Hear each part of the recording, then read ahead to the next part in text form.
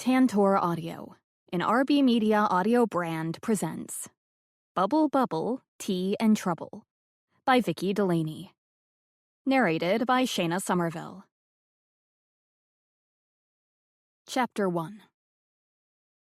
They sat in a circle on the carpet, legs outstretched, ankles crossed over each other, heads bowed, eyes closed. They held hands, and 3 tall white pillar candles set into a silver candelabra burned in the center of the circle.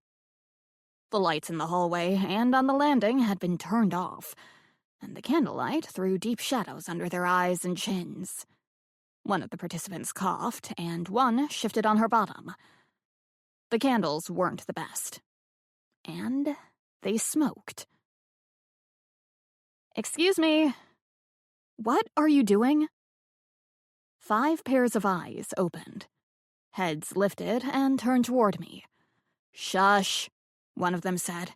"This isn't a good moment." "Unfortunately, it is. We have a no-smoking policy here, clearly laid out in the form you signed when you checked in." "We're not smoking." "You aren't, but those candles are." I waved my hand in front of my face to make my point. "You'll have to put them out." One of the women took a deep breath, leaned forward, and prepared to blow. "Stop," another said. "Please, Ms. We won't be long." "Who are you, anyway?" someone asked. "I'm Lily Roberts," I said. "My grandmother is Mrs. Campbell. She smelled the smoke and sent me up here to check." The women eyed each other. There were 5, ranging in age from mid-40s to mid-60s, clad in an assortment of sweaters and jeans or loose trousers, with sneakers or low-heeled shoes on their feet. Some were carefully made up. Some were not. Some wore good jewelry. Some did not. I watched them, hoping they'd do as I asked. I'm not one for confrontation, and I didn't want to have to step into their circle to blow out the candles myself. As for what they were doing here in the hallway of that second floor of Victoria-on-Sea, my grandmother's B&B, I had absolutely no idea. It looked as though they were preparing to have a séance. I desperately hoped they were not preparing to have a séance. The women exchanged hesitant glances before one of them made up her mind. With no further discussion, she extinguished the candles in one big breath and rose to her feet. Not entirely gracefully, she struggled slightly to get her feet beneath her, but she didn't need to use her hands for support. "My apologies. We want to be respectful of your property. It won't happen again." The other woman stood, some with more ease than others. The candle blower thrust out her hand. "I'm Laurie Morrison." I took it in mine. Her hand was soft, her grip strong, firm, without trying to be dominant. "Thank you." "This is not what I signed up for," the shortest of the women grumbled. "What are we going to do now?" I looked at Laurie, waiting for her to respond. "Is smoking permitted outside?"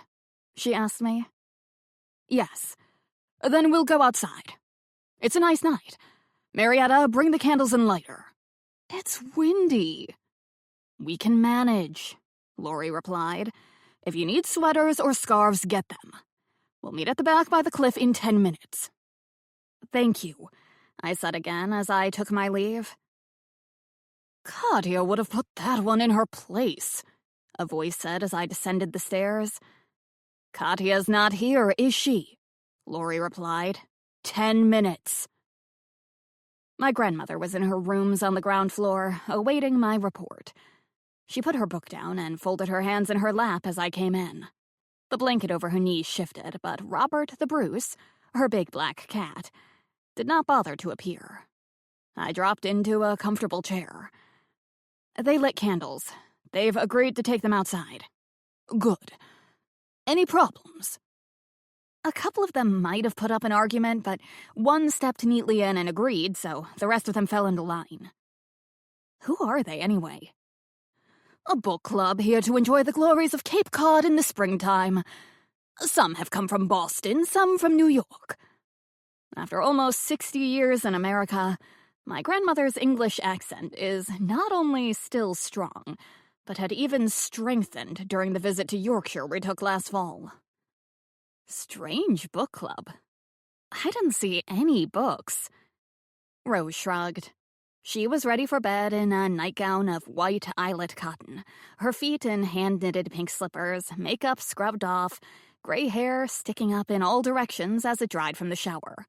The reservation was made for the group by a woman calling herself Katya Ivanova. 6 rooms for 6 people, including herself. I only saw 5 women, although one of them mentioned someone named Katya. She didn't make it. Apparently, she broke her leg the day before they were due to depart. That's too bad. It was a block booking, paid in advance. Some of them attempted to get out of their reservation. I informed them our cancellation window had passed. One lady, Rose thought for a moment, Marietta something, tried to argue with me. The success of which I can guess at as I saw 5 women upstairs. Indeed. Thank you for doing that, love. Not a problem. I'll be off. Do you need anything? See you in the morning. I gave my grandmother a light kiss on the top of her head and headed back to my own place. Rose doesn't often involve me in the day-to-day running of the B&B. I make the breakfasts, and that's about all. But earlier tonight, she phoned and asked me to check into the goings-on upstairs. She didn't say why, but I suspected she thought if it came to an argument, the way she would have slowly and laboriously, she is 85 after all, climbed the stairs, would put her at an initial disadvantage in a verbal joust. I live in a small cottage on the property of my grandmother's grand Victorian mansion, proudly situated on a clifftop overlooking Cape Cod Bay. The main house is big enough for 8 guest rooms, as well as a suite for Rose herself. Tonight, instead of going out the front door and around the house to access my place, I decided to have a quick check on our visitors first. I have to admit, my curiosity had been piqued. What sort of book club sits on the floor, not only with nothing but candles for light, but also with no wine or snacks? On top of which, I hadn't seen any books. I went into the kitchen. With the exception of the bathrooms and this kitchen, Rose's B&B is decorated throughout as though Queen Victoria might drop in at any moment. The bathrooms are thoroughly modern. The kitchen is not. It was likely last modernized sometime in the 1950s, with the very latest in harvest gold appliances, linoleum flooring, dark wooden cupboards, and Formica countertops. But other than breakfasts, little cooking is done here.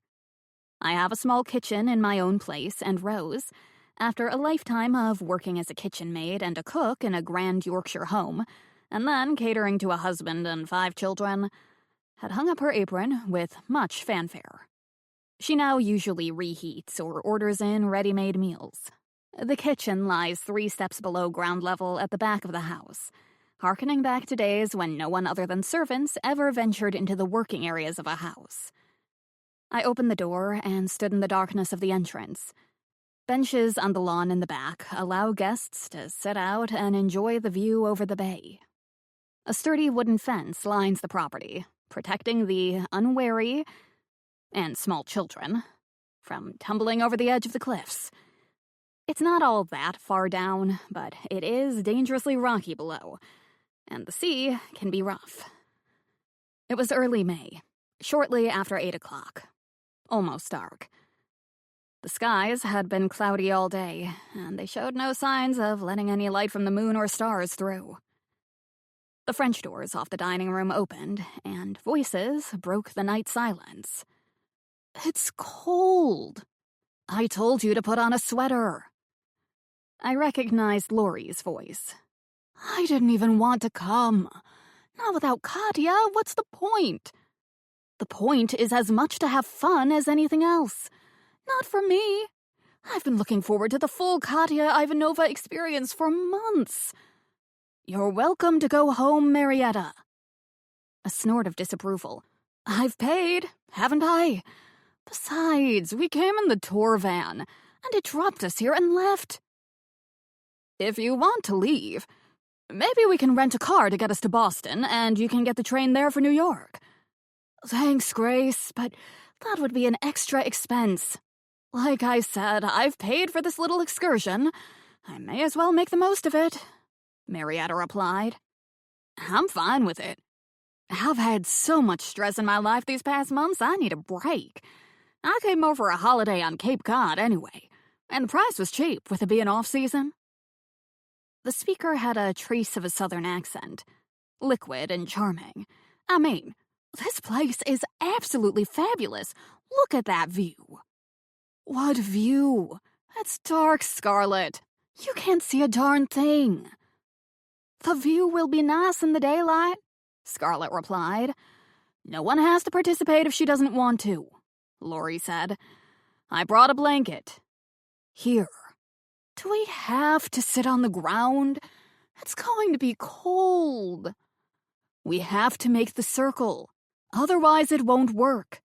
That's one of Katya's prime principles. The circle encloses the power.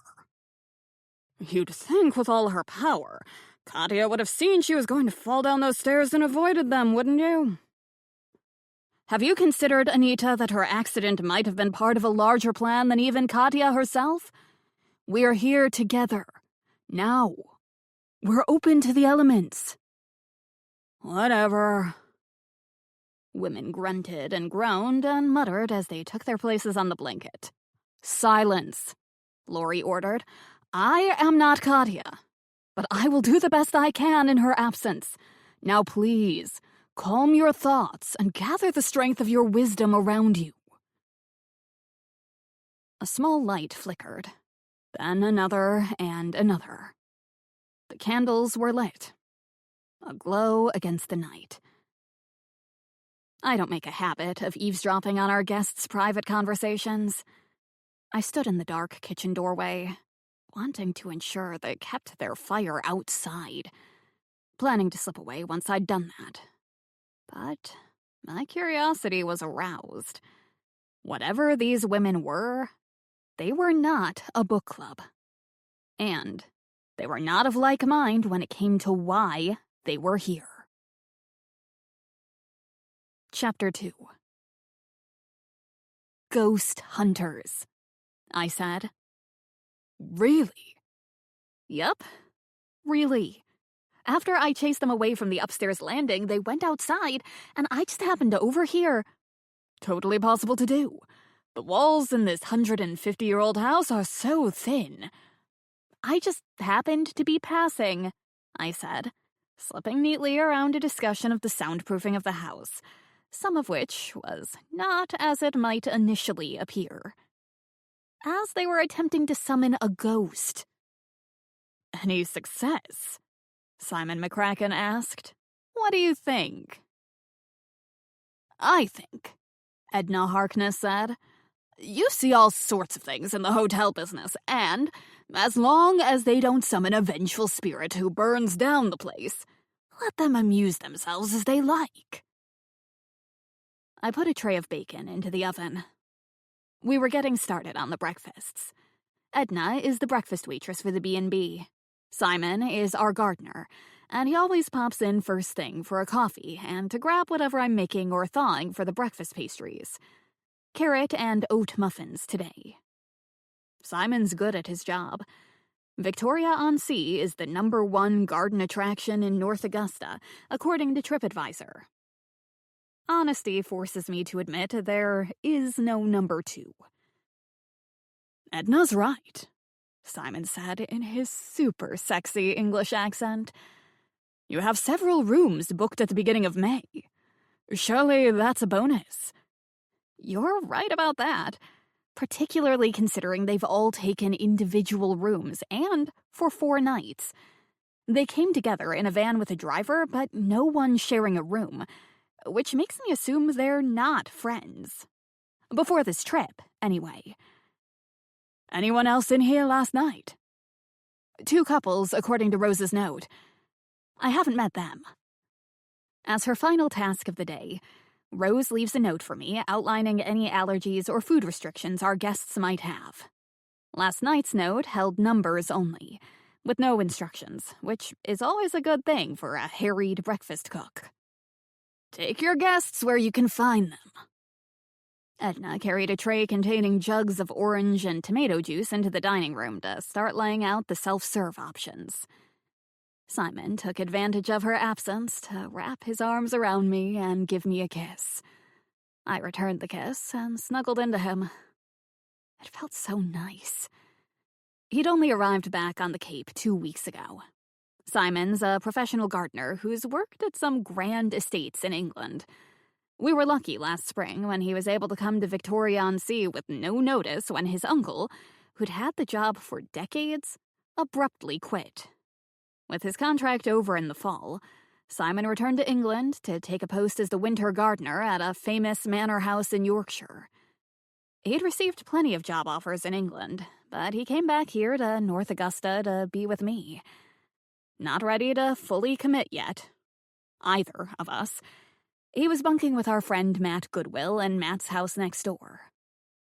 Simon released me and picked up his mug and muffin. He was much the same age as me, 6 foot tall and heavily muscled, as befitted a man who made his living digging up flower beds, lugging compost, and moving garden pots and fittings, and digging holes in rocky soil for new bushes and seedlings. His summer tan was getting a start on his neck and lower arms, and his light hair was taking on a sandy glow from the strength of the Massachusetts spring sun. "I got confirmation yesterday from the garden club about the dinner," he said. "We're to be there on Thursday at 7. Dinner first, then my speech, and after dinner drinks to wrap up." "I'll be ready. Are you nervous?" "To talk about gardening? No." He'd been invited to be the guest speaker at the North Augusta Garden Club's annual general meeting, and he'd invited me to be his date. I'm not particularly interested in gardens, other than admiring them, and would likely be bored to death by his speech, but I was looking forward to the night out as an official couple. "I'll be off then," he said. "If any of those ghosts happen to have a gardening experience, send them my way. You truly did let the place go to seed over the winter lily." "Not my responsibility," I called as he pulled the kitchen door open. Bernadette Murphy slipped in around him. "Ghosts? What's this about ghosts? And is the coffee ready? Those muffins look nice." "A look is all you'll get," I said. "I've already lost one to Simon, and we have a nearly full house today." Bernie pouted. "Oh, all right," I said, as she knew I would. "Just one. If they're popular, I can whip up more." She snatched up the prize as though afraid I'd change my mind, which I might have. "You're up early, Bernie," Edna said as she came back in, her tray empty. "As long as you're here, make yourself useful and get to work on the fruit salad." "A small price to pay for one of Lily's muffins." Bernie took a seat at the round pine table, heavily scarred from decades of use. "I am not up early. Rather, I am up late. Haven't been to bed." "Good night," I said optimistically. Bernie was a writer, struggling to finish her first novel. Normally the most optimistic and cheeriest of people, when it came to her writing, Bernie could always see a storm on the horizon. "I don't want to talk about it," she said, in that tone that meant she wanted me to ask. "But first, before we don't talk about my dark night of the artistic soul, tell me about the ghosts. You have ghosts?"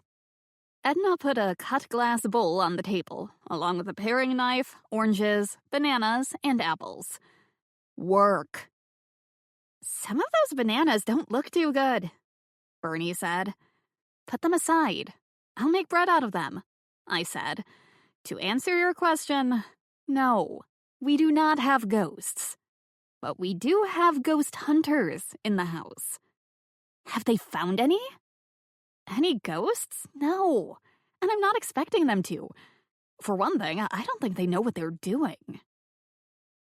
As I'd stood in the shadows last night, the women settled into their circle. The candles had been lit, and they joined hands. Lori, judging by the voice, mumbled a few things along the lines of reaching out to the great beyond. And then... nothing. Nothing at all. A gust of wind blew, and one of the candles went out. They tried to get excited about that, but then another gust blew out a second candle, and Anita said, "Don't need a spiritual presence when you have wind."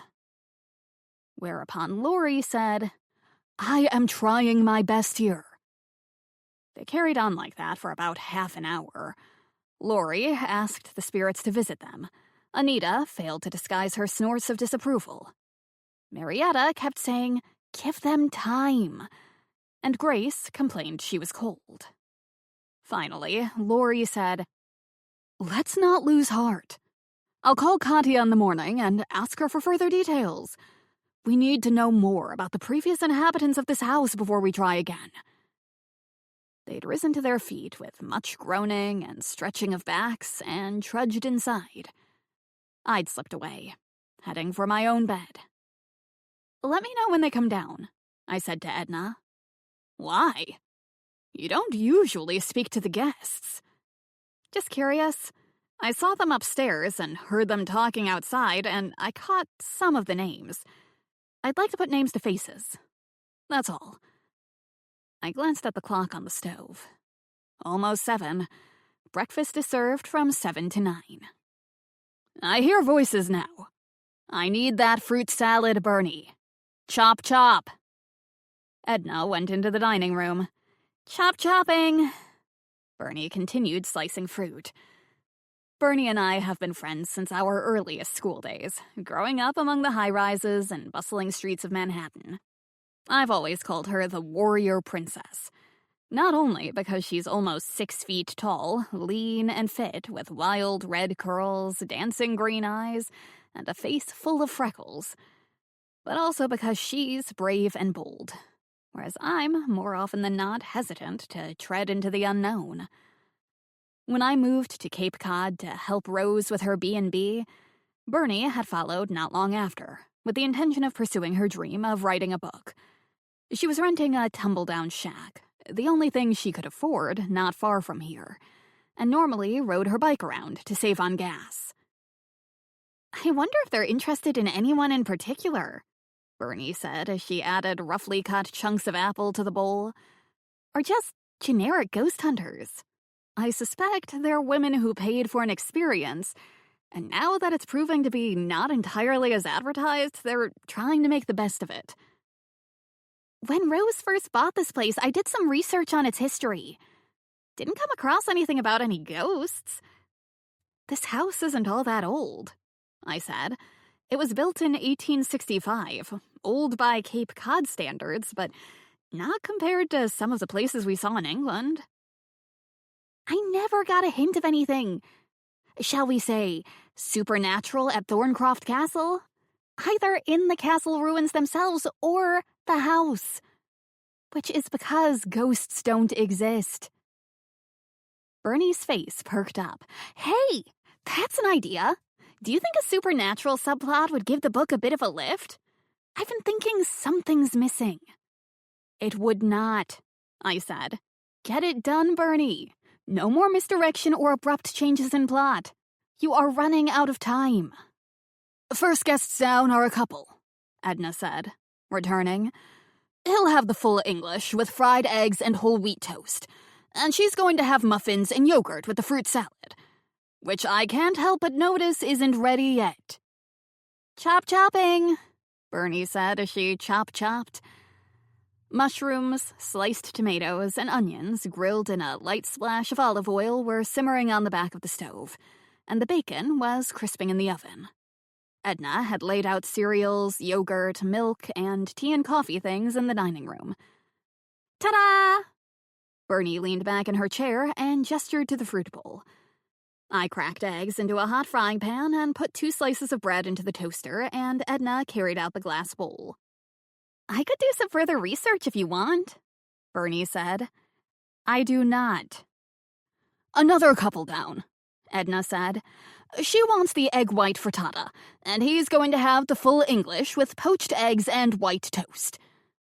I'd cooked the frittata yesterday, and all I had to do this morning was heat it up and sprinkle some finely chopped fresh herbs over the top. I served up the fried eggs, along with a hefty serving of bacon and sautéed vegetables for the first table. Edna put toast on a plate and carried it all out. Once the poached eggs were done, I turned off the stove and laid the food on plates, which Edna took into the dining room. When she came back, she dropped into a chair with a sigh.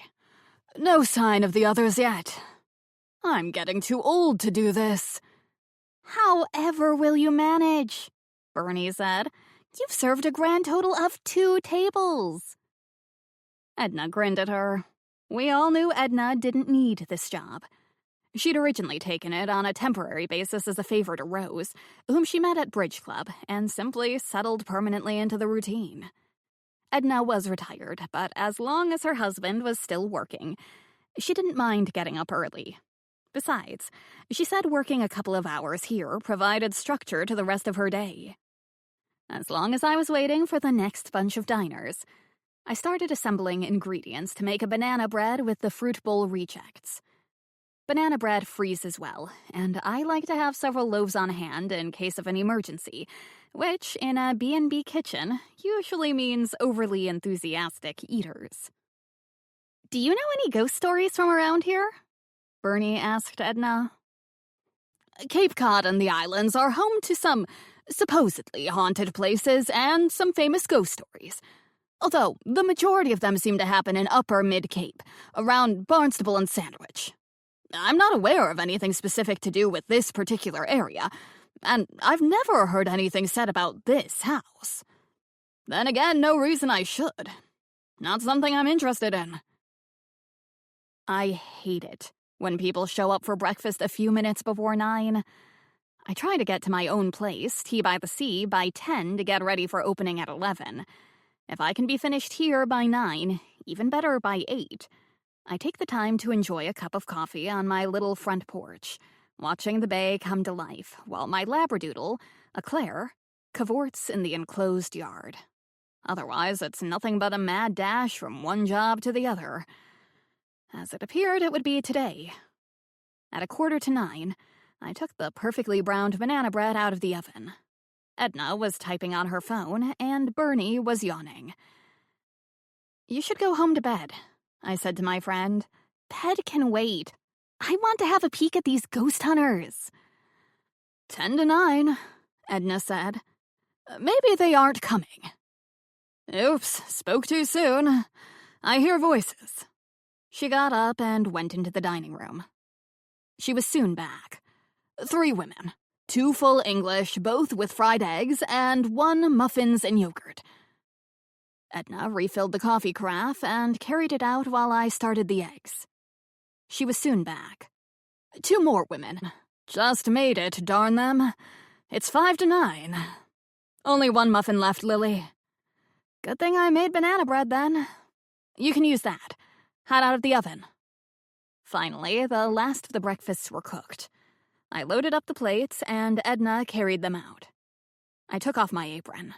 Recognizing the going home sign, Claire leapt to her feet and came out from under the table. Sorry, I said. Not yet. Stay. Her ears drooped. I tossed my apron over the back of a chair and went into the dining room, followed by Bernie. The 5 women I'd confronted the previous night in the upper hallway were seated at the large round table in the center of the dining room. Beyond the French doors, the sun shone in a clear sky. The blue waters of the bay sparkled as a few small boats headed north toward the open ocean. It was still early in the season for optimal whale watching, but people were eager to give it a try. I approached the big table, trying to look friendly and hospitable. Good morning. I hope everything's been satisfactory. I love this banana bread. A woman broke off a piece. Can I have the recipe? Family secret, I said with a smile. Seen in the daylight, the women were more individual than I'd first assumed. Lori, who tried to lead the whatever last night, was tiny and blonde, with blue eyes, a warm smile, subtle makeup, and nicely manicured hands accented with a touch of pink polish on short nails. "I apologize for the incident with the candles," she said. "We didn't realize. It won't happen again." "Thank you. May I ask what brings you here? Where are you from?" "Some of us are from Boston and some from New York. We're part of a tour group. Infuriatingly, our organizer and leader couldn't make it, so we're on our own. We wanted to come anyway. I mean, why not? Can you believe I've never been to Cape Cod? I'm Scarlett, from Boston, though you wouldn't know it by my accent." She laughed. "I grew up in New Orleans, but I married a man from Boston and followed him. The marriage didn't last long, but I stayed." Scarlett, who said last night she was looking forward to seeing the view in the daylight, was tall and pleasantly chubby. No makeup, her long dark hair streaked with silver and tied into a thick braid secured with a red ribbon and tossed over one shoulder. She wore black leggings and hiking boots and a red and black checked flannel shirt over a t-shirt. The sleeves of her shirt were rolled up to her elbows, revealing an intricate tattoo on her right forearm. Her round cheeks were tinged pink. "I've been up for hours already. I had a great hike.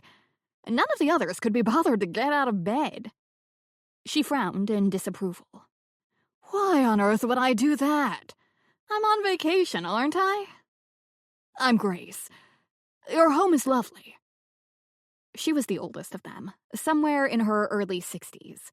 Short gray hair, nicely styled, face only beginning to show a network of fine lines under discreet, perfectly applied makeup. Puffy pink vest worn over an ivory sweater. Small set of pearls around her neck and tiny pearl earrings. Good-sized diamond engagement ring next to a plain gold band. Manicured hands with deep red polish. "I'm Marietta." "Hi." Brown hair heavily streaked with gray, falling past her shoulders, desperately in need of a cut. Her jeans were old, her sweater badly pilled. Her nails were chewed down to the quick, and her eyes, behind thick horn-rimmed glasses, never stopped darting around. A bundle of nervous energy. The last one introduced herself to me as Anita. She gave me a grin and a wink. She was the one who, judging from what I overheard last night, seemed the most skeptical about this endeavor, first questioning why their tour organizer hadn't been able to predict she'd fall down the stairs, then pointing out that the wind blew out the candles, not a ghostly presence. She wore jeans and a jacket splashed with color over a plain white t-shirt. Her hair was cut in a straight line at her chin, dyed pure white, the bottom 2 inches appearing to have been dipped in a vat of lilac paint. Earrings made of strands of brightly colored feathers cascaded almost to her shoulders. An aura of tobacco hung around her, making it easy to tell she'd just come in from a smoke break. "I'm Bernie," my friend said. "Bernadette Murphy of the Lower East Side Murphys. I hang around here sometimes, make sure everything's running smoothly." I refrained from giving Bernie a glare. She did nothing of the sort.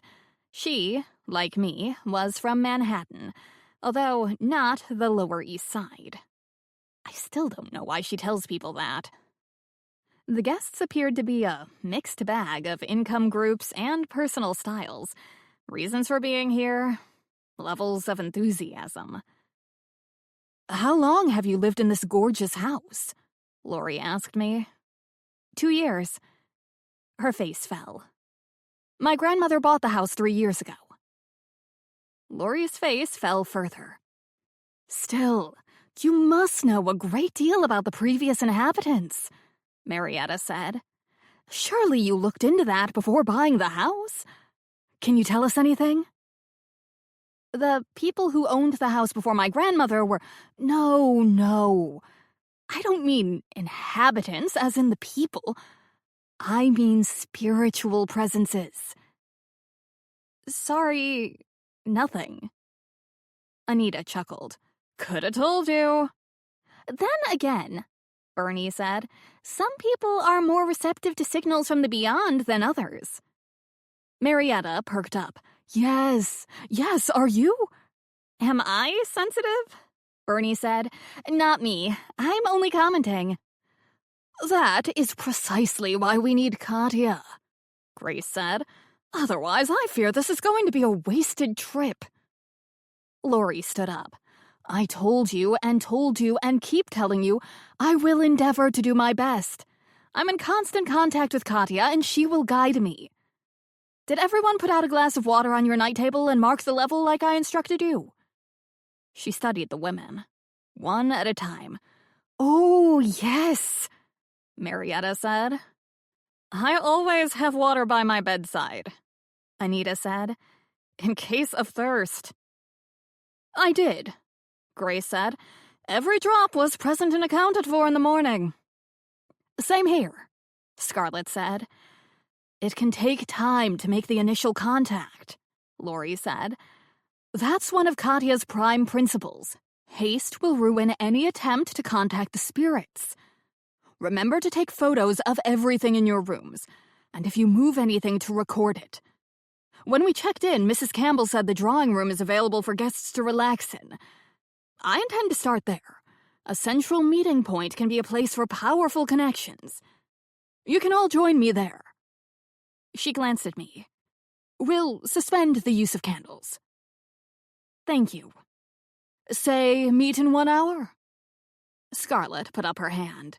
The tide charts say it'll be high tide soon, so it's probably not the best time to go to the beach to explore the rock pools. Are they nice, Lily?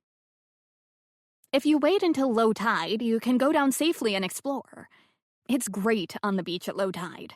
The easiest way to get down is via the staircase just outside this room. I pointed to my left. You can walk a long way, but please keep a careful eye on the time and tide as you go. The tide levels on the bay can be extreme, and the water can come in much faster than someone who doesn't know the area is expecting. Some of the bays fill completely when the tide comes in, so you have to climb the cliff and walk back that way. That can wait, Lori said. Why did you come, Scarlett, if not to participate in the full experience? I don't entirely know. I've been needing a short holiday, but I prefer not to travel on my own, and none of my friends were free. When I saw Katya's notice on Facebook, I thought it looked interesting. I contacted her, and she persuaded me to come, but she's not here, is she? We can manage without Scarlett, Marietta said. I'm anxious to get going. Manage, yes, but it will not be as effective. The optimal number is 6 people, which is why Katya chose our numbers. 5 is cutting it as it is. Lori smiled at me, and I knew what she was going to say before she said it. Would you be interested in joining us, Lily? Your personal connection to the house itself might be a powerful incentive for the residents to show themselves to you. By residents, I assumed she was not referring to Rose or to our other guests. Aside from the fact that I don't believe in ghosts of any sort, if any spirits are living in the house, I'd prefer to remain ignorant. Sorry, I can't. I have to get to work.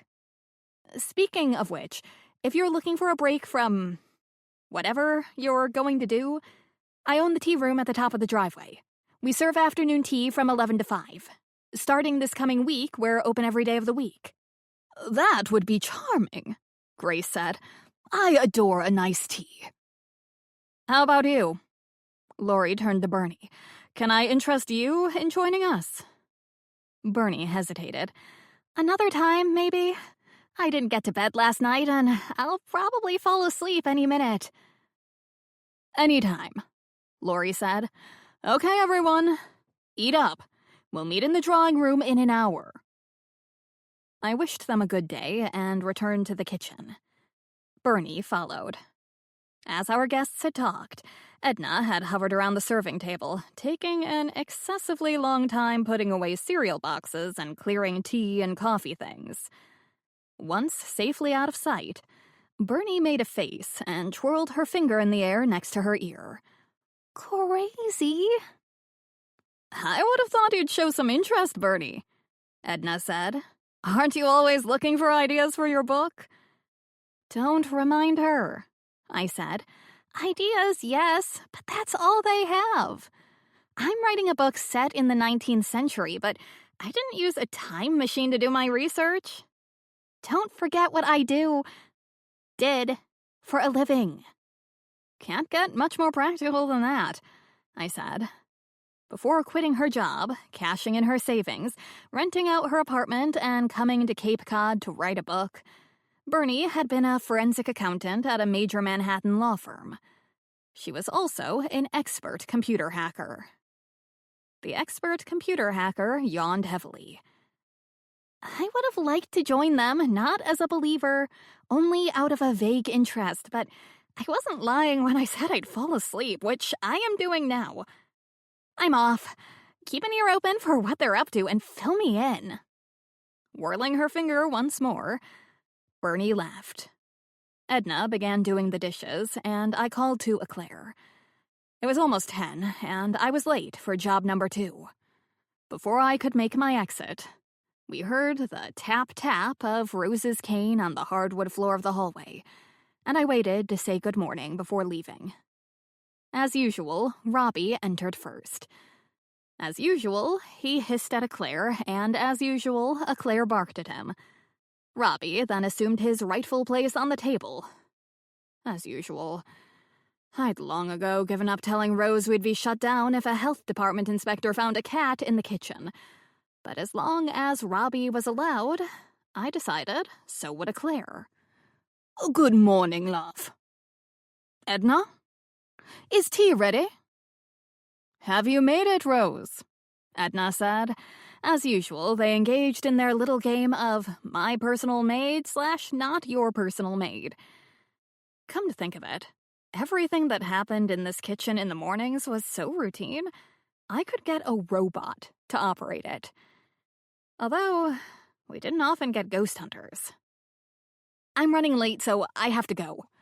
Edna will fill you in on what our group of women guests is up to, but I should mention they're planning to use the drawing room this morning. For what purpose? To summon spirits from the great beyond.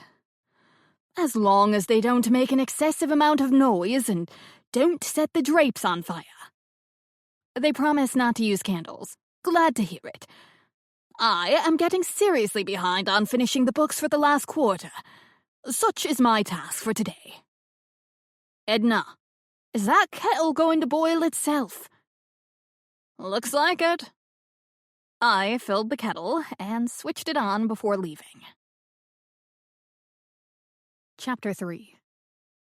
They're in the wrong house. Bernie burst through the back door of Tea by the Sea as I was arranging what should be the last of today's 3-tiered stands. At Tea by the Sea, traditional afternoon tea is all we do. Over the winter, when the tourists are few and far between and the tea room was closed 3 days a week, I had to do some catering. A couple of birthday parties at the retirement residence, another for a girl's 10th birthday. A few pre-Christmas or New Year's Day gatherings at private homes. To keep the money coming in, I catered some full dinners with soups, an assortment of meat pies, salads, and desserts. All were successful, and word spread through this part of the Cape enough to keep me going over the slow months. Now I was back in the tea room full-time and happy to be so. Over the previous weeks, I'd used the extra time to get ingredient orders in, organize supplies and table settings, and prepare what food could be made ahead of time. I was delighted when my 2 assistants, the mother-daughter team of Cheryl and Mary Beth, wanted to work for me again this season. Cheryl reached for the tiered stand I'd just assembled. Sandwiches on the bottom, scones in the center, sweets on top, in the traditional pattern. Who's got what wrong house? The ghost hunters who are staying at Rose's, Bernie said. Cheryl's eyes opened wide, and she threw a look toward me. Yes, you heard right. Take that out, and I'll explain after closing. Everything okay out there? All good. Another day of happy diners. The tea room might have been about to close, but my workday wouldn't be finished for a few more hours. I still had prep to do for tomorrow. First, I said, as I got tubs of flour and sugar down and butter and milk out of the fridge. Were you able to get some sleep? Bernie yawned. I went to bed. I might have dozed a bit, but I kept thinking about those women hoping to make contact with ghosts in Victoria-on-Sea. So I got up and did some checking. Bernie truly could operate on a remarkably little amount of sleep, a trait I've always been jealous of. Today, though, she was clearly showing the effects of missing her beauty rest. Her face was drawn, and dark circles were forming under her green eyes. Her normally out-of-control red hair was even more out of control than usual. And that's saying something. I'm starving. Got anything to eat? She asked. I was about to say no when Mary Beth carried in a tray with an empty teapot, 2 sets of used dishes, and a china plate containing one perfect, untouched scone. Have at it, I said. Thanks. Jam? Cream? We're clearing up now, Bernie, Mary Beth said. I'll bring some in for you. Bernie rubbed her hands together in delight. My kitchen is crowded when I'm the only one in it. Somehow, Mary Beth, Cheryl, and I managed to maneuver around each other as if performing a well-rehearsed dance. Bernie, all 5'10" of her, complicates things. It's worse when Rose decides to join us and I have to drag in a chair. Bernie stood at the wooden butcher block, pulled her scone in half, and added giant dollops of strawberry jam, made by Edna herself, and clotted cream. Then, she settled into lecture mode. Some people, including many amateur historians, have an interest in supposedly haunted occurrences at various places on Cape Cod. Many of them either have web pages of their own where they discuss their theories and outline their research, or, if they wrote in the pre-internet days, some of their material has been uploaded, often by their descendants. A couple of books have been written on the subject. I had to wade through a heck of a lot of dreck, not to mention some fascinating stories, to find anything pertinent to us. This place might have ghosts, Mary Beth said, referring to Tea by the Sea itself. It was a house at one time, and it's really old. The building that now houses my tea room had been built a good 100 years prior to Victoria-on-Sea. The back door opened, and Simon came in. He was in his gardening overalls with heavy yellow boots on his feet, dirt sprinkled liberally in his sandy hair, and a streak of mud running across his left cheek. His gardening gloves peeked out of a pocket. Having a party?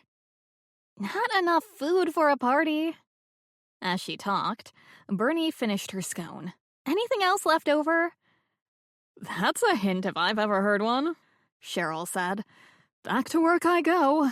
Mary Beth, remember everything you hear so you can tell me later. Simon squeezed around me to get to the sink and gave his hands a good scrubbing. Remember what? I'm attempting to tell Lily what information I turned up in my exhaustive research into reports of paranormal activity in and around the Outer Cape, Bernie said. Why do you do that? Any sandwiches left? Cheryl came back. Bernie and Simon's eyes lit up at the sight of the leftover sandwiches and cupcakes on her tray. She put the tray on the butcher block, and my friends dug in. Sadly, the last group seems inclined to linger, Cheryl said. They've asked for more tea. Mary Beth, honey, can you reach the creamy Earl Grey? She passed over the teapot, and Mary Beth filled it with leaves from the appropriate tin and added hot water from an air pot. Get to the point, Bernie, I said. What did you learn? There's no shortage of ghost stories floating around about events in or near the lighthouses and wrecks of ships lost in a storm. The occasional old building that had once been an inn or tavern. That sort of thing. Of which I have no interest. I rubbed cubes of butter into the flour mixture with my hands, preparing tomorrow's scones. I'd do some with dried currants and leave the rest plain. Plain, but flaky and delicious. "Moving briskly along," Bernie said. "A house north of town is said to be particularly haunted. Something about a young bride abandoned at the altar, running back to her house in tears to where the wedding breakfast had been laid out pending the successful completion of the nuptials. She ran through the dining room up to the roof, whereupon she threw herself off. To this day, she remains in the house, sitting at her fully laden table, waiting for the wedding party to arrive." "Not exactly an original story," Simon said. "Sounds like a ghostly version of Miss Havisham." Mary Beth handed the refreshed teapot to her mother. "Who's that?" Simon mock gasped. Or maybe it was a real gasp. "You don't know of Miss Havisham? Charles Dickens. Great Expectations. One of the most famous characters in all of English literature." Mary Beth lifted her chin. "I know plenty of English literature. The movie Pride and Prejudice was adapted from a novel, I think." Simon shook his head. He quickly recovered from his disappointment when Bernie indicated he could have the last salmon pinwheel sandwich. "I'm not vouching for the veracity of what I learned," Bernie said. "I'm merely reporting on it." "I still don't get why you're reporting on it at all," Simon said. "This sandwich could do with a touch of pepper, Lily. It's a mite flat." "I'll get right on to that, as soon as Bernie gets to the point. I don't have all night here." "Actually, you do." Simon gave me a private grin. "I thought we were staying in tonight, ordering pizza, watching telly. Otherwise," he indicated his garden-stained clothes, "I would have worn me better suit." Okay, Bernie said. "To the point. I'm simply setting the scene here, attempting to impress you with all the depth and commitment of my research before I point out that in all the material I read, some of which is far better written than others, I didn't come across a single mention of Rose's house. Not so much as a whisper." Absence of evidence isn't evidence of absence. I don't know why I said that. I had absolutely no desire to find out that Rose's house was haunted. "Well put," Bernie said. "One of the principles of my profession. If at first you don't find the evidence, keep looking. In this case, however, I believe the saying is invalid. These ghost hunters and amateur historians want to find something. They can be absolutely desperate to find what they're searching for. That they didn't leads me to conclude nothing is to be found." "Good to know," I said. "Can you two move, please? I need the butcher block." Simon and Bernie picked up the remains of their snack and stepped back.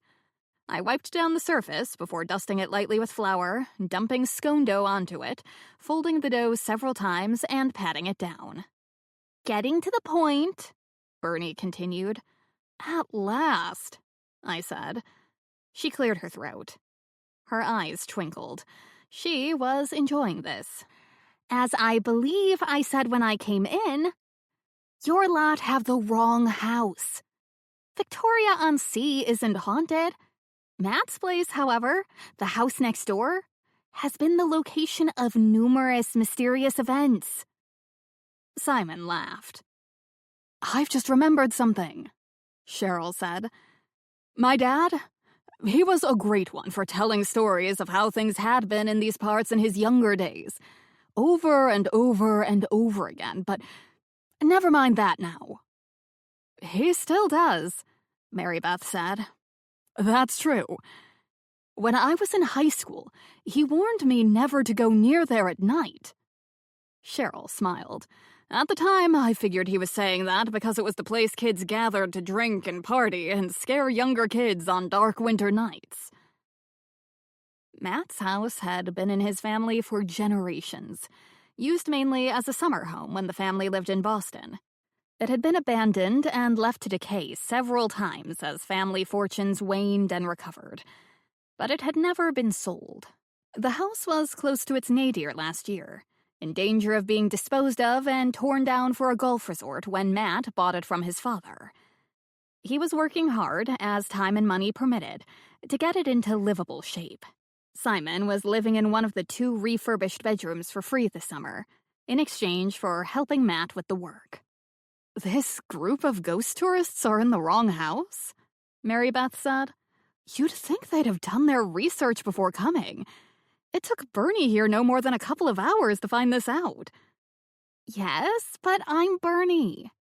Self-satisfied smirk. "I can go places others cannot. Although in this case such wasn't necessary. The story's been repeated several times in amateur accounts of ghostly sightings in these parts." "Whatever. The tour leader wasn't able to make it at the last minute. She likely knew all this but didn't share it, and now her group is left fumbling around in the dark." I laughed. "Literally." "What's the story behind this haunting?" Simon said. "I don't want to know." With the scones rolled and cut, I placed the perfect circles onto a warmed baking sheet. "Seriously, I do not. My cottage is a few feet from the edge of Matt's property. I do not want to lie awake wondering if I'm imagining hearing bumps in the night or if spirits are getting restless and popping over to check me out. I don't know if they respect property lines." Simon puffed up his chest. "Fear not, fair maiden. I'll be on guard." I threw him a smile. Cheryl popped out to see to our lingering guests, and Mary Beth started unloading the dishwasher. Bernie said, "I wonder if Matt knows about this." "He should if it's family legend." "He might not have paid any attention. Matt's far more interested in things that can be seen and proven." Our neighbor, who is also Bernie's boyfriend, is a best-selling true crime writer. He's made his substantial reputation by reporting facts and nothing but facts. "I'm off," Bernie said. "Matt and I are having dinner in town and then going to hear some live music at a place near the pier.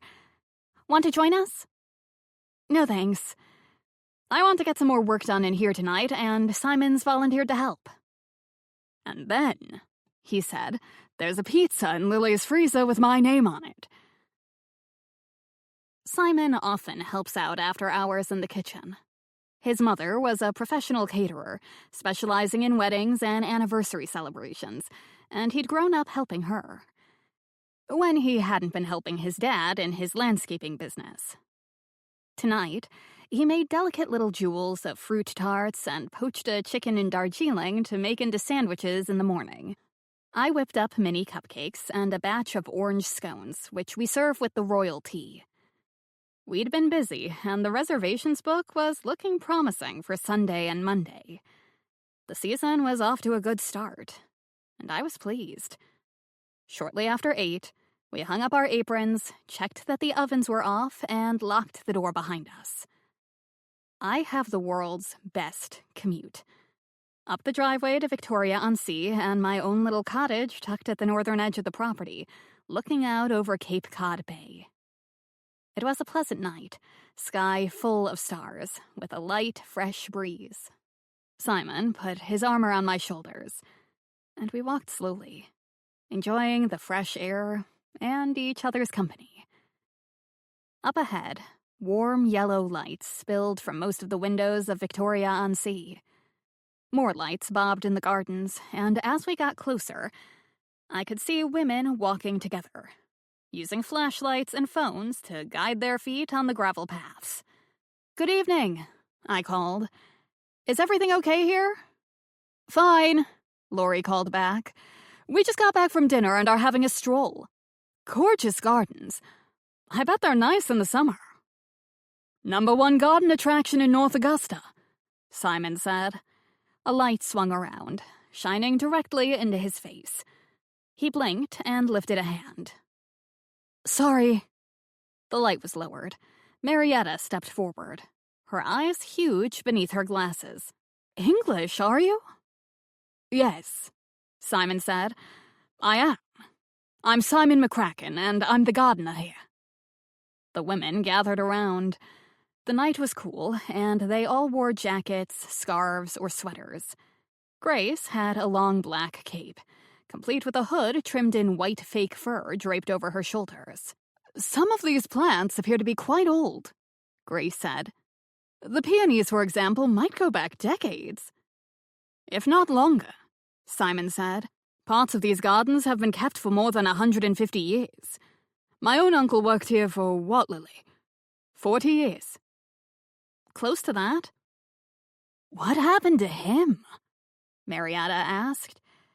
He ran off with a woman he met the night before in her hot red convertible to Florida at the very beginning of the gardening season, I said. That was true, which is why we'd been so lucky to get Simon. Marietta looked slightly disappointed. Oh, is that all? I hoped she wasn't implying she would have preferred if Uncle Gerald had died at his post. Are you ladies guests here? Simon asked, somewhat redundantly. Yes, we are, Grace said. We're part of a tour group. One that isn't touring, Marietta said. I was expecting substantially more in the way of what we came to see. Whale's not out yet? Simon asked, full of English charm and innocence. He knew full well this was the ghost hunting group we'd been talking about earlier. Whales? What? Oh, no, we're not normal tourists, Marietta said. Our visit was supposed to be far more specialized than that. Instead, we're doing nothing. You'd enjoy yourself more, Scarlett said, if you'd allow yourself some time to just enjoy being here. Thank you for the tip about the tides, Lily. I had a wonderful time exploring the tidal pools earlier, after our not at all productive meeting in your drawing room. I've given this nonsense one day, and if nothing happens tonight, I'm going to head off exploring tomorrow. By myself, if no one wants to come with me. I might. Anita exhaled a puff of smoke. The cigarette in her hand glowed in the night, and an ember fluttered to the ground. Simon gave it a look, but the ember was immediately extinguished. The spring had been wet, and the ground was damp. Simon was always on the alert for fire, particularly after the 100-year-old handmade wooden garden shed burned to the ground last year. I'm doing my best, Laurie said. You might be, Grace said, but without Katya's leadership, your best isn't good enough. We're all disappointed. We can't give up, Marietta said. Give it time. You can't rush these things. I thought Katya was going to be in constant touch with us, Anita said. Looks like she lied about that, as other things. She didn't lie, Laurie said. She broke her leg. Face it, women. She probably had a better offer, Grace said. I'll admit I'm as disappointed as the rest of you, but as long as I've taken the time away from my many activities to come here, not to mention paid for my stay and transportation, I intend to fully enjoy the vacation. Paid, Scarlett grumbled. I hope we're getting back the portion of our fee that went to Katya for leading the tour. I intend to let everyone back home know what happened. It wasn't her fault, Laurie repeated. Accidents can happen to anyone. Have a nice night, I said cheerfully. Personally, I agreed with Scarlett and Anita. Sometimes plans don't work out as expected. It's your choice as to whether you want to spend all your time grumbling about it, or instead make the best of an unfortunate situation. You're English, Marietta said to Simon. I've always wanted to go to England, but never had the chance. I've heard many of the castles and big old houses have resident ghosts. Have you ever seen one? I grew up in a row house in London. No ghosts to be found there. Sorry. He neatly avoided mention of all the grand houses, even castles, he'd worked at. Not to be discouraged, Marietta persisted. How about here? We've tried and tried, but we can't make contact with anyone inside the house. How about outside, here in the garden? You said yourself some of these plants are very old. They've seen a lot over the years. Have you ever felt anything that wasn't right? That didn't belong? Or maybe belonged too much, particularly at night when the clouds are heavy and a storm moving in. Lori, Grace, and Scarlett watched Simon, almost begging him to tell them what they wanted to hear. Anita shook her head. "Sorry," Simon said. "I don't work nights." He felt for my hand and gave it a squeeze. "Good night." "Good night," I said. As we walked away, I heard Lori say, "I'm going to try to get Katya again. I suggest you all get some rest. Last night we might have been too early. We'll meet at midnight at the cliffs. Same place as last night." I stopped, let go of Simon's hand, and bent to tie my shoelace, which was not untied. "Wouldn't we be better inside?" Marietta said. "At midnight, everyone else will be asleep." "We're not going to light candles in the house," Anita said. "We've been told not to. These people have the right to expect us to respect their home." "I'm thinking outside might be better anyway," Grace said. "Many of these old houses by the sea were occupied by fishing families. Wives and daughters would have waited up at night, stood on the cliffs facing the ocean, waiting for their men to return. If they did not, the women are still waiting. Or so the legends say. They have a name for them on Cape Cod, ladies in gray who endlessly wander the beaches, watching for ships that never come." I stood up, and we continued walking. I heard no more. "I'll do the rounds of the house tonight," Simon said in a low voice. "Around midnight. Make sure that lot is not getting up to things they should not be. I assume they lit candles in an attempt to attract the spirits, and Rose had to tell them not to." "You assume correctly. Except that Rose called me and asked me to do it. I have to say, they did as I asked immediately and were polite about it, but yes, I wouldn't put it past one or two of them to attempt to work freelance, so to speak." The lights on the veranda of the big house were on. Rose sat beneath them in her favorite chair, a sweater over her shoulders, a book in her hand, a throw on her lap, a cup of tea on the table next to her. As Simon and I approached, the throw stirred and Robbie's little pink nose appeared. We climbed the steps. "You've been chatting to our guests," Rose said. "I don't need to ask what about. One or another of them, individually or in a pack, have been after me all day, begging me to tell them where they can find the spirits of Victoria-on-Sea. I considered making something up, but I feared I wouldn't be able to maintain the story. I had to tell them I myself have experienced nothing, but I've only owned this house for 3 years. The ghosts might be shy." Her blue eyes twinkled. She sipped her tea. "Ironically," Simon pointed north, "all the excitement is over there. Bernie found out that Matt's house is supposedly haunted." Rose let out a bark of laughter. "They are a rather bumbling lot. Last night they were on the upper landing, and this morning they gathered in the drawing room in an attempt to summon something. I later found Laurie and the nervous one, the one with the glasses, Marietta, poking around under the stairs. Mrs. Z told me she has specific instructions not to move anything when she cleans the rooms. In particular, she is not to empty the water glasses." "Why?" Simon asked. "They're hoping for poltergeists," I said. "Ghosts who move things around." "Do ghosts drink water?" "That," I said, "is something I've never bothered to consider." Rose chuckled. Her hand moved as she stroked Robbie beneath the throw. His amber eyes continued to watch us. "The older one. Grace. She was following Robbie around for a while.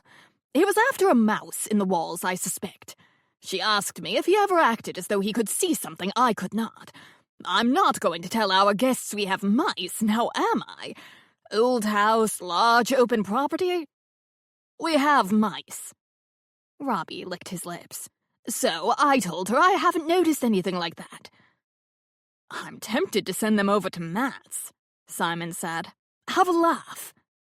I'm sure he'll be highly amused when a pack of middle-aged ghost hunters knocks on his door and demands permission to conduct a seance. "Who's this Katya they keep talking about?" Simon asked. "She's the one who made the booking," Rose said. "Took 6 rooms.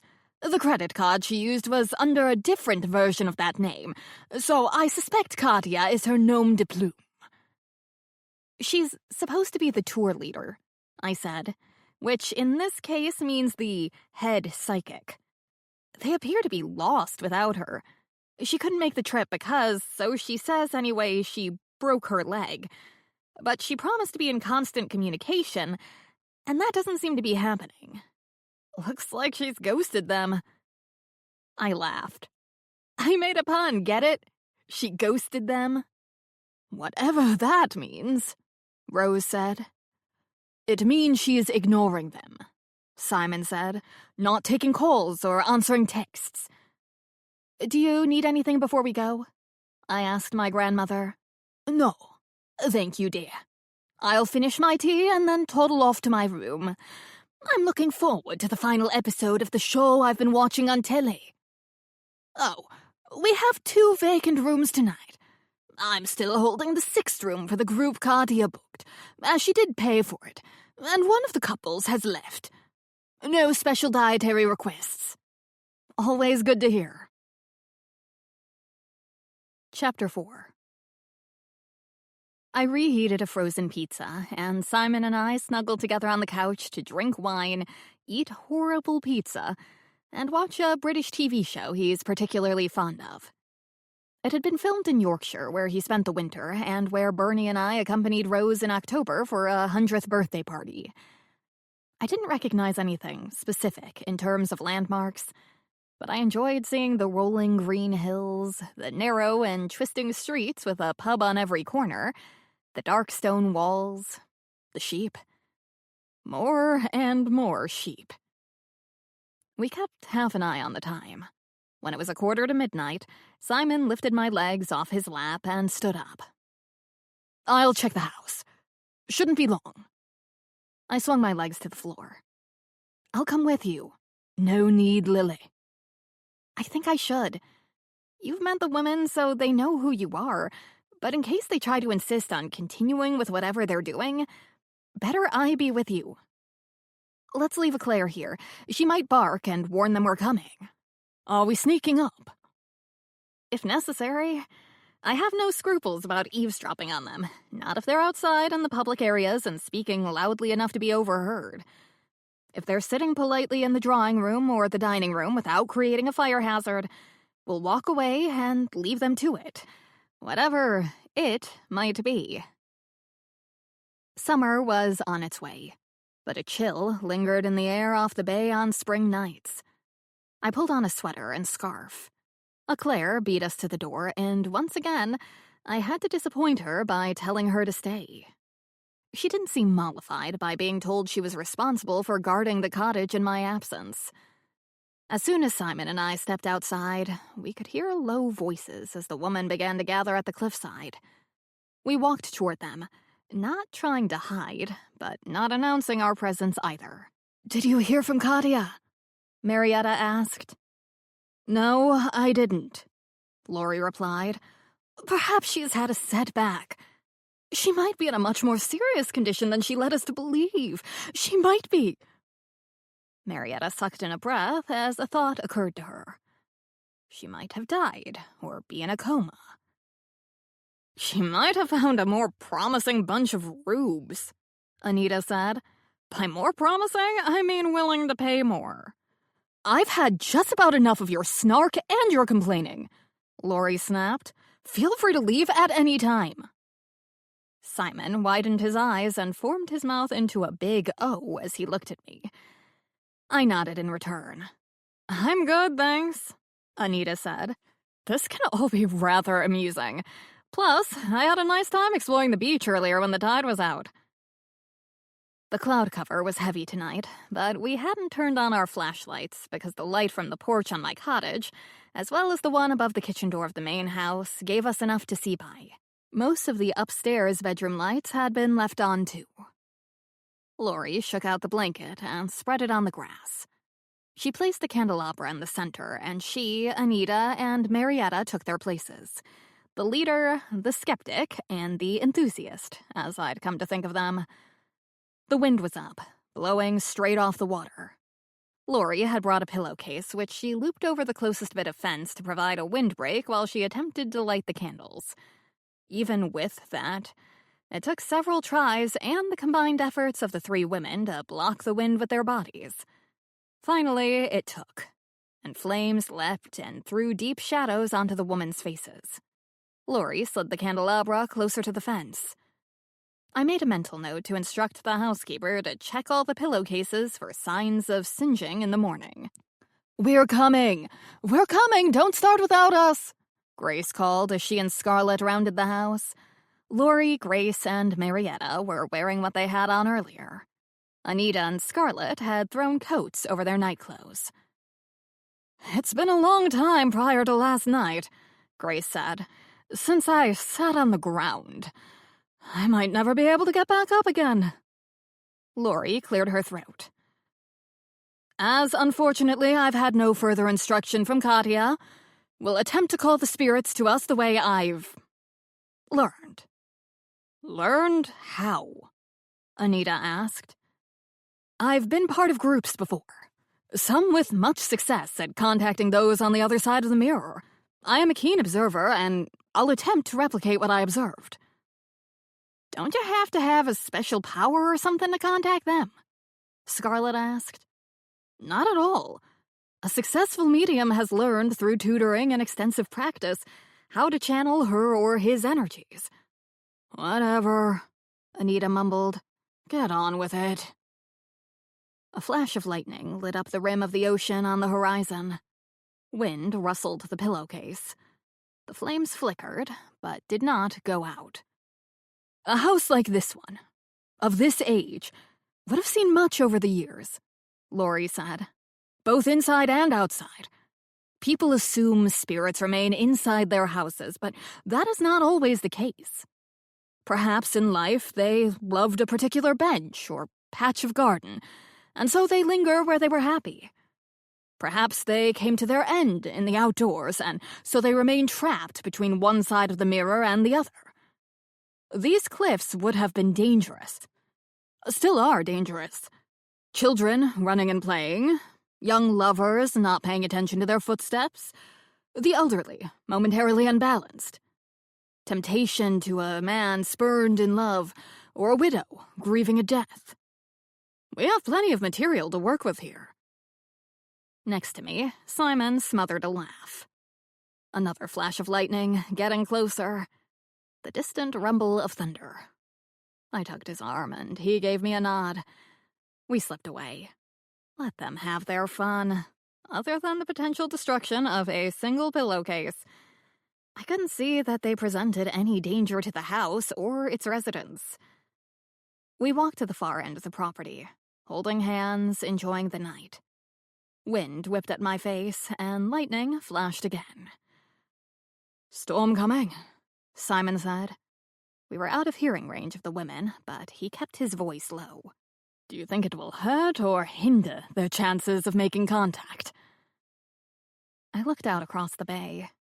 The tide was almost at its peak, waves breaking on the rocks below, tossing salty foam high.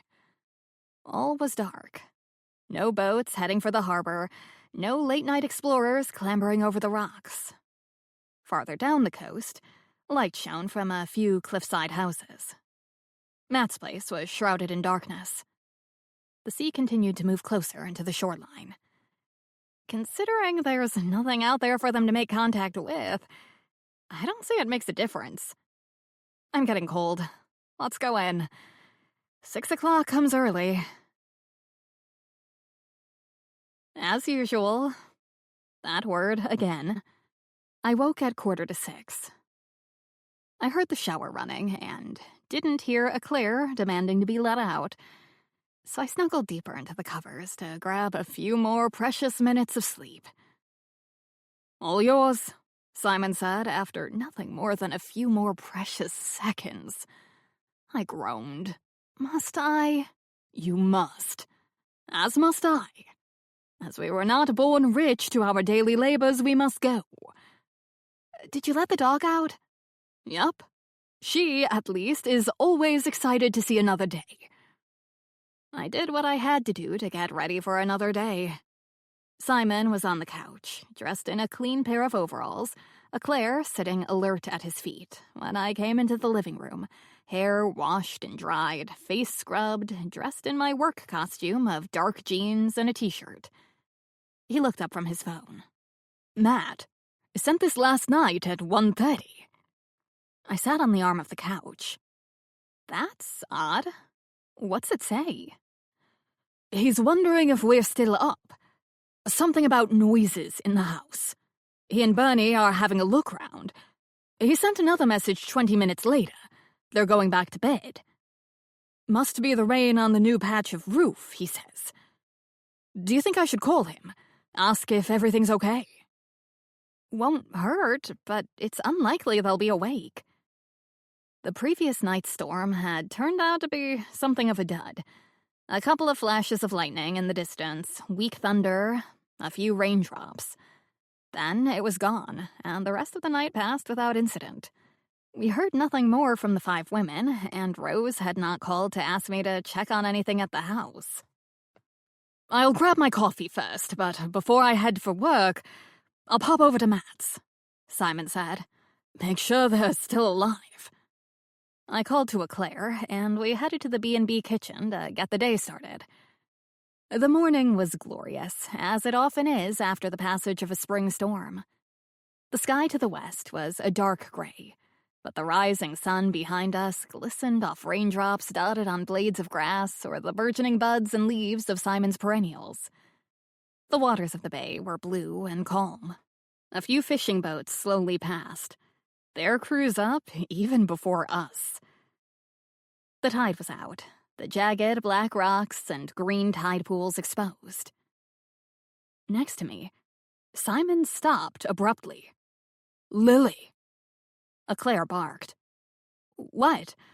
I think someone's down there. He pointed. An early hiker. No, not that. Look. I peered over the fence, and then I saw what Simon had seen. It was a person, all right, and not hiking. They lay face down on the exposed, hard, slippery rocks, arms thrown out to the sides. Water lapped at the edges of their flowing garments. Are you okay down there? Simon called. The figure did not react. Only the sea moved. Something's wrong. Call 911. Simon ran for the gate at the top of the stairs, and I pulled out my phone. He took the stairs as fast as he could, slick as they were with morning dew and strands of seaweed left behind on the lower steps when the tide went out. He jumped onto the rocks at the bottom of the stairs and moved quickly but carefully across them. My call was answered, and I gave our location. Someone's in the water. Not in the open water, but on the rocks. They're not moving. I watched as Simon reached the figure. He dropped to his haunches next to them. He touched the back of the neck. Are you safe, madam? The 911 operator asked. Me? Yes, I'm fine. No one else is in danger. I can't say how long it... They have been there. Stay on the line, madam. Police and ambulance have been dispatched.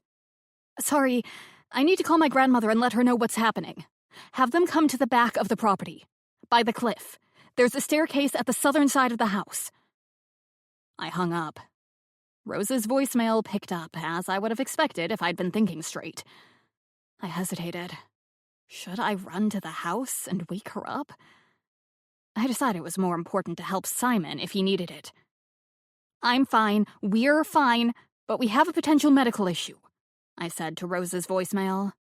I called to Edna as I ran toward the stairs. She answered on the first ring. Lily? What's up? Can you get here as soon as you can? We have a situation. I'm fine. Everyone's fine. Most of us are fine, far as I know. The police are coming. I'm on my way. 10 minutes. Where are you?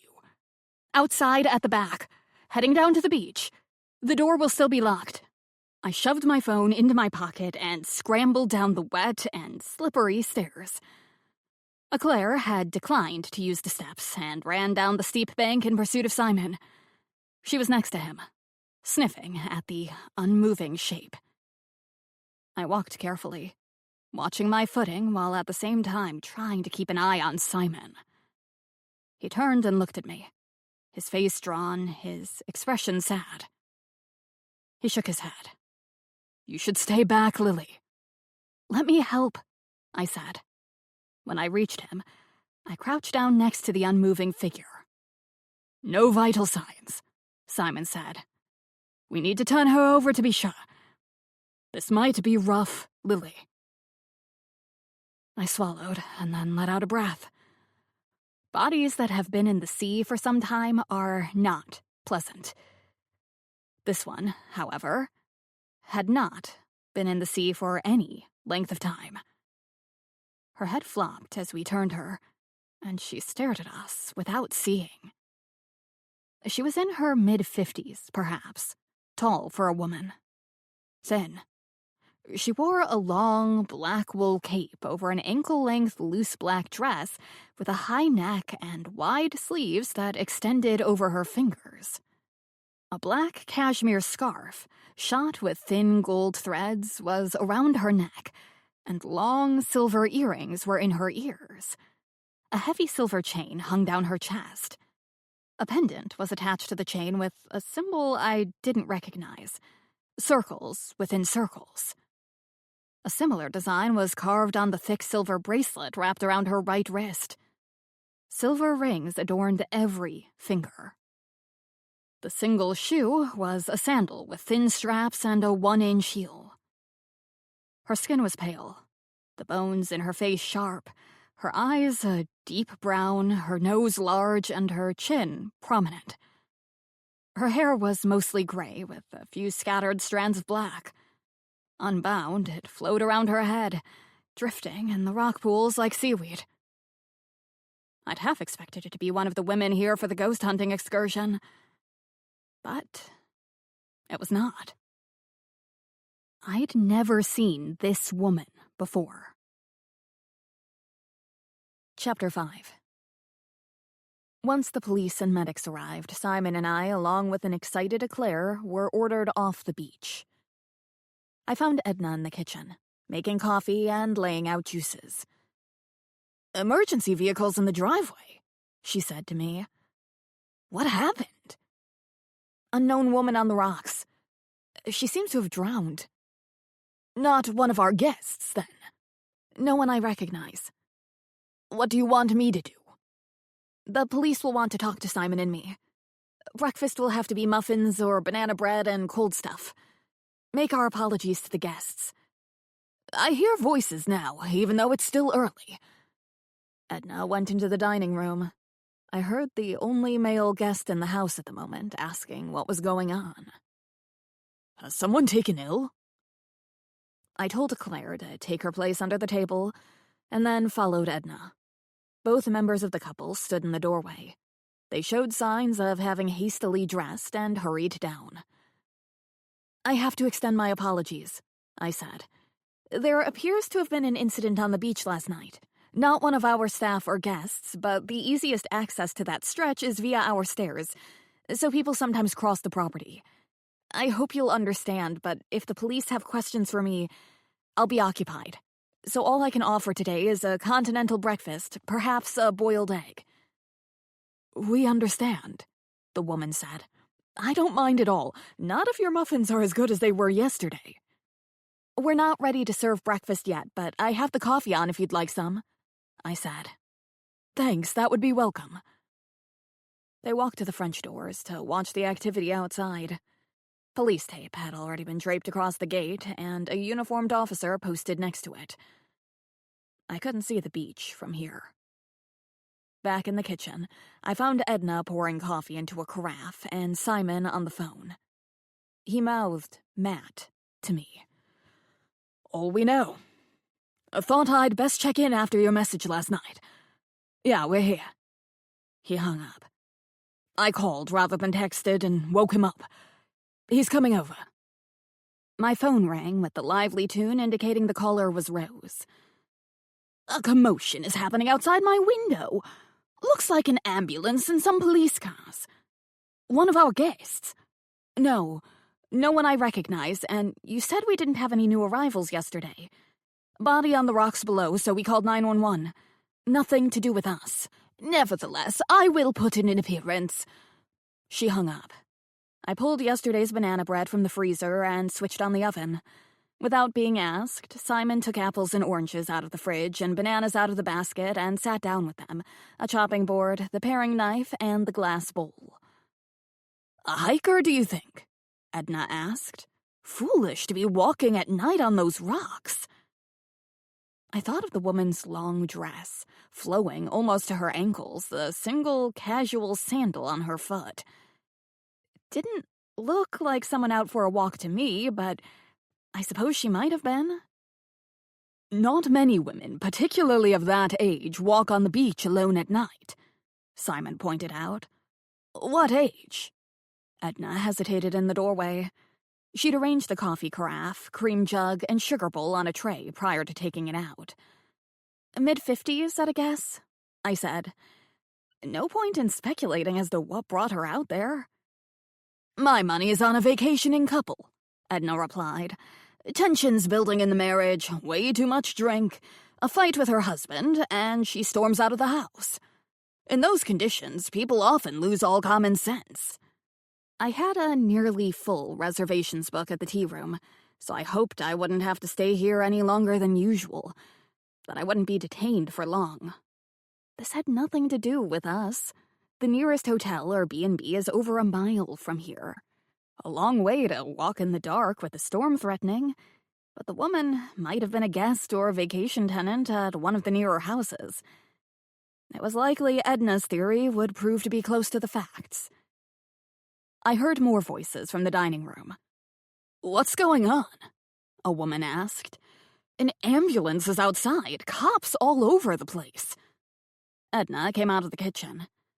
An accident down the beach. Not one of our guests or employees, she said calmly, in case our head chef, that is, me, is needed to assist the authorities. We'll be offering a continental breakfast today. Not one of the guests. Are you sure? Once again, I went into the dining room. The couple was still at the window watching the activity. Anita and Scarlett were down, and as I came in, Grace joined them. I heard sirens. Anita tugged at the lilac edges of a patch of hair. My window has a view over the bay, and when I looked outside, I saw medics going down the stairs and cops on the rocks below. Are you sure it's not one of our friends? Scarlett's southern accent was deepening with tension. I'm sure, I said. Please, I don't know what happened. Let's stay inside and give the police and medics room to work. Anita and Scarlett took seats at the big table, and Edna brought them the coffee carafe. Did you have a pleasant evening? I asked Grace. No, I did not. For someone who'd been woken abruptly, Grace was well put together. Hair perfectly arranged, dressed in beige slacks, blue shirt, tailored black jacket. She fingered the pearls around her neck. I'm seriously disappointed in this trip. I spent more money than I should have. I mean, this place isn't exactly cheap, is it, even during the shoulder season? My husband objected to me coming, but I insisted, and now he's going to take great delight in saying, I told you so, for months to come. Judging by the quality of her clothes and her grooming, I would have expected a stay at Victoria-on-Sea wouldn't be beyond Grace's financial range. Maybe her husband kept her on a short leash. Maybe she was simply frugal. None of my business. Have you spoken to Marietta and Laurie this morning? I asked. Laurie was hammering on my door a few minutes ago, and Marietta burst into the dining room exclaiming, What's going on? I left it to her friends to explain and returned to my kitchen, where I found Bernie and Matt sitting around the table with Simon, mugs of coffee in front of them. Simon was still chomping fruit. Bernie was munching on a banana. "Hey," I said, "I need that." "You have plenty," she said. Tap, tap, tap. The kitchen door opened and Robbie flew in. Mid-air, he realized the table was occupied, and he did a neat flip to land on the floor, as though such had been his intention all along. Eclair leapt to her feet with a startled bark. Robbie hissed at her, lifted his tail, and stalked away. Eclair settled back down. Rose entered in Robbie's wake. "A full house. I always love morning guests." "Not." She dropped into the single remaining chair. She was dressed in a purple velour tracksuit and hand-knitted green socks, hair undone, makeup not yet applied. Robbie leapt onto the kitchen counter, almost landing in the butter. I put him on the floor. He gave me a dirty look and stomped across the room to join Rose. "We tried to have a quick peek on our way over," Matt said. "Can't see much from my place, and the cop guarding the stairs chased us away." "Is the..." I swallowed. "The body still there?" Matt nodded. "For once," I said, "this has nothing to do with us. None of our guests are missing." Edna saluted. "Staff present and accounted for." "Poor soul," Rose said.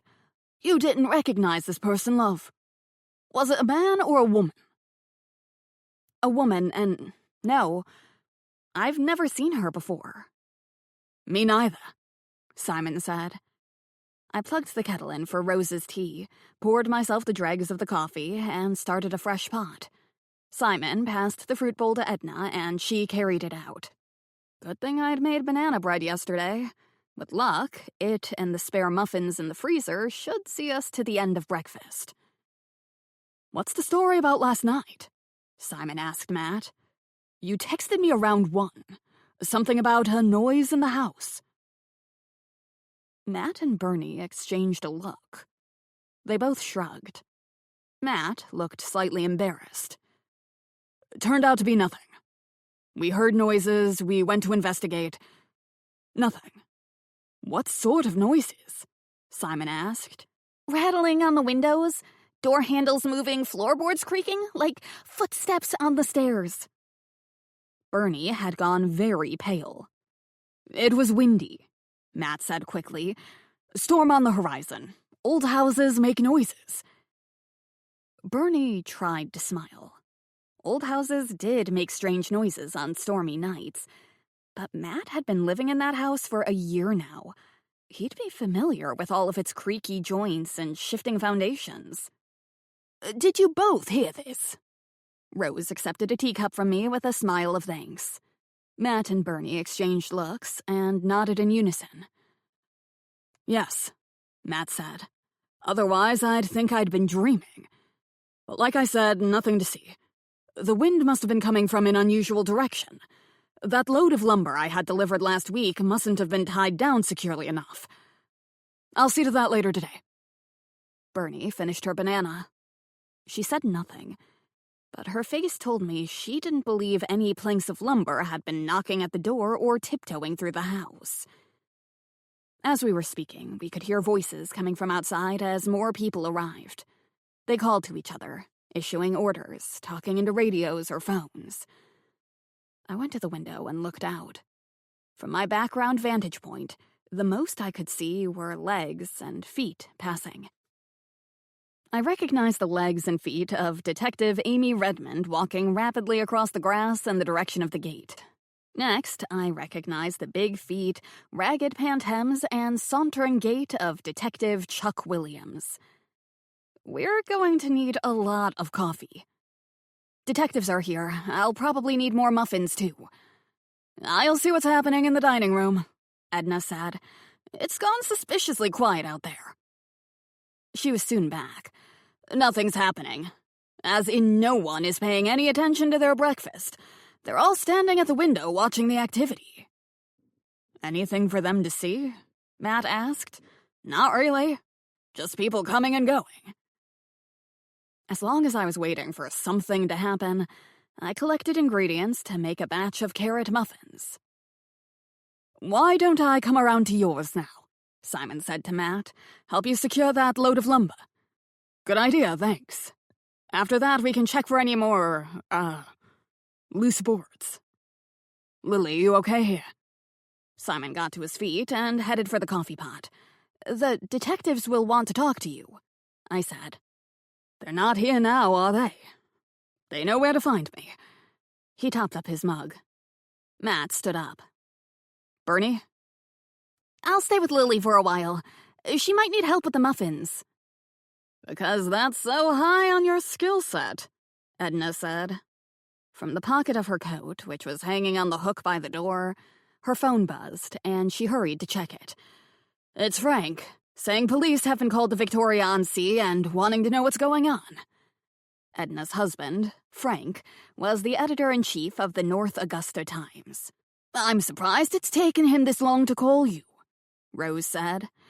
"Small-town newspapers aren't exactly staffed round the clock as they once were. He's likely only getting up now and checking the local social media pages, as he always does first thing. I'll tell him what little I know and leave it at that." Edna typed, Rose sipped tea, and Robbie sat on her lap and stared at me. Eclair rested on the floor, face between her paws, also staring at me. Bernie paced the kitchen, which mainly meant she was in my way as I reached for muffin ingredients or baking pans. I was putting the muffin batter into the oven when the expected knock sounded on the door, and without waiting for anyone to answer, it opened to admit Detective Amy Redmond. She looked from one of us to the other and gave her head a shake. "The gang's all here." "Not entirely," Rose said. "Simon and Matt are at Matt's place." "Officer LeBlanc tells me he found you and Simon at the scene when he arrived," Redmond said to me. I nodded. "I'll have to talk to Simon, but you'll do first." Her eyes wandered to the coffee pot. "Happy to. Can I get you a cup of coffee, Detective?" "Why, yes, thank you, Lily. That would be nice." Redmond was slightly taller than me, at about 5'9", thin and wiry, with short hair dyed a pale blonde and penetrating brown eyes that searched a room the moment she entered, looking at everyone as though demanding they reveal their innermost secrets. She knew her way around both of my kitchens. We'd become acquainted on other occasions when strange events happened here. I like to think we've become, if not friends, then respectful of each other's habits and opinions. She took a seat at the table. I poured coffee for her, topped up mine, and joined her. Edna, Rose, and Bernie made no move to take their leave. "First, Lily, you told Officer LeBlanc you turned the woman over. Is that correct?" "Her face was in the water. We thought we should move it." "The right thing to do. Walk me through what happened, please." I did so, emphasizing that I did not know the woman. It didn't take long. "You heard nothing out of the ordinary in the night?" "No. Simon and I went outside about midnight to get some air. The tide was coming in and almost at its height, so if she'd been where we found her, she might have been underwater and we wouldn't have seen. Some lights were still on in the house, but on the beach it was fully dark with the storm on the horizon." "Did you see anyone else at midnight?" "A few of our guests were gathered at the cliff edge by the fence. We didn't want to disturb their privacy, so we didn't speak to them. They were sitting on the grass in a circle." "I'll need the names of these guests. How many of them?" "A group of 5. They might be in the dining room," I said. "I'll need to speak to Simon also, but no great hurry. You and he were together at midnight. Did he leave your cottage at any time after that?" "Not that I know of, and no reason he should," I said. "You guys were out at the same time as that strange bunch of women were doing whatever they've come here to do," Bernie said. "What does that mean?" Redmond asked. "They haven't exactly said, not in so many words, but we're pretty sure they're ghost hunters." "What?" "You'll have to ask them about that," I said. "We don't really know what they're here for. None of our business, right? Long as they pay their business and don't steal the silver or burn the house down." What I'm trying to say, Bernie said, is Matt and I were disturbed not long after midnight. Around 1:30, we heard noises. What sort of noises? The detective asked. As if someone was inside the house or creeping around outside close to the windows checking the doors. We got up, we searched. Nothing. It didn't happen again. Matt's attempting to protect my delicate feminine sensibilities. Rose snorted. Precisely. By pretending it was a couple of loose boards. I've heard loose boards in my time, and this was not that. Not to mention, the wind was coming from the wrong direction to hit that stack of lumber. You think this is related to what happened outside? Redmond asked. I think nothing, Bernie said. I'm pointing out the incident. That's all. Up to you to draw your own conclusions. Which I will. Redmond's phone buzzed, and she read the message. Coroner's here. They'll be bringing the body up now, and I need to be with them. Chuck Williams will accompany it to the hospital. I was wondering why we haven't seen the good inspector, Rose said. Coffee's hot and fresh, and muffins are in the oven. My nose tells me Lily's about to take them out. Redmond gave Rose a grin. I'm sure you won't have to wait long for the pleasure. Rose and Detective, not Inspector, Williams had clashed the first time they met. Their relationship had not improved since, thanks to Rose. Lily, can you ask Simon to be here in about half an hour? The detective asked. I'd like to talk to Matt, too, about the loose boards. I'll ask a uniform to ensure your guests stay in the house until I have time to get to them. She swallowed the dregs of her coffee and left. Rose edged Robbie off her lap and pushed her chair back. My comforting presence will be needed. Our guests will no doubt want to watch the activity as the body is moved. You should have told Amy you'd do that, Bernie said. Save her diverting an officer to keep an eye on them. If any of them try to do a runner, you could trip them with your cane. Or sick Robbie on them. I took the newest batch of muffins out of the oven. I'll tell Simon he and Matt are needed shortly, and then I'll come with you. We should show our respects as they take the woman away. Edna took off her apron. I sent Simon a text, and then we trooped into the dining room. All our current guests were still there. The couple stood by the French doors, watching the activity with Lori, Marietta, and Anita. Scarlett and Grace were seated, Scarlett typing on her phone, Grace gripping her coffee cup and staring into space. Coroner's office is here, Lori said. They went down with a stretcher a few minutes ago. Does anyone know what happened? No, we don't. Not yet, I said. A body was found on the rocks this morning. Trapped by the tides last night, most likely. You were out there late, weren't you? Bernie said. You should tell the police about that. We didn't see anything, Lori said. Sometimes, Bernie said sagely, what you don't see can be as important as what you do see. Sometimes you don't even know what you did see. How do you know that? Anita asked. I'm a writer. I know everything worth knowing. Anita's expression perked up. A writer? Really? What sort of things do you write? Historical mysteries. What's your name? Have I read anything by you? To date, Bernie's publishing credentials amounted to 2 highly acclaimed short stories in Little Red literary magazines. I'm early in my career. We can talk later if you're interested. I'm always interested in hearing about the writing life, Anita said. Shush, Marietta said. They're coming. Detective Williams, out of shape and looking forward to his impending retirement, came first, huffing and puffing up the stairs in his badly fitting suit and flapping tie. Then, 2 people from the coroner's office, moving slowly and carefully, carrying the laden stretcher. Detective Redmond brought up the rear. They didn't pass in front of the dining room, but took the other route around the house.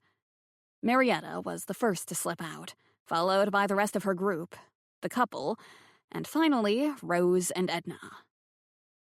What to watch? I asked Bernie.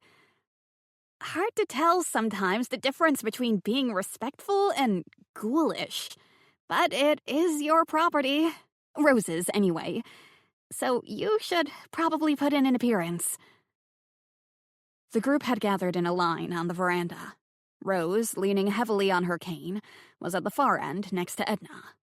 Bernie and I remained standing in the doorway as the police, the stretcher bearers, and the stretcher came around the corner. The body was completely covered by a heavy sheet, nothing of it visible but the outline. As they reached the van, one of the stretcher bearers slipped. At the same time, an unexpected gust of wind whipped around the house and picked up the edge of the sheet. A length of gray and black hair fluttered in the wind. The bearer tried to recover his footing, and the stretcher slipped sideways. An arm fell out from under the sheet, revealing rings adorning every finger and the thick, intricately woven silver bracelet wrapped around the wrist. Lori gasped and let out one long, piercing scream. She shoved me aside as she bolted for the stairs, yelling, "Stop! Stop!" Her tiny frame flew down the steps, her blonde hair billowing behind her. "Wait! Wait!" "Lori, what are you doing?" Marietta yelled. Bernie ran after Lori, and I ran after Bernie. Lori was fast, and she reached the stretcher before the attendants had time to react. Amy Redmond stepped in front of her, hands up, but Lori dodged around her.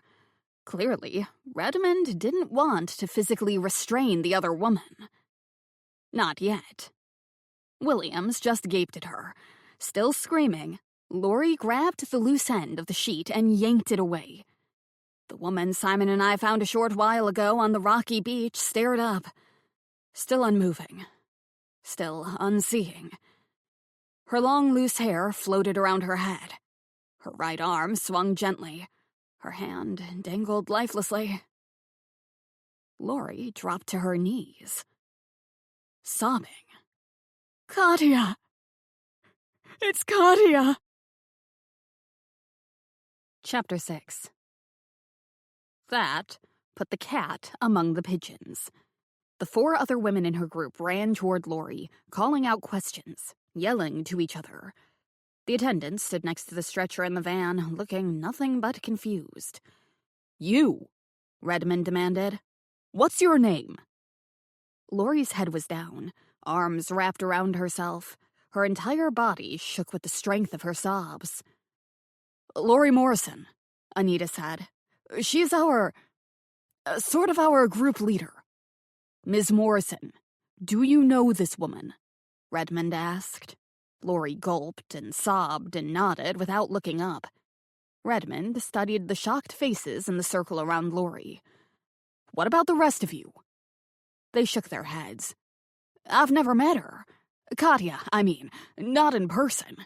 If it is Katya," Scarlett said. "Get back inside. I'll talk to you now. Please." Redmond addressed the attendants. "Carry on. Chuck, I need you here. Get a uniform to accompany them to the hospital." "I was about to issue orders to that effect, Detective," Williams said. "Clearly, we are needed here." Ostensibly, Williams was the superior, but he was crawling impatiently toward retirement, whereas Redmond was young and keen, and a heck of a lot smarter. So he was happy to take orders from her, as long as he thought everyone believed it was his idea in the first place.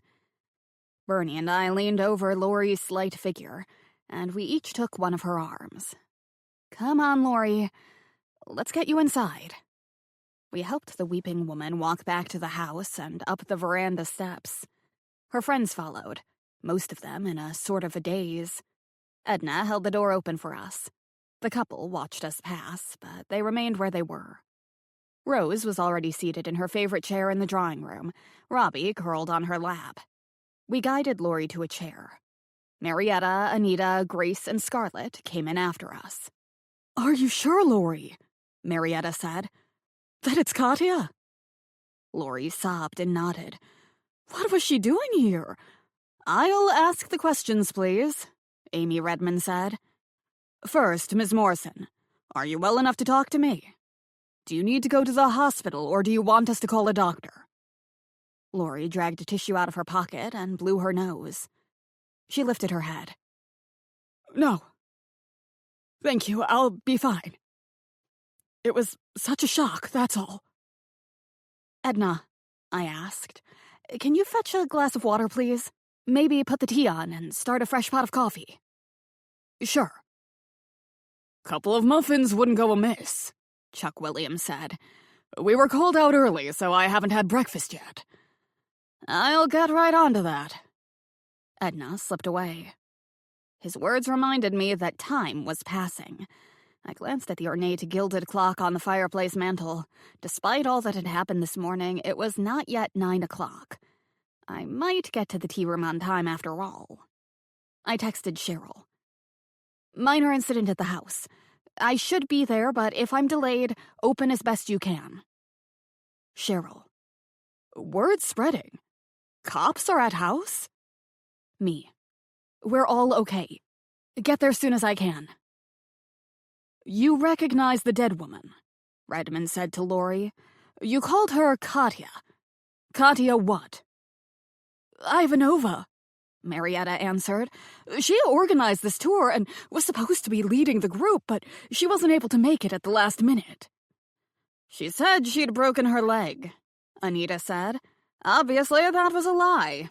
I'd already guessed so. When did you see her last? Edna slipped into the room and handed Lori a glass of water. Lori took it, muttered her thanks, and sipped. Then she said, I've never met her. You never met her? Then how? The bracelet. It's highly distinctive. She always wears that bracelet. Plus her rings, the hair. We never met in person, but I've seen pictures of her. None of us have ever met her, as far as I know. I've also seen pictures of her, Anita said. That woman, the one you found, does look like her. Katya arranged the details of our trip by email, Grace explained. When she couldn't come, Lori took charge. Lori nodded. The tears had stopped, leaving her blue eyes streaked with red. She twisted the tattered tissue between her fingers. Rose looked at me. I glanced at Bernie. Bernie looked at Rose. That complicated things. The dead woman was not a passing stranger, but someone directly connected to our guests. Once more, we found ourselves involved in a police investigation. Detective Redmond questioned each of the 5 women in turn, while Chuck Williams demolished my muffins. They all gave the police a version of the same story. Not only had no one ever met Katya Ivanova in person, they hadn't known each other prior to this trip. Katya arranged the details of the tour via email, and they paid her electronically. I still fail to understand the purpose of this trip, Redmond said. If you are not friends and weren't even acquaintances prior to arriving, why are you here? The 5 women shifted in their chairs. Notably, they avoided looking at each other. Grace rubbed her pearls. Lori studied her perfectly manicured fingernails. Marietta constantly adjusted her glasses. Anita's fingers twitched, and I guessed she was wishing she had a cigarette. Scarlett watched the detective, but she soon got up and went to the window. The coroner's van had left, and nothing remained to be seen, but she stood there absent-mindedly stroking the tail of the long braid thrown over her shoulder. Lori wiped her eyes and sipped her water. Bernie and I looked at each other. Rose sat in her favorite chair, hands folded across the top of her cane. Robbie watched the humans. Ms. Morrison, Redmond said at last, you've been identified to me as the leader of the group. Can you tell me what brought you here this weekend? Lori's eyes were red. Her nose was running, her cheeks were blotched, and her makeup was streaked. She blew her nose, cleared her throat, and said, Katya is a noted spiritualist and medium. She organizes trips, too. She swallowed. Anita stood up. What Lori means is Katya leads foolish and naive people to supposedly haunted places. Provides her with a nice income, not to mention the opportunity to enjoy a fully paid vacation. I wanted to ask Anita why she was here if that's what she thought, But this was not the time. Rose was not so circumspect. Haunted places? This house isn't haunted. Not that any place is, Anita said. Even this lot was beginning to realize that. Bernie turned to me. Wrong house, she mouthed. Sometimes, Marietta snapped, it takes time to make contact. You keep telling yourself that, honey, Anita said. Enough, Redmond said. If Miss Ivanova organized this trip, why did she not come? Something about a broken leg. That's what she told us, Grace said. She broke her leg and wouldn't be able to make it. As we'd already paid and it was too late to get a full refund, we came anyway. That's why I did, at any rate. Lori said she'd be in constant contact with Katya, Marietta said. Katya would be able to guide us from a distance. Which never happened. Scarlett's accent was getting stronger as the tension in the room increased. Lori couldn't get in touch with her. Do you have any idea as to why she would have lied about that? Redmond asked. The women shook their heads. I'd like to go upstairs and lie down, Lori said. I'm still in shock. I'll need to speak to you all in turn privately, Redmond said. First, can you give me whatever contact information you have for Miss Ivanova? Lori spelled out, Katya at intoworldsbeyond.com. Detective Williams dutifully wrote it down with lots of repetition and asking about periods and capitalization, while Redmond threw him a look that clearly said, get on with it. That done, she asked, that's all you have? No phone number? Street address? Lori shook her head. The rest of you? Heads dipped and faces were sheepish. Redmond shook her own head. Very well. I'll talk to you first, Miss Morrison. The others can wait on the veranda or in your own rooms to be called in turn. She turned to Rose. Thank you, Mrs. Campbell. As the deceased was not a guest here, and her death appears to have happened on the beach, not your property, I won't need to take up any more of your time or restrict access to your property. You can go about your day. Lily, Bernie, same applies to you. I'm good here, thanks, Bernie said. Redmond didn't bother to apply. My grandmother gave Robbie a nudge, and he leapt to the floor. She got to her feet. Ladies, your rooms are booked until Tuesday morning. It is, of course, too late to get a refund if you decide to leave. Note, however, that we are not fully booked through the week if you'd like to stay longer until the situation gets sorted out. Preceded by Robbie, she tap-tapped her way out of the room. Bernie, Edna, and I followed. Loose boards secured? Bernie asked when we were once again gathered in the kitchen, where Matt and Simon were waiting for us. Officer LeBlanc had told them the body had been identified. All tucked up nice and tight, Matt said. No need to worry about them again. Oh, I'm not, Bernie said. Believe me, as for what happened here, it's so weird. Super weird, I said.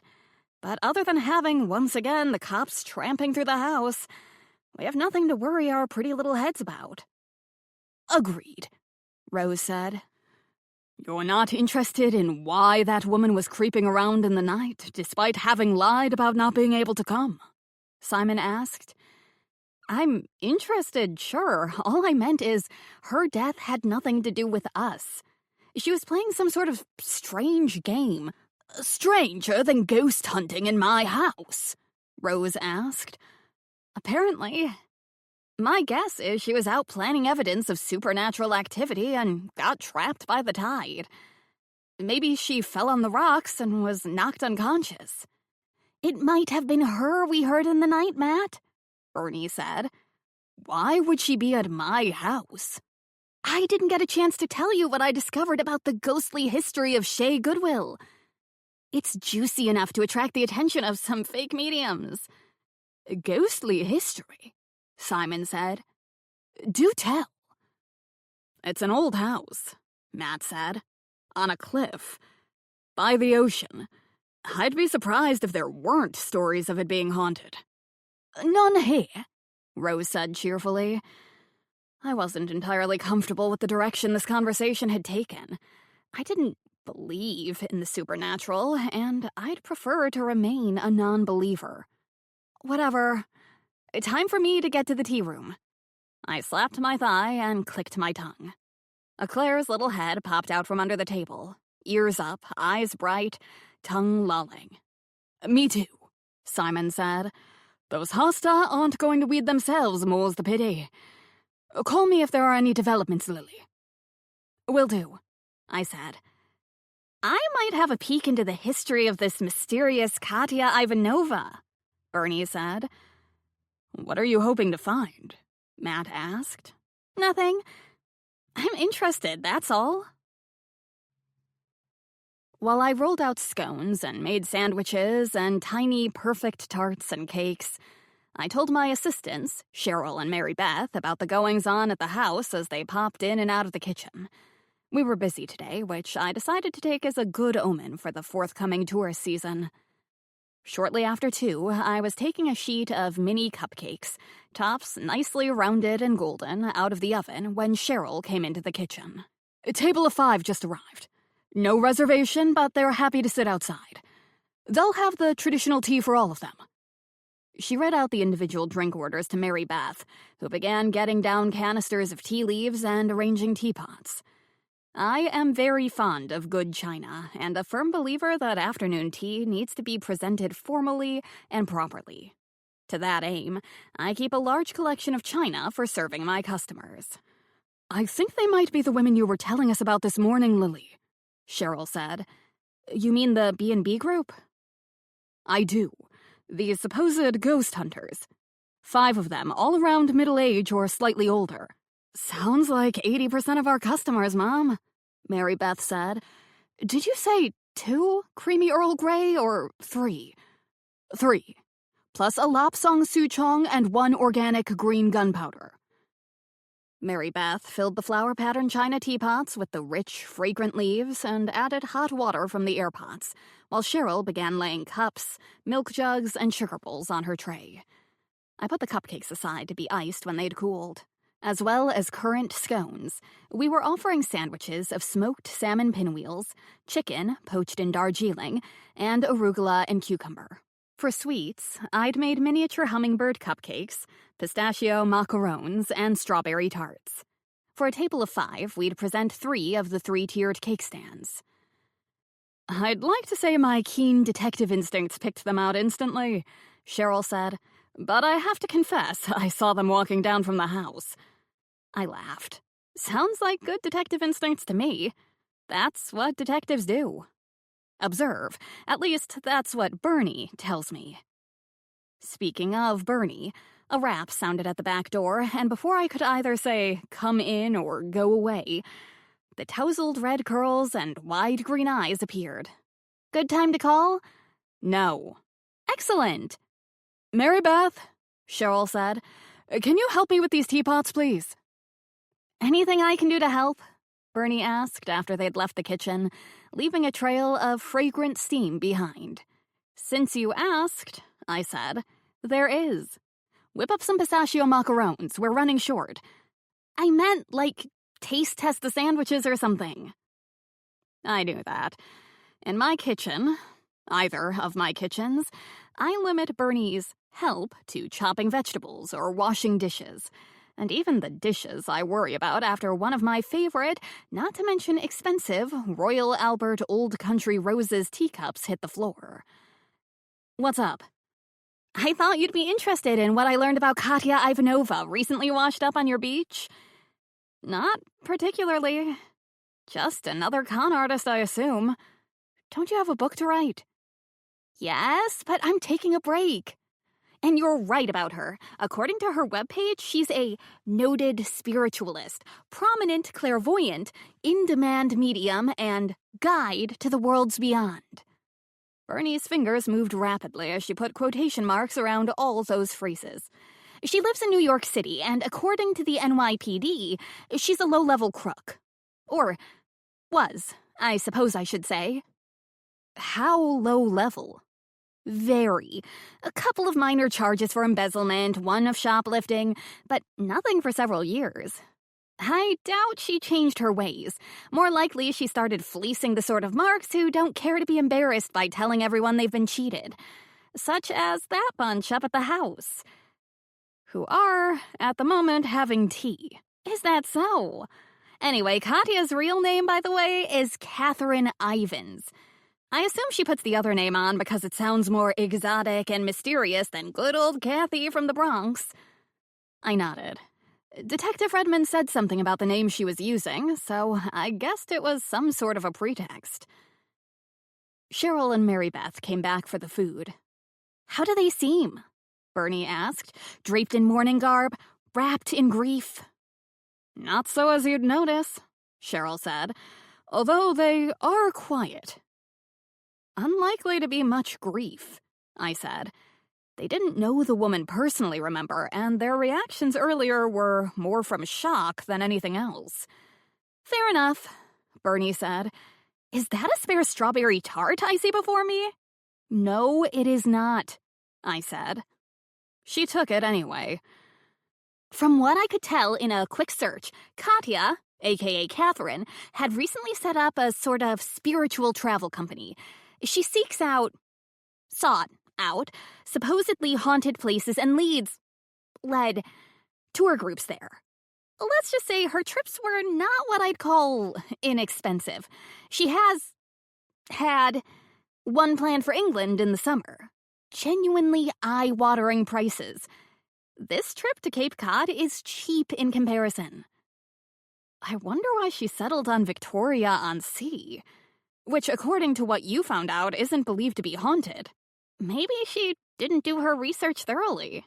A quick examination of the paranormal history of Cape Cod told me more sites of interest are to be found in the Mid-Cape. Barnstable in particular seems to be a hotspot. The Barnstable Inn is sometimes called the House of 11 Ghosts. Maybe she couldn't get a booking there. And maybe it didn't matter where they stayed, not if she was planning to make up any encounters they had. Maybe she knew about Matt's place and wanted to be near it, but he doesn't take guests. That could be it. I wonder why she didn't come with the rest. We'll probably never know. Bernie finished her tart. Yummy as ever. Any more testing you need done? I'm your woman. Cheryl came back. Table for 2, cream tea for them. Cream tea means only tea and scones. I'll pop out and see how our guests are doing, Bernie said. You can't do that, I said. Leave them alone. Just being my usual friendly self. She left the kitchen. I glanced at Cheryl and sighed. Wouldn't hurt for you to say something, Lily. You have met them before. You can ask if they're doing okay. I guess. I took off my hairnet and retied my ponytail, but I left my apron on.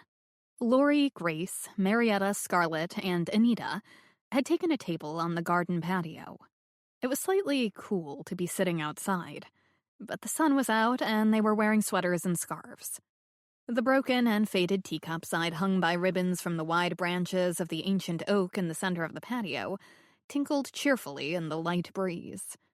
Brilliant green mosses and low-spreading plants with tiny, fresh spring flowers peered from cracks in the low stone wall enclosing the patio. Bernie stood by the women's table. Come back in late June or early July, Grace was saying as I approached. The gardens must be marvelous then. They are, Bernie said. Rose's gardener has worked at some of the best estates in England. She was lucky to get him. I thought I noticed accents of a traditional English country garden, Grace said. Difficult to maintain in this poor soil, I'd suspect. Bernie knew as much about gardening as she did about baking, but she nodded sagely. Good afternoon, I said. I hope everything's been satisfactory. They all muttered something along the lines of yes.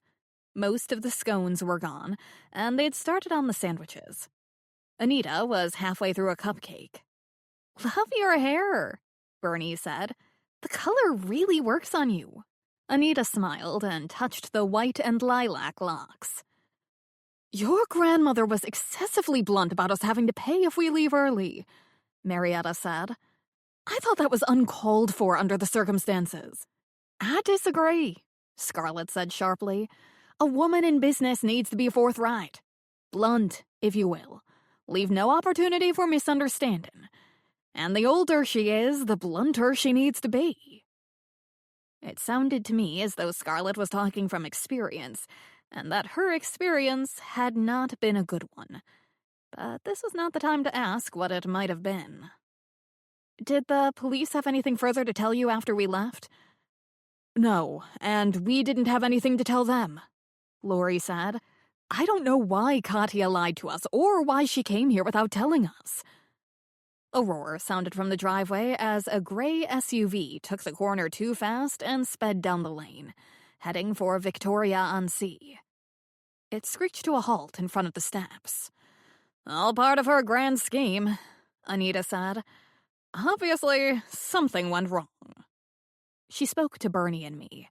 Even now, this lad refuses to believe she was scamming them. All of them. If you're so sure of that, then why are you still here? Marietta snapped. Full disclosure, Anita said. I intended to expose her, reveal her for the fraud she is. Was. And you've been so subtle about it. Not? You never could let up sniping at us, whereas I, for one, kept an open mind and an open heart. Marietta pressed her hands to said heart. I'm simply devastated about what happened. Obviously, Katya had a carefully thought-out plan, Lori said. Tragically, we'll never know what that plan was. She led other groups such as yours, Bernie said. That is, I assume she led other groups. Did she ever make plans to arrive after them? Not that I heard, Grace said.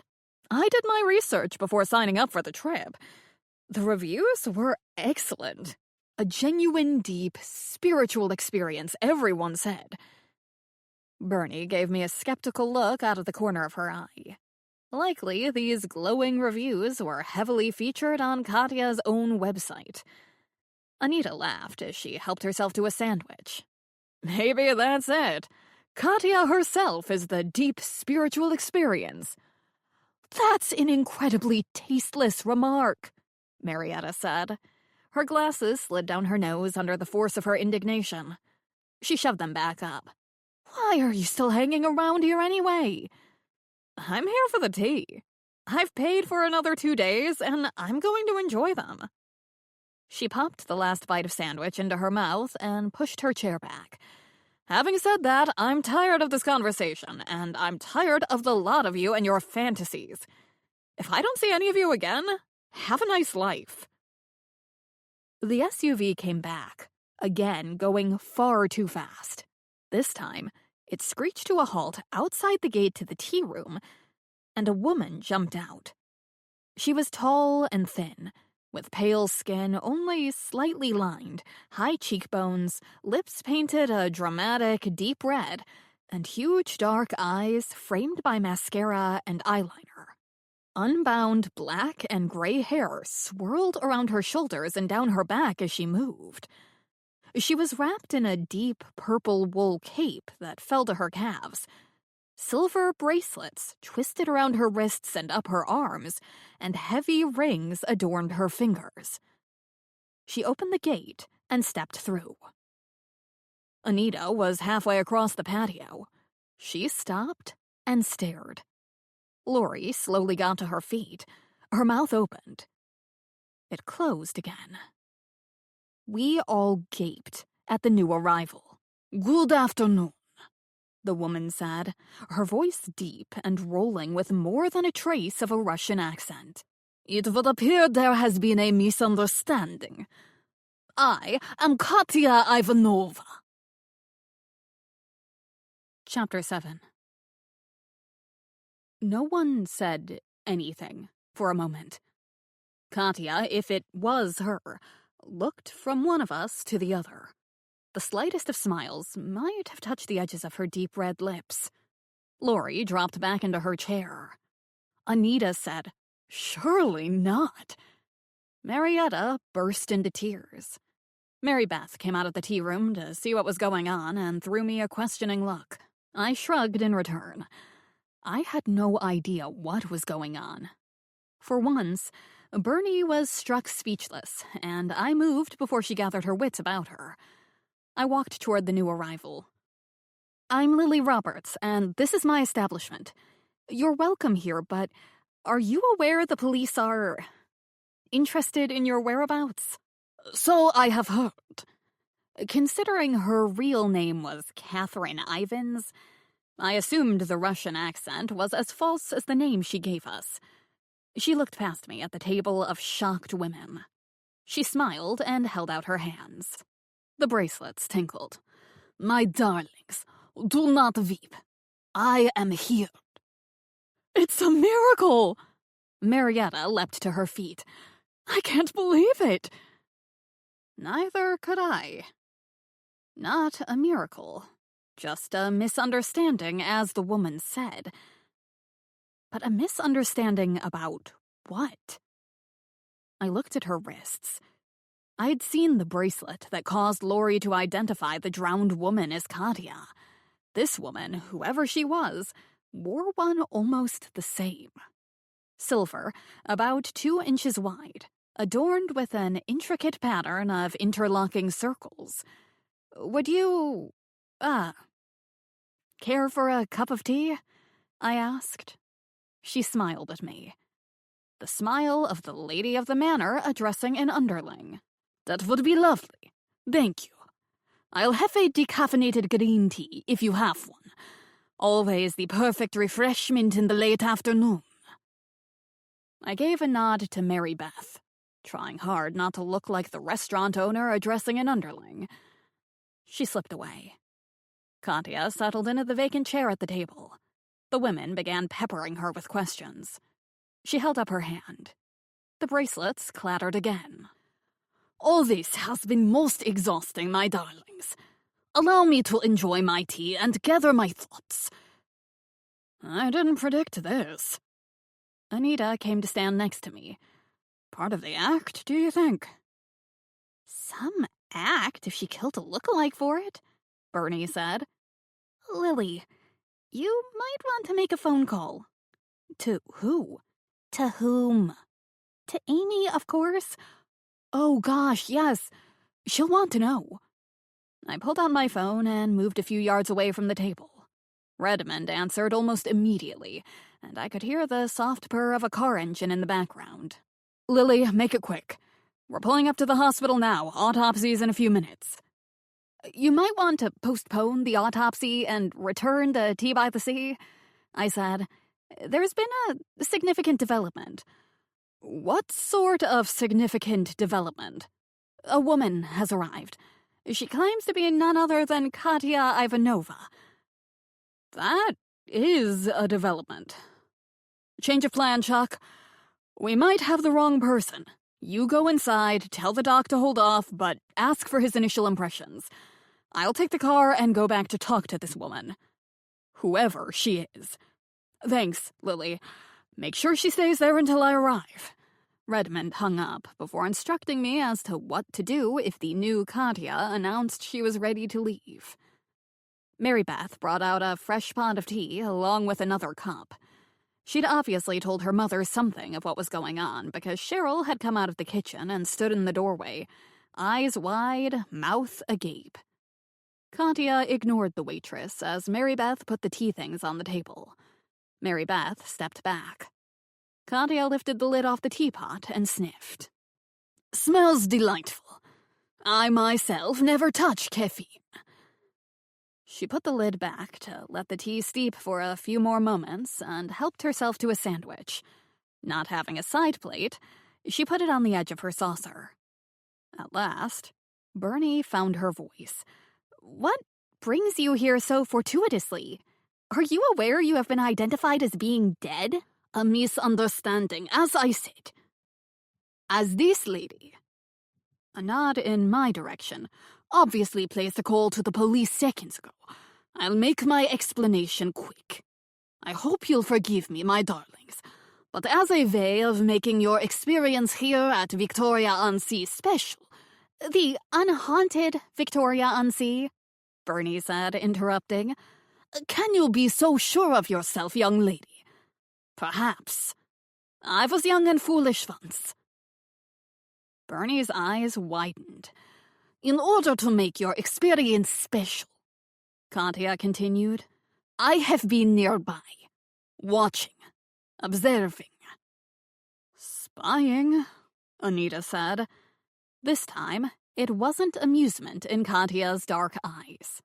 "I prefer to say ensuring the atmosphere is perfect." As part of this ensuring the perfection of the atmosphere, were you the one creeping around Matt's house last night? Bernie pointed to the neighboring property. That could have been a dangerous thing to do. "I have no idea to what you are referring. Now, if I may continue." "Please do," Anita said. "Grace, oldest and perhaps wisest. Marietta, a devotee, so eager to learn. Scarlett, my southern belle. Anita, not entirely what she appears to be. Lordy, your leader in my absence." As she spoke their names, Katya looked at each of the women in turn. They all claimed not to have ever met her, but she clearly had them memorized. Fair enough.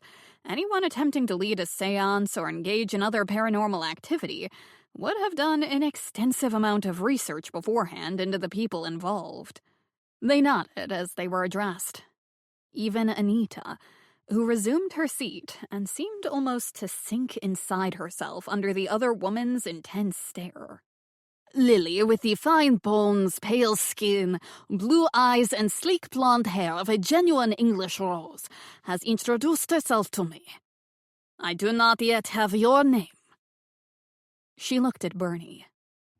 "Bernie. Bernadette Murphy." "Bernadette, of the striking hair and substantial height. Clearly not one to avoid speaking her mind." Katya looked at Mary Beth, standing slightly behind me, clutching her tray. She raised her hand and wiggled her fingers. "You may return to your duties." Mary Beth scurried away. "What? Why? Who?" Lori swallowed. We saw you. Her. I don't. "I will explain quickly before the police arrive. After you've enjoyed your tea, return to the house and I will join you there when I am finished with them. The woman you saw was almost certainly my sister Tatiana. My sister and I are twins, but we are not friends. We never have been. Instead, quite the opposite." "The bracelet," Grace said. Katya held up her right arm, and the purple cape fell back. "This one. Look closely. Is it the same as the one you saw on her?" Even Bernie and I leaned closer to have a good look. "Might not be," Bernie said. "Hers was larger, I think, covering much of her forearm." Katya stretched out her hand for the teapot. "My sister always did want to have what I had, but it must be bigger and more ostentatious.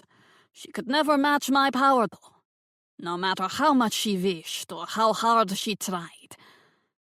As for how I heard what happened, my neighbor who's keeping an eye on my apartment while I'm away had a visit from the police. They informed her of my untimely demise. Shocked, in disbelief, she immediately phoned me once they had left. Naturally, I assured her I am alive and well and will return home as planned. Although I had to inform her I might be slightly delayed." While Katya talked, business went on as usual at Tea by the Sea. New customers arrived and satisfied ones left. A car pulled up. A single woman got out. "The forces of law and order have arrived," Katya said. "I do hope she'll allow me time to finish my tea." You didn't have to be a clairvoyant to know the new arrival was not here for tea and scones. Despite Amy Redmond's attractive looks, her youth, and her dyed blonde hair, the way she walked, the way she studied her surroundings, and the way she focused on everyone screamed cop loud and clear. She opened the gate and crossed the patio with rapid steps, then stopped in front of the table. Katya Ivanova, also known as Catherine Ivins, I am she. Detective Amy Redmond, North Augusta PD. I'd like to have a word, please. If you've come to tell me my sister has died, I am aware of that. Tragic indeed, but not unexpected. She sipped her tea. Why do you say that? Was she terminally ill? Terminally interfering in matters that were none of her concern. Redmond's normally unflappable expression flapped. Tell us what you really think, Bernie muttered. Identical twins, Katya said. My sister has tried hard ever since we were children to imitate my look and my mannerisms. Never entirely successfully. I didn't mean it that literally, Bernie said.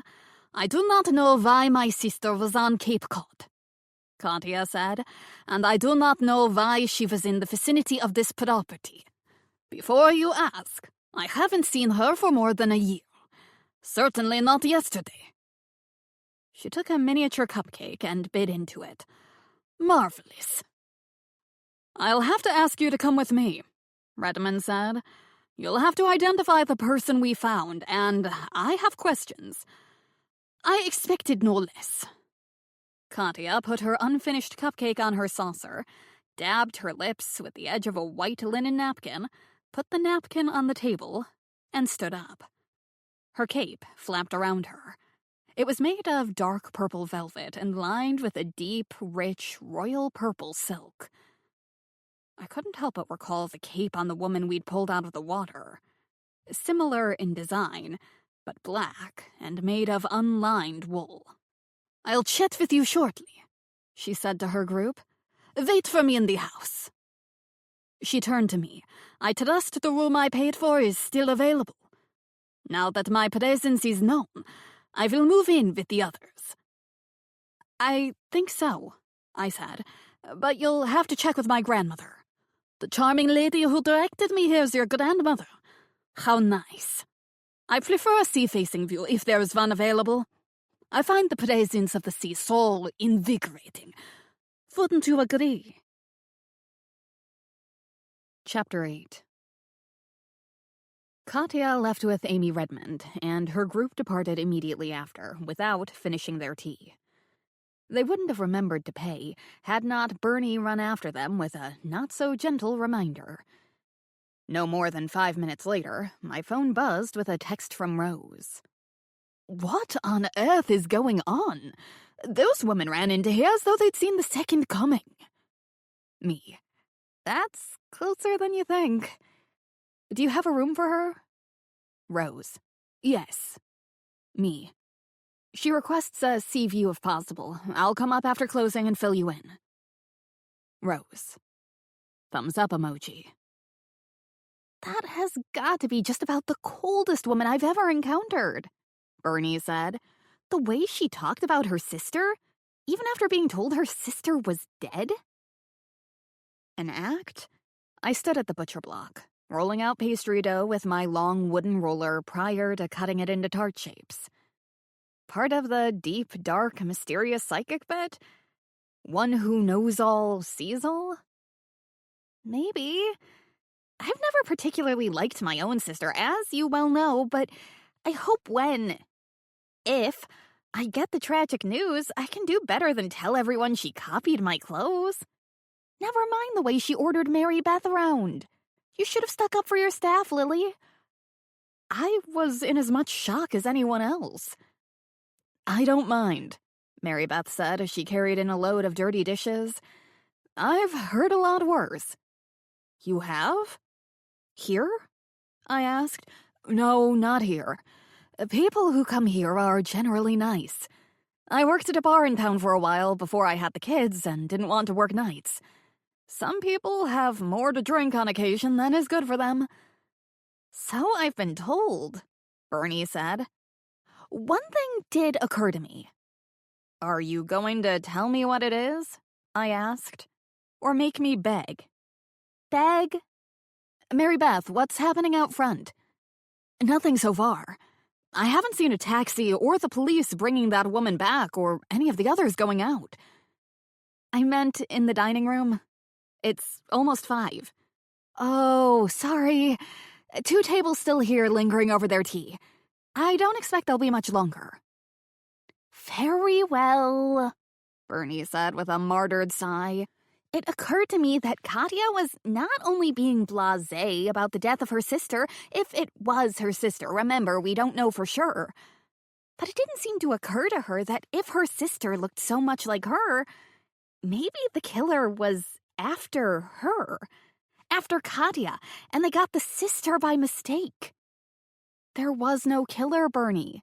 It was an accident, remember? She was trapped by the tide. Bernie tapped the side of her nose. Maybe, maybe not. What was she doing down there at that time of night? Setting the scene for her fake ghost to appear? I refuse to accept we've had yet another murder here. I don't think it's up to you to accept it or not, Lily, Mary Beth said. I folded the individual pastry circles into the tart shells and popped them into the oven. Tomorrow, I'd do a big batch of the strawberry tarts. Strawberries were coming into season, and whenever I can, I like to use fresh local produce in my baking. Cheryl brought in another load of used dishes. That's the last of them out of the door. A good day, Lily, for this early in the year. A tap on the back door, and Simon came in. He changed out of his gardening overalls and scrubbed his face and hands until they were pink. He saluted me. Reporting for second shift. Hey, Bernie, what brings you here? Have we got a story to tell you? She said. Simon, if you can make a batch of currant scones, and if Bernie can put together some sandwich ingredients, I'd like to finish up early tonight. I have to admit, I'm curious as to what's going on up at the house. Make sandwiches? I can do that. Bernie looked around the kitchen, expecting ingredients to pop up all by themselves. With what? Egg salad, please. Eggs are in the fridge and recipe in the binder. My kitchen is not exactly large. It barely accommodates me and one assistant. Simon knows how to move efficiently around the limited space, but Bernie was underfoot all the time. Soon, I was beginning to regret asking for her help. Mary Beth unloaded the dishwasher, dodging around Bernie to put things away. From the dining rooms came the roar of the vacuum cleaner. Nevertheless, we seemed to be making some progress. Simon's scones were browning in the oven while he turned his attention to poaching a chicken for tomorrow's sandwiches. Bernie was laboriously stirring her egg mixture and adding the most finely chopped herbs I'd ever seen. Mary Beth got the clean dishes put away and laid the tables for the next day. The noise of the vacuum cleaner stopped, and Cheryl came into the kitchen, wrapping the cord prior to putting the machine into the closet. Activity in the driveway, she said. A taxi. Might be that woman who was here earlier coming back. Done in the nick of time. Bernie covered the bowl with plastic wrap and put it in the fridge. I'm out of here. I took off my apron. I'm coming with you. I have to admit, for once, I'm as curious as you are. You two go ahead, Simon said. I'll watch the scones and finish up the chicken. While we worked, I'd filled him in on the strange happenings of the afternoon, constantly being interrupted by Bernie and Mary Beth. Thanks. I gave him a quick kiss, and Bernie and I sprinted for the house. We found Katya on the veranda, chatting to Rose.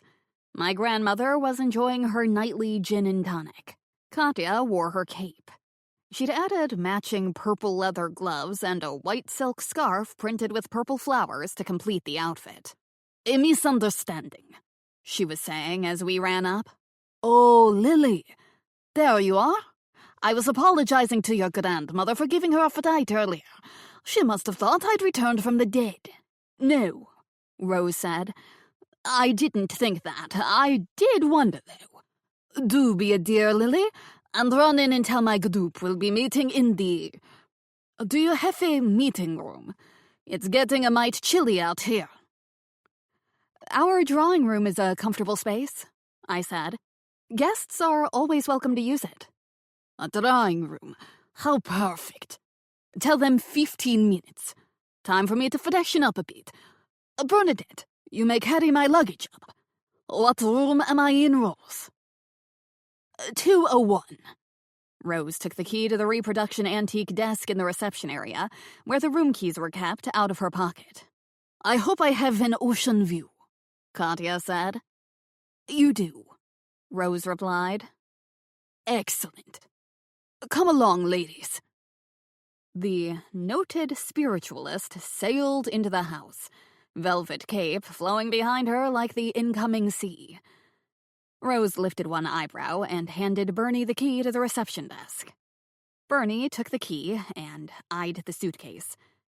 It was large, far larger than most people needed for a weekend escape. She tugged on the handle and grunted. It would seem as though she brought her own rocks. No need. We have plenty. Bernie dragged the case into the house. She unlocked the desk, found the key to room 201, and then we followed Katya up the stairs. While Bernie dragged the suitcase down the hallway and fumbled to open the door to room 201, I knocked on the other doors. Lily Roberts here. Ms. Ivanova would like you to meet her downstairs in the drawing room in 15 minutes. Cries of thanks, or I'll be there, came from behind all the doors. You may leave the suitcase on the bed, I heard Katya say. I'll unpack for myself. Bernie met me at the top of the stairs. Do you think she's mistaken me for a serf? Or does she talk to everyone that way? Did you get a tip? I did not. Should I go back and ask? We joined Rose on the veranda. I filled her in quickly as to what little I knew. You're saying her twin sister was here, unknown to Katya, but Katya doesn't appear to want to know why or even to care. That's how it seemed to us, Bernie said. But we don't know what she had to say to Amy Redmond once they were alone. For some reason, she might be putting on this bored and disinterested appearance in front of the others. Odd, Rose said. Very, Bernie agreed. Rose finished her drink and reached for her cane. It's getting chilly. Let's go in. They're meeting in the drawing room. It would be nice to know their plans, but we should allow them their privacy.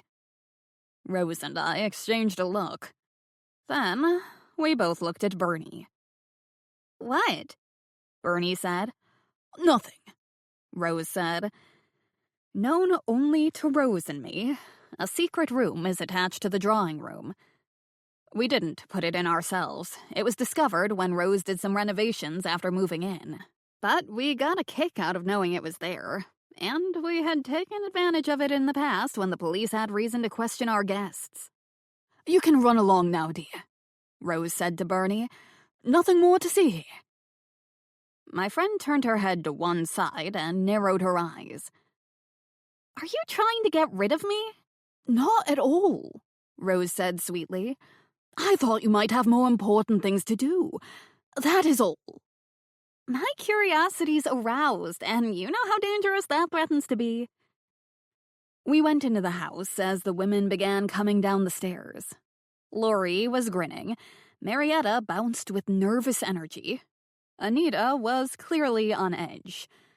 Grace had changed into beige slacks and a cashmere sweater with a silk scarf at the neck.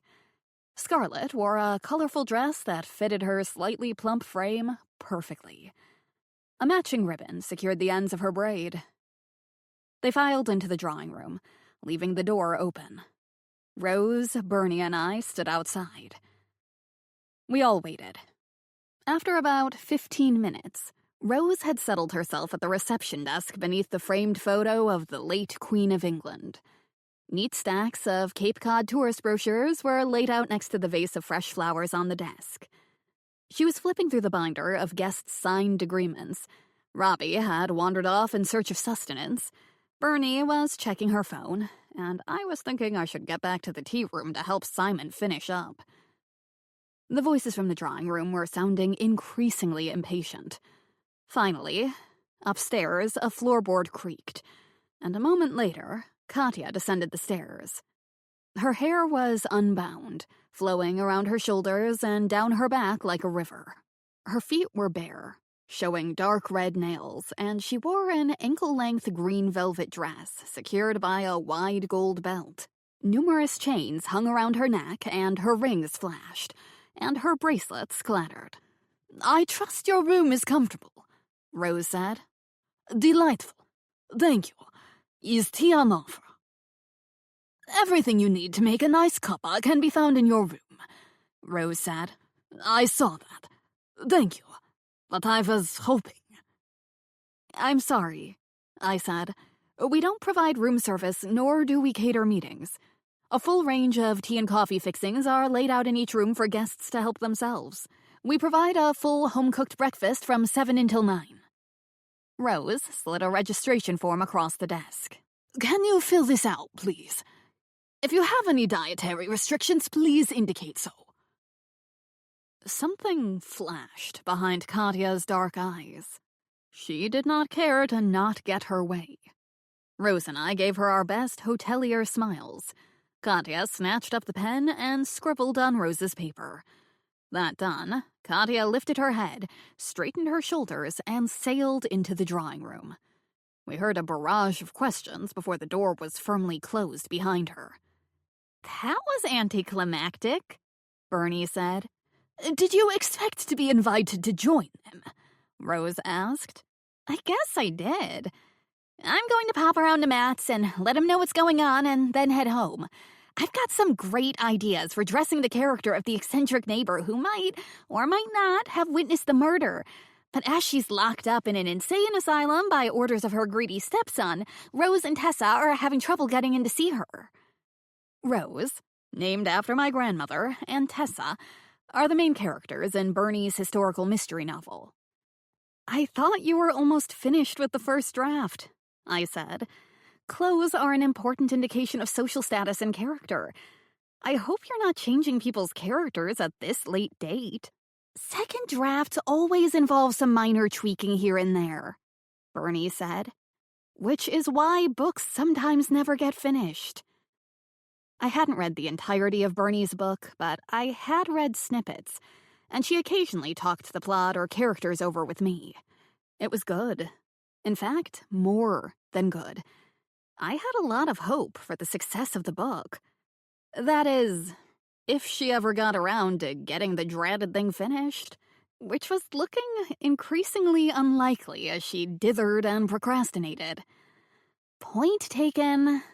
Bernie opened the door. "Another thing I need to do is start gathering names and contact info of agents I want to show the book to. Matt's helping me with some of that. He doesn't know much about fiction, but he does know the people who know." "You okay if I go back to the tea room?" I said to Rose. "Perfectly fine, love." She read the form Katya had filled out. "Oh dear. Gluten-free, dairy-free, nightshade-free. No caffeine." Bernie laughed. "Flavor-free?" "None of my baking is flavor-free," I said. "I'll do my best." "She's also a vegan," Rose added. "Do you think she put all that down to annoy you?"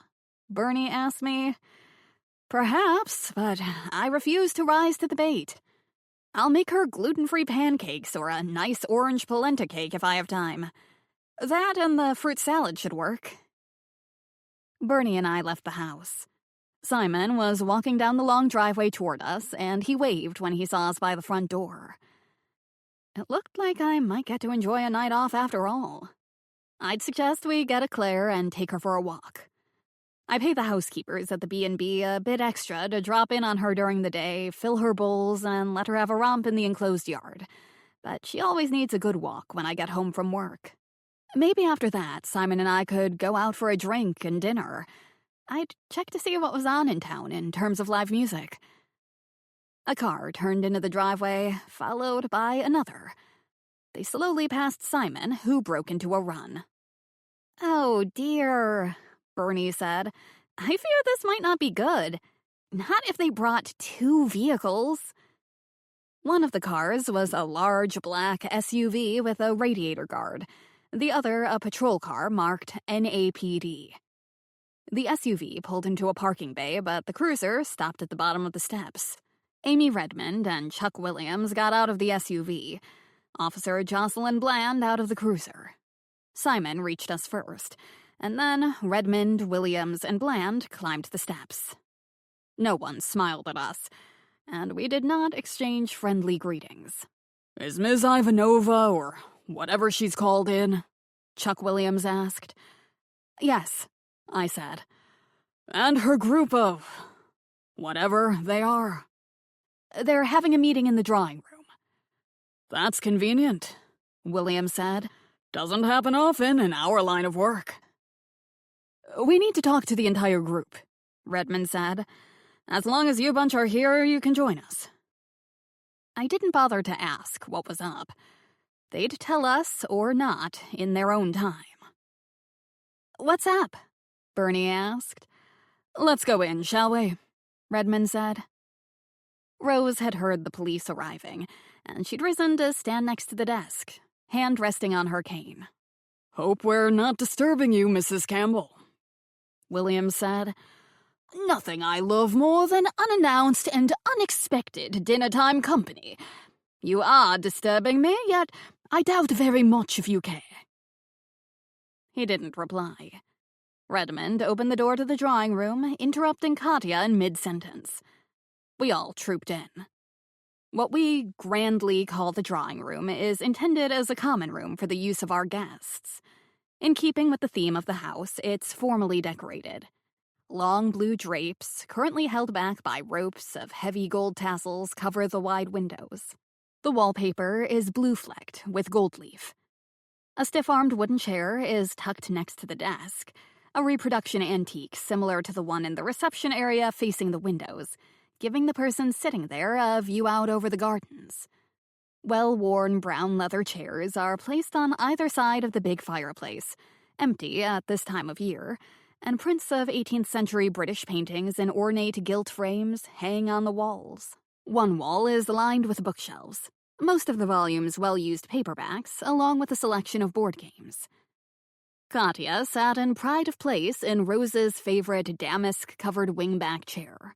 Lori, Grace, and Marietta were squeezed together on the couch. Scarlett and Anita had dragged the fireplace chairs around to face Katya. 5 sets of eyes watched the police enter the room. Katya, for her part, watched the women in her group. "Good evening," Redmond said. "Cup of coffee wouldn't come amiss," Williams whispered to me. "Maybe some cookies to go with it." "Kitchen's closed," Simon said. Redmond half-turned and glared at her partner. He shuffled his feet. "Just asking." Bernie, Simon, and I crossed the room, trying to remain as inconspicuous as possible. I leaned up against the desk. Bernie and Simon stood by the windows. Rose took a hard, straight-backed chair and went to great pains to ensure everyone knew how uncomfortable she found it. Unfortunately for her, no one was interested in her level of comfort. Williams spoke first, while Redmond studied the faces of the group one by one. The women shifted uncomfortably. Take it from me, it's not pleasant being looked at by the police in that way, no matter how innocent of any crime one might be.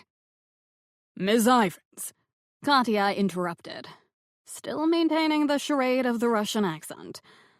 "Ivanova, please. I prefer the use of my business name in formal surroundings." The 5 women exchanged confused looks. Obviously, Katya's real name came as news to them. Williams blinked. "Ms. Whatever," he told them. "Earlier identified the body found on the rocks near here as her sister Trudy Brown, who sometimes called herself Tatiana Ivanova." Everyone muttered some sort of condolences. "Do you still maintain you have not seen your sister for more than a year? and were not aware she was in North Augusta. I never repeat myself, Katya said, but I will on this occasion. That is correct. My sister and I were not close. We did not share our plans or our schedules. What about the rest of you? He asked. Did you know the deceased? They all started talking at once. Redmond lifted a hand, and the babble came to an instant stop. One at a time, please. Beginning with you. A nod to Lori. I was beginning to fear where this was going. The police investigate any unexpected death in case it turns out the death was not an accident or resulting from natural causes. I had a feeling this visit was more than that. Much to my regret, I was beginning to know how Redmond and Williams worked.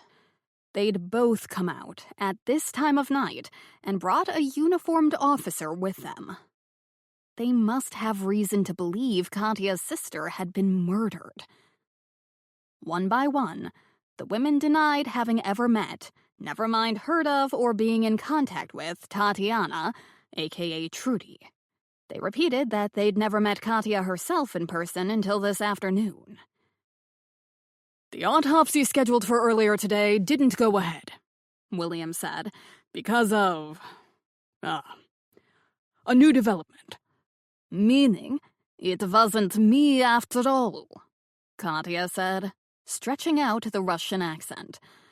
I'm pleased you haven't insisted on my participation. She was taking this very lightly. Was she genuinely that uninterested in her sister's death? Was she pretending to be totally chill and laid back in front of her group? Did she genuinely think death was nothing more than a path to other worlds? Nothing worth fussing over? I didn't know what game she was playing, but whatever it was unlikely to be a good idea. Redmond did not take this sort of thing lightly. Of all the people in this room, only Katya knew Tatiana. Unless someone was lying, of course. Always a possibility. I studied the faces of the 5 women. I might have gotten myself inadvertently involved in police cases before, but I'm still no detective. They all showed shock and surprise, mingled with the slightest thrill of being involved in a police case. The full autopsy has been rescheduled for tomorrow, Williams continued. However, the pathologist did have a look at Ms. Brown. No one said a word. A look flickered between Williams and Redmond. Bernie and I exchanged a glance. We both knew what was coming. Rose caught my eye. She knew what was coming, too. Preliminary results indicate Trudy Brown, a.k.a. Tatiana Ivanova, drowned in seawater, Williams said. Extensive and recent bruising at the back of her head and her lower back suggests she was held down face first in the water until she was dead. Broken nails and the skin on her fingers torn on rocks indicate she attempted to resist. Grace turned very pale. How absolutely dreadful. You can't possibly think she was murdered, Lori asked. Until I have reason to believe otherwise, this is now an active murder investigation, Redmond said. To that effect, I must ask each of you your plans for the coming days. Surely you don't think any of us had anything to do with it? Marietta said. I'd never. I think nothing. Not yet, Redmond said, which is why we have an open investigation. We're booked here until Tuesday, Lori said. I've paid, so... Marietta stood up. I intend to stay.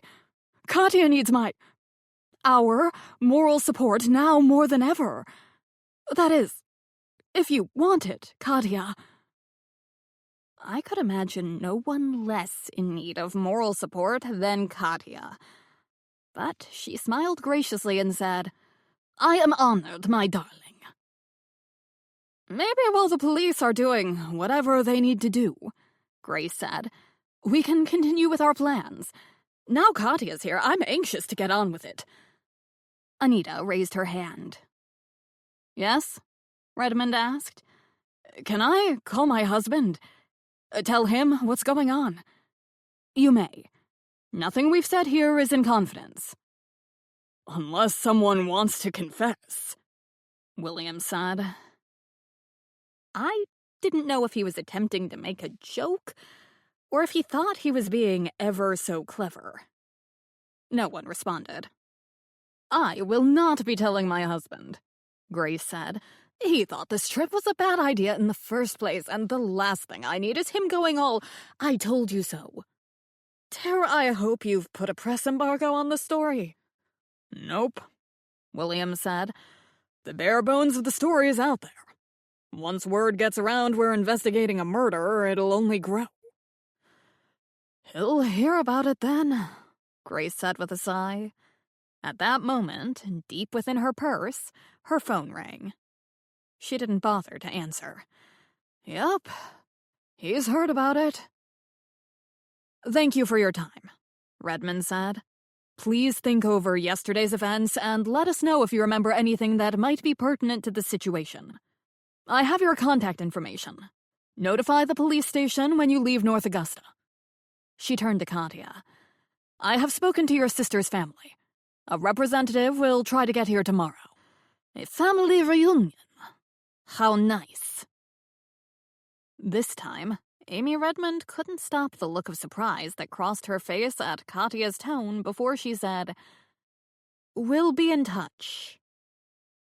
The two detectives gave everyone in the room one last long look. Then they turned and left. Bernie, Simon, and I followed the police. The women, with the exception of Anita, hurried to gather around Katya, taking her hand, offering their condolences. Anita remained where she was and watched. As did Rose. Outside, Williams and Officer Bland stood at the bottom of the steps, talking in low voices. Redmond was on the veranda, looking out over the garden. We all grieve in our own way, she said without turning around. But Katya shows no signs of grieving at all, I said. Do you think that's significant? Significant as in her being responsible for her sister's death? Unlikely. If she had done it, she'd want to ensure we know how overcome and distraught she is. If she knows something about what brought it about, perhaps. She might think we'll take her disinterest as not caring. I take it as not caring, Bernie said. Hard not to read it any other way, Simon said. I assume you asked her where she was around the time her sister died. We did. She said she was in a hotel not far from here. She claims to have had room service for dinner and spent the entire evening doing research, or so she called it. I've confirmed with the hotel she was a guest, and the room service waiter saw her at 7 p.m. when he delivered her meal. As for the rest of the night, no one saw her stealing away, which is about all I could hope for. What do you want us to do, Detective? I asked. Do? I want you to do nothing, Lily, other than let us know if anyone confesses in your hearing. I'm going to look into these women's backgrounds, but I'll be surprised if they are anything but what they appear to be. What interests me is what brought Trudy Brown to North Augusta and your patch of rocks in the first place. It's entirely possible trouble followed her here. With that, and without bothering to say goodbye, the police got into their cars and drove away. Rose joined us. Our guests asked me for dinner recommendations, and they've called a cab. Cabs, actually, as there are 5 of them. Only 5? I asked. Katya announced that she wants to lie down.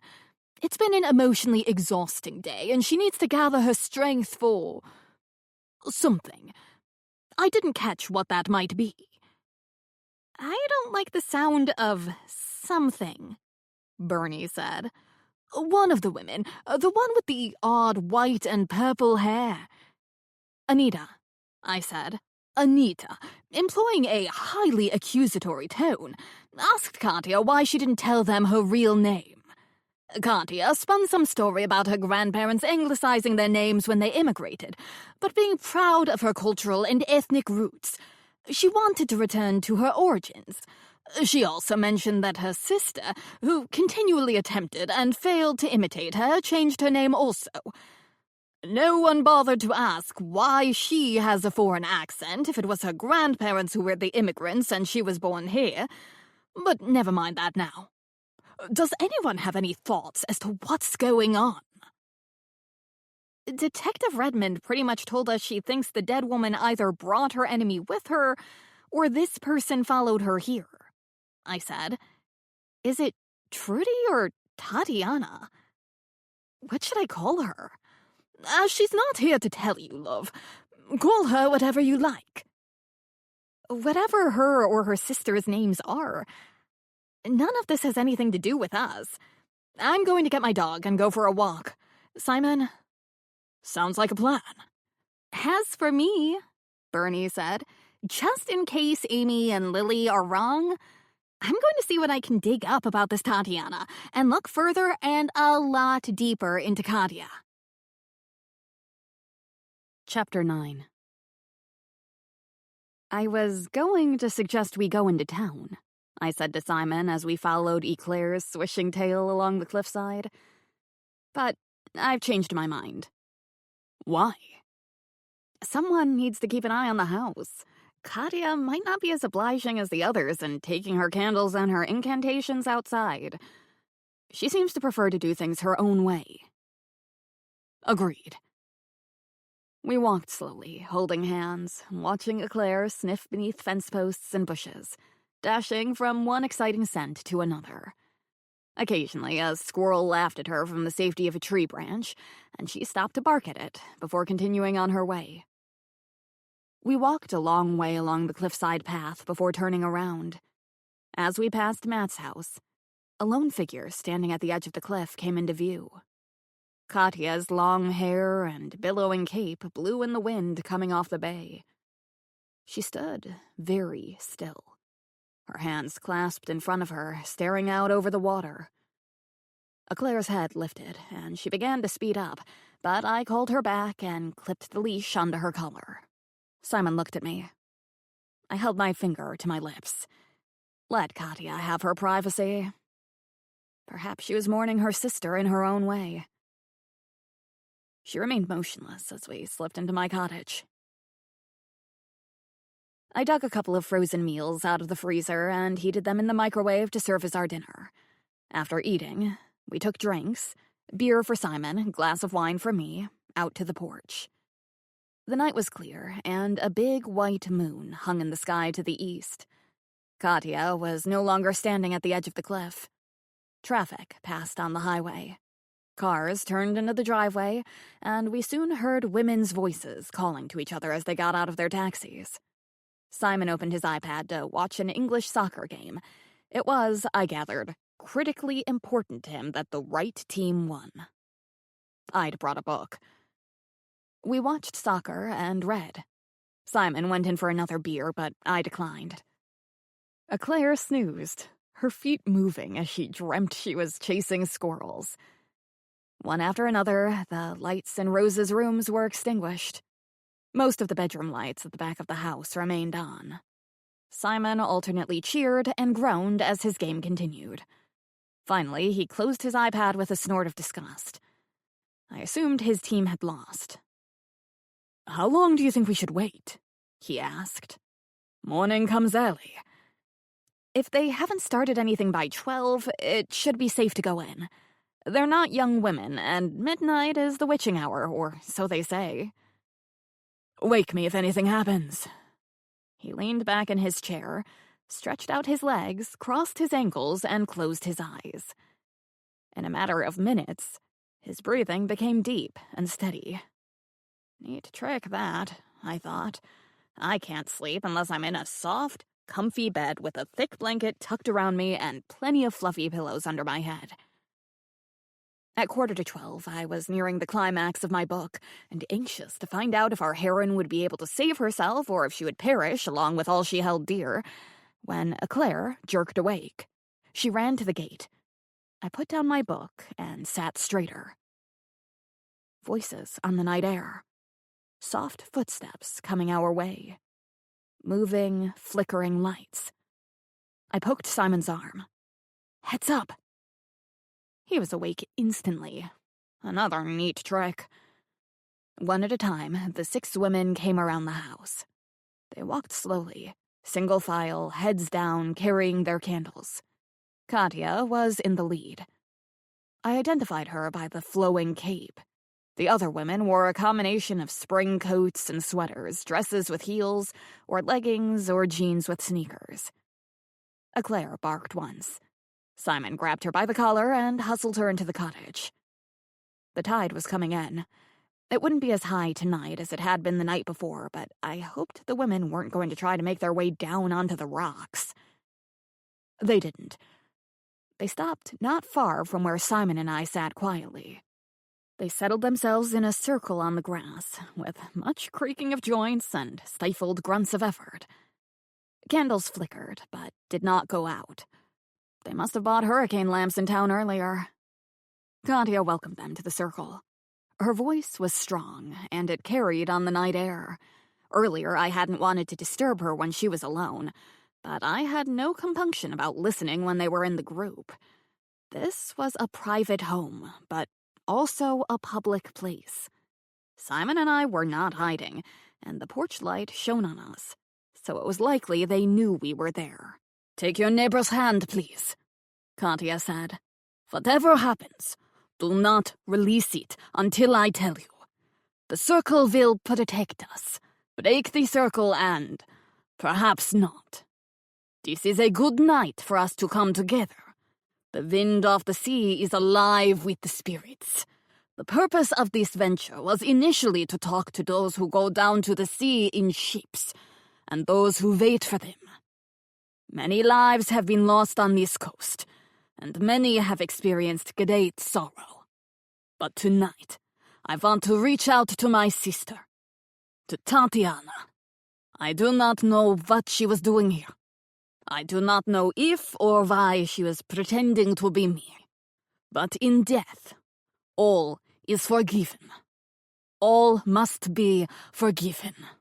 Please, women, repeat after me. Tatiana. Tatiana, they chanted. A line of ice ran up my back. I shivered. Simon gave me a worried look. I stood up. No more. I went inside, and he followed me. "Are you okay, Lily?" I wrapped my arms around myself. Eclair sniffed at my shoes, and I crouched to give her a rub behind the ears. She licked my face. I closed my eyes, breathed, and let her comfort me while Simon stood beside me, his hand on my back, watchful and quiet. "I'm fine," I said at last. I found that creepy. That's all. Leave them to their fun. They are going to burn down the house, and that's all I care about, as long as... I let out a broken laugh. Tatiana doesn't decide to hang around and haunt the house because we're the ones who found her. "She won't," Simon said. I pushed myself to my feet and gave him a hug. As I believe someone said, morning comes early. Morning did come early, but I'd scarcely slept. The first night we watched the 5 women with their candles and incantations, it hadn't affected me. If anything, I thought it silly. But their actions last night bothered me more than I might have expected. It was all stuff and nonsense, as my grandmother would say, but something about Katya herself seemed to give the gathering a power I didn't believe in, but was still uncomfortable with. It was Monday, and they were due to check out on Tuesday. That couldn't come soon enough for me. The morning's note from Rose reminded me of Katya's dietary restrictions. It also informed me we might have 1 extra, perhaps 2, late check-ins wanting breakfast this morning. As Edna walked through the door, she said, "Who the heck is Trudy Brown, a.k.a. Tatiana Ivanova? I thought the woman who died yesterday was identified as Katya Ivanova. Her twin sister. I explained the situation as she hung her sweater and purse on the hook and slipped into her apron. Frank is not pleased this morning. The paper will have to issue a correction, which makes it look as though they made a mistake. Nothing worse for a newspaper's reputation than misidentifying a dead person. Do they do that often? Frank's paper? Never, I'm happy to say.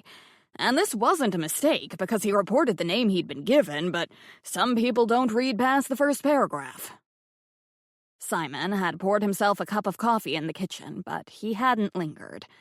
Bernie and Rose had not appeared, leaving Edna and me to move about in our usual efficient fashion. To make up for yesterday's limited offer, I said, you can offer buckwheat pancakes as well as the regular English breakfast.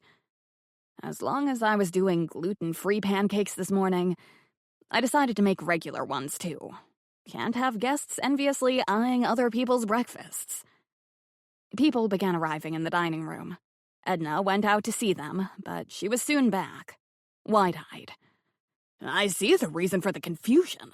I only caught a glimpse of the dead woman, but the one who sat down out there just now might be her come back to life. Not only the physical features, but the hair, the clothes, even the same jewelry. Yup. And the confusion was made even worse because the dead sister appears to have tried to copy the look of the other one. Mighty creepy, I'd say. As for more practical matters, she told me you're aware she's on an extremely limited diet. I am. Never mind making anything for her. She'll have juice and a few pieces of fruit. Decaf coffee with oat milk. Do we still have any? Should be someplace. Fortunately, I hadn't started making the gluten-free pancakes. Edna found the package of oat milk and took it out. When she came back, she said, 2 full breakfasts, both with scrambled eggs. 1 order of pancakes with bacon. A man's here I didn't see yesterday. He's sitting with one of the women on the trip. Likely a husband. Which woman? The oldest one, always so nicely dressed. At a guess, she has some money behind her. Grace, who had not wanted her husband to come. Looks as though he came anyway. They're not sitting with the others, and my keen detective instincts plus my innate nose for gossip tells me they had an argument not long ago. It has not been resolved, but they're attempting to keep up appearances. By 8:30, we'd made and served the last of the breakfasts. I was always pleased to get away early, giving me time to relax with a cup of coffee on my porch before beginning my second job of the day. Edna brought the empty fruit bowl into the kitchen as I was taking off my apron. Not so fast there, Lily. I don't like the sound of that. What happened? A man just arrived, stuck his head into the dining room looking for his wife. Dare I hope he doesn't want breakfast? You're out of luck. He's checking in. As his wife's here, I think we should accommodate him. Okay. I'm mildly curious, so I want to have a peek at this new arrival. I went into the dining room, trying to be unobtrusive. A carry-on-size suitcase was parked next to the door. Only Marietta and Scarlett remained, lingering over their coffee. The new arrival had taken the chair next to Marietta. He was close to her age, early 50s, tall and slim, clean-shaven with short brown hair, rimless eyeglasses, and a long, thin face. I need to be sure you're okay, babe. He took Marietta's hand in his, and she did not pull it away. That's so nice, Zane. Marietta adjusted her glasses with her free hand. But not necessary. I'm fine. Scarlett put down her cup, got to her feet, muttered something, and slipped away, giving me a nod of greeting as she passed. I still worry about you, you know, despite everything, Zane said. Marietta smiled at him, and her eyes filled with tears. I know, but I'm good. Really, I am. Last night was simply amazing. the sheer power Katya can summon blew me away. I went back to my kitchen. Fortunately, all Zane, Marietta's husband, wanted was some cereal, so I didn't have to get the ingredients and pans out and start cooking again. I poured myself a fresh cup of coffee, left Edna to finish up, and was home before 9. While Claire sniffed around the yard, I sipped my coffee and watched the bay come alive as the first of the whale-watching expeditions passed and early fishing boats returned to harbor. I was about to get up and head to the tea room when I saw the billowing cape and flowing hair of Katya Ivanova approaching. She spotted me and stopped walking. "Good morning. It's going to be a lovely day." "It is. Are you going for a walk?" Rather than answer my question, she pointed toward Matt's property. "That house. Do you know the owners?" "I do." "I plan to bring my acolytes there tonight. I trust that won't be a problem." I don't know why you're asking me." "Because you're right there, Lily. Why else?" I blinked. I thought I might have a chat with them now. Let them know my plans. Not that I need anyone's approval, but I find it helps if people are aware of my intention. If you mean you want to have a seance in the house, I can't see him agreeing to that. We will see. She began walking again. I jumped to my feet and hurried to join her. The fence running along the edge of the cliff at Victoria-on-Sea ends at the property line, leaving nothing between the hiker and the sea and rocks below. A handmade sign was nailed to a fence post, warning walkers to beware of a dangerous drop-off and falling rocks. Katya slowed.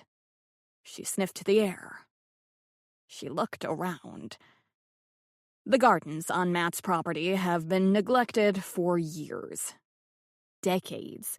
Bushes were overgrown, grass and once flourishing flower beds choked with weeds. Fallen branches and decaying leaves littered the ground.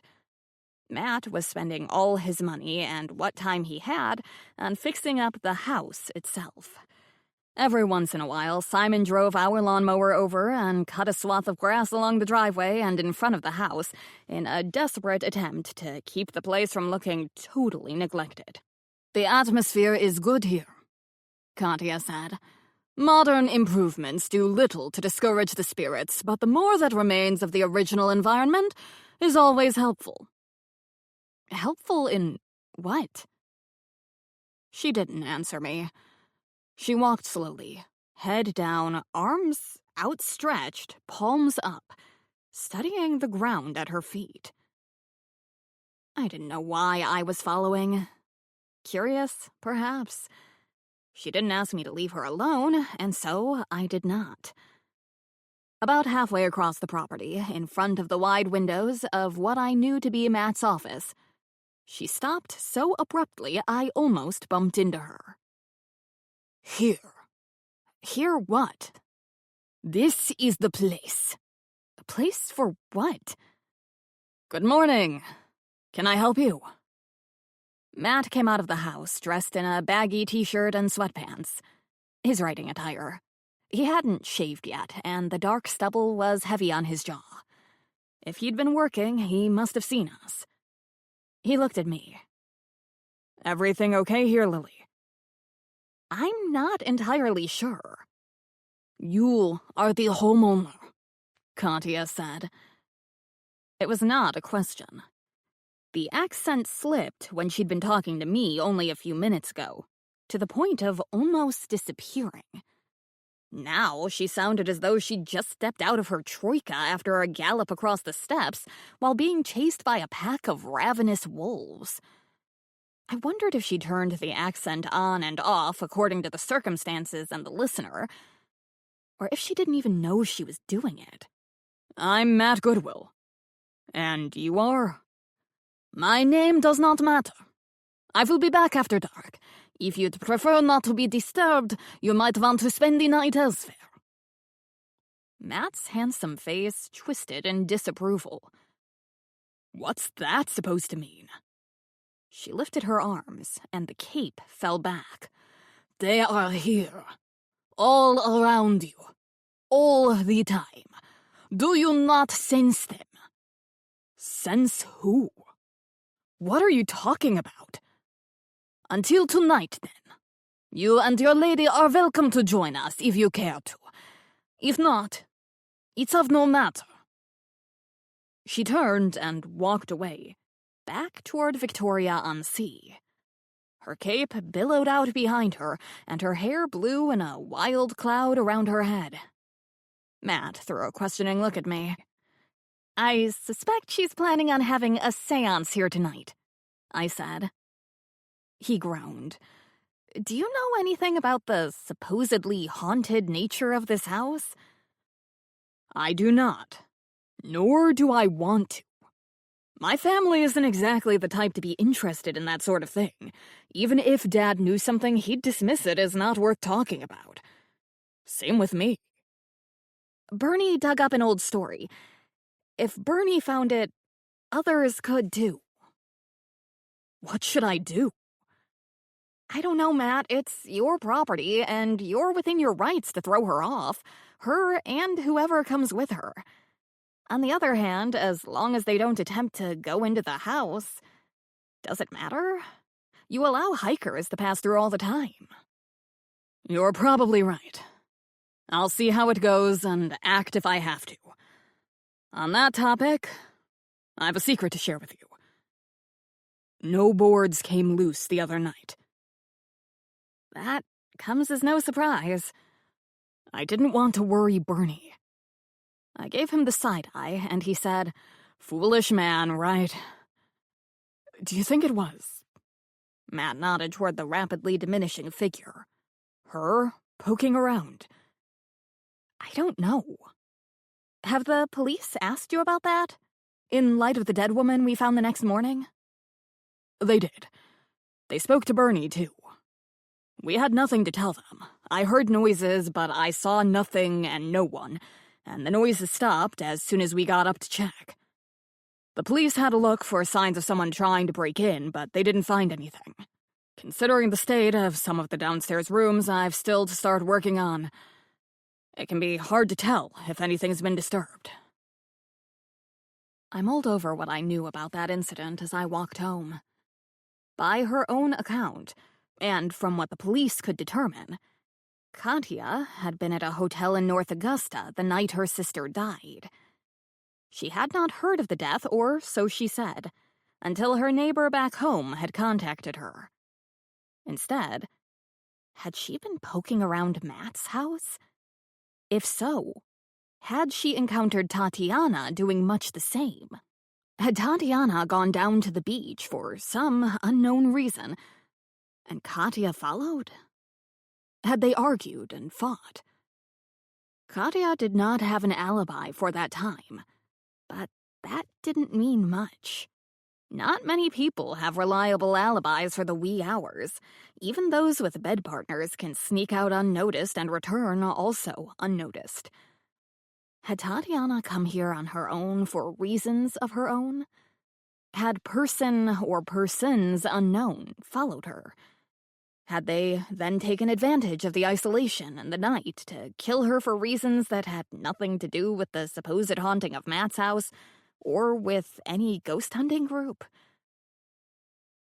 I had many questions, and no answers.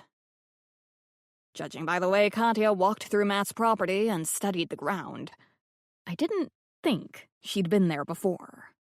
But really, what did I know about scouting out ghosts and spirits? Maybe she had done precisely that on an earlier occasion.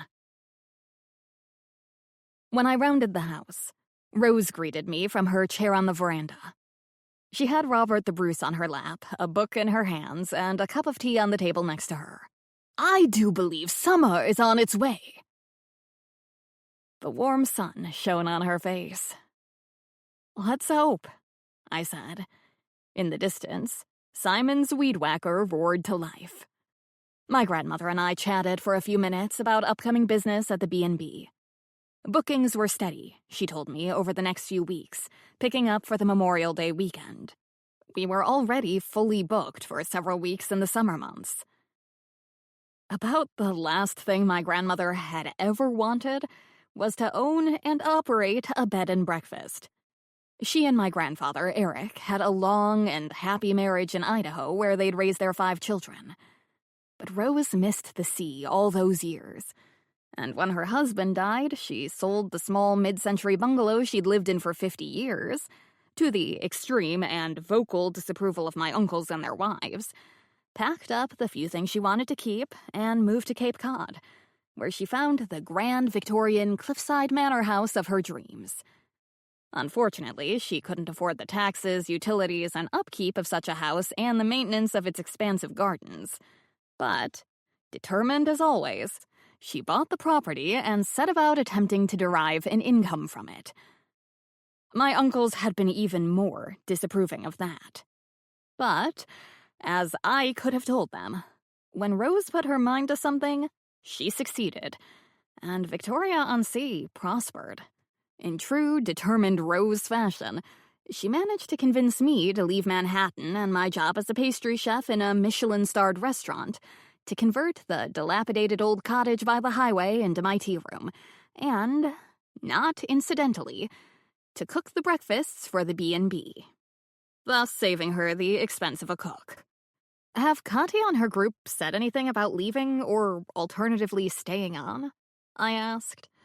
She told me she'd like to remain until the police allow her sister's family to take the body home. They were not close in life, but...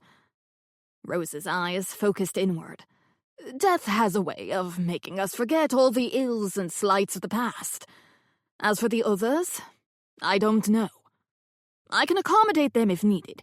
We are not fully booked until the weekend. One of the husbands asked for his own room. Conveniently, I had a room available, and I was able to give him 205. That must be Grace's husband. She told the others she didn't want him to come, and Edna said they appeared to have been arguing. No, not her. A younger one. Zane Carter is his name, Marietta's husband. Not, of course, that their sleeping arrangements are any of our business. Not in the least. At that moment, Marietta herself came out of the house. She was dressed for a day of touristing in jeans, t-shirt, and light sweater, and was greatly looking forward to it, judging by the width of her smile. Lori and Scarlett were with her. Lori carried binoculars, and Scarlett, dressed in leggings and hiking boots, was carrying a day pack. Heading out for the day? Rose asked politely. Oh gosh, yes. I'm so looking forward to it, Marietta said. At last, we can get down to what we came on this trip for. Now that Katya's here? Haunted Cape Cod, Lori said. We're going to see the real locations, not the ones advertised to the general public. The places with genuine power, Marietta explained. Too dangerous for the unwary and unaccompanied. Have a nice day, I said cheerfully. Are you all going? Anita begged off. I don't know why she even came on this trip. She doesn't really belong with us. She's such a cynic, and I'm getting tired of it. Here's Grace now. And Gordon. She forced out a smile. How nice of him to join us. Gordon, presumably Grace's husband, was a good-looking, well-groomed man in his early 60s. Salt and pepper hair trimmed short, freshly shaven, deep brown eyes, sparkling white teeth, sunken cheekbones. He wore comfortable chinos, leather shoes, blue-striped golf shirt. A camera bag was tossed over his right shoulder. A large SUV pulled into the driveway. That must be our ride, Lori said. Katya arranged a vehicle and driver. I'll follow you in my own car, Gordon said. Grace, coming with me? I'd prefer to stay with the group, in case we get separated. If we get separated, we phone and ask them where they are. Come on, that vehicle's going to be too crowded. He took her arm, and she allowed him to lead her to his Audi. The rest of the group got into the SUV. Gordon pulled up behind it. Grace sat next to him, staring blankly out the window. And then, nothing happened. They waited. Rose and I waited. Eventually, Katya emerged from the house. Her hair was bound up behind her head, and she wore a long, slim-fitting black dress under a black sweater with lace-up white sneakers. No dramatic flowing cape this time. She nodded politely to Rose, ignored me, descended the steps. She got into the front passenger seat of the hired car, and they drove away. I turned around to see Zane standing in the doorway. Off they go on their little adventure. His tone verged on mocking. You're not a believer? Rose asked. Whole bunch of rubbish. Still, keeps them occupied, I guess. Some people do jigsaw puzzles, some go on wine tours to Italy. Marietta flaps around after the likes of that Katya. It's harmless, I guess. Until it's not. She and I are not together anymore. We're divorced, but I still care about her. And I hope she cares about me. She called me when she thought Katya was dead, all upset, needing support. So I came down as soon as I could get away, only to find out that, surprise, Katya wasn't dead after all. Now I'm a fifth wheel. Long as I'm here, though, I might as well stay for a few days. Nice place you have here.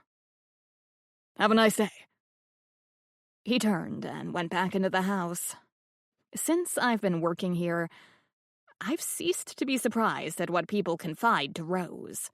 A combination of the everyone's favorite great-aunt innocent look she has about her, along with the fact that they're staying in her house, makes a lot of people chattier than they might otherwise be. Nice to see formerly married people still getting on, Rose said. I know how uncommon that can be. Clearly thinking of one of her sons and his disastrous marriage and even more disastrous divorce. I headed to the tea room. Amy Redmond called on me as the tea room was filling up in mid-afternoon. It was so nice out, we'd opened the entirety of the patio, and most of our customers were choosing to sit outside.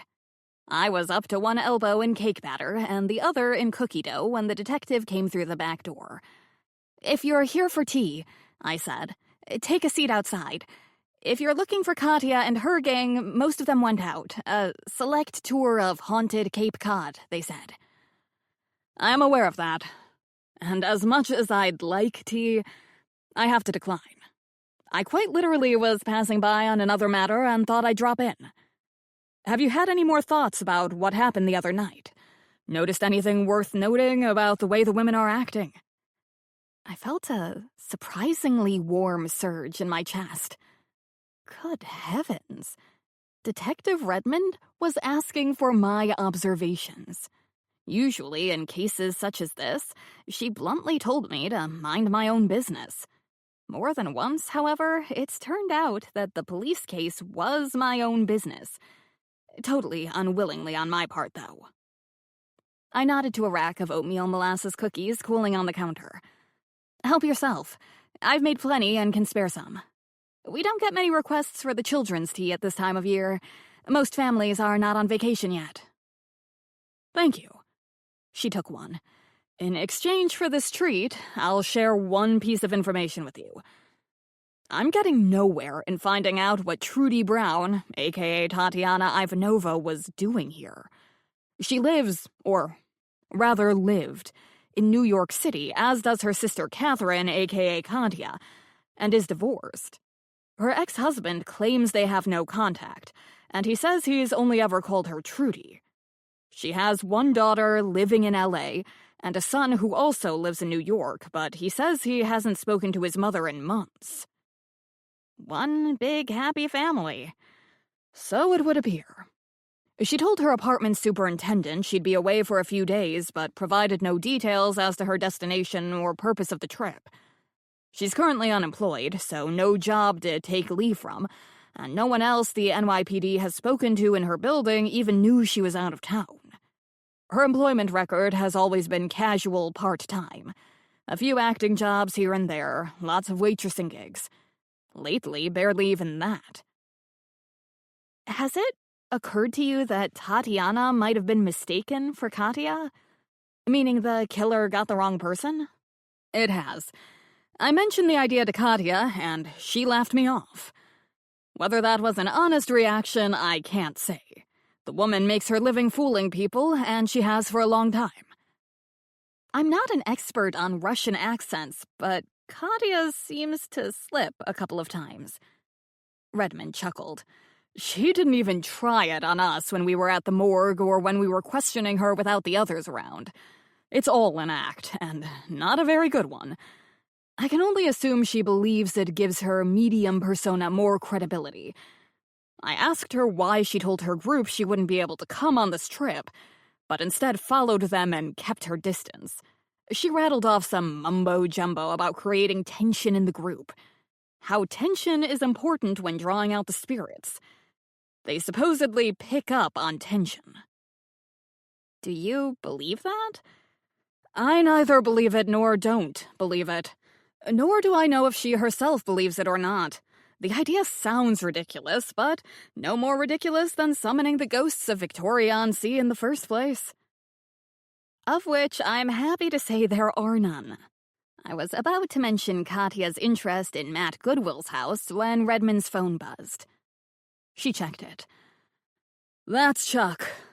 The pathologist has been able to move Trudy Brown's autopsy up, and he can do it in half an hour. I gotta run. Mind if I take another? She nodded to the tray of cookies. Help yourself, I said, and she did. The detective's visit left me with a great deal to think about. As Cheryl and Mary Beth shouted orders, made tea, loaded up their trays, and brought back dirty dishes, and I baked, I thought, Matt and Bernie are both observant, highly intelligent people. If they thought someone was prowling around the house the other night, then someone was, despite Matt's clumsy attempt to pretend to Bernie it was nothing but some loose lumber. Was it possible 2 people had been poking around? As in both of the sisters. Did they come together, or did they come separately and then run across each other? Did they argue? Did they fight? Did Katya kill her sister? I had absolutely nothing but speculation to go on. Not a shred of evidence, but I thought it worth considering. As long as Katya and her crew were in residence at my grandmother's house, I'd keep my eye on her. Chapter 10. Bernie's here for tea, Cheryl said to me as she was seating the final customers of the day. That's unusual. She's with one of the women from the ghost hunting group, the one with the pure white hair and the tips dyed purple. They've taken a table outside. That's Anita. She didn't go with the others on their outing earlier. I wonder what brought her and Bernie together. I didn't have to wonder for long. The tea room had closed, and Cheryl and Mary Beth had cleaned up, gotten the dining rooms ready for opening the next day, and left. I was alone in the kitchen making scones and tart crusts when Bernie rapped at the door. Rose was with her. I've had a highly productive day. Bernie beamed proudly at me. You solved the case. Her face fell. Not quite that highly productive, but I learned a thing or two that might be important. I'll get a chair for Rose. Be right back. She carried in a chair from the dining room, and my grandmother settled herself, folding her hands over the top of her cane. First, I said, I have something to tell you, and it comes with an action item. Oh, goody, Bernie said, like a real meeting. What? Katya plans to bring the gang to Matt's house tonight. She didn't say the time, but it will probably be midnight, which seems to be when they gather. I haven't spoken to Matt today. Does he know this? He does. He was there when she informed him. Please note I did not say when she asked him. She did not ask. My advice to him was as long as they stay outside, he let them do what they want. She has a way of getting her own way by one means or another, so I see no reason to get on her bad side. Do you think he will? I intend to be there to find out. What about you? Naturally, Rose said. I didn't mean you, I said. You shouldn't be creeping around in the dark. There isn't a fence along the edge of the cliff at Matt's place, and the ground is very rough. Bernadette will escort me. For once, Rose, Bernie said, I'm turning you down. I need to be fully alert at all times, ready to spring into action in the event that my action skills are required. Rose harumphed, but she didn't argue. My grandmother knew when to pick her battles, and this time, Bernie was right. I went on to tell them my thoughts about whether both of the sisters had been on Matt's property on Saturday night, and what might have happened if such had been the case. They nodded in unison. I hid a smile. Rose and Bernie looked absolutely nothing alike, but they're alike in so many other ways. Even the way they have of putting on their serious, contemplative faces. Worth considering, Bernie said at last. Although, if Katya had killed her sister, you'd think she'd want to be as far away from the police investigation as possible. Instead, she pops up the next day and is still hanging around. It might look suspicious if she didn't do that, Rose said. It's highly likely the staff at the place she was staying on Friday and Saturday, if not other people who might have encountered her, can identify her if the police ask and thus place her in the area. Which they have, I said. Agreed, Bernie said. Action item noted. Midnight surveillance. I'll check my closet for all black clothes and a black ski mask. Are you ready for my report? Reports? Shoot, I said. First item. As Cheryl or Mary Beth has no doubt told you, Lily, I had tea this afternoon with Anita. They did. How did that come about? She called me and asked if I could spare her some time to talk about the writing life. Anita asked me for Bernie's phone number, Rose said. I saw no reason not to give it. She suggested we have tea. I agreed because I'm always up for your baking, Lily. The strawberry tarts were particularly good today, by the way. Thanks. I told Anita straight up I don't know anything more about getting a book published than anyone else. Although... Her face twisted. I hope to, before much longer. She'd be better off talking to Matt, but I wouldn't suggest it to her before asking if it's okay with him. This is relevant to us how? I asked. Her book is nonfiction, an exposé of the corrupt psychic medium business. Interesting. Rose drew out the word. How far along is she in writing it? I asked. Pretty far. It starts out detailing historical cases and then moves into modern day. If she's planning to expose Katya, she's got a strange way of going about it. It's obvious to them all she's a skeptic, to say the least. You'd think she'd pretend to go along with them while secretly taking notes, like Marietta.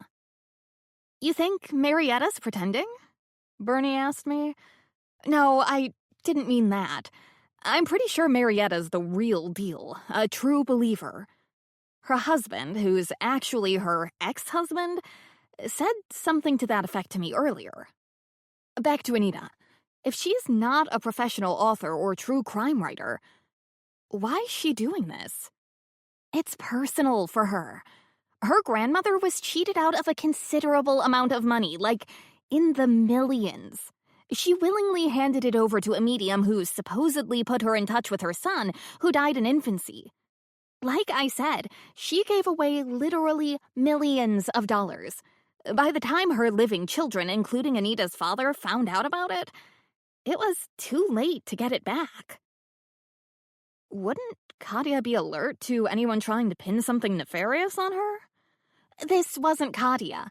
All this happened before Anita was even born.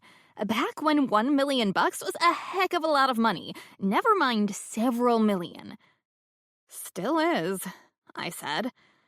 To some of us. Tell me about it. Anita grew up listening to her father constantly moaning about how the family used to be rich, about how he should have been rich. Anita has a degree in criminal psychology. She's a professor at Columbia, no less. She's on sabbatical and is taking the time to research and write this book. She's been published by academic presses before, but this time, she's aiming her book at the general public and is hoping to get it into the larger publishing world. Interesting, Rose said again. But is it relevant to the murder? If Katya isn't old enough to be the one who cheated her grandmother, her twin sister wasn't either. Is it possible Katya found out what Anita was up to and they argued about it? I said. Did seeing Katya practicing what we might call her craft push Anita over the edge? Did it remind her she should have been rich? I've been speculating it might be possible Tatiana had been mistaken for Katya that night in the dark, considering how much they look alike. Did the killer get the wrong sister? Anita is a university professor, Rose said. Do they go over the edge? As much as anyone, Bernie said. And that brings us to the other thing I have to report. Go ahead, I said. From what I've been able to tell, Katya conducts her seances and leads her ghost hunting tours, but she doesn't actually try, again, far as I can tell, to fleece people. People like Anita's grandmother. As I told you before, she has a minor record, but nothing recent. She's been investigated by the police since taking up the medium and seance business, and when they ask, she explains she's offering a form of entertainment. She charges no more than what many would consider a reasonable fee for such entertainment. For example, this trip. The women paid a couple of $100 above the travel and accommodation costs, but not much more than any tour guide would charge for a private, escorted visit of Cape Cod. That we know of, Rose said. She might have ulterior motives. Maybe she plans to ask the likes of Marietta, to throw a name out there, to fork over more for the super special individual experience. Whereupon Marietta can decide if she wants to or not. How do you know all this? Rose asked. Bernie grinned at her. After all these years, Rose, do you not know my methods? We do, Sherlock, I said. We do. Probably better if we didn't. In this case, all my prying is comfortably above board. Information available to anyone with the inclination to look and the skills to know how to go about it. As for her late sister, I did some digging on her, too. Rose dipped her head, telling Bernie to go ahead. The rooster timer I used when baking scones crowed, and I put on my oven mitts. As we know, her real name is Trudy Brown, not Tatiana Ivanova. Brown being her married name, although she's divorced. I couldn't figure out much else. Katya is a genuine psychic and medium. Genuine in this case meaning that's how she makes her living, not that I believe in it. Tatiana was an actress and singer. A few bit parts on Broadway, some chorus work, nothing at all for the last couple of years. Lots of waitressing jobs in between gigs. I didn't tell Bernie I already knew that from Detective Redmond. Instead, I said, she might have known my mom. They're roughly the same age, probably went after many of the same roles. Possible, Bernie said, but Tina's still working, right? Rose coughed discreetly, but not discreetly enough that I failed to get the message. My mom departed from her family home in Grand Lake, Iowa the moment she could and headed for the Big Apple and the bright lights of Broadway. She never achieved her goal of being a star, but she got by over the years with small speaking parts or singing in the chorus. These days, she mostly narrates commercials. In keeping with Rose's family tradition of flower names, my grandmother named my mother Petunia. Mom spent her entire youth and childhood loathing that name, and it has never appeared in any program book or screen credits. She is now known as Tina. a sobriquet my grandmother refuses to acknowledge. Bernie continued. Tatiana has done nothing for a number of years, meaning her career has dried up, which might be why she decided to take up her sister's line of work, although she appears to have been pretty bad at it. She hung around a few psychic fairs reading tarot cards or peering into crystal balls, but with little to show for it. She was married for a while to an equally failed actor, but they divorced some time ago. The sisters didn't get on, I said. If Tatiana tried and failed to follow Katya's example, that would be another reason for her to be jealous and perhaps resentful. Except Katya didn't die, Rose reminded us. Tatiana did. If Lily's correct and the killer mistook one sister for the other, we can be reasonably sure Tatiana didn't make a mistake and kill herself in the confusion. Bernie and I looked at Rose. Rose smiled sweetly. I am eliminating the impossible. When Bernie had recovered, she said, Anita told me they did not make contact with the ghost of Tatiana last night, although Katya tried. I'm not surprised, I said. If there is a ghost of Tatiana, it's unlikely she'll want to help her sister by giving her any credibility. Do ghosts keep grudges, do you think? Rose asked. Chapter 11. Meeting over, Bernie escorted Rose back to the house. My friend was wearing a pink denim jacket over a white t-shirt and pale gray jeans. Unsuitable, she said, for lurking about in the dark. So she was going home to change and would then head over for Matt's place. While I made several more batches of scones and whipped up some miniature hummingbird cupcakes, I mentally went through my closet, trying to identify anything seance-worthy. Not that it mattered. We wouldn't be hiding. Katya had invited Matt to attend. She couldn't object if he brought friends to an event on his own property. As long as I was going to be up until after midnight, I took the opportunity to get a lot of prep work done. It was full dark outside when I began tidying up the kitchen, proud of how much I'd accomplished. I'd even made a large batch of carrot and oat muffins for the B&B.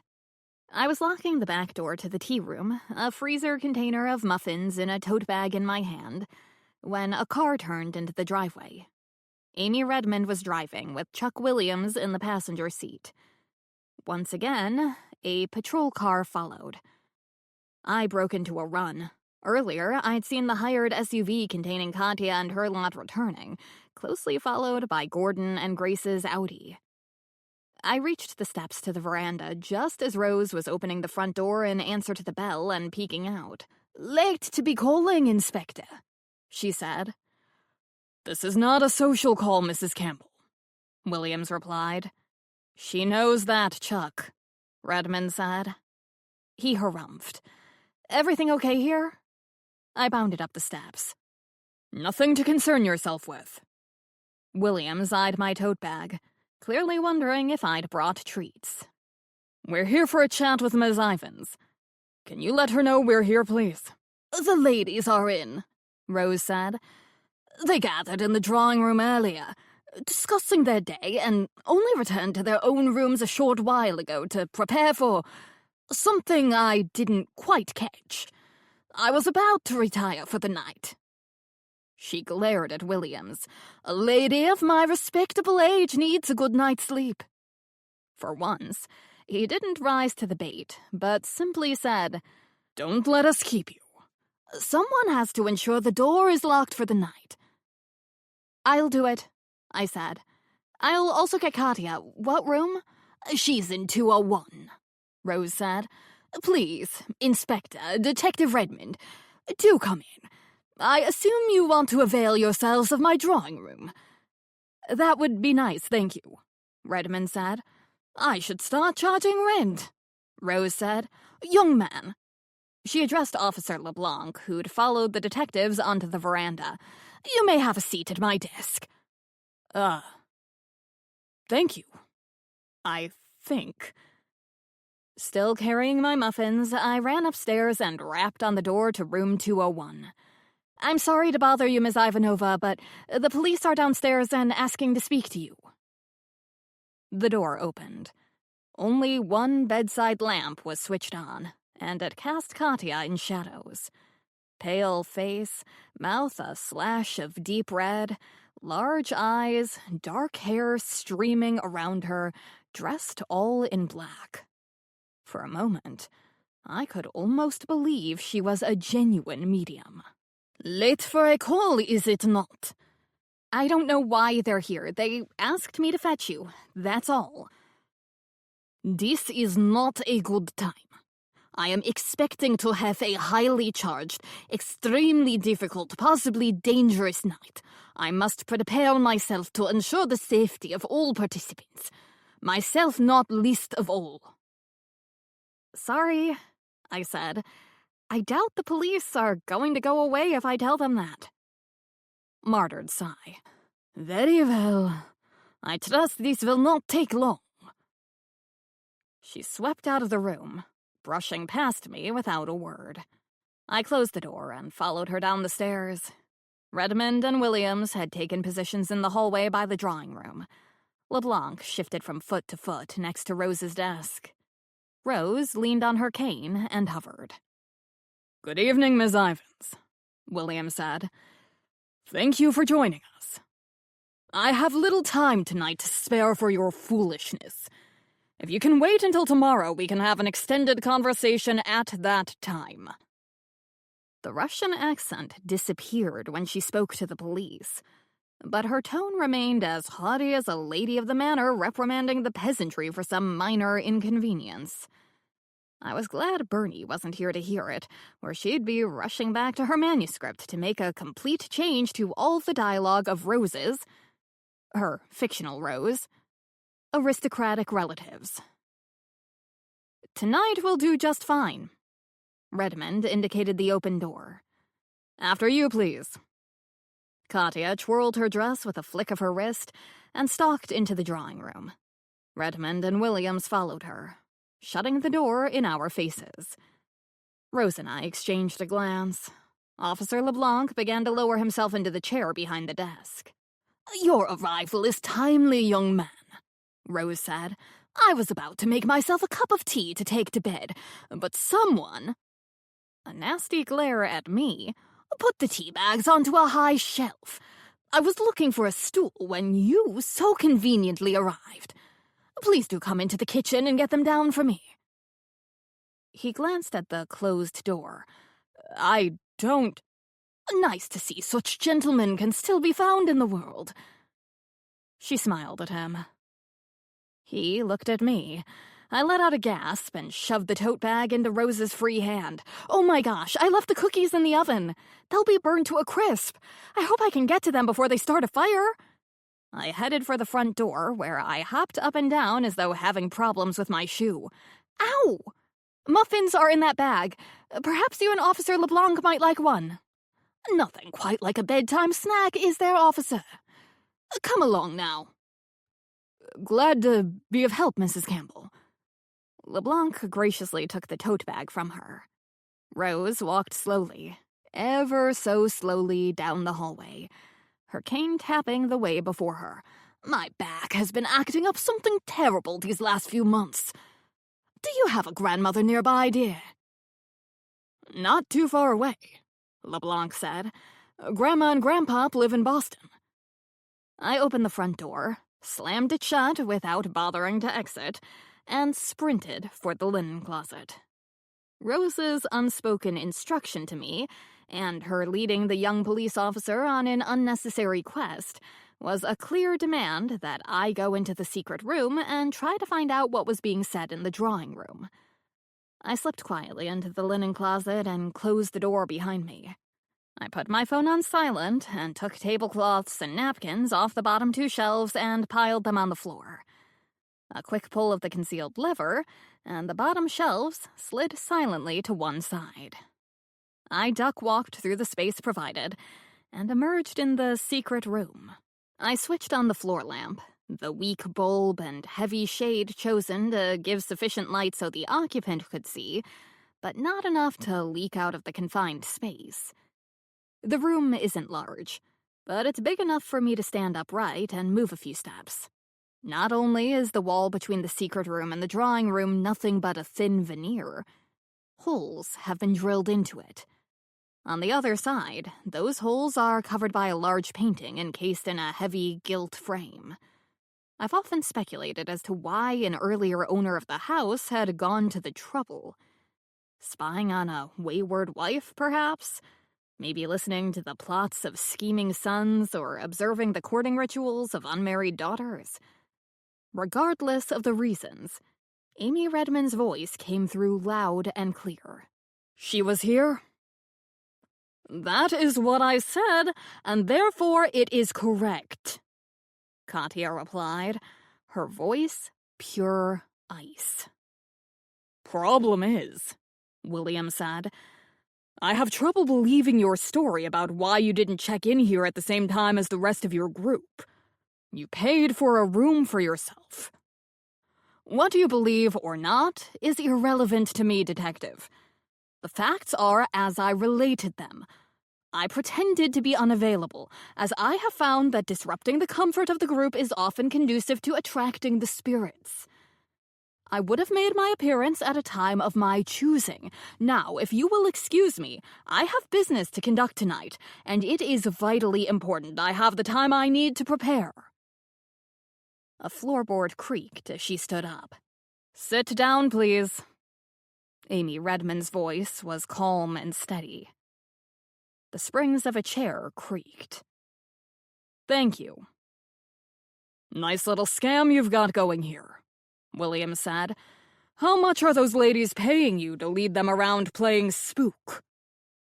"My rates are clearly posted on my website, along with all applicable terms and conditions when people sign on. If you bothered to look it up, you'd know that." "We did look it up," Redmond said. "It looks above board to me." "Unethical, maybe," William said. "In your mind, perhaps? I do not cater to limited minds." I mentally shook my head. Katya was playing games with her facade of scornful indifference, but the police were not fooling around. They were also not, as it might appear, playing good cop, bad cop. Williams was not a bad cop, as in corrupt or susceptible to undue influence, but he wasn't all that smart. Subtlety was not in his vocabulary. From the hallway, I could hear the muffled voices of Rose and Officer LeBlanc as they returned. "Your mother died not long ago," Redmond said. "My condolences." "Thank you." "As you are no doubt aware, the terms of a will are public information, as are court records of any disputes regarding said will." "What are you getting at?"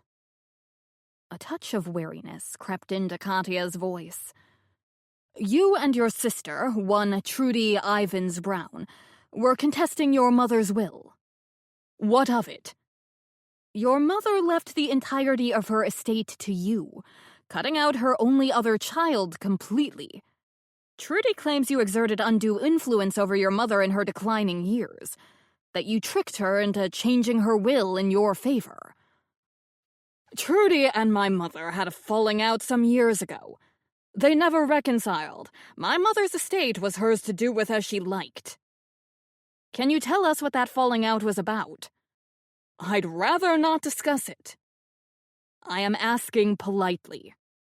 I can take steps to find out." "If you insist." "Trudy was sleeping with my mother's third husband, while he and my mother were still married, and my mother found out about it. Before you leap to conclusions, Trudy and I were well into our 40s at the time, and no coercion on his part was involved. None was needed.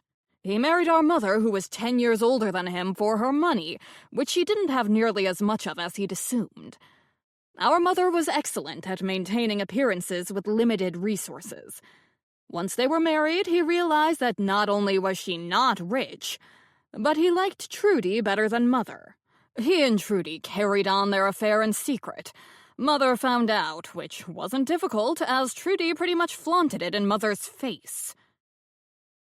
That'll cause a falling out, all right. You told us earlier you and your sister did not have a good relationship. Is that the reason? No. We cut off contact long before that. I always knew her for what she was. Mother could be naive sometimes. Where is this gentleman now? I do not know. My mother divorced him, and he disappeared from her life. Whether or not he kept up with Trudy, I cannot say. You realize, William said, this gives you a powerful motive for wanting to get rid of your sister. Rubbish. It does nothing of the sort. Trudy took our mother's will to court. Her claim will not stand up. Perhaps. Perhaps not. Regardless of how it turns out, it must be a mighty big inconvenience. The accounts are frozen. You're paying for a lawyer. Maybe your sister's claim is stronger than you think. Another creak of the floorboards. If that's all you want to talk to me about, this conversation is finished. I did not kill my sister. I do not know who did. I did not know she was in North Augusta or why. I suggest, rather than badgering me, you do some research into Trudy's life. She was not a nice person. She was married at one time, and that marriage ended in great strife. I've little doubt one of her enemies followed her here and has now returned to whence they came.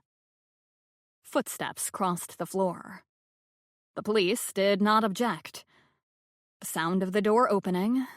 A moment later, I could almost feel the vibrations from the staircase as Katya stomped her way upstairs.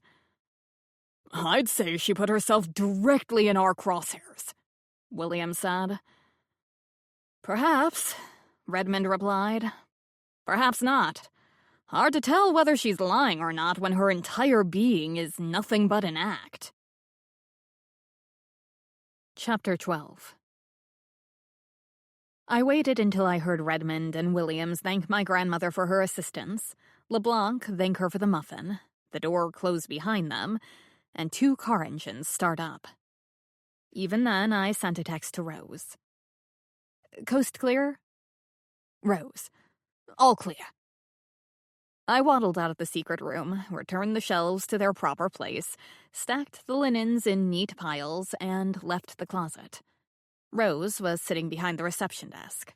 Robbie sprawled across it in a thin line, allowing her to rub his exposed belly. Learn anything? She asked.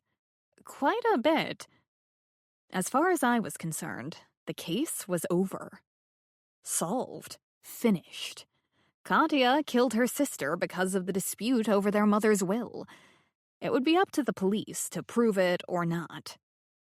Nothing to do with us. Are you going to tell me?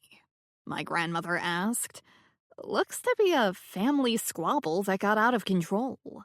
Ouch! Let go of me! Bored with having his more than adequate belly rubbed, Robbie had grabbed Rose's hand in all 4 paws and bit it. He then uncurled his legs and lay back, presumably waiting for more rubs. I have to get ready for the midnight outing, I said. Are you turning in? I'll lock up if you are. She got slowly to her feet. I am. Thank you, love. Happy hunting. I wasn't sure if Rose had put the muffins in the freezer, so I went into the kitchen to check before going home. Sure enough, the container sat on the counter. I opened it and peeked in. 1 missing. I popped the rest into the freezer, where they would keep until needed. As I left the house via the front door and stepped onto the veranda, a man's voice carried on the night air. Don't care for cops hanging around. It was Zane, Marietta's ex-husband. His back was to me, and he was on the phone. I know it can't be helped. I know she died. I don't want them bothering you, that's all. Okay. Let me know if I can do anything. Yeah. Me too. He hung up, and I slipped away, thinking Marietta was lucky to have an ex-husband who still cared for her. When I got home, I took Claire out for a short walk. The police might be close to closing in on Katya as her sister's killer, but as far as I knew, the seance was still on for tonight. Presumably, Katya intended to continue with her plans until such time as she was arrested. If ever. From what I'd been able to overhear from my hiding place, she seemed completely self-assured as the police accused her. Was she confident in either her innocence or her ability to get away with it? Or was that nothing but an act? Once again, I reminded myself, not my problem. As for the other matter, it was a perfect night for a seance. The cloud cover was thick, the wind off the bay strong. I called to the dog and made for home. After a quick dinner of sandwich ingredients previously brought from the tea room, along with soup from a can, I dressed in suitable clothes. I didn't want to go all black. I'd leave that to Bernie. So I put on dark gray jeans and a puffy black vest over a light blue sweater. I grabbed a flashlight off the kitchen shelf and headed out. It was coming up to 11. We didn't know for sure what time the others were gathering, but midnight seemed like a good bet. I walked along the clifftop path toward Matt's house, the beam of my flashlight leading the way. Farther out, waves rushed to the shore. Below, rocks and tidal pools were exposed. No lights were on at the back of Matt's house. When I reached the point where the fence along the cliff ended, as did maintenance of the path and garden, I cut across the ill-kept lawn and rounded the house. The lamps on either side of the front entrance were on, and a warm yellow glow came from the living room. The drapes had not been closed, and I saw my friends gathered there, waiting for me. Bernie spotted me approaching, and I raised a hand in greeting. She opened the door when I reached it. "Come on in." I did so. "Any further developments?" I was in a bit of a dilemma here. I couldn't tell Bernie what I knew about Katya and Tatiana's court battle without telling her how I knew. Rose and I had decided to keep knowledge of the secret room from Bernie and everyone else. Even the housekeepers didn't know about it. I had to hope Bernie could come up with the information on her own. "Nope," I said. That Matt's house was undergoing extensive renovations could not have been in doubt. The wide, sweeping, once grand oak staircase to the upper level was blocked off. The hallway floors were rough plywood, wallpaper was peeling in long strips, the plaster beneath and the ceiling above both showing signs of extensive water damage. Matt had worked on the roof first to stop the rain getting in, and then attacked the kitchen and bathrooms. He turned what had once been the library into a temporary bedroom so he had someplace to live. Simon had taken accommodation in the former morning room. The living room floor felt none too steady as I trod on the old boards, but I'd been assured the subfloor was relatively sound. The once vibrant crimson paint on the walls was a muddy pink, and no pictures covered the numerous cracks in those walls. But Matt and Bernie had found a nice, comfortable, not-too-shabby couch at a second-hand store, along with 2 armchairs and a water-damaged coffee table, so no one had to sit on the floor. Simon was on the couch and Matt in one of the chairs when we came in. Neither of them had bothered to dress for the occasion, although Bernie was in black pants, black shoes, and black sweater. I was pleased to see she'd dispensed with the idea of the black ski mask. 3 beer bottles were on the table next to an empty bag of potato chips. "Get you a beer, Lily?" Matt said. "No thanks. I'm feeling a bit nervous about all this." Simon patted the space on the couch next to him, and I sat down. "To get us in the mood," he said, "Bernie is going to tell a ghost story." I don't know if I want to get into the mood. "It's the story of the haunting of this house," Bernie said, which is presumably what your guests are coming here to learn more about. I've been waiting until you arrived, but first, I have some news. News about what? I've been telling the guys, but I'll fill you in quickly. I continued poking around in the lives of Katya and her sister Tatiana, or as we know them to really be, Catherine and Trudy Ivans. Bernie went on to tell me about the dispute over their mother's will and the pending court case. I nodded sagely, as though I was learning something new. When Bernie finished, I said, "That must be what brought the police to the house earlier. They only wanted to speak to Katya, not any of the others. She was not pleased, but she could hardly refuse." "And?" Bernie asked. "And nothing. They talked in the drawing room, and I wasn't allowed in." Which was true enough. The police left. Katya went back upstairs. She tried to say she couldn't be bothered with their questions because she was preparing for a possibly dangerous task. I assume that task is whatever they have planned for here tonight. As for that, Bernie leaned back in her chair and settled into lecture mode. Coincidence or not, and I'll take a guess mediums and psychics would say there's no such thing as coincidence. The story of the haunting of this house is about two sisters. "That is a coincidence," Simon said. "Carry on." "What year was the house built, Matt?" Bernie asked. "You know that. In 1845, about 20 years before what's now Victoria-on-Sea. Most of the time, at least up until the modern era, my family used it as a summer vacation home." "I'm setting the scene. The original builder, a relative of yours, had two daughters. Their names were Anne and Mary." "Not terribly original," I said. "Irrelevant. Anne and Mary were twins. Another coincidence? We will see. When Anne and Mary were in their late teens, marriageable age in those days, they both fell in love with the same man. His name was Matthew." Matt groaned. "Matthew Long, a business partner of the master of the house and father to the twins, one Mr. Goodwill." "My great, however many greats, grandfather." "No.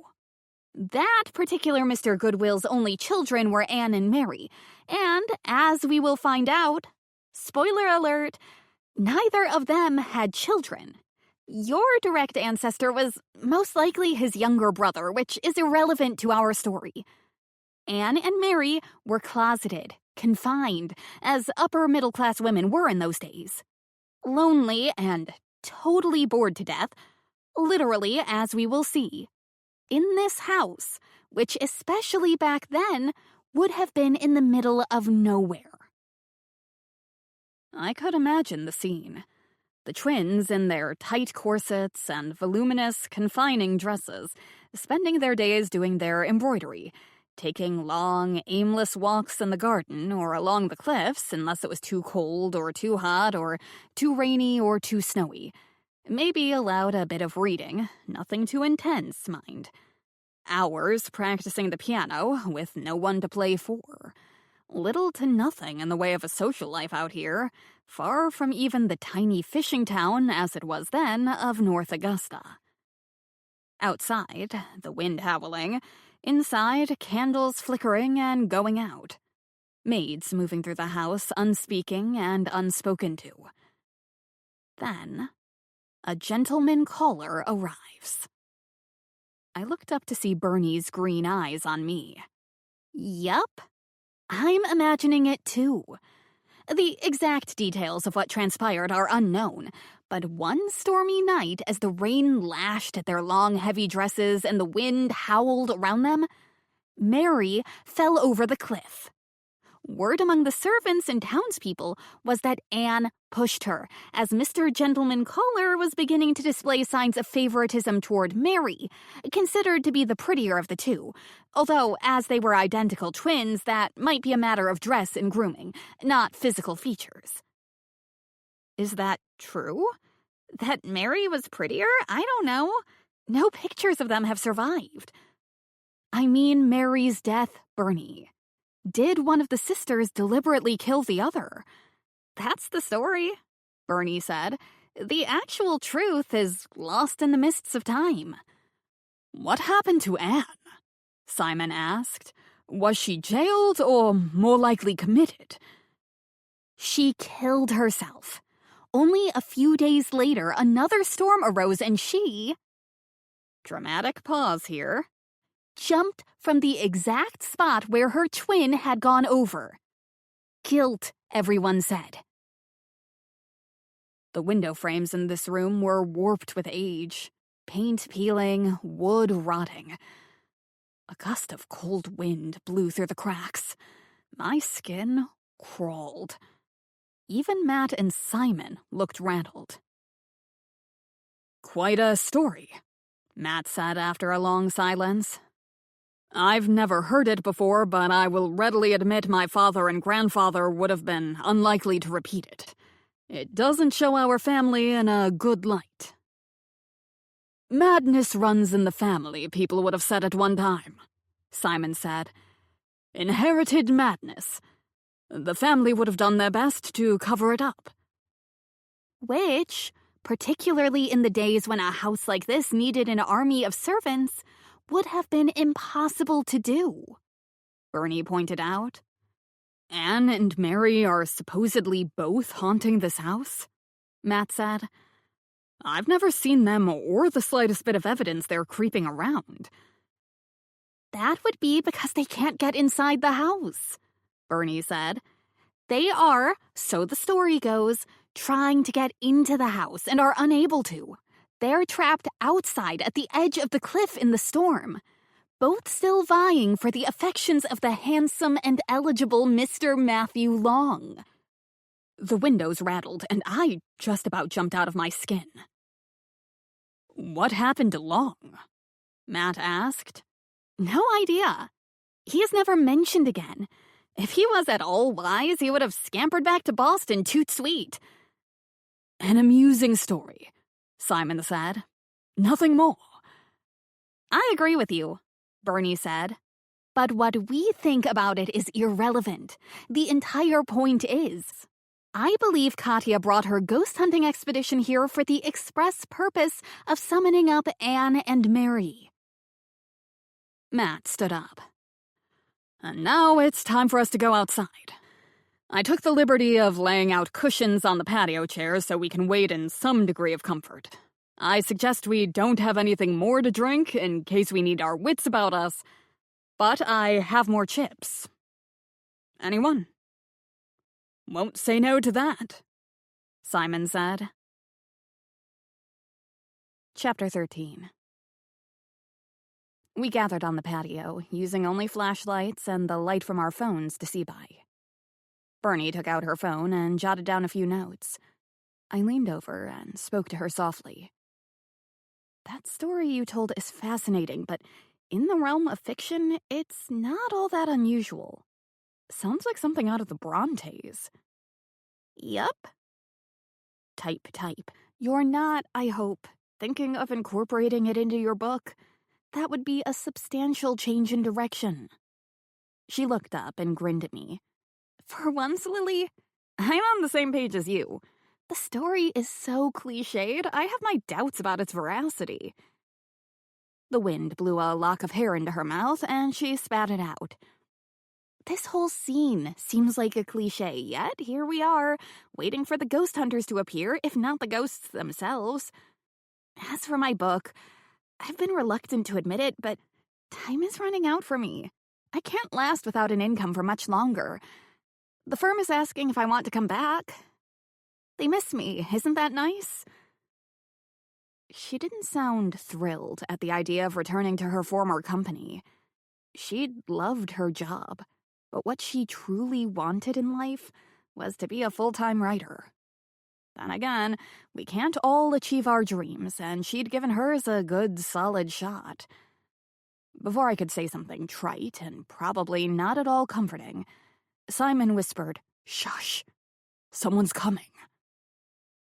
A slowly moving line of light was approaching us from the direction of Victoria-on-Sea. A cloaked and hooded figure led the way, Katya judging by the height and the gait. More lamps followed her than I'd expected. I counted 7.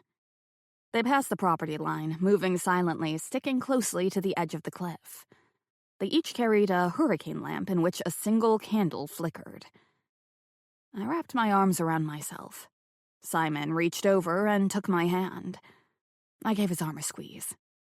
Matt stood up. He crossed the lawn toward the arrivals. Simon let go of my hand and followed. Bernie and I followed him. When I got closer, I could see that 2 men had joined the group. Gordon, Grace's disapproving husband, and Zane, Marietta's ex. Neither man looked at all comfortable. A bright light suddenly came on and turned in our direction. I lifted my hand to protect my eyes. "Put that flashlight away," Katya snapped. "I've warned you, Gordon. If you can't do as you're told, go back to the house."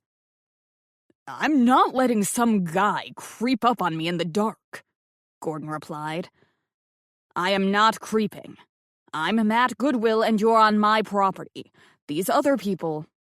He swept out his right arm to indicate the 3 of us standing behind him.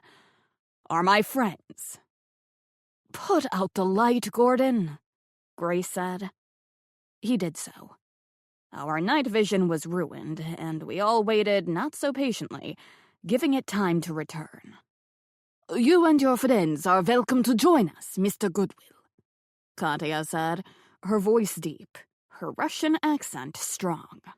"I'd hope so, considering I can ask you to leave if I choose."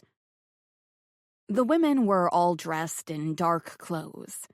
A couple of them had hats or hoods pulled low over their foreheads.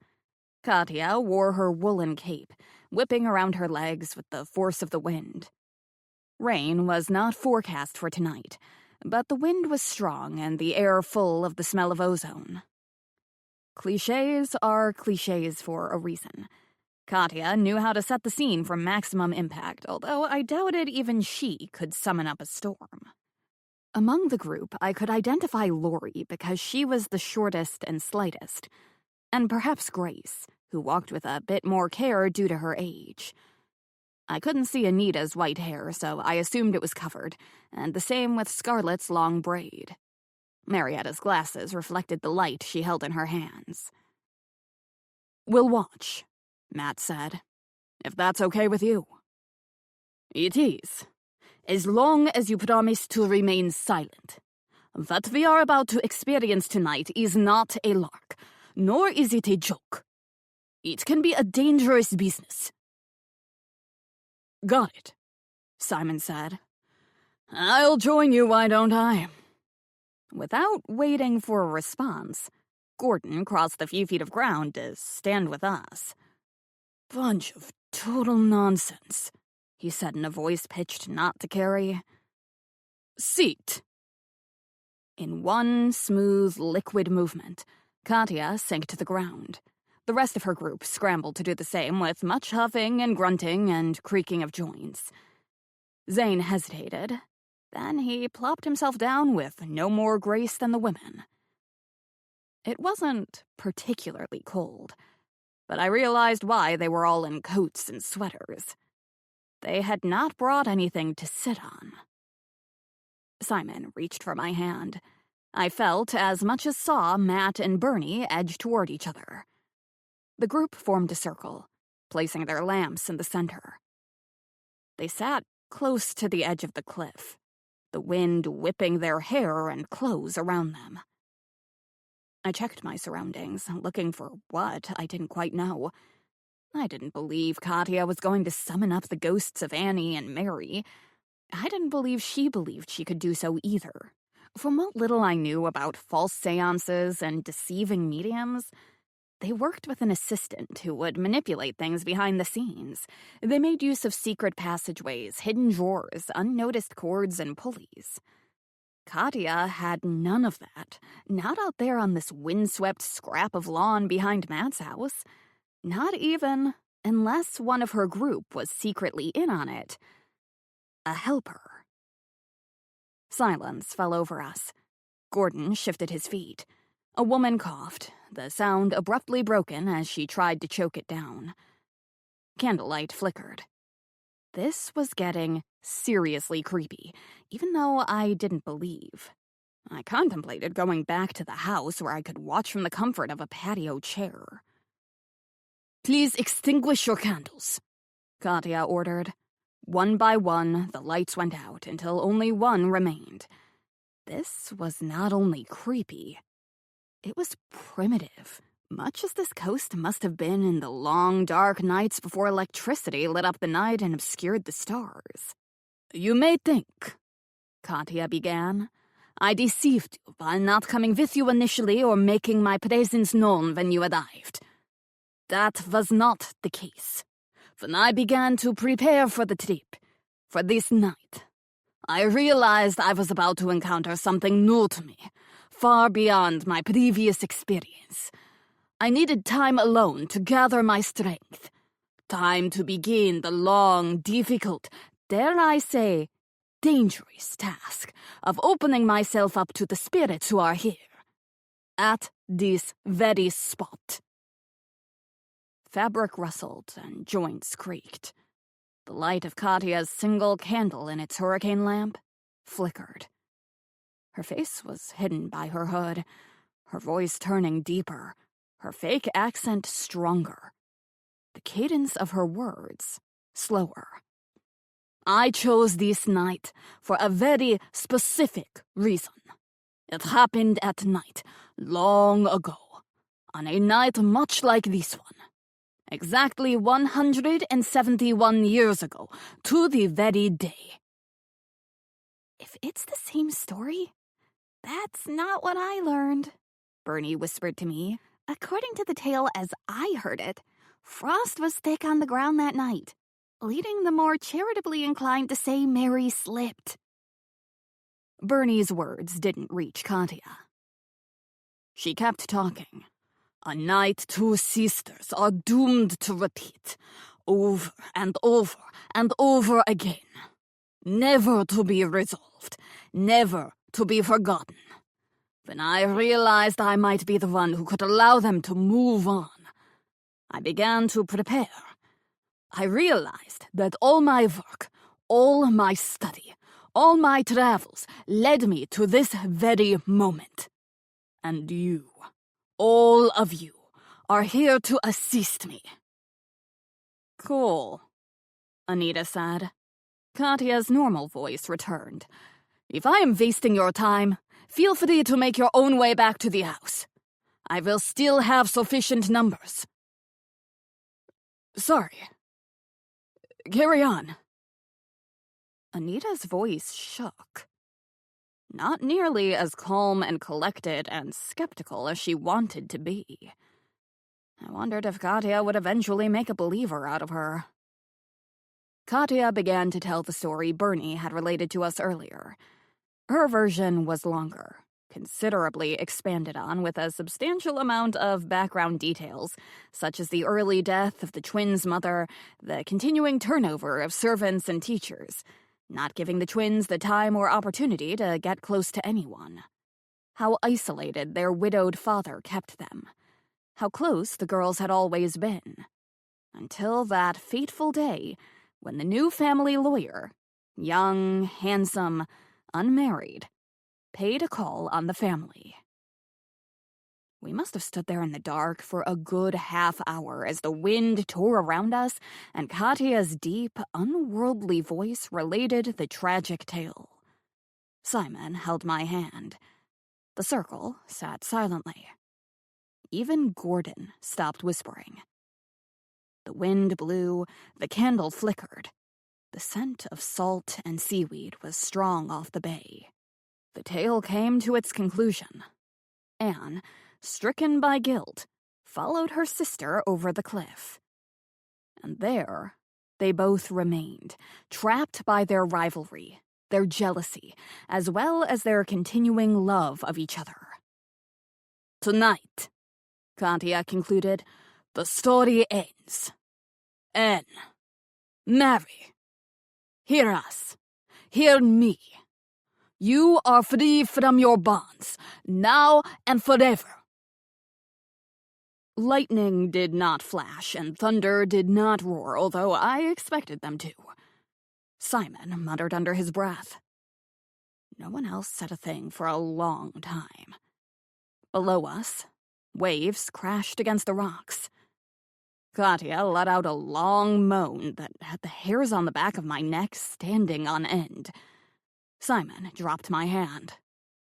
I felt Matt move. "Stay where you are!" Katya bellowed. We froze. The single candle went out. The darkness closed in. Someone gasped. Gordon swore under his breath. Katya's normal voice returned as she said, "It is done. They are leaving. Anne and Mary are free.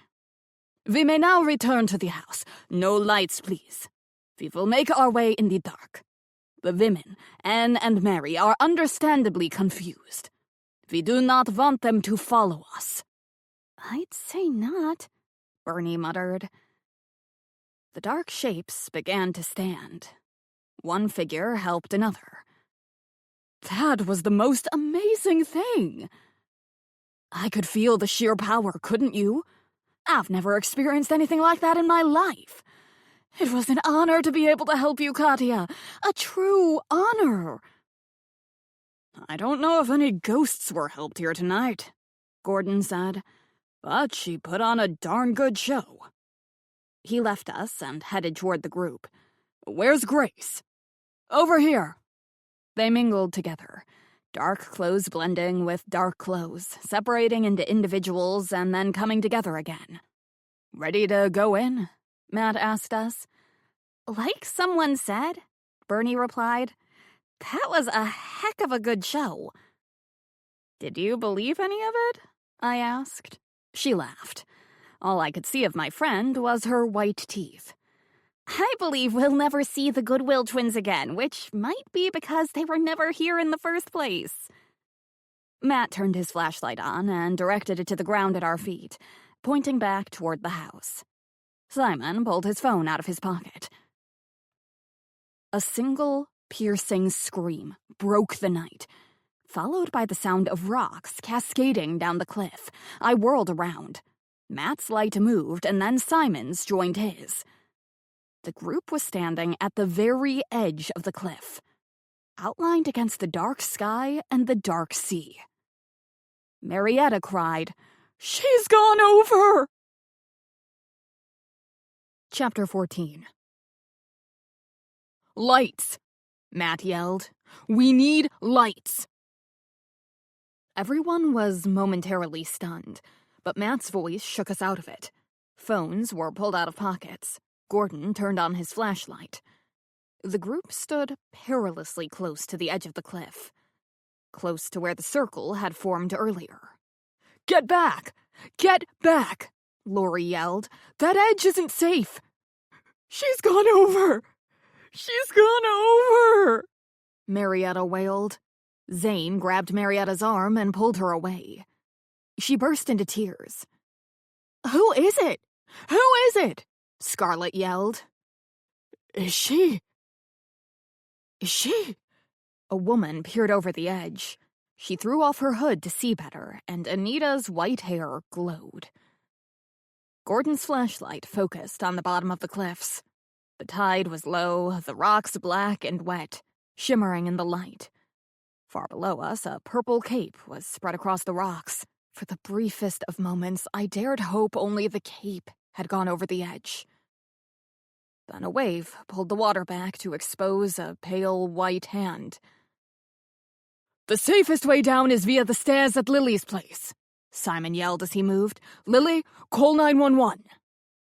I made the call as Matt followed Simon, shouting, "Bernie, get everyone into the house." I ran my eyes over the group of shocked women. Lori, the tiny one, pulled off her hat and ran her fingers through her blonde hair. Grace, suitably dressed for the occasion in a long, black, woolen cashmere blend coat with black leather gloves and black ankle boots. Marietta, eyes wide and shocked beneath her thick glasses. Scarlett, weeping silently. Her sleeve fell back as she wiped at her tears, and I could see the tattoo on her arm. Anita, lilac tips on the white hair, hands to her mouth. Gordon and Zane shifting nervously, looking around, not knowing what to do. "Katya," I whispered to Bernie. "She's not here." "Got it," Bernie said. "Let's go inside, everyone. We can wait for the police there."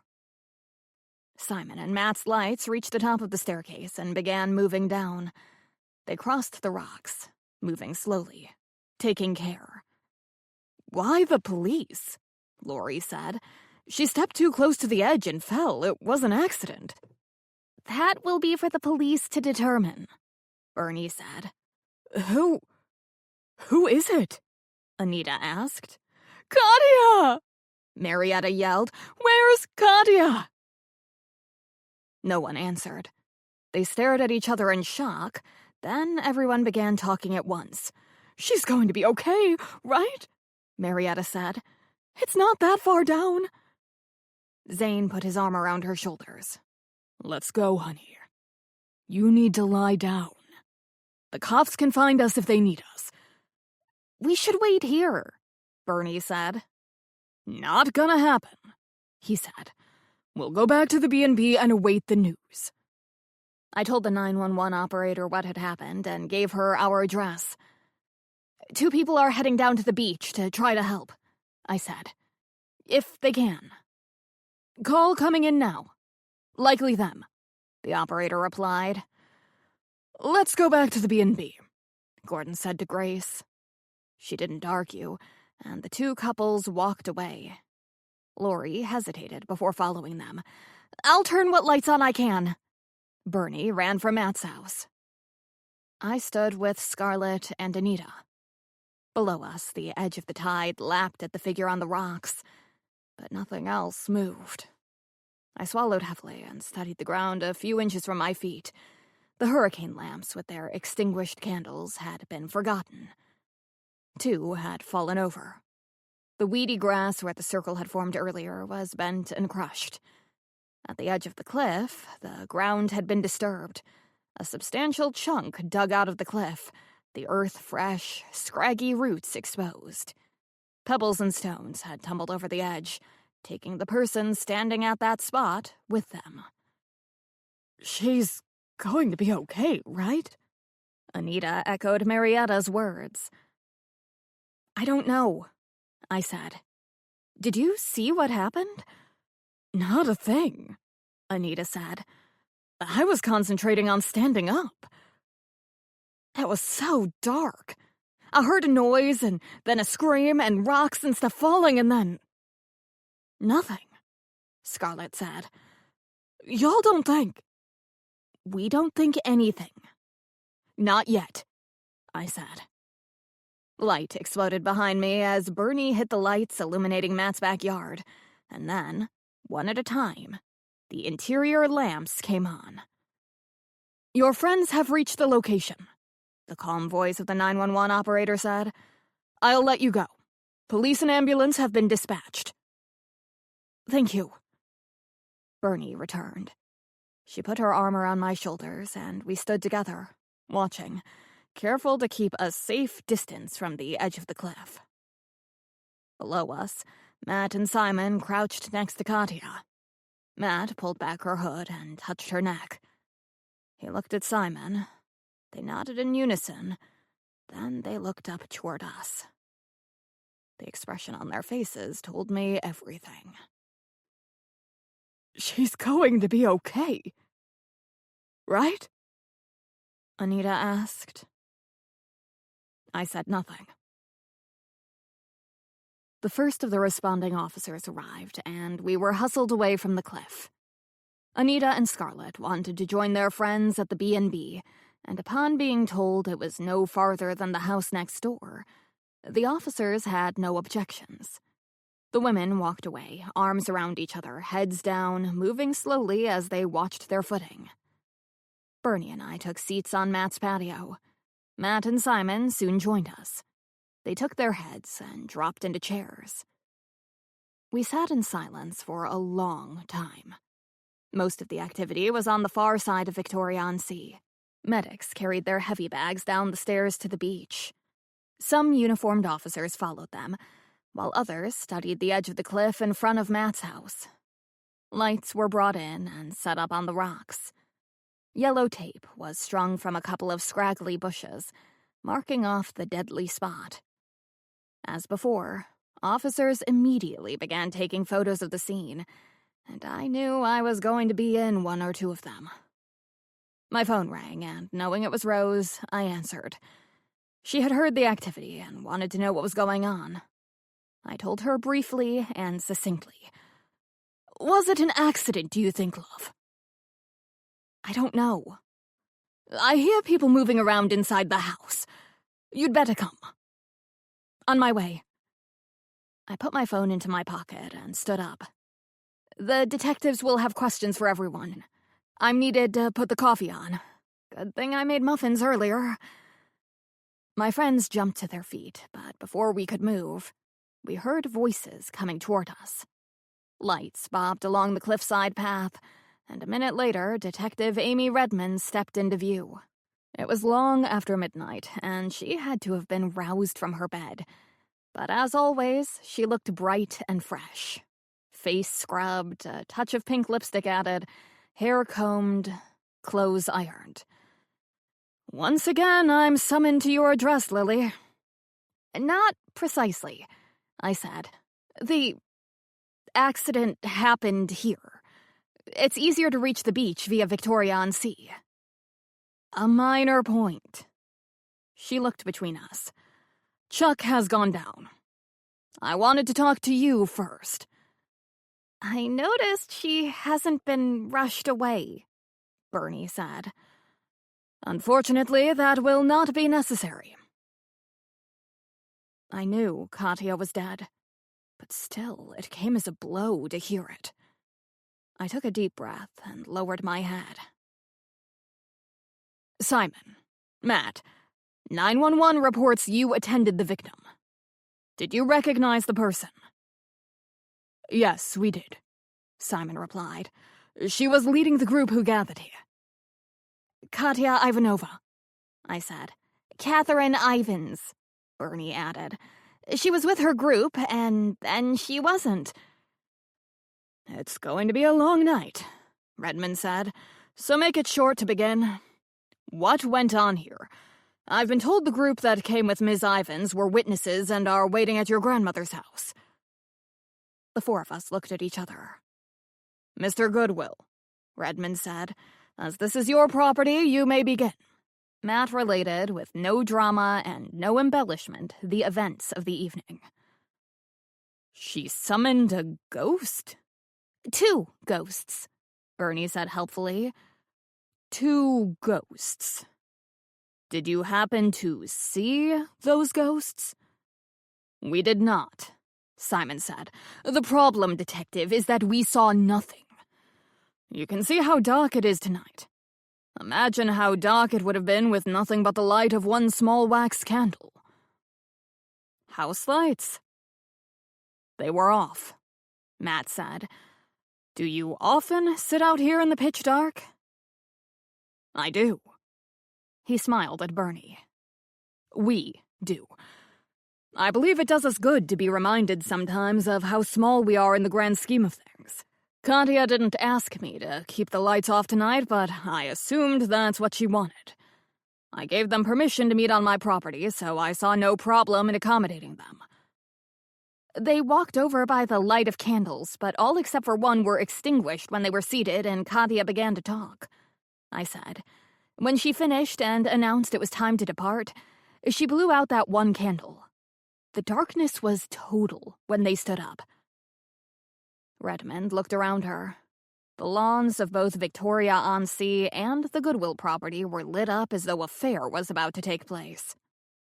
Police officers moved about, shining powerful flashlights onto the ground in front of them. A yellow glow came from the beach below. All the lights at the back of Matt's house were on, and Victoria-on-Sea itself was ablaze. Did any of the women in Ms. Ivans's group have any opinions as to what might have happened? No, I said. They were all as shocked as us. At least they appeared to be as shocked as we were, Bernie said. Doesn't mean one of them wasn't. What does that mean? Redmond asked. Nothing specific. But you have to be wondering if it was an accident. I know I am. Let us not speculate, the detective said. 2 men tagged along, Matt said. I don't know their names, but they seem to be with 2 of the women. Husbands who arrived after the first incident, I said. I need to speak to the people from Ms. Ivans's group tonight, Redmond said. I'll be in touch with you 4 in the morning for more detailed statements. I'll come with you, I said. I need to check on my grandmother. I'll stay with Lily, Simon said, in case she needs anything.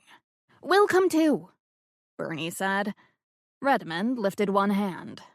Please, let's not make this any more of a circus than we need to. I'll talk to you in the morning, Mr. Goodwill, Ms. Murphy, Mr. McCracken. Lily, I'm sure you'll want to act the proper hostess and lay out refreshments, and I won't stop you doing that. Chuck, for one, will be wanting to know where the cookies are. The last sentence she added almost under her breath before she turned and walked away. I gave Simon a quick kiss, Bernie a rueful grin, and Matt a wave before hurrying after her. By the time I arrived at Victoria-on-Sea, the surviving members of the ghost hunting expedition were gathered in the drawing room. Hastily dressed in a purple velour tracksuit, Rose occupied her favorite chair. Robbie was perched on her lap, studying the humans one by one as though daring them to confess. Claire heard me run past the cottage, and she barked to remind me she was waiting, but I didn't stop. I felt a touch guilty at ignoring her, but the police would not thank her for sniffing around their crime scene, or me for allowing her to. The group members were all in some degree of shock, either sitting quietly with heads down and hands folded in laps, standing at the window watching police and medics come and go, or nervously pacing the room. Zane was on the couch next to Marietta, holding her limp hand, stroking it lightly. Gordon stood at the window, watching the activity outside.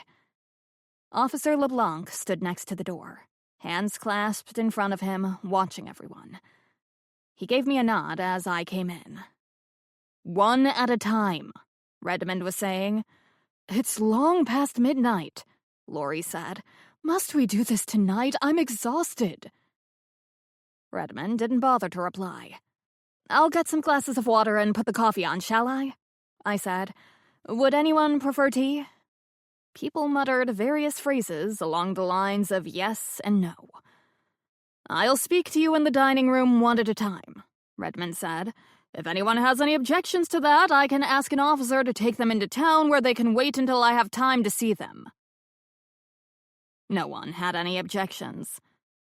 "Please do not talk amongst yourselves about what transpired here tonight," Redmond said. She turned to Officer LeBlanc. "See to it." "Yes, ma'am." "I'll speak to you first, Ms. Archibald," Redmond said to Anita.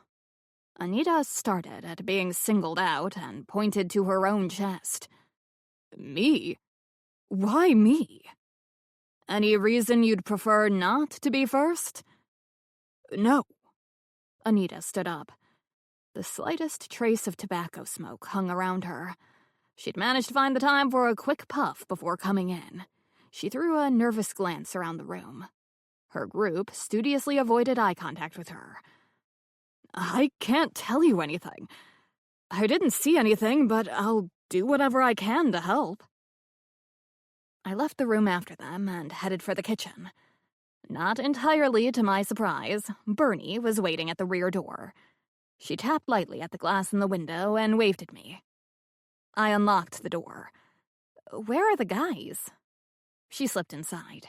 "We decided that as I am suitably dressed for getting around comparatively unnoticed, and Amy will probably excuse my wanting to be with you, but the whole gang would be pushing her patience, I'd come by myself and report back."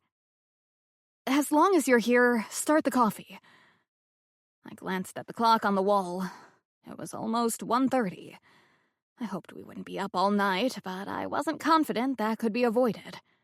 I debated putting out the muffins I made earlier, but decided against it. I might need them for breakfast. The police had no reason to search this house, but if they did, I wouldn't be able to get any cooking done in the morning, particularly if I didn't get to bed. No one had told Bernie and me not to talk about what happened, so we did. "Thoughts?" Bernie said as she poured water into the coffee maker. "We have two possibilities. One, an accident, which is feasible. It was dark, and they were standing too close to the cliff edge. Whatever happened prior to that, whether contacting ghosts or merely pretending to, Katya would have been disoriented, possibly none too steady on her feet. Two, murder. As we keep pointing out, it was dark, and they were too close to the cliff edge. A quick shove, and... Option 2 leads to 2 additional possibilities," Bernie said. "First, we should be able to dismiss outright any idea that the deaths of Katya and Tatiana are not related." Agreed. So, option 2.1. Bernie started counting on her fingers. Katya was the intended victim when her sister died.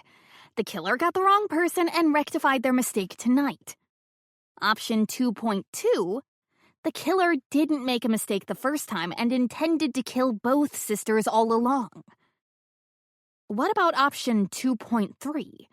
Katya killed Tatiana, and someone killed Katya in revenge, I said.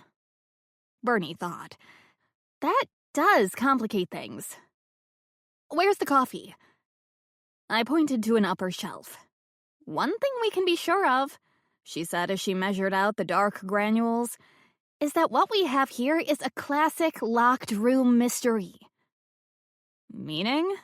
Meaning, if it wasn't an accident, and from what little we know at this point it could have been, then the murder had to have been committed by someone standing at the edge of that cliff earlier tonight. Is it possible someone snuck across the lawn unnoticed? Bernie shook her head. Was it dark enough? Yes. Would someone have taken that chance? I can't see it, Lily.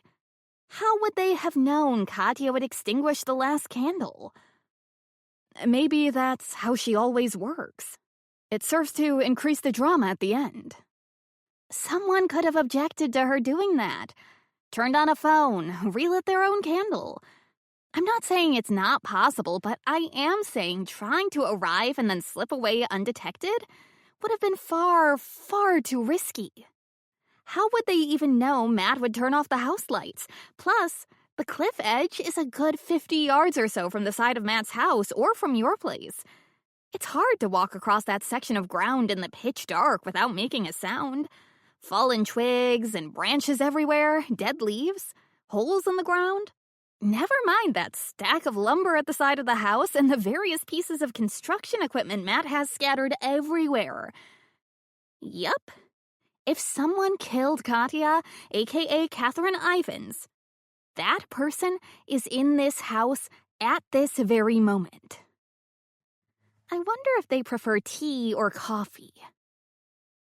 I managed to crawl into my own bed around 4, which gave me all of 2 hours of sleep before I crawled out again, not refreshed in the least. The detectives had interviewed everyone in the group one at a time. No one screamed a confession, no one was marched away in handcuffs, a gun battle did not break out, lawyers were not summoned. I served water, tea, and coffee. Gordon slipped upstairs under the pretext of needing the restroom and returned with a sly grin and a bottle of very expensive scotch. Seeing as to how Officer LeBlanc did not object, Lori also made her excuses and brought back wine and 2 glasses. I was asked to fetch more glasses from the kitchen. Rose keeps a folder of stationery on the desk in the drawing room, along with a collection of Victoria on Sea branded pens. She once told me she envisioned the drawing room as a ladies' writing room, where guests could pass the time on rainy days doing their correspondence. Considering no one writes letters anymore, I'm not entirely surprised the stationery has never been used, although the pens seem to disappear with some regularity. Tonight, however, Anita sat down at the desk, pulled the paper toward her, picked up a pen, and began to write. "You're not a journalist, are you?" Zane said. "I don't want my name in the papers if you're reporting what happened here."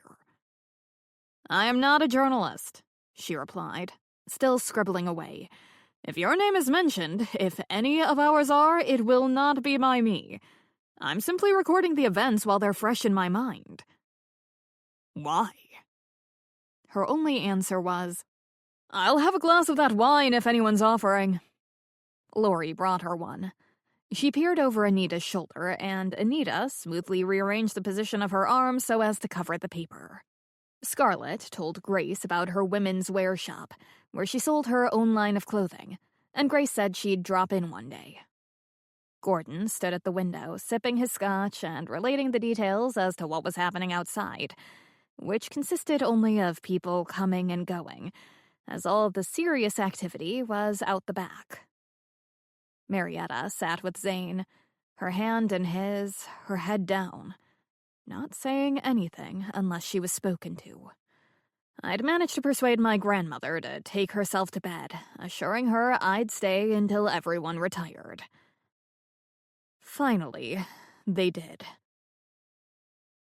Bernie had remained in the kitchen, out of sight of the police and awaiting developments until I locked up the house and staggered off to bed, so I wasn't entirely surprised when she didn't put in an early morning appearance. "Anything?" Simon said as he helped himself to coffee. "Nothing. No high drama, at any rate. The police spoke to everyone, and then they left. Did they talk to you guys any more last night?" "A uniform asked us where we'd been standing when it all happened, if we saw anything, and that's about it. We watched them taking measurements across the yard and what looked like impressions off the ground. They put a couple of markers at the spot where we'd been standing. They said they'd be back in the daylight to check it out again." "All that won't be much help," I said. "There's not much doubt who was where and when." I dismissed Bernie's idea of an unknown individual creeping across the lawn in the dark. As soon as Katya screamed, lights were turned on. This person would not have been able to get away unnoticed unless they rappelled down the cliff face and found a convenient cave in which to hide until the activity died down. "I had a peek at the beach this morning," Simon said. "That section of Matt's clifftop is still cordoned off and the markers in place, but otherwise, nothing remains to show what happened last night. You have any thoughts as to what went down, Lily?" "If I have to venture a guess, I'd say it was an accident. She slipped as she was getting up and fell over. They shouldn't have been standing so close to the edge." "That's what I'm thinking," Simon said. "It's possible someone bumped into her by accident and they're too afraid to come out and say so." "No matter what happened, her sister Tatiana's death was no accident, and the police are still investigating that. This isn't over." "Are the group planning to leave today?" "They're scheduled to check out today, yes. I don't know what they're thinking now." Simon wrapped his arms around me and held me close. I settled into his embrace, and we stood together for a few moments before he spoke into my hair. "You going to be okay here if I get to work? I have plans to expand the kitchen garden this year, and some of the seedlings are ready to be planted. I can ask them to see to it themselves, but I have my doubts they're up to the task." I smiled and simply let myself be held. An intimate moment. Edna came through the door, and Simon and I separated. "How nice. I'd go back out, but I hear emergency services were called to this house last night, and I'm keen to hear more." She hung her sweater on the hook and took down an apron. Simon brushed his lips across the top of my head. Call me if anything comes up, Lily. Will do. Unfortunately, yes, I said to Edna once Simon had left, carrying his coffee mug and a muffin. One of our guests fell off the cliff on Matt's property. She died. I explained what happened, repeating that I was pretty sure it had been an accident. Edna frowned and gave her head a shake as she deftly tied her apron behind her. I'm sorry to hear it. Those cliffs can be mighty dangerous. A surprising number of tourists fail to realize that. You don't suppose anyone will get the idea of suing Matt, do you? I hadn't thought of that. I certainly hope not. The property line is marked with a notice about dangerous cliffs on our side anyway, but he doesn't prevent hikers from cutting through his land. Edna took melons and oranges out of the fridge, bananas from the basket, a sharp knife and a glass bowl from the cupboards, and began preparing the fruit salad.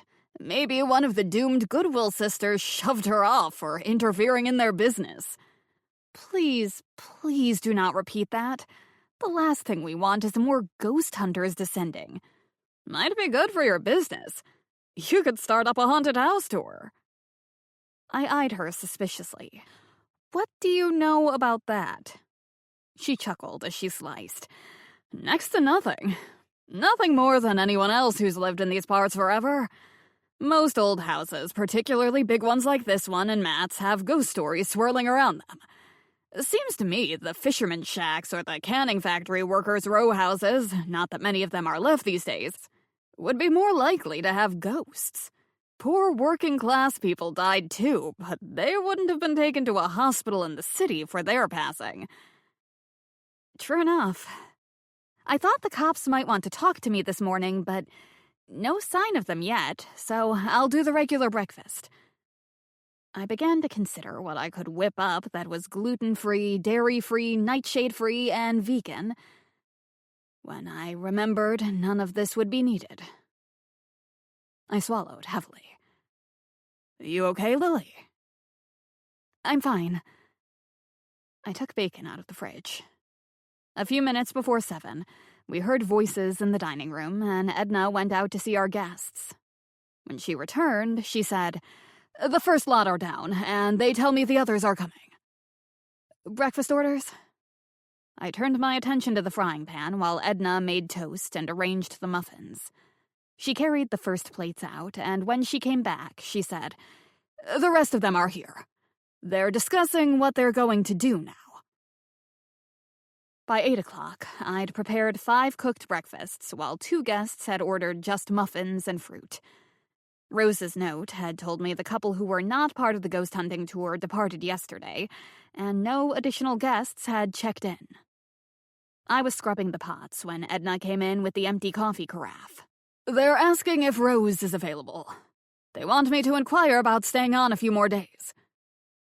All of them? Seems so. Rose was up late with all the commotion.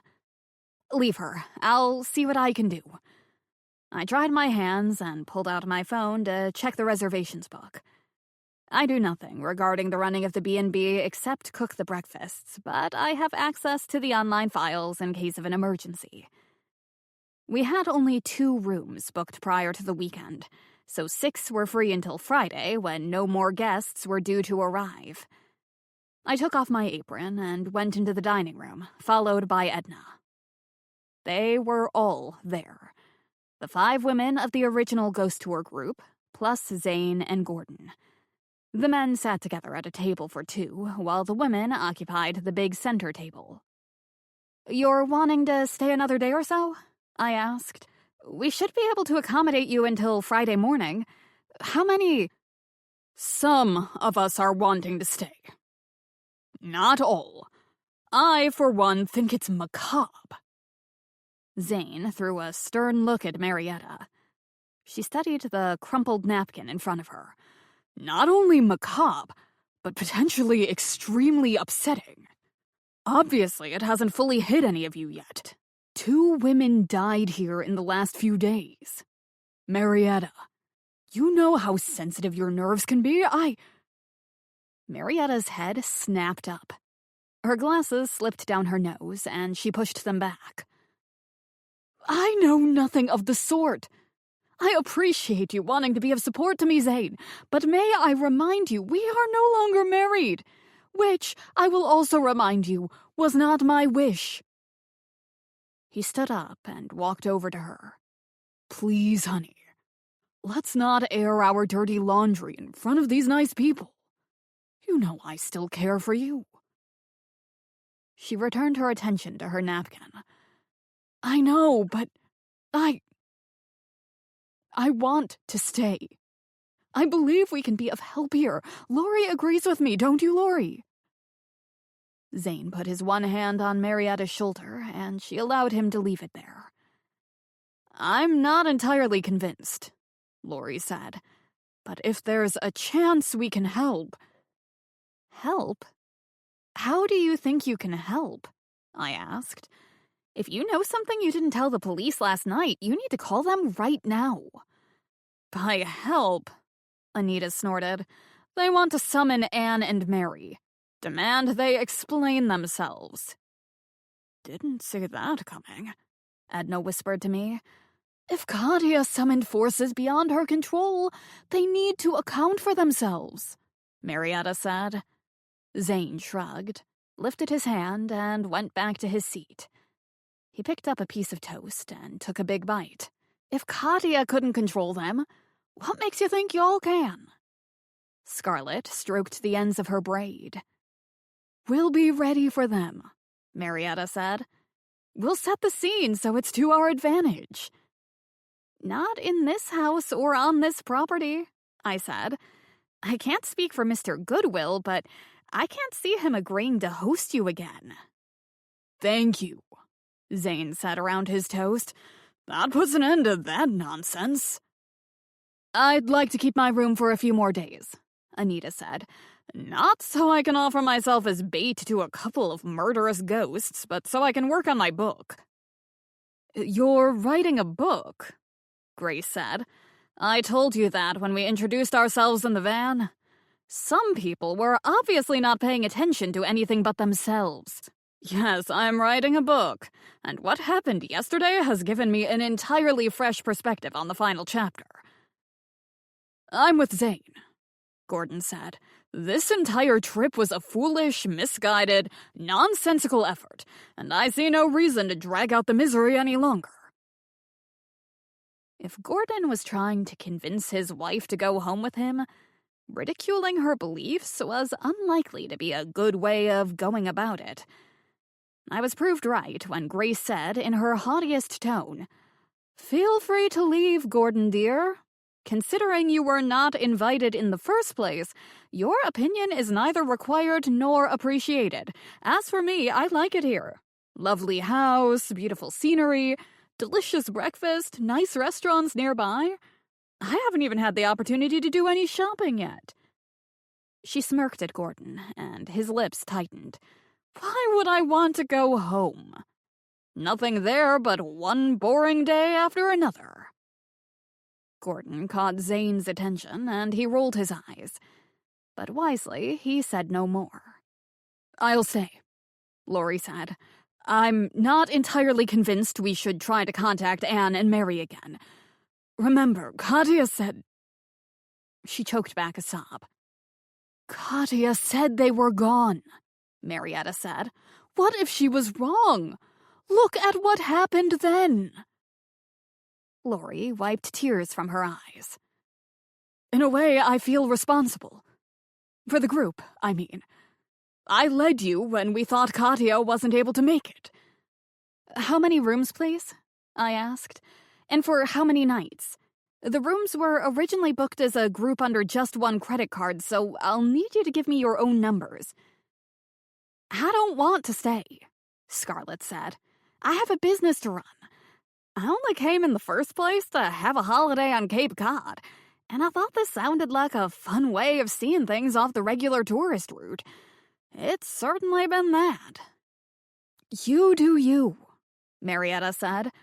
But I'd like to stay. There's safety in numbers. Not according to what happened last night, Zane said. But Scarlett continued, her southern accent getting stronger under the stress. If I'm the only one who leaves, won't that look awful suspicious to the police? Like I have something to hide? Lori lifted her coffee cup to her lips. I don't know, Scarlett. You tell us. Is there a reason you don't want to look suspicious? Scarlett turned a brittle smile on me. I'm sure you can suggest some interesting things to see and do, Lily. I saw a brochure advertising whale watching tours in the lobby. Does anyone know how much they cost? Looks like we have a consensus, Gordon said. I might not approve of the idea, but I'm not leaving my wife to handle the consequences alone. Agreed, Zane said. Marietta and I might not be legally married any longer, but I still believe in for better or for worse. 6 rooms? I said. Grace opened her mouth to object, but Gordon beat her to it. Yep. Grace and I will keep the one we're in. Chapter 15. My phone rang as I was returning to the kitchen. It was Detective Redmond saying she wanted to take a full statement from me later this morning. Would you be able to come to me? I asked her. I can bake while we talk. That'll work. Why don't you ask Bernie if she can be there at the same time? 2 birds with 1 stone and all that. I'm not acting as a spy for the police, but as long as you called me, the entire lot of them have booked to stay until Friday. Catherine Ivans's group. That surprises me, but not unpleasantly. I considered ordering them to stay in North Augusta until further notice, but I don't know if I have a legal leg to stand on if they object. Did they say why they're staying? A combination of reasons, one of which you might not like. They want to ask the ghosts if they killed Katya. At that moment, Edna carried in the empty fruit bowl and 1 remaining muffin. She wiggled her eyebrows at me. Redmond's sigh came down the line loud and clear. Yeah, I can see myself taking that to court. I'm sorry, Your Honor, but you can't actually see the witness. I'll have this random stranger tell you what they're saying. Some herd mentality going on as well. Marietta, Anita, and Lori want to stay, so the others decided they'll stay too. One of them wants to shop, and another wants to go on a whale-watching expedition. I can be at the tea room shortly before 11. The autopsy is scheduled for later this afternoon, although I can't see that it will tell us anything we don't already know. Are you treating this as a homicide? I exchanged a look with Edna. Officially, we will investigate it as such until we have reason to believe otherwise. Unofficially, I'm inclined to call it an accident. She was not a young woman, and she'd been sitting on the cold, hard ground for some time. Legs get wobbly, feet and toes get pins and needles. If someone bumped her, accidentally or otherwise, and she went over, it will be difficult to prove they did it deliberately. However, coming so close after the death of her twin sister in almost exactly the same spot? Maybe the ghosts did do it. Redmond hung up without saying goodbye. At 10:45, Bernie was in the tea room kitchen attempting to dismember a cooked chicken prior to making coronation chicken sandwiches, a recipe I'd discovered last year in England when I volunteered to help prepare for a 100th birthday tea. Cheryl and Mary Beth were readying the dining rooms and the patio for guests. I was making orange scones, which are slightly fancier and a bit richer than my regular scones. I served them as part of the royalty, accompanied by Edna's homemade orange marmalade and a glass of Prosecco. Amy Redmond's car drove past the kitchen window, and a moment later, I heard her calling hello to Cheryl and Mary Beth, and then her footsteps on the wide old planks of the main dining room. When she came into the kitchen, I said, "Good morning. Coffee?" "Wouldn't go amiss, thanks." We might be a tea room, but I have to have coffee on hand for the few guests who don't drink tea. I know. particularly early in the day. My hands were sticky with scone dough, so I told Redmond to help herself. She did so, then she leaned against the sink. "Anything occur to either of you that you didn't tell me last night?" "No," I said. "No," Bernie said. "I had the officers examining that stretch of cliff in the daylight. Not much to tell us. We know 7 people were there at the time in question, milling about and sitting on the ground too close to the edge and then running in circles in panic. We know Gordon was with you two and Simon and Matt standing at some distance observing. The spot where Catherine, your Katya, went over is obvious in terms of disturbed rocks and dirt. Difficult to extract much in the way of evidence from the location where she landed. The tides come in and washed everything clean.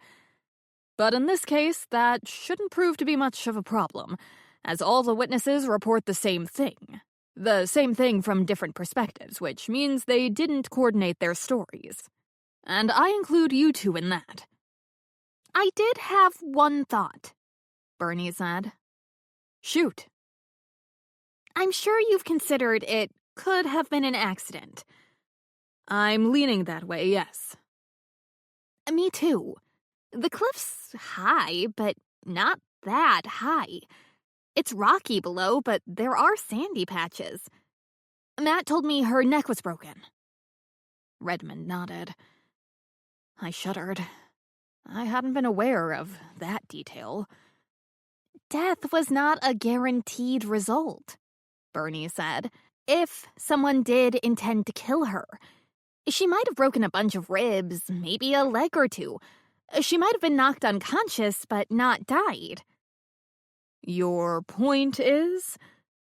"If I, strictly hypothetically speaking, wanted to bump someone off, I'd find a more reliable way of doing it." "I'll bear that in mind next time we have an argument," I said. "We never argue," Bernie replied, "because you always see things my way." I harumphed, but I admitted to myself she had a point. "People can act on impulse," Redmond said. "They often do. Sometimes they don't think things through carefully enough. In this case, if we are assuming she was murdered, the killer might simply have taken the opportunity when it was presented to them. If she had lived, they could have said, 'Oops, sorry, I didn't see you standing there in the dark.'" Bernie frowned. She didn't like having her theories dismissed. "Worth considering, though," Redmond said. "Lily, what did you overhear the members of the group saying this morning?" "I haven't told you yet," I said to Bernie.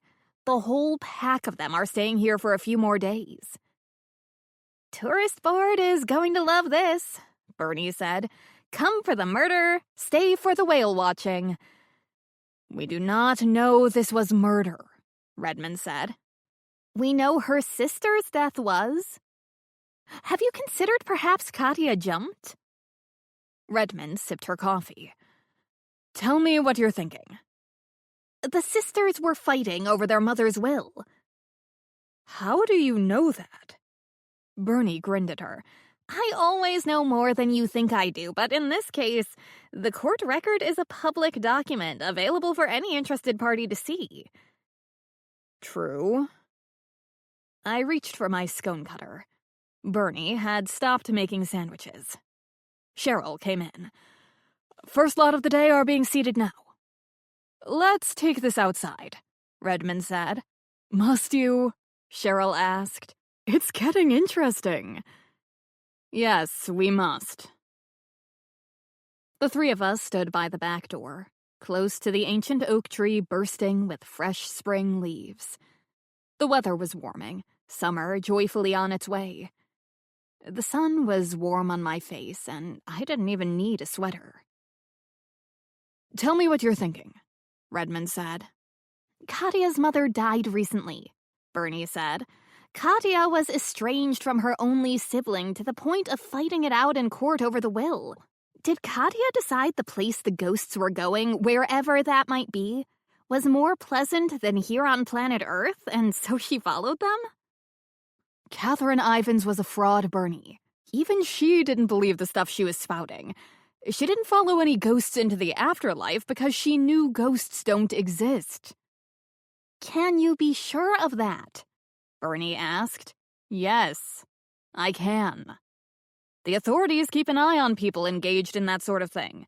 As long as they don't attempt to extort anyone for their so-called services, as long as they simply claim to be providing a form of entertainment to willing participants, they're left alone.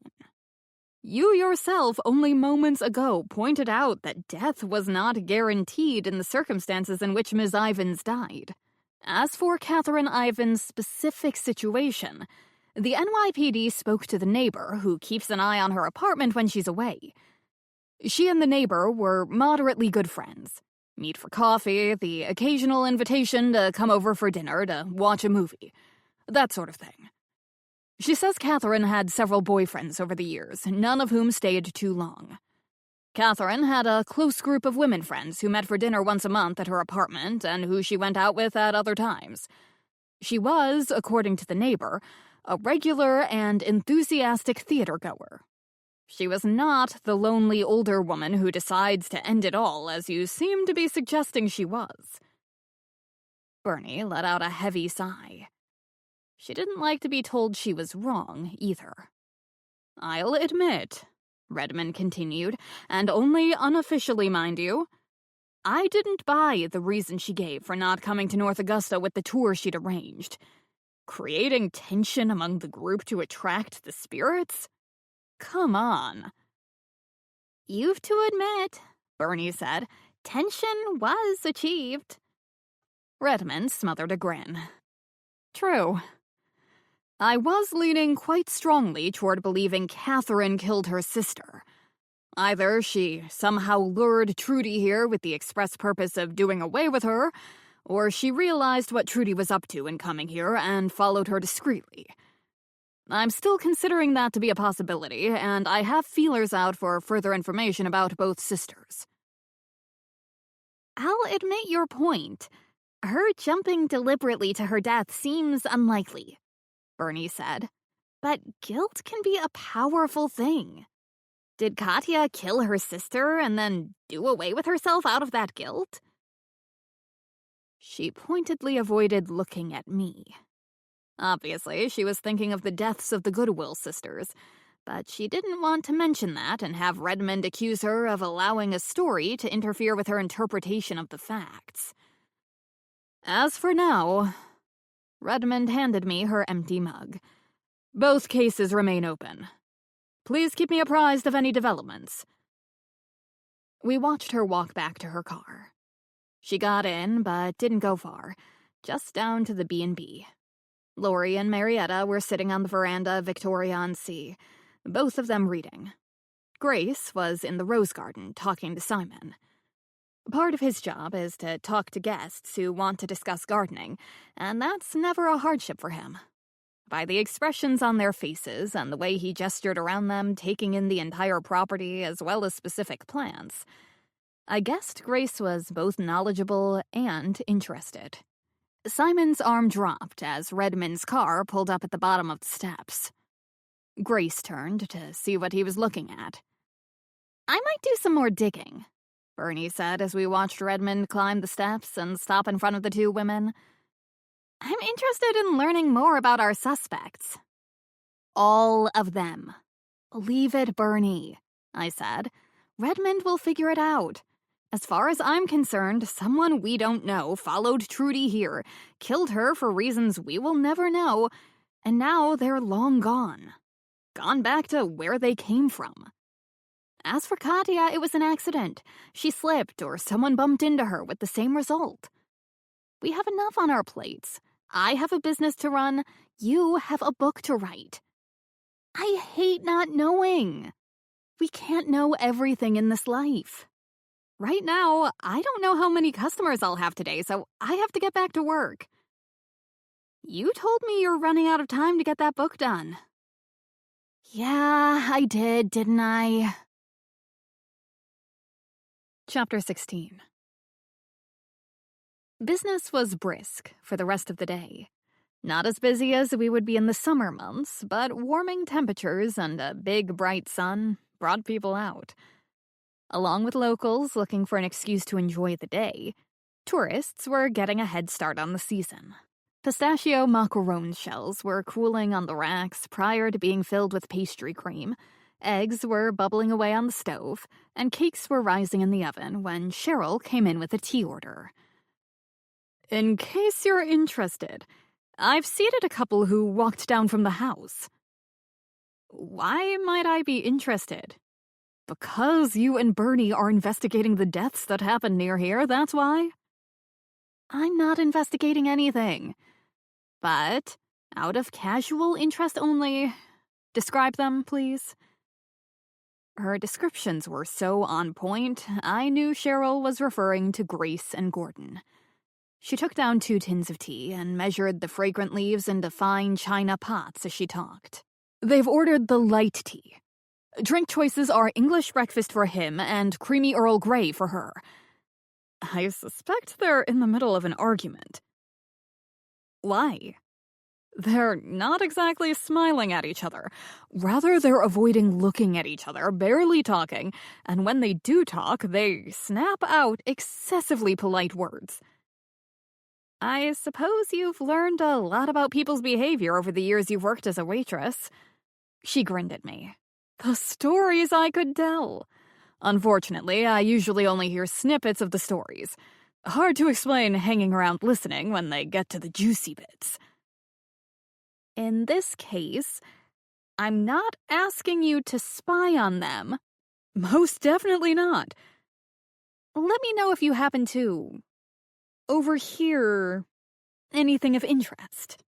She gave me a huge wink, put the filled teacups on her tray, and carried them out. Mary Beth passed her coming in.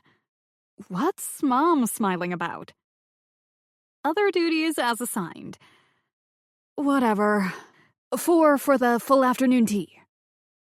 Cheryl reported back to me as instructed, in fits and starts between serving the couple's tea, bringing out the food, asking if they needed anything else, checking if the teapots needed refilling, asking once again if they needed anything else, and then, finally, presenting the bill and returning their credit card.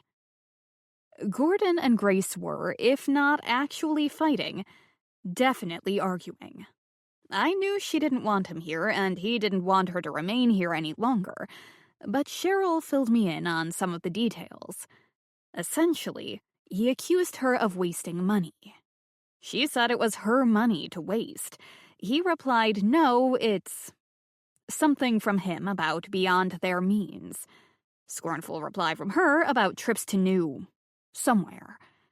He reminded her that he had a business to something. She reminded him about years of being a corporate wife, I think. I didn't get it all. She told him he was free to go home.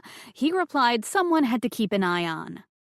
He gobbled up all the sandwiches and most of the cupcakes and tarts, Cheryl said to me after she brought in their used dishes. She had about half a piece of shortbread. He paid the bill, left me all of 5%. Miser? Look what I found. Mary Beth came in, waving a $20 bill. That lady who'd been at table 10, the nicely dressed one, came back and slipped this under the salt shaker. Cheryl laughed. You go, girl. Spend it all. I hope she gave him a lecture on the importance of rewarding good service. I thought over what I'd learned. Nothing, really. Grace and Gordon were having money problems. Gordon, at any rate, thought they were having money problems, and Grace appeared to disagree. I couldn't take what Cheryl reported to me to the police, or even build a theoretical case out of it. She was nipping between tables, hearing snippets of conversation while other people were chatting all around her. Did Grace say she had an income of her own? You'd think if the couple were in financial difficulty, she'd contribute. Maybe not. Then again, a weekend on Cape Cod, even as part of a private tour and a stay at Victoria-on-Sea, wasn't exactly in the price range of a round-the-world cruise or an extravagant holiday in Europe. Grace dressed well and was expensively groomed. Gordon, too. He drove a high-end car, a new one at that. The couple didn't appear to be making any attempt to cut back on appearances, or expenses for that matter. Was he truly concerned about the cost? Or about something else to do with this trip of hers? Was it possible he feared Grace was going to give Katya substantially more than the basic fee for the tour? Redmond said the police kept an eye on supposed mediums and spiritualists. But how much of an eye? For Katya, were trips like this a way of getting her hooks into gullible people? Start off small, a fun weekend with the like-minded. A tour of supposed haunted places. Then, the big climax of a true ghostly appearance, followed by the suggestion of more intimate contact for the chosen few. Possible. Gordon and Grace lived in the Boston area. Katya lived in New York City. Cheryl overheard Grace accusing Gordon of spending money on a trip to New Hampshire, New Orleans, New Caledonia? She might have mispronounced Nova Scotia. If she did mean New York, had Gordon gone to New York to meet with Katya? To tell her to back off and stay away from his wife? He might have if he feared Katya had further expectations of Grace, if Katya, didn't agree to uninvite Grace. What might Gordon have done then? I mentally slapped myself upside the head. Wow, despite my advice to Bernie to let it go, now I was the one letting my thoughts run away with themselves. Even if Grace meant New York City, about 8 million people live in that city. Gordon could have gone to see any one of them. He might have even gone on business. I reached for my phone, about to contact Bernie and ask her to find out what she could about Gordon and Grace's financial situation, and if Gordon had ever met with Katya. I stopped myself. Bernie had to get that book of hers done, and soon. A year ago, she'd cashed in her savings, quit her job, and moved out of her dream apartment in Greenwich Village and rented a tumble-down cottage in North Augusta. All with the intention of writing the book she'd been dreaming about since college. If not before. Her savings were likely almost gone. Rents were going up everywhere, and although her company had asked her to come back, if she didn't, they'd forget her soon enough. I had total confidence in that book. I believed it could be a big success. But before that could happen, it had to get finished.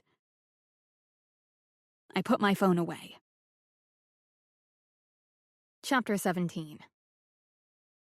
Okay, so this is what I learned, Bernie said to Matt, Simon, and me. I'd had such a productive day that in the tea room kitchen at closing time, I texted Simon and suggested he go on a pizza run into town and we enjoy it while relaxing by the TV this evening.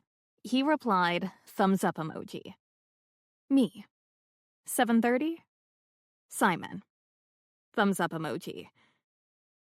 I baked until 7, thinking over the whole Katya and Tatiana situation, but I came to no conclusions.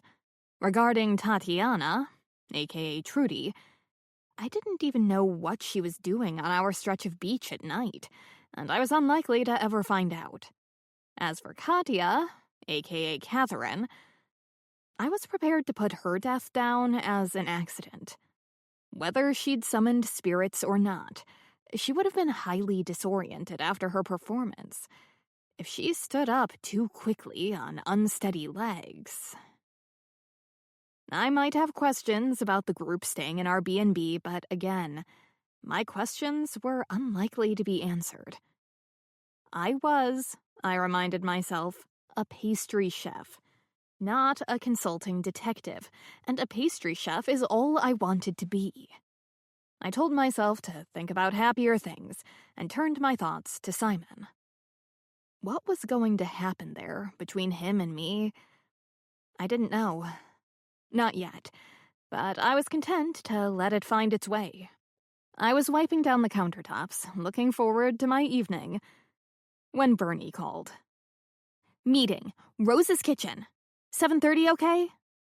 "What meeting? You didn't tell me about any meeting. I might have plans for tonight, you know." "What sort of plans do you ever have on a Tuesday evening, Lily? We need to have a meeting to talk over the events of the day. Matt'll bring the pizza." "I don't want pizza." "Actually, strike that. I do want pizza, but not with you and Matt." "Oh, Sorry. You and Simon have plans?" "Yes, we have plans. Plans that do not include you." "Perhaps I assumed. Sorry. What's up? Pizza parlor and a walk on the pier with ice cream cones after? Fine dining, a pub with a great band?" I sighed. "Take-out pizza in front of the TV at my place." "Ha! I knew it." "You win. Tell Matt Simon and I will bring our own pizza." "I'll keep that to myself. Nothing better than leftover pizza for breakfast." She hung up, chuckling, and I'd texted Simon with the change of plans. Now we sat around the table in the B&B kitchen, open boxes of pizza and bottles of beer in front of us, with a gin and tonic for Rose. Eclair sat to attention next to my chair, alert for any falling pieces of pizza. Robbie had been unceremoniously removed from the table and was sulking on the floor by the oven. As we dug in, Bernie related what she'd learned today. I refrained from asking why she hadn't spent her time working on her book. I'd done what I could to help her, and I'd say no more. I had my suspicions she was avoiding finishing the book, after changing direction more than once because she was afraid of finding out no one liked it or wanted to publish it. "Marietta Carter first," Bernie said. "Which one's she?" Rose asked. "The fidgety one. The one with the glasses that don't fit properly. Her ex-husband, Zane, also named Carter, is here too." "She seems to be the keenest of them all on this sort of stuff," I added. "A true believer." "She's quite well off.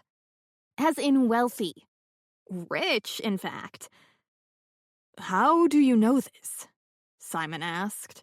Bernie pulled free a section of pizza loaded with mushrooms, green peppers, and onions with one hand, and put her fingers to her lips with the other. "No illicit hacking required. Matter of record. 2 years ago, she won the lottery." "Did she indeed?" Rose said. "How much?" 10 million. Simon's mouthful of pizza went down the wrong way. Matt pounded him on the back as he said, "That's a lot." "I don't like to be judgmental," I said, "but she doesn't look as though she has that sort of money." "From what I can tell, she doesn't live that way either. She didn't change much in her life after her win other than quitting her job. She bought a new apartment in Manhattan, and that's not cheap, but it's on the smaller side and not in one of the most prestigious areas. Her parents, both of whom have passed away, had a cabin in the woods in Maine for many years, which they left to her.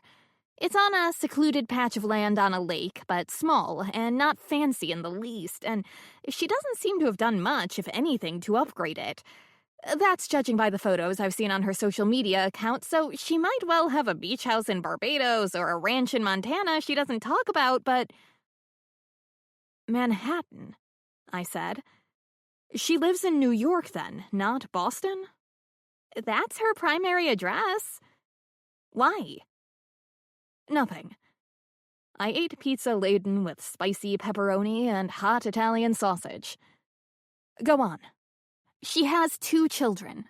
One is a nurse in Los Angeles, the other a high school teacher in Brooklyn. They both have social media accounts, but they're kept low-key, and they haven't said anything about coming into sudden riches, although the nurse and her family had a nice vacation to Turks and Caicos over the winter. I wouldn't mind staying at the place they stayed at, but it's way out of my budget." Wise of them to keep it on the down low, Matt said. You do not want that news getting around. Bring every crook and crank out of the woodwork. I thought of Katya, but said nothing. When did Marietta and Zane get divorced? Bernie grinned. Decree Nisi was finalized 2.5 years ago. Before she had the big win? Yup. He can't have been happy about the timing of that, Rose said. Do you suppose that's why he's being so supportive of her? Hoping to get back into her good graces and receive a nice gift in return? That's surprisingly cynical of you, Rose, Simon said. Some divorced couples manage to get along amicably, particularly if there are children. My impression of Marietta, I said, is that she's not a fool, other than believing in spiritualism anyway. If she and Zane had an acrimonious divorce and then he started making friendly when she won the lottery, she'd be suspicious. Instead, she does seem rather fond of him, although she did remind him at least once the divorce was his idea, not hers. Fond, Rose said, or simply pleased he's here as a friend. They are not sharing a room. Bernie made a note on her phone. I'll see what I can find out about their divorce, if it was acrimonious. Even if it was, if they had the good sense not to air their laundry in public, it might not be on the record. Does any of that matter? Rose said. It might if Marietta had been killed, but she wasn't. She doesn't give the impression of being well off. She isn't even in my best room. Over the course of some of my research, Matt said, I've learned a few things about spiritualism and mediums and other con artists. They do extensive research before engaging with their clients. Anything Bernie can find out, this Katya could and would have. Probably more. More than me? Bernie said with a grin. I doubt it. Grace and Gordon came into the tea room this afternoon, I said. Cheryl said they seemed to be arguing about money. You learn anything about them? Not much. He's a business executive. They live in Boston, one adult child. Grace doesn't have a job and never has. She's always been part of the ladies who lunch crowd, active in various charitable circles. Likely bored with her life these days, Rose said. The only child gone, the husband tied up in his work, same old boring friends. That might be why this trip appealed to her. Something far out of her ordinary experiences. She said much the same this morning, I said. He wants to go home, but she wants to stay. She said home is boring. She reminded him she hadn't wanted him to come in the first place, but he did, and now he won't leave. Controlling? Simon asked. Trying to be, anyway. Does his company have business in New York City? I asked Bernie. Every company has business in New York City, she replied. How else would I know everything I do? I can't say specifically. I didn't look into any details about it, other to ensure it wasn't a mob front, which it's not. Do you want me to? No. Okay. Simon, you going to have that last piece of the triple cheese pizza? Help yourself. Bernie did so. A long strand of cheese trailed from the box, and she wrapped her finger around it and pulled it free. One last item of interest. Scarlet, our Southern belle, the one who wears her hair in a long braid and dresses as though she's about to head off on a hike. Which she does, I said. She's the only one of them who seems to walk anywhere other than around the property. That would fit with what I've learned. She owns a clothing line, athletic and outdoor wear mostly. She designs the pieces herself and sells them at her own store. I overheard her suggesting Grace shop there, I said. If Grace is interested, she'd better hurry. Scarlet is about to go under. The banks are knocking on her door. She's going to lose everything. The design business, contracts with the factory that makes her clothes, the retail stores of which she has two. One in Boston itself and one in Framingham. Is that for sure? Matt said. Is there a possibility of renegotiation and salvaging something? She's tried everything. Nope, she's about to be toast. But she came on a holiday? With that hanging over her? Makes you wonder, doesn't it? Has she simply given up? Or does she have a plan in mind? What sort of plan? I asked. I have absolutely no idea. Just throwing it out there. Rose folded her napkin and placed it on the table in front of her. Robbie leapt onto her lap, and she stroked him absent-mindedly. Change of subject. Matt helped himself to his 4th slice of pizza. Not that I was counting. I was on my 3rd. I had a visitor today. He took a long sip of beer, letting the tension build before saying, "A pleasant lady of a certain age wanted to have a look around the house." "Don't tell me," I said. "Ghost hunter?" "Yup. It would appear word is spreading among the paranormal community that my place is, and I quote, the center of spiritual activity on Cape Cod." "What did you do?" "I told her to go away, as politely and firmly as I could. Later on, I spotted a couple of younger women poking around that area of the bluff the police have cordoned off. I went out and spoke to them, and sure enough, they had heard about what happened and wanted to try to pick up on the, again, I quote, vibrations. Less politely and more firmly than earlier, I ordered them away." "That might be an idea," Bernie said.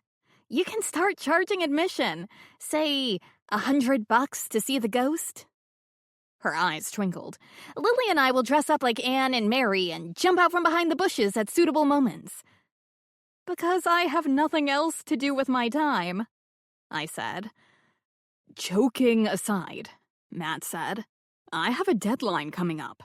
One I let slip over the winter until now I'm firmly up against the wall. I don't have time to be running people off the property." "Does it matter," Simon said, "if they only want to have a look around?" "It might. It will if they want, like the First Lady, to come into the house. Signs are posted on the path warning people to stay away from the edge, but that might not be enough if the curious want to have a peek over, see where all the activity, so to speak, happened. I don't want to have to do it, but tomorrow I'm going into town to stock up on fence posts and no trespassing signs." "Determined people have been known to ignore that sort of thing," Simon said. "Yes, but if they do ignore it, I have legal options." "That story about the twin sisters has been around for a long time," Bernie said. "You've never been bothered before." "I hadn't even heard it before you drummed it up, Bernie." "Sorry, not sorry. I was trying to get ahead of the game." "It isn't all that rare or unusual in the scheme of things," Matt said. "Plenty of haunted houses in New England, many more famous and some with far more scandalous or historically important tales attached to them. No one has claimed to have seen the sisters, unlike some of the better-known hauntings. So-called hauntings. It's the death of Katya and her sister that have the story spreading like wildfire." "Let's hope the police find an all-too-human reason behind them, then, and the excitement can die down," Simon said. "You don't suppose?" Bernie pulled a strand of cheese off her pizza and studied it, as though searching for the secrets of the universe within. "Suppose?" I prompted. "Someone arranged this state of affairs?" "Meaning?" Simon asked. "We know without a doubt that the death of Trudy, who called herself Tatiana, was a murder. We don't know why she was here, not only in North Augusta, although we might assume she was here to spy on her sister, but right here, as in on our stretch of beach where she met her end. The reason for her being here might have nothing to do with the reason for her death. Maybe her enemy followed her, or maybe that person came with her and they had an argument. Don't let that rumor get around, love, Rose said, or I'll have Mayor Powers and the North Augusta Tourist Association revoking my business license. Nothing worse for tourism than talk of a serial killer on the loose. Kinda like in the movie Jaws, Bernie said cheerfully. Remember? The local authorities try to suppress news of the shark for fear of frightening away tourists. Rose groaned. Carla Powers will love to have the comparison pointed out to her. Back on track, I said. Bernie, what's your point? My point is, regardless of what happened to Tatiana, it's the death of Katya that has the ghost hunters interested. Think about it. Matt said there are better known and more scandalous ghost stories out there, but this one has the potential to be big news in those circles. I don't follow, Simon said. Twin sisters. One is shoved over the edge of the cliff by the other. The latter later leaps to her death at the same spot out of guilt. You think Katya killed her sister? Rose asked. Bernie jumped to her feet. Red curls flew around her head. Green eyes sparkled. She was getting excited, her speech speeding up as she tried to get the words out as quickly as possible. What I believe doesn't matter. I don't believe the ghosts of Matt's ancestors are lingering outside either, but some people do. I'm saying this story has the potential to be a big, big deal in the spiritual world, simply because of the supposed similarities between the two cases. The 19th century one and the one that happened this week. At the very same spot. Katya died on what she said was the exact same day of the year that Mary did. We know that's not true, but the story will take on a life of its own. Matt groaned. Please, no. Are you saying the interest might never die down? It won't go away if it's inflamed, Bernie said. What I'm asking is someone planning to take advantage of the situation? And if so, what steps might they have taken to bring this about? Simon, please be a dear and get me another G&T, Rose said. I do not want my wits about me if I'm going to attempt to follow this line of thought. Simon took her empty glass and stood up. Anyone else? Yeah, thanks, Matt said. You think someone's planning to monetize the ghost rumors at Matt's place? I asked. Other than Matt himself, I can't see how anyone would benefit from that. He lifted his hands. Don't look at me. Bernie rubbed the top of his head. I'm not. But I'm thinking, and so far I'm only speculating.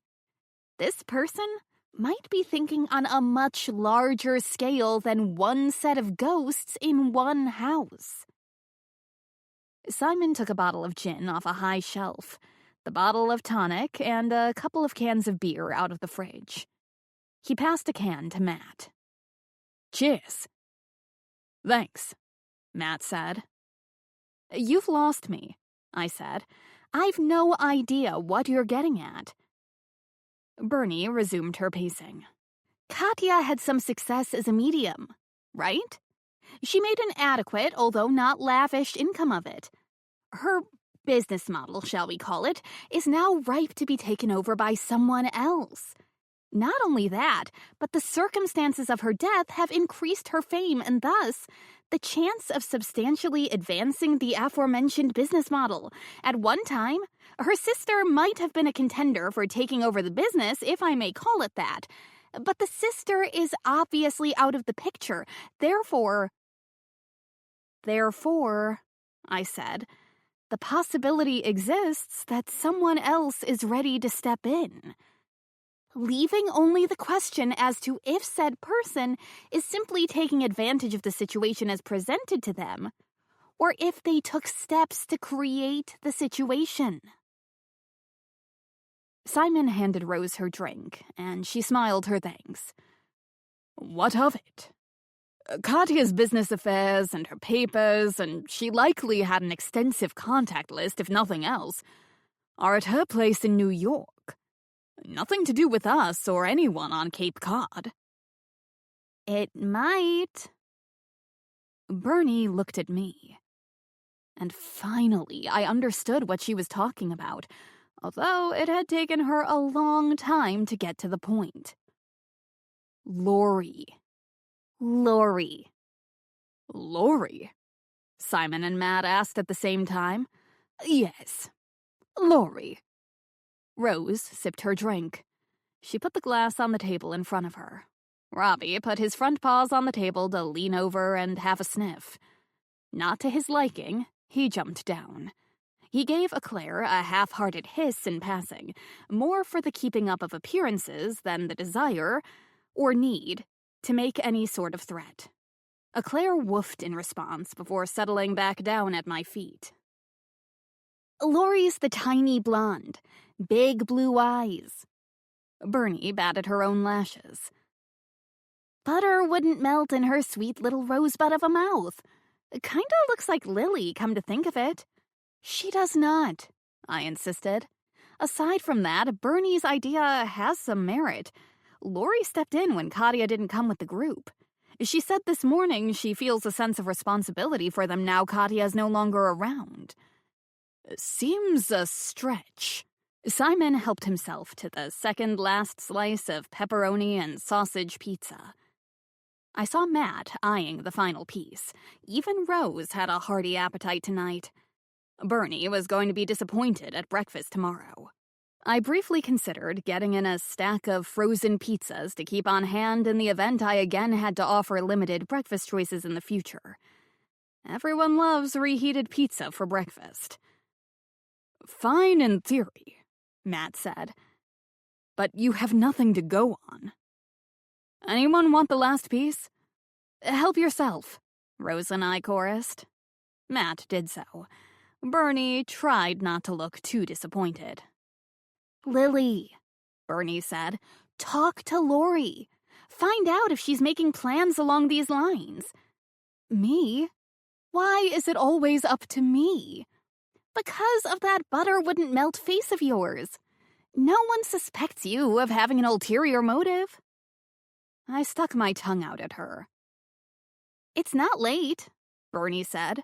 What's the group up to tonight, Rose, do you know? They're splintering.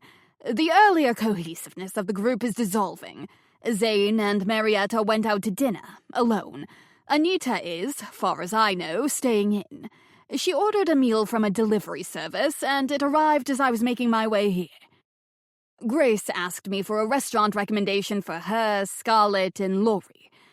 Something nice, she said, as they deserved, in her words, a treat. I recommended that new place down by the pier everyone's raving about. Everyone who can afford it, that is. Scarlett can't, Bernie said. I wonder if Grace is picking up the tab. She might be, if only to rub it in her husband's face. I'm not even gonna ask. Simon roughed up his English accent. I'm just a simple gardener, a lowly working man, happy with me geraniums and me compost. I noticed Grace spends quite a bit of time in the garden, I said. He put his regular voice back on. She's very knowledgeable, about roses in particular. I enjoyed talking with her. She told me she's a master gardener. If anyone had been poisoned this weekend, Bernie said, that might be a clue, but as no one was, I guess it's not. What about Gordon, Grace's husband? What's he up to tonight? I don't know, Rose said. I haven't seen him all day. Bernie began issuing orders. Lily, you'll sit and wait for Lori to get back from dinner, waylay her, and engage her in casual conversation. Must I? You must. I'll do some digging, see what dirt I can dig up. In particular, I'll see what I can find out about the sister's mother's will. Hard as it is to believe, I'm not entirely sure what happens when a will is being contested if both parties die before it's resolved. If no one's left to continue the suit, Matt said, the estate will likely go to the heirs of the person mentioned in the will. In this particular case, you might want to find out if there's a time limit on how long the heir has to remain alive after the death before the estate passes to his or her own heirs. Bernie scrunched up her nose in thought. I can't remember. But the norm is 30 days, right? If it had been something out of normal on Mrs. Ivens's will, I likely would have noticed. Therefore, the estate will go to Katya's heirs, if she has any. Otherwise, the government gets it all unless a new claimant comes forward. I'll see what I can find, Bernie said. Although, as far as we're concerned, it's unlikely to matter. If Katya was pushed to her death, it was done by someone who was in that circle. They all said they'd never met her before, so they won't be mentioned in her will. I'm surprised at you, leaping so easily to conclusions, Bernie, Rose said. Regardless of what anyone said, it doesn't mean it's true. Did Katya verify she didn't know any of them, and if she did, was she being truthful? Simon groaned. More complications. Okay, you two have your tasks for tonight. I'll take one on for me. Matt, the hardware store is open till 10 on Tuesday nights. Let's get the things you need for fencing off the path so we can do what needs to be done in the morning. What about me? Rose asked. You mentioned Anita stayed in tonight, I said, rather than go to dinner with the others. It's possible she's working on her book. This morning, she said she had some new ideas about the ending. Might she have been inspired because of something she herself set in motion? She does have a grudge, remember, against spiritualists in general. Why not ask her? Is everyone writing a book? Simon asked. I'm not, I said. I might. Someday, Rose said. My memoirs would be interesting, don't you think? Leave that one to me, Matt said. I mean Anita, not Rose's memoirs. I doubt I could do justice to them. Bernie told me about this book Anita's writing. I can offer to make some suggestions as to what she can do once it's finished. I can't go knocking on her door at this time of night and say I was just passing. I'll drop in at breakfast tomorrow and try to catch her. I might need you to arrange the introductions, Lily. I can do that. Bernie clapped her hands. Okay, everyone. You have your assignments. I still don't, Rose pointed out. Keep your eyes and ears open, Bernie told her. That's what you do best. If you get anyone who seems at all interested in ghostly appearances inquiring about reservations, let us know. Chapter 18. I poured myself a glass of wine and took it and Eclair out to the veranda. On the way, I popped into the drawing room and took a book off the shelf. Our guests are invited to take a book, leave a book. And it seemed like a good night for me to start on one I'd had my eye on. Rose had excused herself, saying she had work to do to get caught up on the accounts. 2 couples had checked in this afternoon, giving us an unexpected full house, but no additional cars were in the parking lot, so I assumed they'd gone into town. I wasn't entirely happy about sitting here lying in wait for Lori, but Bernie did have a way of issuing orders and making them sound so much like reasonable requests that once I realized what was going on, it was too late to refuse. Oh well. It was a pleasant evening. Unlike the previous night, the skies were clear and dotted with stars. Eclair lay at the top of the steps, her chin between her paws, keeping guard over the lawn. A couple of bats streaked overhead in hot pursuit of insects. The light above the veranda shone on my book, and I read and sipped my wine. The book was a recounting of the years a famous chef had spent learning the ropes and working in Paris. I was perfectly happy with my life the way it was, owning my own tea room, helping Rose with the B&B, being close to Bernie and Matt, loving Simon, and, I hoped, being loved in return. A car turned into the driveway, and Eclair perked up her ears. And I added to my mental list of good things, living with Eclair. Someday, I might want to travel farther afield, live in Paris, work at a genuine Paris patisserie, crafting tiny jewels out of pastry, fruit, butter, and cream. Although I had to admit, the thought of aiming for that standard filled me with horror. Maybe a London bakery instead. That's if Simon's and my relationship continued. Early days yet. 4 people I didn't recognize got out of the car. A woman fussed over Eclair who allowed herself to be fussed over while the others greeted me. "Lovely evening," a man said. "It is," I replied. They said their goodnights and went inside. Silence settled over the property. I read on. Not too much later, another car headed my way. This one pulled up at the bottom of the steps, and my quarry got out, along with Scarlett and Grace. The car then drove away. "Good evening, Lily," the women said as they stepped into the light. Grace wobbled slightly on her high heels, and Laurie's eyes were bright. Scarlett stopped to bend over and pat Eclair, but she then had a bit of trouble straightening up again. They'd, I guessed, enjoyed more than a few drinks with their dinner. "How was the restaurant?" I asked.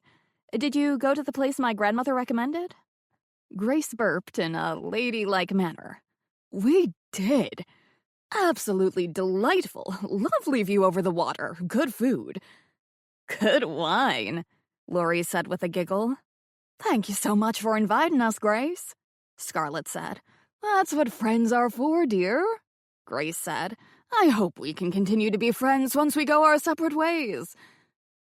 "I saw her, that female detective, up at your tea room earlier," Scarlett said to me. "She came here after that to talk to us. Again." "What did she want?" "Questions about what happened last night with Katya, and earlier with her sister." I couldn't tell her much. What about you? The 3 women gave me some version of a shrug. I looked for signs of guilt, but saw nothing. Not that I'm necessarily likely to recognize signs of guilt. "Questions. More questions," Laurie said. "Natural enough, I guess. I mean, Katya's sister first, and then her." Heavy sigh.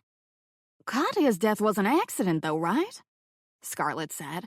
"I thought we were getting too close to the edge, but I didn't want y'all to think I was being a fraidy cat.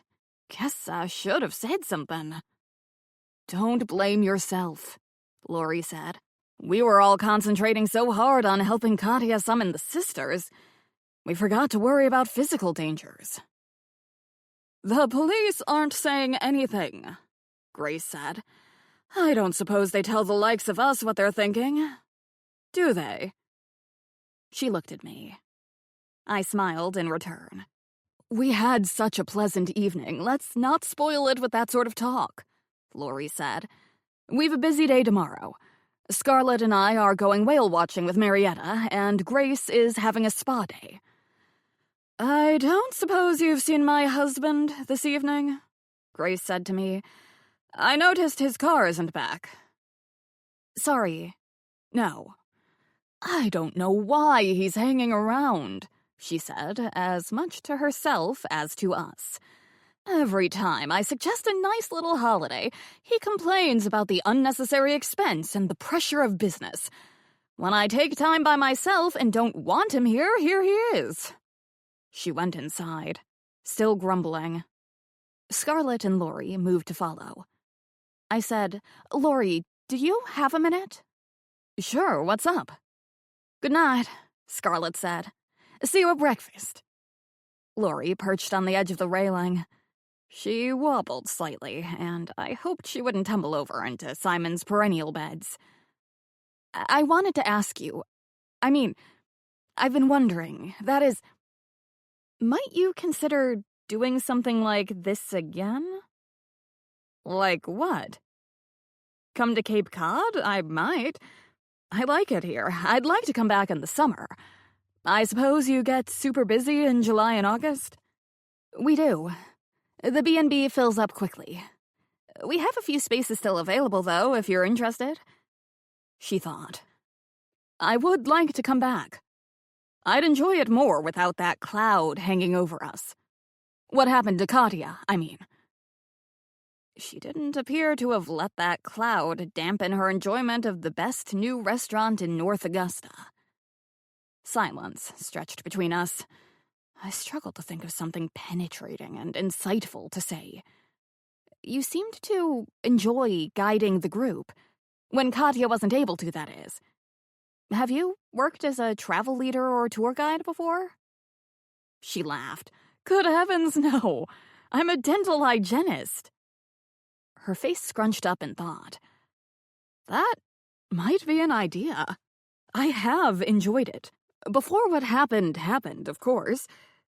Today I felt as though I had some responsibility to take charge because I'd done it earlier when we thought Katya wasn't coming.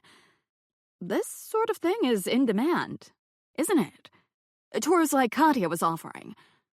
I hope someone's able to step up and take her place. Rather a niche business, I'd have thought, but still, everyone starts somewhere. She leaned toward me. I leaned toward her. Her eyes were huge in the light of the veranda. Her blonde hair fell in loose waves around her shoulders. I felt it that first night. I felt the power. But I didn't recognize it, not then. Katya wasn't with us, but I knew I was surrounded by something I'd never experienced before. I called it to us. Her blue eyes glowed with far more than an excess of drink. I pulled back.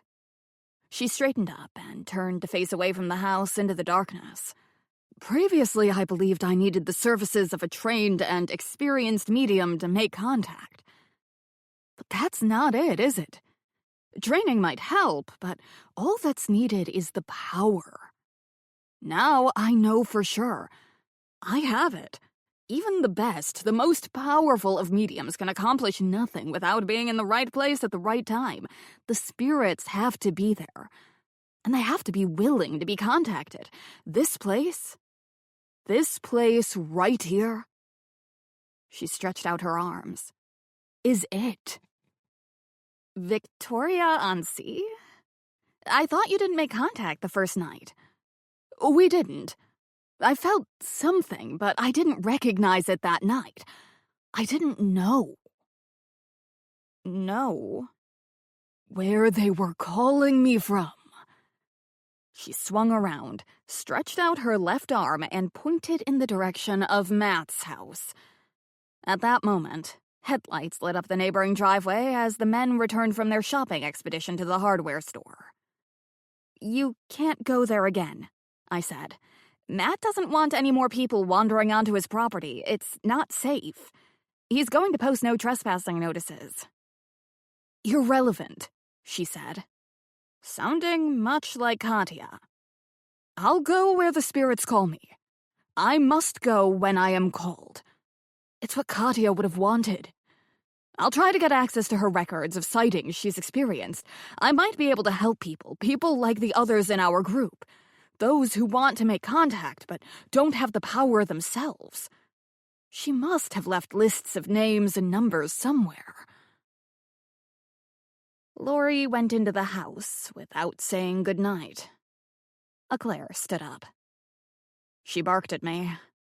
That had not gone entirely as planned. Rather than demand to know if Lori killed Katya in order to take over the other woman's ghost tour business, it would appear I'd planted the idea in Lori's head. I was still sitting on the veranda, book open on my lap, wine on the table, slightly stunned, when another car pulled up. This time it was Zane and Marietta. They got out of the car. He took her hand, and she did not pull away. Wouldn't it be nice, I thought, if the two of them were able to get back together? He was obviously still very fond of her. Other than her belief in ghosts and spirits, Marietta seemed the sensible sort. If she had reason to believe he was only interested in her newfound wealth, she was capable of telling him to get lost. "Good evening," they said to me. "Did you have a nice dinner?" I asked. "We did," Zane replied. "We went to that pub near the pier your grandmother recommended. They had an Irish folk band playing. We would have liked to have stayed a bit longer, but I have some work to get done tonight." "Work?" I asked, only to be polite. "What do you do?" "I specialize in online security with the systems integration unit of an international bank. I'm not officially on vacation. I took some time away to be of support to Marietta in light of what happened here. So I told my boss I'd work remotely. Our branch in Tokyo is doing a major upgrade tonight, so I need to be available in case anything goes wrong. And believe me, something always does." "What's systems integration mean?" "We make our specific programs and software work with standard brand computers and devices. You want to do a stock trade from your phone? The trading program has to be integrated with the phone's systems. Where I come in is ensuring security and privacy at both ends are watertight. Good night. You coming up, Marietta?" "I'll sit out for a few minutes," she said. "Enjoy the air and the peace and quiet. See you tomorrow, Zane." She sat down without offering or accepting a goodnight kiss. Zane went inside. Claire came over to sniff at her pant legs, and she gave the dog a scratch behind the ears. "She's a darling. What's her name?" Claire, after the pastry. Marietta smiled. "I can see that." My beige dog is so named because of the lighter streak of cream-colored fur running along her belly. "Please, feel free to go back to your book. I don't mean to interrupt. It's just that, well, things with Zane can be awkward sometimes. I didn't want him suggesting he pop into my room after he's settled his system upgrade business." "Understood." "He's a good man in many ways, but nothing. He was always a good father, although perhaps not the best of husbands. Not by a long shot. I suspect he only stayed in our marriage until the kids were finished with college and firmly standing on their own 2 feet. She sighed. All water under the bridge now.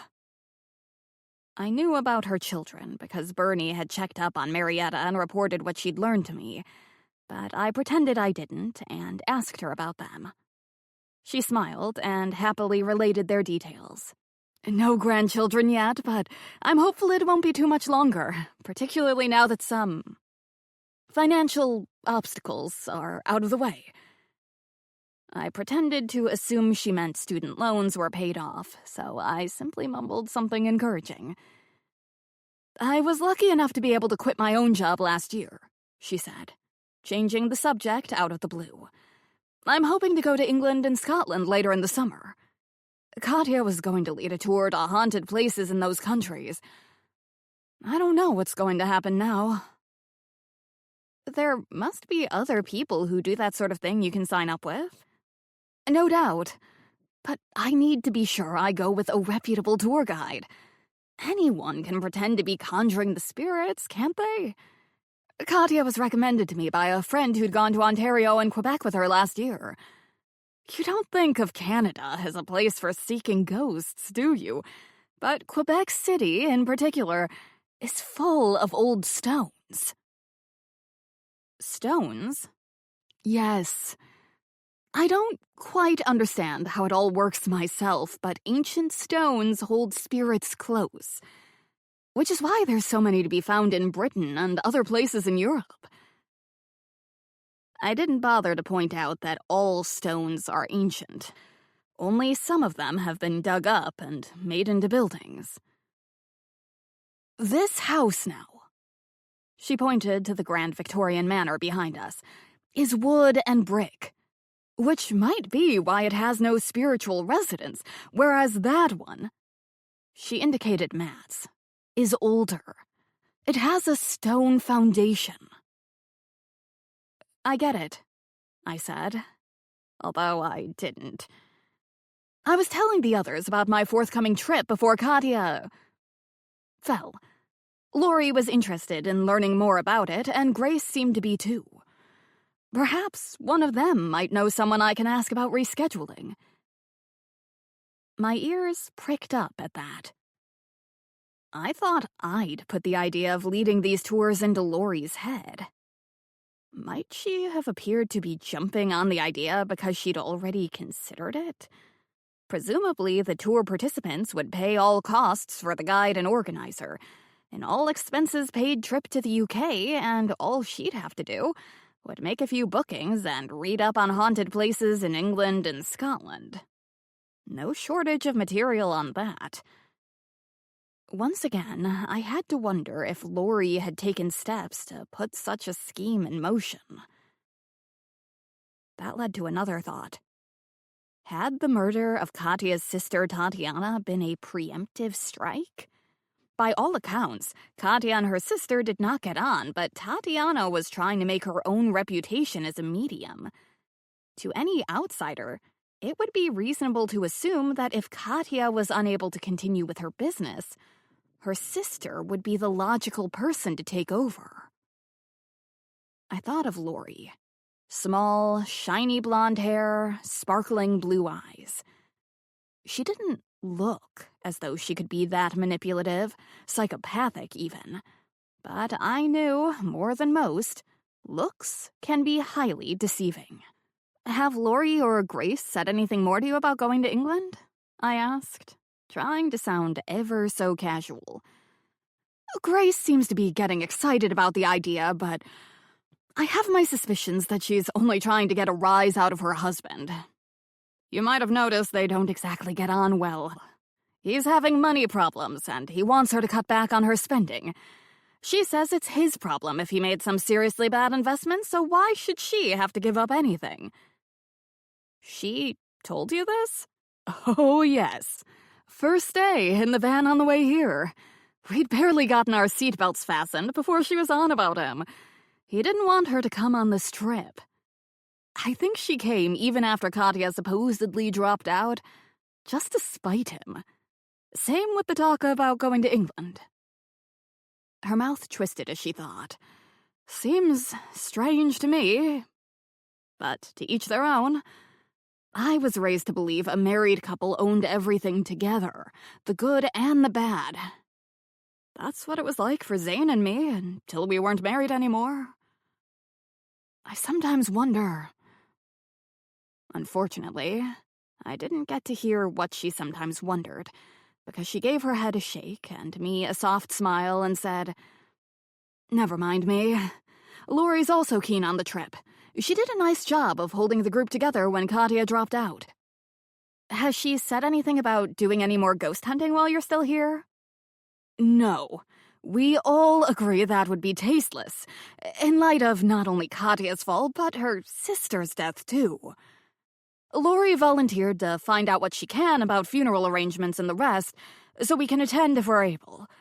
She's already been in contact with Katya's neighbor in New York." "Lori has she?" "Yeah, she's super organized, that one. Always ready to step in and help."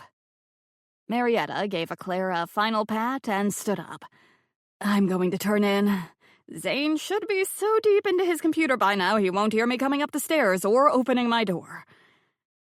Good night, Lily." "Good night." Chapter 19. Top of my suspect list, Lori. "Why?" Bernie asked. "For the reasons you suggested. She pretended to have only just thought about going into the psychic tour business when I brought it up. That wasn't very subtle of you, Lily. I have never claimed to be subtle." Claire snuggled closer to me, and I rubbed her belly. I'd finished my wine, closed my book, called to the dog, and headed home once Marietta had gone inside. The house had been quiet, except for a few creaking floorboards upstairs and a sudden rush of water in the pipes. Once I was snuggled in my own bed, I'd called Bernie to report in. I then learned from Marietta that Lori seemed to be thinking along those lines even before Katya died, leaving me to wonder. I let my voice trail off. I wouldn't say that puts her at the top of our list, but she's certainly up there. Good work. Remember our option 2.2? Which one was that? The killer intended to kill both sisters. If someone, Lori or anyone else, wanted to take over Katya's business or anything else we don't know about, if this person didn't know how bitterly divided the sisters were, they might reasonably expect Tatiana would step in when Katya was no longer in the picture.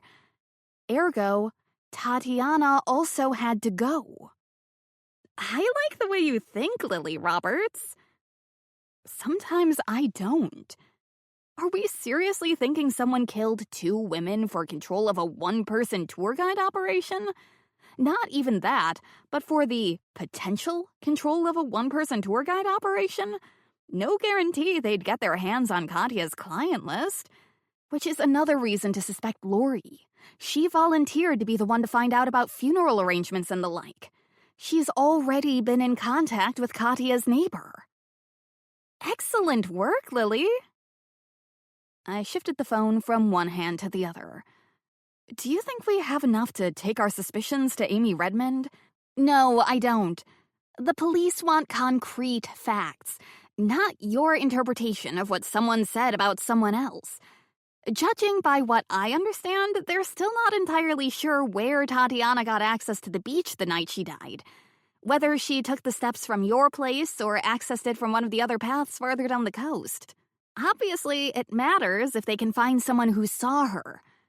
They don't know if she was with her killer and they went out to the rocks together, or if this person snuck up on her in the dark. One additional thing I picked up on tonight in my role of private detective, however unwilling that might be, Zane is making moves to get back with Marietta. Marietta isn't so keen. So nothing, really. I can't see that their situation has anything to do with Katya and Tatiana, but I thought I'd mention it. If Marietta had been the victim, then it would be a different story. Not all that different. Zane isn't married to Marietta any longer, and she has kids, right? If she dies, he's not going to get anything. I've seen no indication any of the others think she has money. Not that they're going to try to extort her in front of me.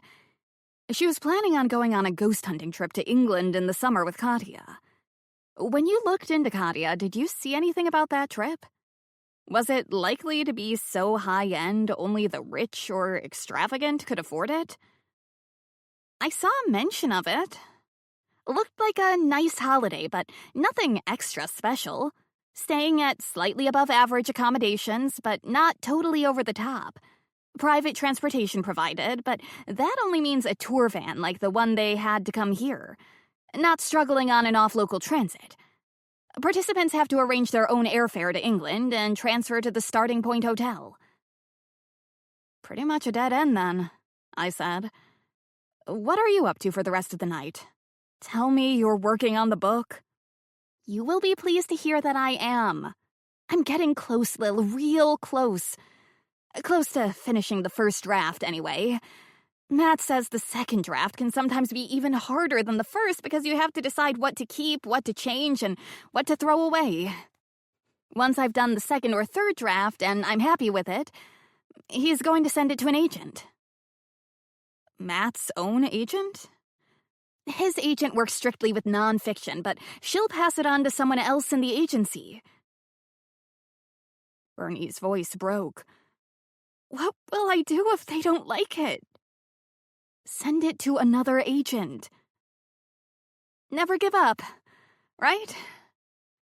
Before I get back to work, I might have a little peek into Zane Carter's financial history. You said he's interested in getting back with Marietta. If that's because he has a desperate need to get his hands on his ex-wife's money, it might be worth you putting a word in her ear. Bernie, that's none of our business. We can argue that doing what we do to help the police solve a murder and suspicious death that occurred on, or at least close to our own property, makes some of these people's business our business, but we have to draw a line somewhere. There's a difference between assisting the police and scurrilous curiosity. A heavy sigh. Okay, I get what you're saying. Besides, I have a book to finish, right? Right. I'm wondering if I should introduce a new character, say a cousin of Tessa's who's sort of a bumbling fool. Add some humor and additional conflict to the story? No, I said, as firmly as I could. You will not do that.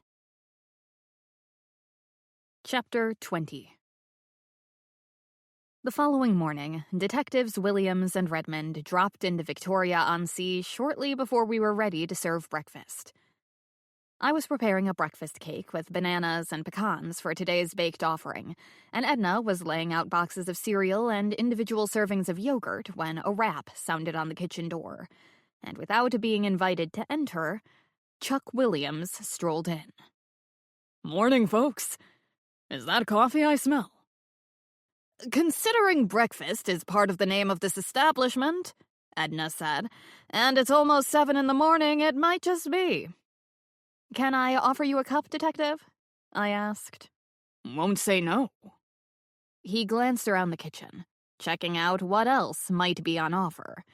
Judging by the look on his face, fruit salad and unbaked breakfast cake didn't appeal. I glanced out the window to see Detective Redmond's feet at the fence along the cliff edge. She turned and walked toward the house. "Coffee, Detective?" I asked when she'd come into the kitchen. "Thanks, Lily, that would be appreciated." "What's up?" I asked as I poured coffee into 2 fresh mugs. "More routine questions. As long as the group who came with Ms. Ivins is still here, we'd like to go over things with them one more time. I had someone call each of them earlier and let them know we were coming. Have you yourself thought of anything new?" I slipped the cake into the preheated oven and set the timer. I didn't want to throw anyone under the bus, but I did have some concerns. "Lily?" she prompted. "How long's it likely to be until that cake is ready?" Williams asked. "Lily?" Redmond repeated. 45 minutes. Have you considered that someone might have wanted to take over Catherine Ivins' business? "What business?" Her psychic tours, for one thing. Other things of a spiritualist nature she might have been into. William snorted. "She must have a client list," I said. "Many of those clients will be looking for a new... whatever." "Are you thinking of anyone in particular?" Redmond asked. Lori Morrison is showing an interest. "No one killed the woman for a list of wackos," Williams said. "Don't be so hasty to dismiss the idea, Chuck." "It is possible," Redmond said. "Although I must point out that Ms. Ivins didn't exactly have control of a psychic empire. She was strictly a one-woman show. It's more likely her clients will drift away. Plenty more people in the Big Apple ready to take advantage of the lonely and gullible." "Just a thought," I said. Put that way, and in the cold, clear light of day, Lori Morrison slipped down my suspect list. Not that I had a suspect list. "The autopsy on Ms. Ivins was done yesterday afternoon," Redmond said. "The results are conclusive and nothing more than what we expected. She broke her neck, the result of a fall from a height. Death would have been instantaneous. Otherwise, she was in good health for a person of her age.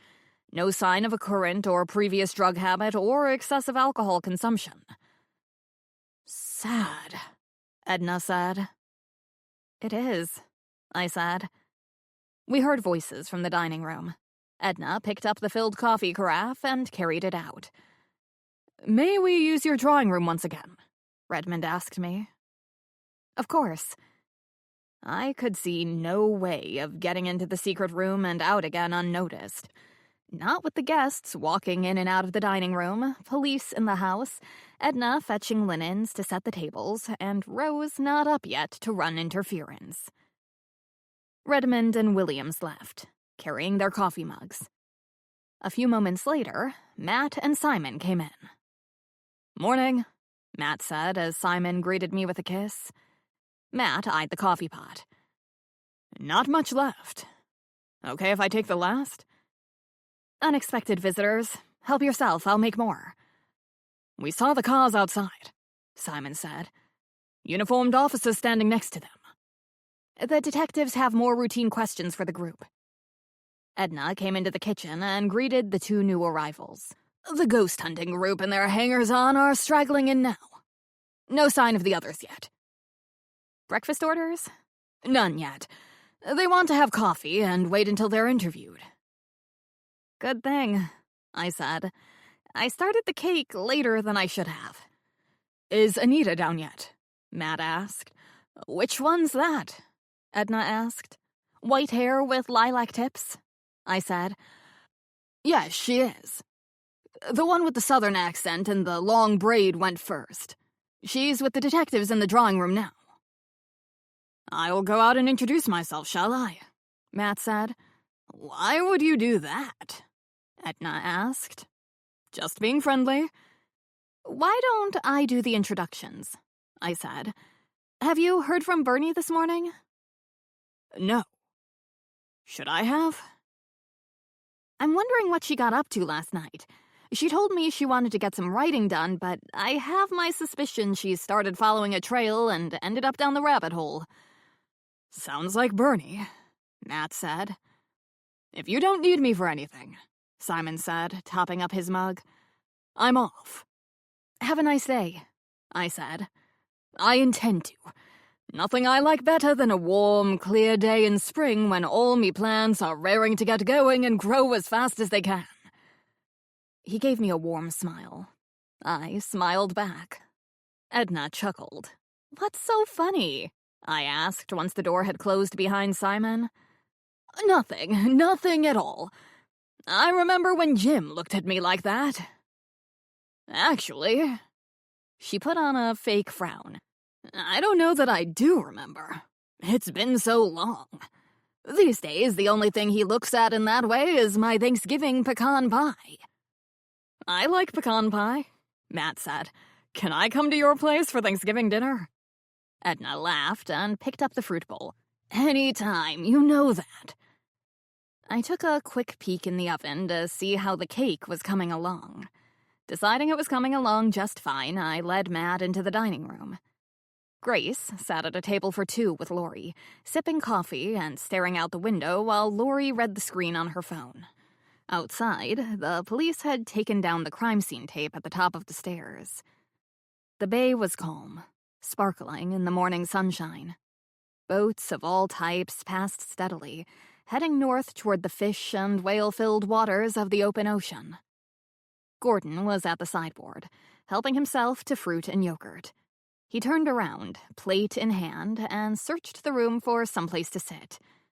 His wife had, quite obviously, cut him out. He joined Anita and Marietta. Zane was nowhere to be seen. "Good morning," I said to the group of three. "I hope everyone slept well." "I did," Marietta said. "Something about the sea air, isn't there? So refreshing." "Zane not down yet?" I asked.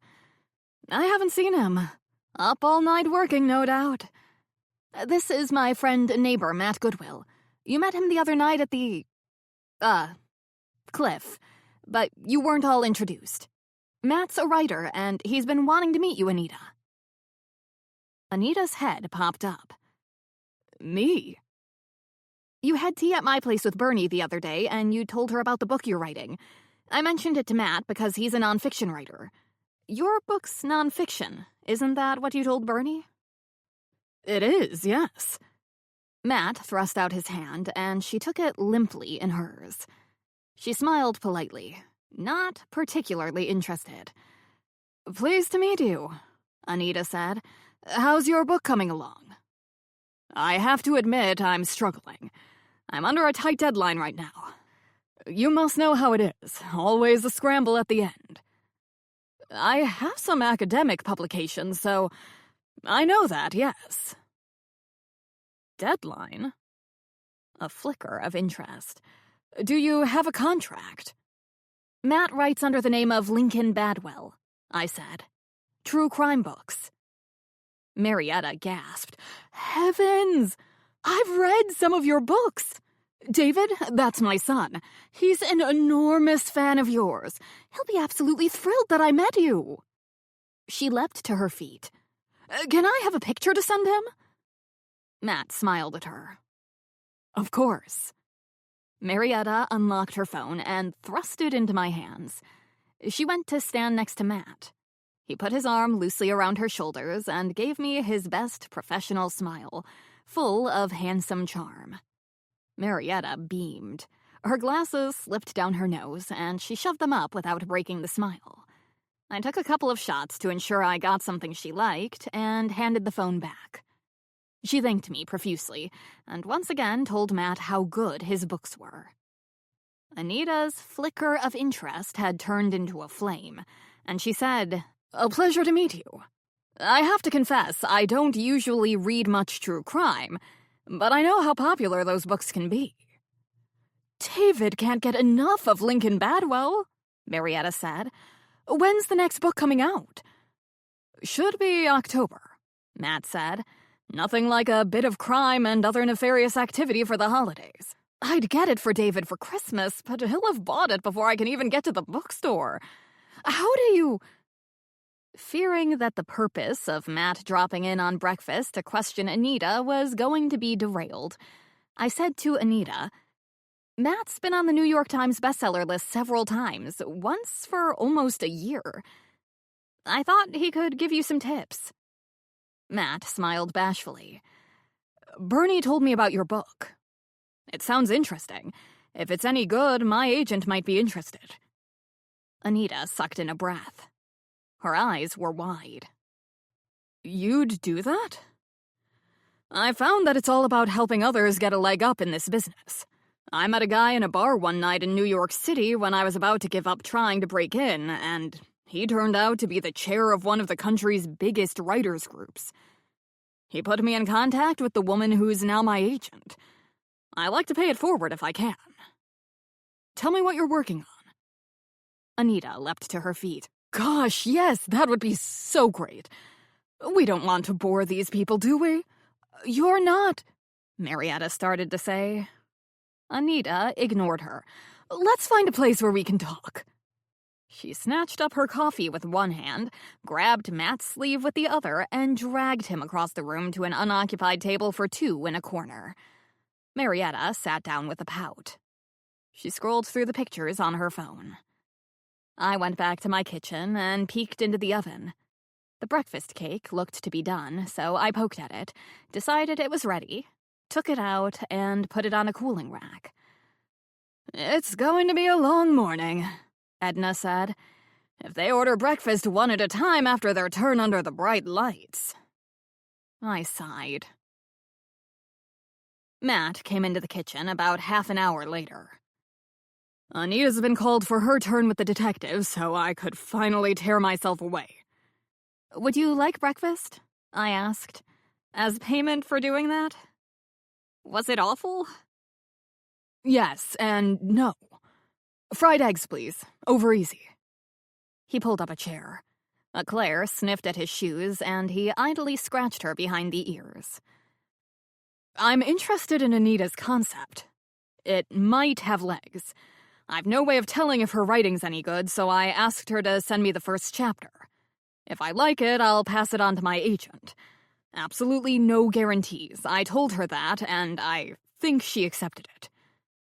I added a pat of butter to the frying pan, and once it was sizzling, I cracked 2 eggs and poured them in. Edna came in. Cake's going down a treat.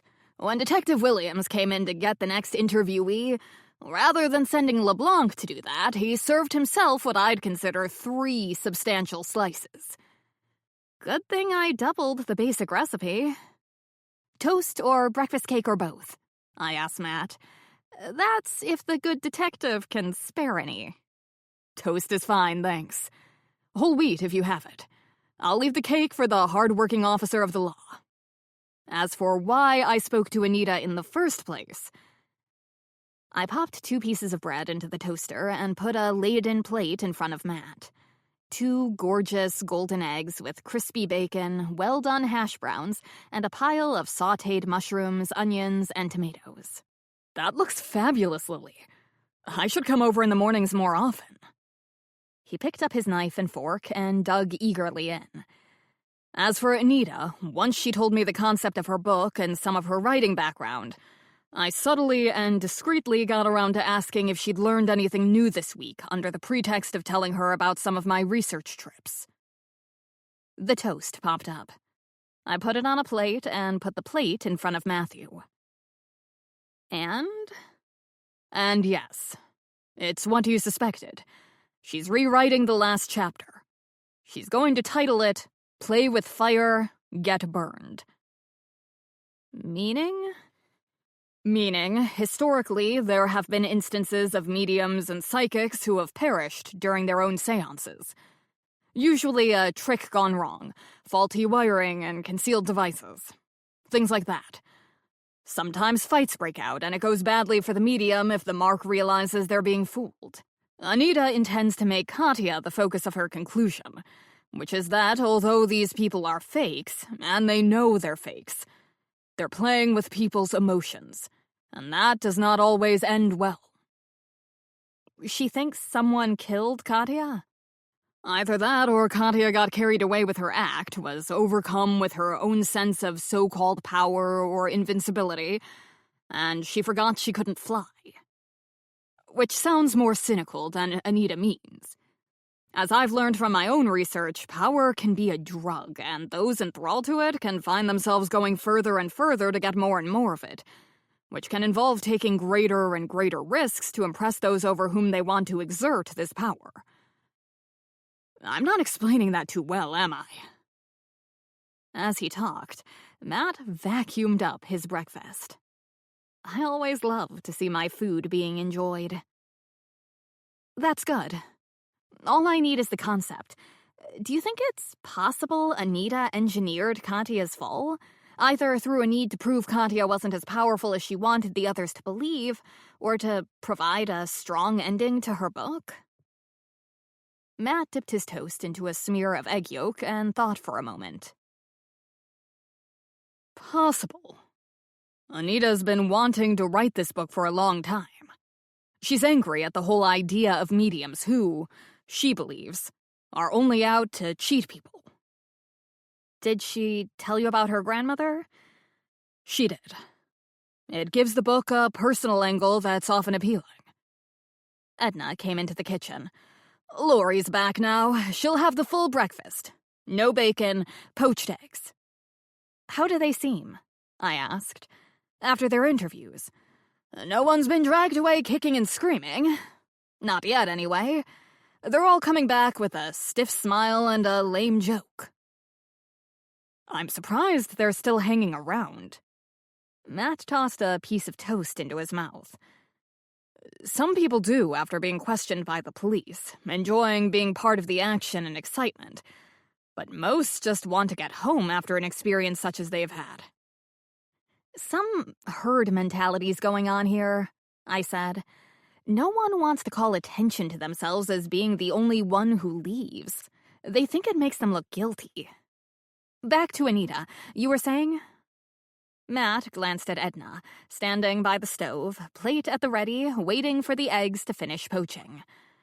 I never repeat anything I hear in here, she said. Not even to Frank, especially not to Frank. Although I am storing it all up. I'm thinking of writing a book when I retire. I'll call it The Bed and Breakfast Murders. Has a nice ring, don't you think? I scooped the cooked eggs out of the water and put them on a plate. Let me know when the book's done, Matt said. I'll put you in touch with an agent. Edna chuckled and carried the laden plate out. I'd say it's not impossible, Matt said, for Anita to have shoved Katya over the cliff, both to put a stop to what she saw as fraud and to provide a good ending to her book.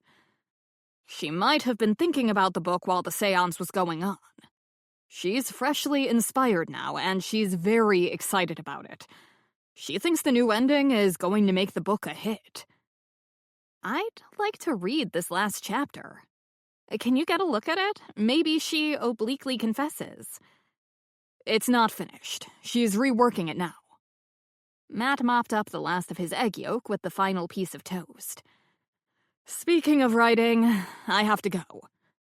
But first, although I believe it's possible Anita shoved Katya over that cliff either because she was planning it all along or on sudden impulse, I can't see how she could have had anything to do with the other death. The sister. Tatiana was attempting to set herself up as a medium. Unless there's been a sudden surge of killings of spiritualists of which I'm not aware, I don't see it, Lily. Nothing places Anita outside at that time of night. Nothing places any of them outside at that time of night. Precisely. Anita had a personal relationship with Katya, flimsy as it might have been. Katya's death was an up-close and personal killing. If it was a killing, that is, and not an accident, which is still an option. You've told me Anita was openly skeptical of what Katya claimed to be doing here. That had to create some animosity between them, even if Katya brushed it off. Did Anita dislike being brushed off? One question before you go, I said. You've met killers before, some of the worst of them over the course of your research. Matt nodded. Did you get any sense from Anita, from any of them, that they could be killers? Thing is, Lily, people like that don't have any identifying signs. Not on the surface, anyway. Some of the interviews I've done in prisons have been with people who have done genuinely nasty things. But to me, they're just the nicest people. It would be an easier world if they walked around with signs on their foreheads, but they don't. Thanks for the breakfast. Now, speaking of writing, I have my own work to do. I wasn't lying when I told Anita I'm struggling to meet my deadline. Chapter 21. Because the people of interest to the police ordered their breakfasts one by one, I was late getting away. No time to sit out on my porch and relax. Instead, I hurried Claire home, shoved her into the house, and told her to be a good girl. The look she gave me was not entirely approving. I pushed down my guilt and headed for the tea room. The police had not asked to speak to me, for which I was grateful. Rose hadn't put in an appearance yet, and I hadn't heard from Bernie. Matt texted me to tell me he'd barely sat down at his desk before he got an email from Anita, containing the first chapter of her book. He'd warned her he didn't have a lot of free time, so it might be a while before he could get around to reading it. In his text, he said he hoped she wasn't going to start being a nuisance. I put on my apron and got to work. Nothing particularly special in the reservations book for today, Cheryl said to me, but we should be steadily busy most of the day. Busy is always good. So it is. I worked all morning. It was nice to simply put my head down and bake scones and sweet treats and prepare sandwiches for the enjoyment of happy customers without people popping in and out to talk to me about murders. Of course, that situation couldn't last. Around 3, I was getting started on a fresh batch of scones when Bernie burst through the kitchen door. "We're closed," I said. "You are not. The patio's almost full." "We're closed to you." "Ha ha. Most amusing." She helped herself to a strawberry tart without asking. I would have said no, which might be why she knew better than to ask. "You are joking, right? About being closed?" If you're here to tell me you got several thousand words done on the book last night, go ahead. Her face twisted. Maybe not exactly that many. How many, Bernie? The quantity doesn't count, Lily. It's the quality of the words that matters. Meaning none. So what did you get up to instead? Matters of great significance. First, I called Matt a few minutes ago. He told me about his approach to Anita. It's possible she's our killer, he said, but not definitive. Do you agree? I do. Tatiana and Katya's mother's will is a dead end. The will leaves, as we know, everything to Katya unless Katya dies within 30 days of her mother, which didn't happen. Therefore, Katya's heirs will inherit, provided the court agrees. Katya's will leaves everything to... Ta-da! Spit it out, but not in the food. Mary Beth came into the kitchen. Table of 4 for the royalty, Lily. Bernie, as you are standing so resolutely directly in front of the fridge, can you get the wine out, please, and pass me 4 glasses? Bernie did so, and Mary Beth poured the bubbly into crystal flutes. I took orange scones out of the freezer and slipped them into the oven to reheat. A refill of the Lapsang Souchong, Cheryl said as she came in. Bernie, pass me the tin off that shelf. I'm thinking of charging for my labor. What does a kitchen assistant make these days, Lily? More than I pay, I said. Once Mary Beth had carried out the wine glasses and Cheryl had taken the refilled pot to the dining room, I said, You were about to tell me the contents of Katya's will? She leaves $5,000 to her friend and next-door neighbor. The rest of what she grandly called her estate goes to her local humane society and the SPCA. What? The SPCA. They're an animal... I know what the SPCA is, but... Really? Nothing to her only sister or even her sister's children? Nope. Before you get too excited, her so-called estate is nothing to brag about. She had some savings, but nothing exceptional, and the same goes for her mother. Katya and her sister's court battle would have consumed almost all their mother had to leave them. Do you think that means anything? Did they think their mother was worth more? I can't say what they thought, but I've seen it happen before. Once the lawyers get involved, everything starts escalating and getting more and more bitter, and before you know it, both parties are broke and the lawyers walk away counting their earnings. Sad. It is. As long as I was doing what I do best, I had a little peek into the affairs of some of the others. And, I said, despite myself, Gordon Kincaid, Grace's husband, has made some seriously bad investments over the last couple of years, and his chickens are coming home to roost. Basically, he bet most of what was probably intended to be their retirement savings on high-risk, high-reward stocks, and those stocks turned out to be more risk than reward. Does Grace know how bad it is? I can't say. He's over 60, so he has little or no time left to rebuild their nest egg.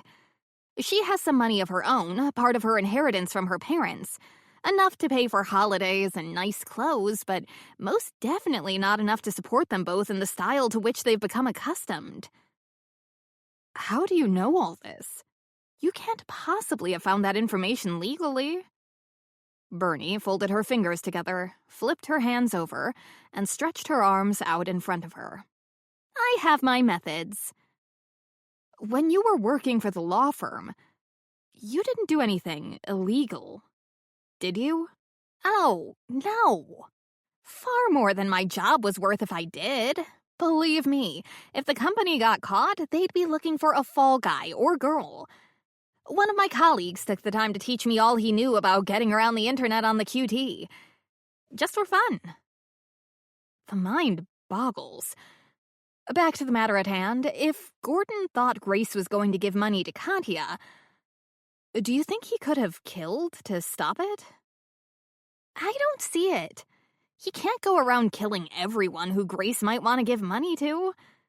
Unless he killed Katya as a warning to Grace, and he then told her he'd do the same to her if she pushed him.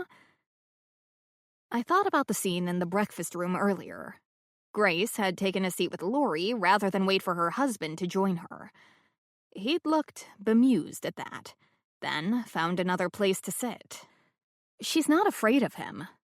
I don't believe that's something anyone could effectively disguise. She's more like casually dismissive. Besides, a 2-week trip to England and Scotland, which she was still only talking about, doesn't involve the sort of money that's going to make up for the loss of a lifetime of savings. Unless Gordon believed Grace was going to give a lot more to Katya. Everything I found indicates Katya was more or less on the up and up, meaning she charged people for her services and things like leading this trip, but she wasn't into extortion or blackmail. She didn't, again, only as far as I can tell, which isn't everything, drain anyone dry. Maybe Gordon feared she was intending to. What about Tatiana? You said Tatiana was trying to get her foot in the door as a medium. Maybe she thought it was the quick way to riches? Did Tatiana approach Grace, and did Gordon decide to put a stop to that, and then, having killed one sister, do the same to the other? Gordon didn't get here until the next day. Surely the police would have checked if he had an alibi for the night of Tatiana's death. Alibis can be faked, I said. The absence of an alibi doesn't mean anything, does it? Grace and Gordon live in Boston. Not a long way for him to drive, do the deed, and then drive home. Next time you're talking to Amy, ask about that, will you? Ask about Marietta's husband, too. Marietta's the one most enthralled to the spiritual stuff. Maybe she was planning to make a big donation to one of the sisters. Zane's her ex-husband, remember? He might want to protect his children's inheritance, granted, but there's nothing in it for him. Unless they get back together, which, according to you, he's clearly angling for. Crazy to kill someone in the hope your plan happens to work out, of which there is no guarantee. Why not wait until after they're a happy family again? I have no idea, Lily. We're just throwing ideas out there. While we were throwing these ideas out there, I continued baking. Cheryl and Mary Beth came in for fresh pots of teas and servings of food, and returned with used dishes. Bernie snatched another tart from the leftovers. "My friend Lizzie's a receptionist at the big hotel in town," Mary Beth said. "She says they've had an uptick in reservations, with people flocking to these parts in search of the ghosts of North Augusta." "That'll go down well with Matt." Cheryl laughed. "Lincoln Goodwill has been closeted with the mayor and others of influence in town. They've decided that having ghosts on private property isn't conducive to making the tourists happy, so the rumor's being put around that it's the pier that's haunted." "Really?" "Really. 2 sisters who threw themselves off the pier when they got word of the sinking of their husband's ship." "Did that happen?" Bernie asked. "It might have. Who's to say it didn't? Same as the story about the Goodwill twins. You know that's rubbish, right?" "It is?" "It is," Cheryl said. "Lincoln wasn't happy when he heard it was going around." Lincoln Goodwill was Matt's father. Mary Beth carried out a 3-tiered tray containing the food offerings, while Cheryl followed with the teapot. "Back to Zane and Marietta," Bernie said. "I didn't find any red flags there. We know she won a lot of money, but she doesn't flash it around. He makes a reasonable living as a techie with a bank. He has no social media presence of his own, but that doesn't mean anything other than he's smart enough not to put his details out there. Which means if he has had contact with spiritualists and the like, I am unlikely to know about it." One thing I did learn, however, is that most mediums might advertise their services, but they are very, very careful not to identify clients in any way, including use of pictures. Makes sense. People who employ mediums and spiritualists are likely reluctant to let everyone know about it. Katya's ghost hunting trip to England, by the way, was advertised as an exploration of some of the most historic places in Britain, many of which are rumored to be locations of intense paranormal activity. Emphasis on the word rumored. She made no guarantees of any contact with said intense paranormal activity. Today's Wednesday, I said. The group has to leave on Friday morning at the latest because their rooms have been booked. Once they've gone their various ways, that will be the end of it for us. I can't say I'm all that sorry, Bernie. Let the police handle it. They are paid to do that, and we are not. You're right, I know, but I hate to give up. You've done what you can. We're going in circles and not finding anything because there's nothing to be found. Tatiana was most likely killed by someone who had nothing to do with us or the B&B guests. And whoever that person was, they're long gone by now. And it's entirely possible Katya's death was an accident. She was disoriented in the dark, maybe dizzy after telling the story and supposedly calling upon the ghosts to leave. She lost her balance and fell. Bernie pouted. Yeah, I get it. Still, I do enjoy these little puzzles you present me with, Lily. I present you with? It's fun and challenging finding a thread in the maze of irrelevant data that makes up everyone's life in the modern world and following to see where it leads. I held up my hand, afraid she was going to get enthusiastic about the hunt again. And she said, But... Matt's given me a deadline. A deadline for what? He told me when we spoke earlier he intends to send my manuscript to a fiction agency and his agency in 2 months. If it's not done by then, he's withdrawing the offer. Can you finish it in 2 months? I can, if I put my mind to it. That's not the only reason I have to get it done. I wasn't entirely kidding when I asked if I could work here. I'm almost out of money, Lil. As my mother never fails to point out, income going out and none coming in is not a lifestyle I can maintain forever. I put down my rolling pin. Are you going to be okay? You have to know that even if the agent Matt shows your book to takes it on, it might take a while before you get an offer. She gave me a weak smile. I'll be okay into most of the summer. If I'm frugal. That, I knew, wouldn't be a problem. In true Bernie fashion, when she quit her job, she drew up a detailed budget, and apart from our trip with Rose to England last fall, she's firmly stuck to it. Cheryl had come into the kitchen in time to hear the end of our conversation. If you need a job, Bernie, let me know. I can't say I can find you something that pays what you made in the city, but everyone's hiring now for the season. Bernie grinned at her. Thanks, Cheryl. Cheryl checked her notepad before taking the tea tins down and measuring out leaves. While she did that, Bernie wrapped her arms around me. What's that for? I said when she released me. For being my friend. Now, as long as I'm under deadline, I'd better get to it. I need to stop and take a breath and remind myself why I decided to do this in the first place. Why I'm writing this book. I believe in it, Lil. As do I. I'll give myself 1 week to get that first draft done. And then 3 weeks for the second draft.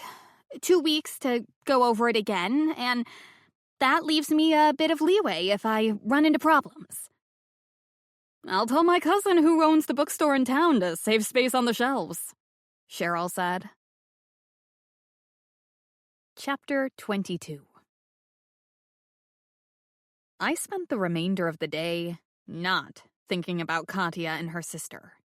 I had a business to run, a busy season to get ready for, and, like Bernie, I had to concentrate on making a living for myself. I stayed late, doing prep for the following day. Simon texted me to say that because he and Matt hadn't managed to get the additional fencing and signs up this morning, they would be doing it tonight. At 8 o'clock, I put the last of my baking away, washed up the pots and pans, and tidied the kitchen. Then I locked the back door and walked home, feeling pleased with my day's efforts. Lights glowed from several windows on the second floor of the big old house and from over the veranda. Gordon's car was not in the parking area, but Zane's was. Rose had taken a seat on the veranda, a cup of tea next to her, her book open in her lap. No sign of Robbie. "Everything okay?" I called. She gave me a thumbs up without looking up from her book, so I walked by. Before I could settle down for the evening, put my feet up, and watch something silly on TV, I had dog owner duties to perform. Eclair greeted me in her usual joyful fashion, and I did the same to her. I took down her leash, and we left the cottage. She's a good dog, well-behaved, quick to come when called, and I usually let her walk off leash on the property. But not everyone loves dogs, so I always bring the leash. We walked around the house. I intended it to be a short walk, up the driveway to the road and then circle back via the cliffside path. By the time we reached the veranda, Zane was making himself comfortable. He'd brought a bottle of wine and 2 glasses. Rose put her book down. Eclair rushed up the steps to greet Rose, and I followed. "Good evening. Did you have a nice day, Zane?" Nice enough. Work, mostly. He poured a glass of wine, the liquid glowing a deep red in the soft light of the veranda. "Can I offer either of you a glass of wine?" he asked.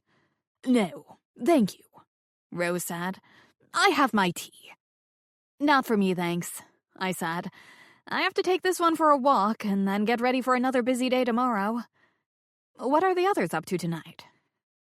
Marietta and the girls went into town for dinner. I decided not to join them. Awkward laugh. Don't want to make a nuisance of myself. "I was telling Zane earlier," Rose said, "how much I admire how nicely he and his ex-wife get on. It's not always easy, but it makes everything so much better for everyone when they can do that." She gave him a smile. "I'm sure your children appreciate it." Eclair wandered over to greet Zane. He gave her a quick, dismissive glance before completely ignoring her. Not seeming to care, she started to wander away, but I called her back to me and told her to sit. Dogs sometimes leave evidence of their passing behind them, so I don't like her wandering the property without my eye on her. "I think our kids do," Zane said. "It's been a while since I've seen them, busy with their own lives. You know how it is." "I certainly do. Time for me to turn in." Rose began to stand, and Zane leapt to his feet to assist her. I handed her the pink cane. "I do enjoy a bit of telly before bed. Helps to settle my mind. Lily, I put tomorrow's breakfast instructions in the kitchen for you. Good night."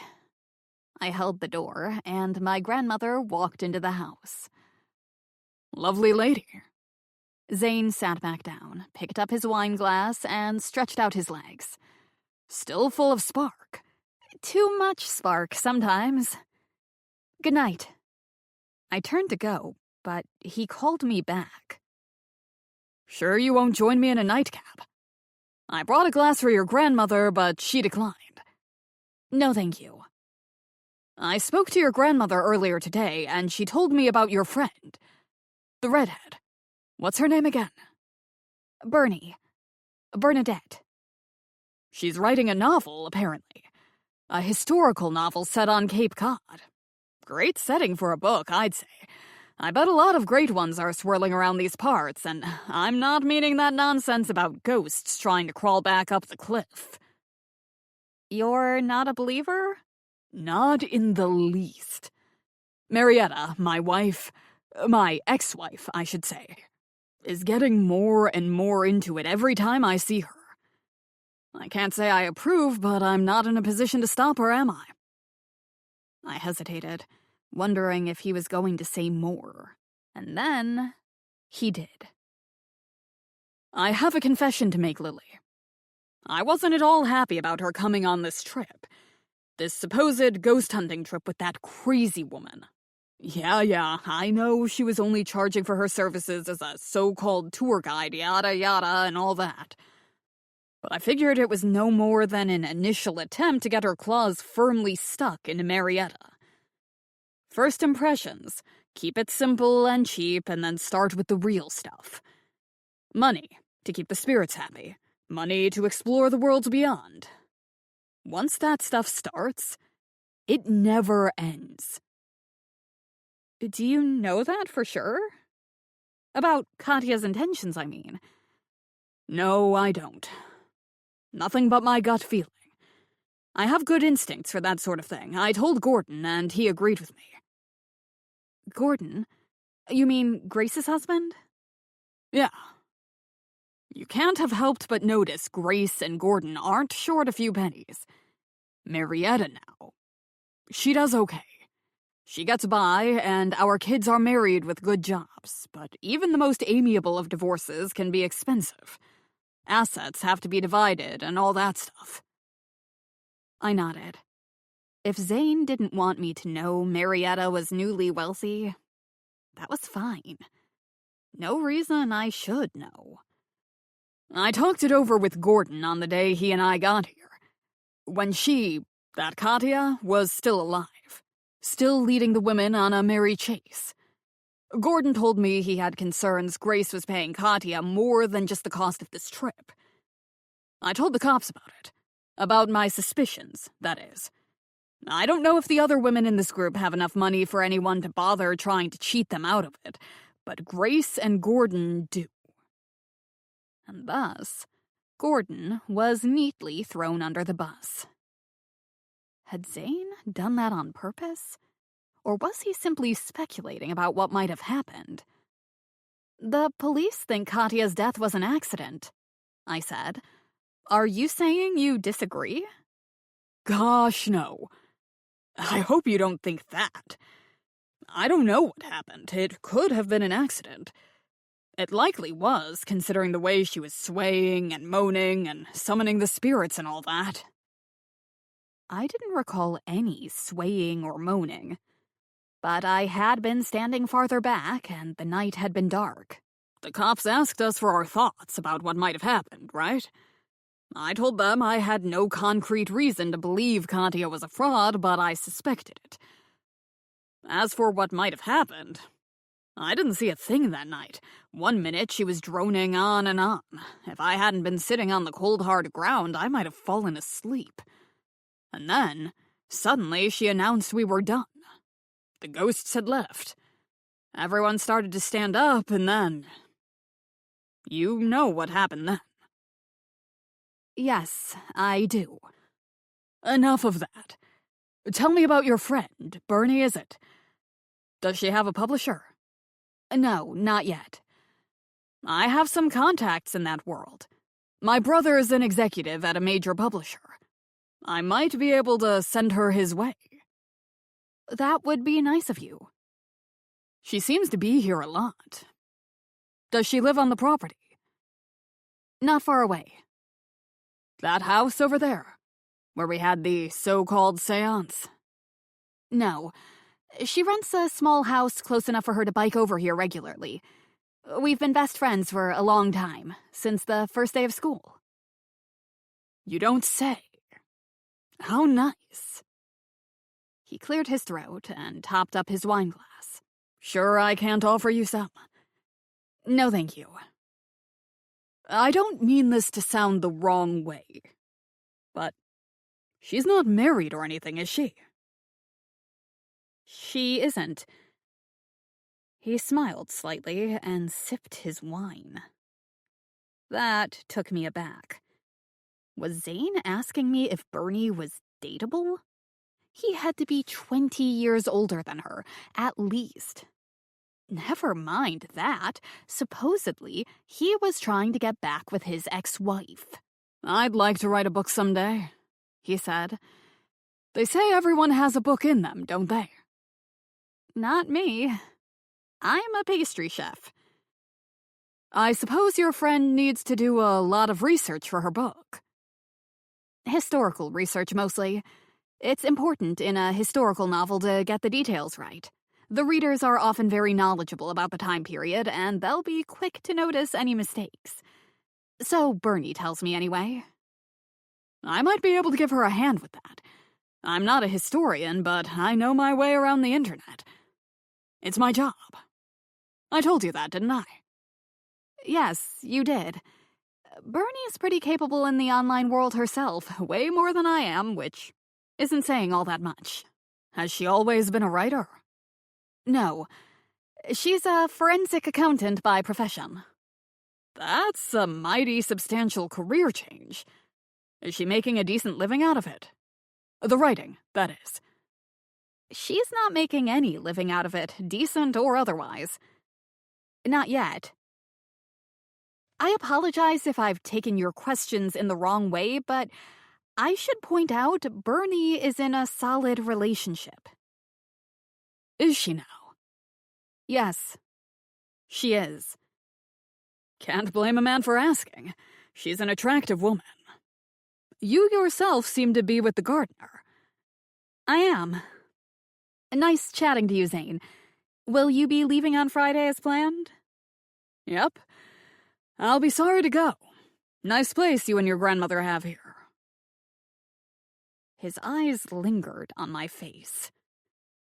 I called to Eclair, and we ran down the steps. Normally, I would have called Bernie immediately to tell her Zane had given me creepy vibes. But, conscious that she was supposed to be concentrating on her book, I didn't. Instead, once Eclair and I were back at my cottage and I'd double-checked the door was locked, I called Amy Redmond. When she answered, I could hear the buzz of conversation in the background. Sorry if I'm interrupting anything, Detective. Not a problem, Lily. I'm out for dinner, but I can take a moment to talk. My friend's gone out for a smoke. Nasty habit, but will she listen to me? No. For a moment, I almost forgot why I was calling. It had never occurred to me that Detective Redmond had a social life. A life outside of the police. Did she have a friend, as in a girlfriend to do things with, or a friend as in a life partner? I knew Chuck Williams was separated from his wife, who also lived in North Augusta, but nothing at all about Amy Redmond. Did that mean I was so shallow as to never ask? Or that our relationship was strictly business? And her business, not mine at that. Lily, are you there? Sorry, yes. You probably know this, but in case you don't, Zane Carter told me he and Gordon Kincaid were worried that Katya was after their wives' money. That this trip to North Augusta was a preliminary move on her part to start exerting some degree of control over them. Why would he tell you that? I can't say for sure.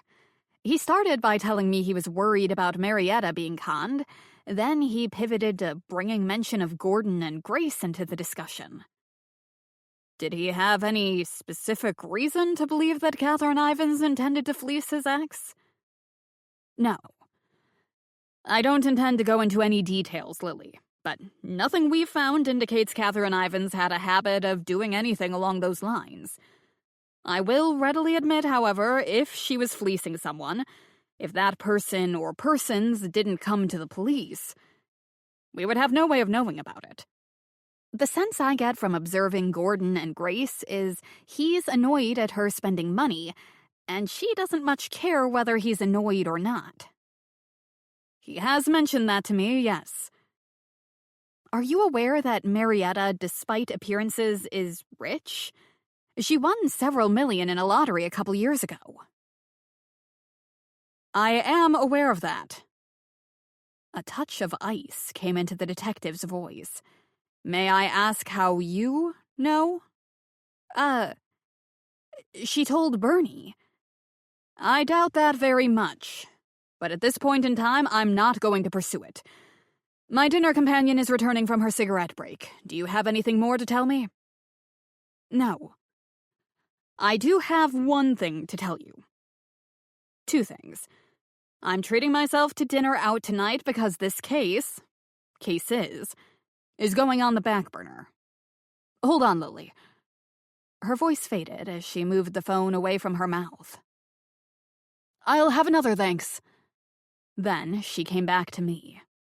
"We can find no evidence indicating that anyone in North Augusta, your house guests in particular, was aware Trudy Brown, also known as Tatiana Ivanova, was even in the area. The NYPD have taken the lead on that case, believing her enemy or enemies followed her here and left the area immediately after. Ms. Brown had a record of petty theft and engaging in some minor extortion. She was arrested a month ago for a physical attack on an acquaintance of hers, a female acquaintance who didn't press charges." "Really? Bernie didn't—" I snapped my mouth shut. "Bernie didn't what? Hack into confidential police records? Fortunately, not everything is available to the light-fingered Miss Murphy. Funny how light-fingered has a different meaning these days than it used to. As for Catherine Ivans' case, at this time, without further evidence, we have no reason to believe she didn't fall to her death in an unfortunate accident. If that is all, good night, Lily." She hung up. I looked at Eclair. I guess that's the end of that. Can't say I'm sorry. Chapter 23. When she's hot, she's hot. Bernie burst through the door of the tea room as we were getting ready for closing on Thursday. "Good writing day?" I asked. She threw up her hands and twirled around. In the nick of time, I leapt between her flying arms and the cooling rack of delicate shortbread. "So good. There is something about simply getting down to it and doing it without interruption and all that other nonsense. I turned off the Wi-Fi to the house, silenced my phone, and buried it under a cushion for good measure. No distractions or temptations. Worked like a charm." She pulled the phone out of her pocket and peered at it. I didn't miss anything either. No one called me with vitally urgent demands. "As long as you're now free, empty the dishwasher, will you?" "I suppose I can do that. Good day, Cheryl?" "Very good." Cheryl pulled the vacuum cleaner out of the closet. "Couple of tables of Big Tippers." A moment later, the roar of the vacuum came from the dining rooms. "Any plans for tonight?" I asked Bernie. "Nah. Matt's gone to New York for a couple of days. Meetings with his agent and publishers. He invited me to come, and guess what I said?" "No?" "Right. I said no because I have to work." "Good girl. There will be plenty of time to meet with your own agent and publisher one day." "Exactly. Any developments up at the house?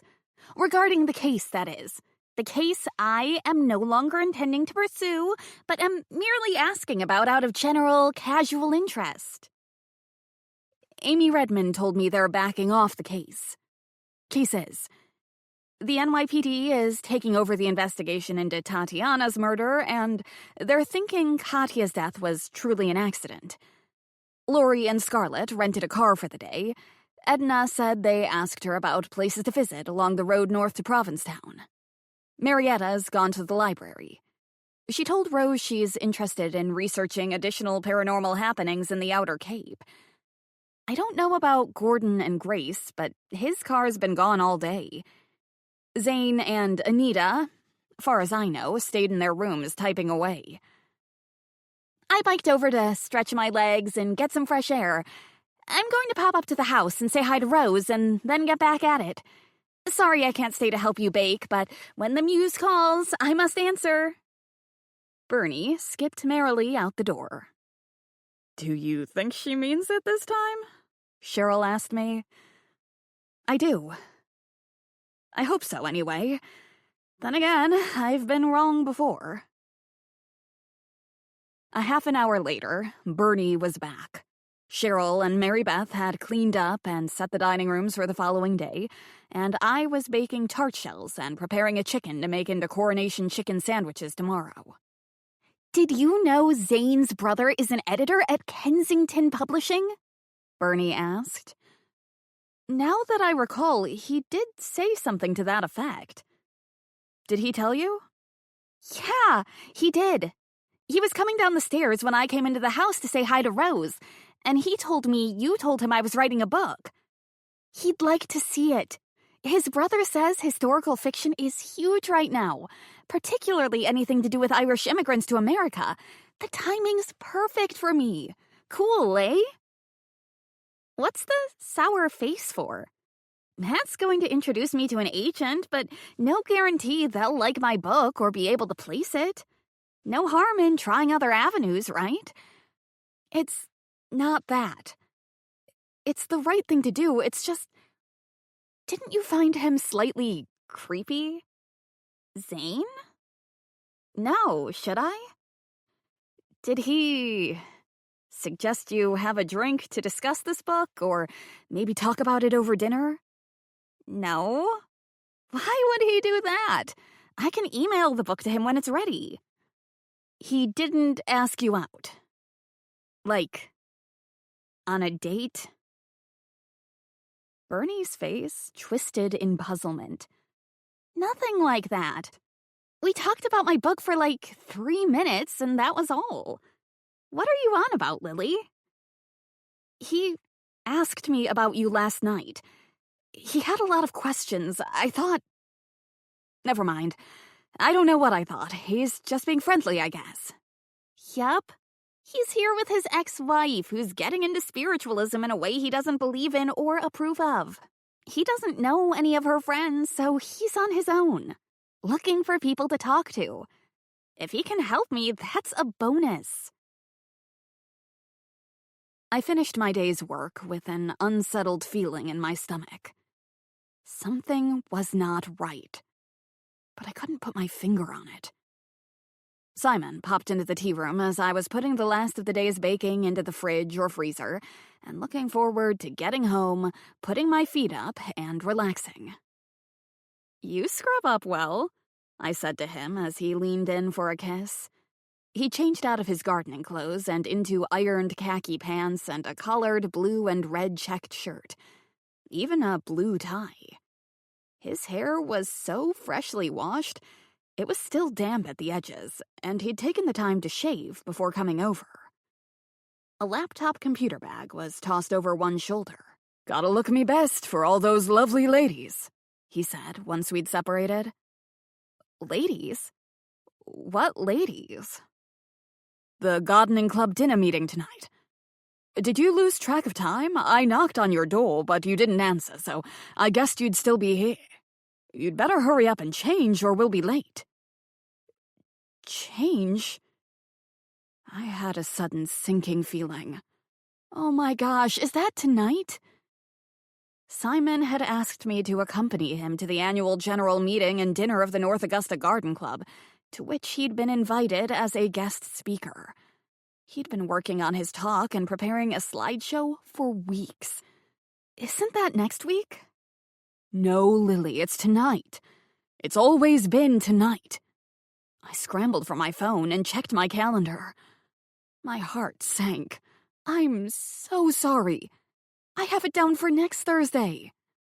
You'd better hurry and get ready. I don't want to be late. I shrugged helplessly.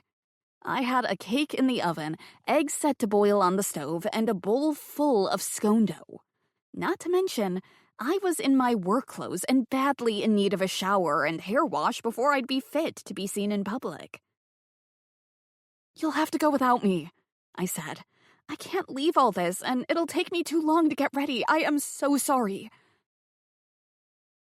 He looked like a child who'd come downstairs on Christmas morning to find a pair of pajamas under the tree instead of a puppy. But he soon recovered and gave me a light kiss. That's okay. These things happen. It's going to be a long, boring night anyway. You won't be boring, I said. Since when were you interested in encouraging an English garden to flourish in Cape Cod soil? I'm interested in many and varied things. He smiled. I'll run back to Matt and get the bike if we're not taking Rose's car. You can borrow the car. Nah, I'd rather take the bike if I'm on me own. I was slowly, very slowly, losing some of my terror at riding on the back of Simon's motorcycle, but I'd put my foot down about going to the garden club dinner that way. I wasn't getting on that thing at night, and definitely not in a fancy dress and heels. I'll call you when I can get away, he said. I doubt it'll be too late. The average age of this lot is 75. Maybe drop around after. That would be nice.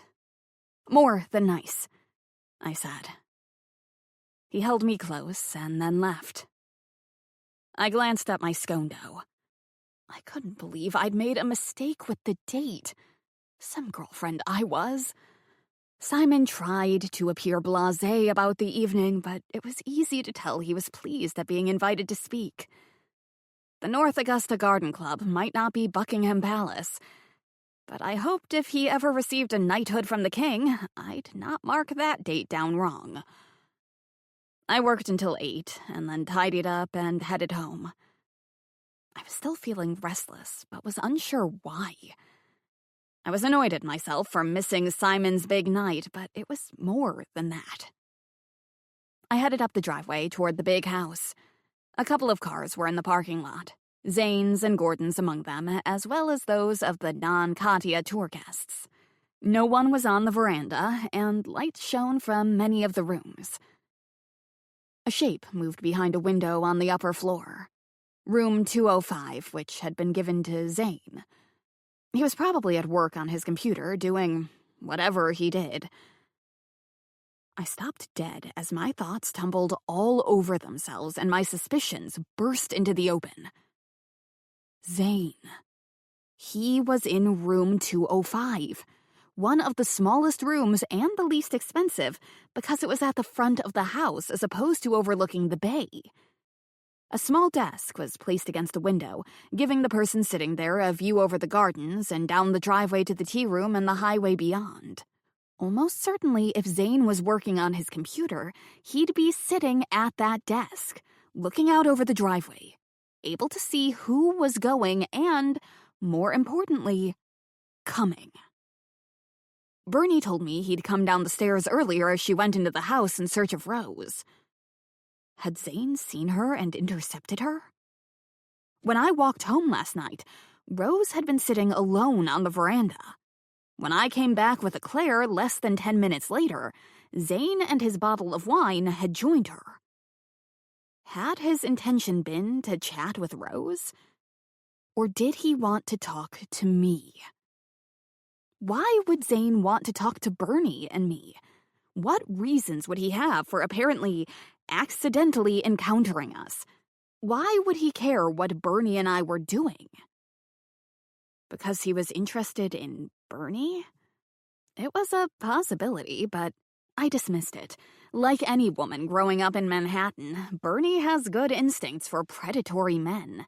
She had not picked up on any warning from Zane. I thought his questions about her were verging on creepy, but had I leapt to assume he was being creepy because he was interested in dating her? Might it have been something else? He told her he could put her in touch with a publishing executive, but first, he asked me if she'd been published. What else had he asked me? Very little, other than wanting to know how much research she did for her books and offering to help her with that. Whereupon I told him Bernie was a computer expert. Zane was also a computer expert. I am nothing of the sort, and I know nothing at all about the ins and outs of hacking private websites or surfing the dark web. Was it possible Bernie had left evidence behind as to the snooping she'd been doing concerning Zane and Marietta and the rest of them? Can computer people leave traps to tell them if inquisitive people had ventured where they shouldn't have? A high-tech version of draping a couple of loose hairs across a closed book so that if the hairs were gone, they'd know the book had been opened. If I assumed such was possible, then I had to ask why Zane would care if Bernie had been checking up on him. She was checking up on them all. Was he afraid she was getting close to discovering something that could incriminate him? Which naturally led to the question as to what that incriminating thing might be. My mind raced, and I broke into a run. As I hurried home, I called Bernie. It went to voicemail, and I remembered she told me she put the phone on silent and under a cushion so it wouldn't disturb her while she was working. Matt was in New York City. Simon was at the garden club dinner. I couldn't call him away from that simply because I had a vague suspicion about one of our guests. I let Eclair out of the house and dropped into a chair on the porch. While the dog sniffed under the bushes for signs of intruders, I thought. Marietta had won a substantial amount of money after she and Zane divorced. He'd come here, supposedly because he cared about her and wanted to be supportive of her. That might be the case, while at the same time, he hoped to get his hands on her newfound wealth. Zane told me Gordon was worried that Katya intended to cheat Grace.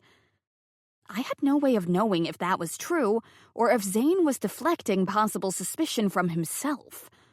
Was he muddying the waters by accusing Gordon of thinking what he himself was thinking? Of all the women in Katya's circle, Marietta was the keenest. She was the true believer, not only in the spirits, but in Katya's ability to communicate with them. Anita, the disbeliever, certainly wasn't going to give Katya money. My feeling about Lori was that she'd prefer to replace Katya rather than support her financially. As for Scarlett, even if she was inclined to do so, according to Bernie's research, she didn't have the funds. Grace? Possibly, but she and Gordon were married. She knew they were in financial difficulties. Yes, those difficulties were caused by him. But would she give a substantial sum away in the face of his disapproval? What little might have been left of his retirement savings was hers also. On the other hand, whatever Marietta wanted to do with her money had nothing at all to do with Zane or anyone else. Was Katya planning to either extort or trick the women out of money? The police had found no evidence she'd done anything similar in the past. Always a first time. Regardless, whether such had been her intention or not, Zane might have believed it was. If so, did he take steps to ensure Marietta's money didn't go to Katya? As Bernie had said, that would be a drastic step when he didn't even know if he'd get control of the money eventually. I couldn't see how this line of thought would tie into the earlier death of Tatiana, but I decided to deal with one issue at a time. I now believed Zane was concerned about what Bernie might have uncovered about him. He might have a lot of secrets. Secrets that had nothing to do with us or anything that happened here. He might have been worried just because he was a very private person. Nothing wrong with that. Eclair put her front paws on my knees, looked into my face, and yipped. "Where's my dinner?" I rubbed her ears. "You're right. Nothing I need to do about this tonight." If at all. Perhaps my first impression was correct, and Zane was simply interested in asking Bernie out, but he didn't know how to go about it. My phone rang. I checked the display and was surprised to see the caller was Bernie. "You called?" she said. "I thought you buried your phone under a cushion when you were working." Honesty forces me to admit that might have been a teeny white lie. I tried doing that, but I keep getting up to check it. You so rarely phone me rather than text, I thought I'd better call back. Is the dinner a total dud? Some people might love nothing more than a night talk of pestilence of roses and reluctant to bloom petunias, but I can't see that being your thing. Dinner? The garden club dinner with Simon? He was super excited about it. Really chuffed, as he put it, to be going to a formal event with you. I winced. That didn't exactly go as planned. I'm not at the dinner. I got the date wrong, and when he came to pick me up, I was nowhere near ready, so he had to go without me. Lily. What are we going to do with you? That is not good girlfriend behavior. Add to my guild, why don't you? Always happy to help. So why did you call? I've been thinking about the case. She snorted. Ha! I knew it. For all your talk about letting it go and letting the police handle it, you can't stay away. I couldn't argue with that, so I didn't try. Instead, I told her my suspicions about Zane. When I finished, I let her think. She was silent for a long time. Then she said, You might be onto something. I have to admit, and only reluctantly, I might not have covered my tracks as well as I should have. Zane's been in the computer biz a long time. He's been high up in the online security division of his bank for a number of years. He'll have learned a thing or two about how to spot intruders. Not that, I hasten to add, I did anything at all illegal in checking up on him and Marietta. They seemed so above board, I didn't think I needed to cover my tracks. That might have been a mistake on my part. There is a saying about the guilty running when no one's after them. Bernie, don't... If you're going to say don't check into him anymore, I won't. It's entirely possible he set traps for me. They're leaving tomorrow, right? Yes. Then we have to act tonight. We do? We do. Nothing dramatic. We'll engage him in casual conversation, shake the tree a bit, see what falls out. I dismissed the idea of him killing Katya because he thought she was after Marietta's money. But now, thinking it's possible he feared Katya had some influence over Marietta, that she would tell Marietta not to get back with him. Now that I'm thinking about it, I don't recall seeing him and Katya together. It doesn't mean they never were, of course. I couldn't be everywhere all the time. When they went out that day on their ghost tour, Katya was late. The others were waiting in the car and getting restless. She finally arrived, and they left. Immediately after that, Zane walked out of the house. I'm thinking it's possible Zane and Katya were inside together, knowing no one else could overhear, discussing whatever they were intending to do. Could be, but what about the sister? Bernie asked. Tatiana. Any thoughts on her murder? No, but we should consider that anyone who was investigating Katya, either because they were worried about her influence on someone they were close to, or because they wanted to muscle in on Katya's business, might have known Tatiana was trying to insert herself into the picture. A preemptive strike, maybe? Mistaking one sister for the other? That's just a guess. I've nothing to back it up. Except for your instincts, Lily. You have good instincts. Thanks. I think. I don't know if it's a good idea to talk to Zane about this tonight.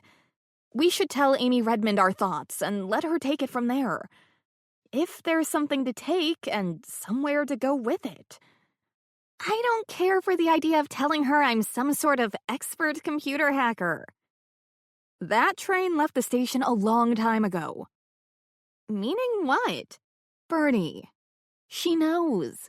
Maybe not the finer details, but you might want to be very careful next time you hack into police databases. Would I do something like that? Perish the thought. Okay, I'll agree to... Hey, hold on, call coming in, and this one I am going to take. The phone clicked. I pulled it away from my ear and eyed it. I was on hold. Eclair nuzzled my leg and gave me that long, pitiful look. I am about to perish of sheer starvation down here. I got up and carried the phone into the house. Eclair dashed ahead of me. Still holding the phone, I served up her dinner. When she was digging in, Bernie came back on the line. There's a saying somewhere about gods laughing while people make plans. What of it? That was none other than the man himself, Zane Carter, suggesting I join him for a nighttime stroll on the cliffs. No kidding. No kidding. Marietta and her gang have gone out for a farewell dinner. Even Gordon went with them, but he, poor lonely Zane, stayed behind as he's not that fond of Marietta's friends. All this woo-woo stuff, his words, not mine, isn't his thing, and he's afraid he'll say something to offend them, and then Marietta will be angry with him while he's only trying to be supportive of her. It's a nice night, he's restless with his work, and he'd like to hear more about my book. So he can tell his brother, the publishing guy, all about it. You agreed to this? Told him I'll be there in 20 minutes. Bernie, you're not going for a walk alone in the dark with someone we believe might be a killer. There's a phrase they use for women who do that in movies. I'm not too stupid to live. Therefore, I'm not going for a walk alone in the dark with a possible killer. Glad to hear it. I won't be alone, because you'll be with me. Bring the dog. I can be at your place in 15 minutes. She hung up. I stared at my phone. Chapter 24. Bernie arrived in 12.5 minutes. To avoid being seen and intercepted by Zane, she pedaled down Matt's driveway and walked her bike to my cottage. We met on the porch. She was dressed all in white. White pants, white t-shirt under a white sweater, white sneakers.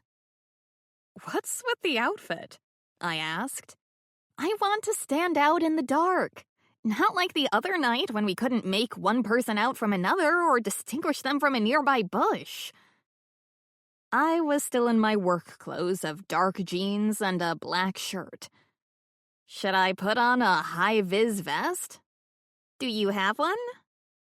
No. You'll be fine. She looked into the sky. I might have overcompensated. The moon's out tonight, and the cloud cover's thin. I brought a flashlight in case we need it, and that blonde hair of yours is visible from space. I'm still not entirely sure this is a good idea. We're only going to talk to him. As I recall, we've said that on other occasions. Before our plans went awry. If it comes down to it, we're 2 against 1. 3 counting the dog, and we've each got 20 years on him. Let's go. I called to Eclair, and we left the cottage. He's keen, Bernie whispered when we caught sight of Zane standing next to the fence marking off the cliff edge, looking out over the water. Most of the upstairs lights in the big house were off, indicating either the group hadn't returned from dinner or they'd gathered in the drawing room. Zane turned at the sound of our footsteps. Something like disappointment might have crossed his face when he saw Bernie had brought a friend. "Hi," Bernie said. "Nice night to be out. Don't blame you for needing to get away from the desk for a break. I put in more than my share of all-nighters in my previous job." Eclair sniffed at his shoes. Zane ignored her. I maintain you can tell a lot about a person by how they react to friendly animals. Not exactly court-worthy evidence, but I was now convinced, if not of his guilt in the death of Katya, that Zane Carter was up to no good regarding something. "Glad you could join us, Lily," he said, clearly not meaning it. He walked toward us. Eclair, who has never pretended to be a guard dog, abandoned him and sniffed at the ground around a fence post. "Shall we?" Zane kept walking. Bernie swung into step next to him. I called to Eclair and waited for her to catch up, and then we followed. We passed my cottage and soon arrived at the property line with Matt's place. A light was on over the back door, but all else was dark. Matt and Simon hadn't done anything about marking this section of property off yet. Their priority had been the northern edge. "I told my brother about meeting you," Zane said. "He's keen on reading your book." "That's nice of you, thanks," Bernie said. "I hope you told him it's not ready yet, but it will be soon." "Yeah, I did. Don't wait too long, though. Fads change in the publishing world mighty fast." "So I've heard. One thing's been bothering me. Seeing as to how you don't have a brother, is this a term you use for a fraternity brother or something?" He showed no surprise, just kept walking. "You've been checking up on me." "I have. And you know it. You have a low, almost non-existent social media presence, but these days we're all at the mercy of anyone who wants to post stuff with us in it. Such as at your sister's wedding last year, when one of your own kids posted the official family photo of the event and mentioned you were the bride's only sibling." "You're thorough." "I can be." Claire and I trotted along behind. I was beginning to feel like a 19th century chaperone, keeping a respectable distance, but not too much distance, from a strolling, unmarried couple. The police tape marking off the spot where Katya had gone over the cliff had been taken down. All that remained was the torn grass, the churned-up ground, the bare rocks. Zane stopped walking, and I caught up to the two of them. He turned to face Bernie. "Which brings us directly to what I want to talk to you about. Makes things easy that way. No beating around the bush. Stop sticking your nose into my affairs." "Or," Bernie said, her voice calm. "Or nothing.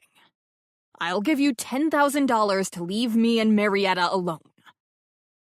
He jerked his head toward me.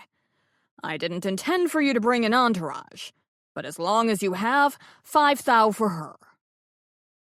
"What I know about you, Zane, isn't worth $10, Bernie replied. "You work for a major international bank. You have one sister who got married a year ago for the second time. You used to be married to Marietta, and you have 2 adult children. The only possible thing that might be of interest is that Marietta won a couple of million in the lottery not long after the two of you divorced. The only reason you might offer me money would be if something more interesting was to be found if I kept digging." "Is there?" He resumed walking. Bernie, Claire, and I fell into step beside him. "I don't like people nosing around in my affairs. That's all," he said. "Take it or leave it.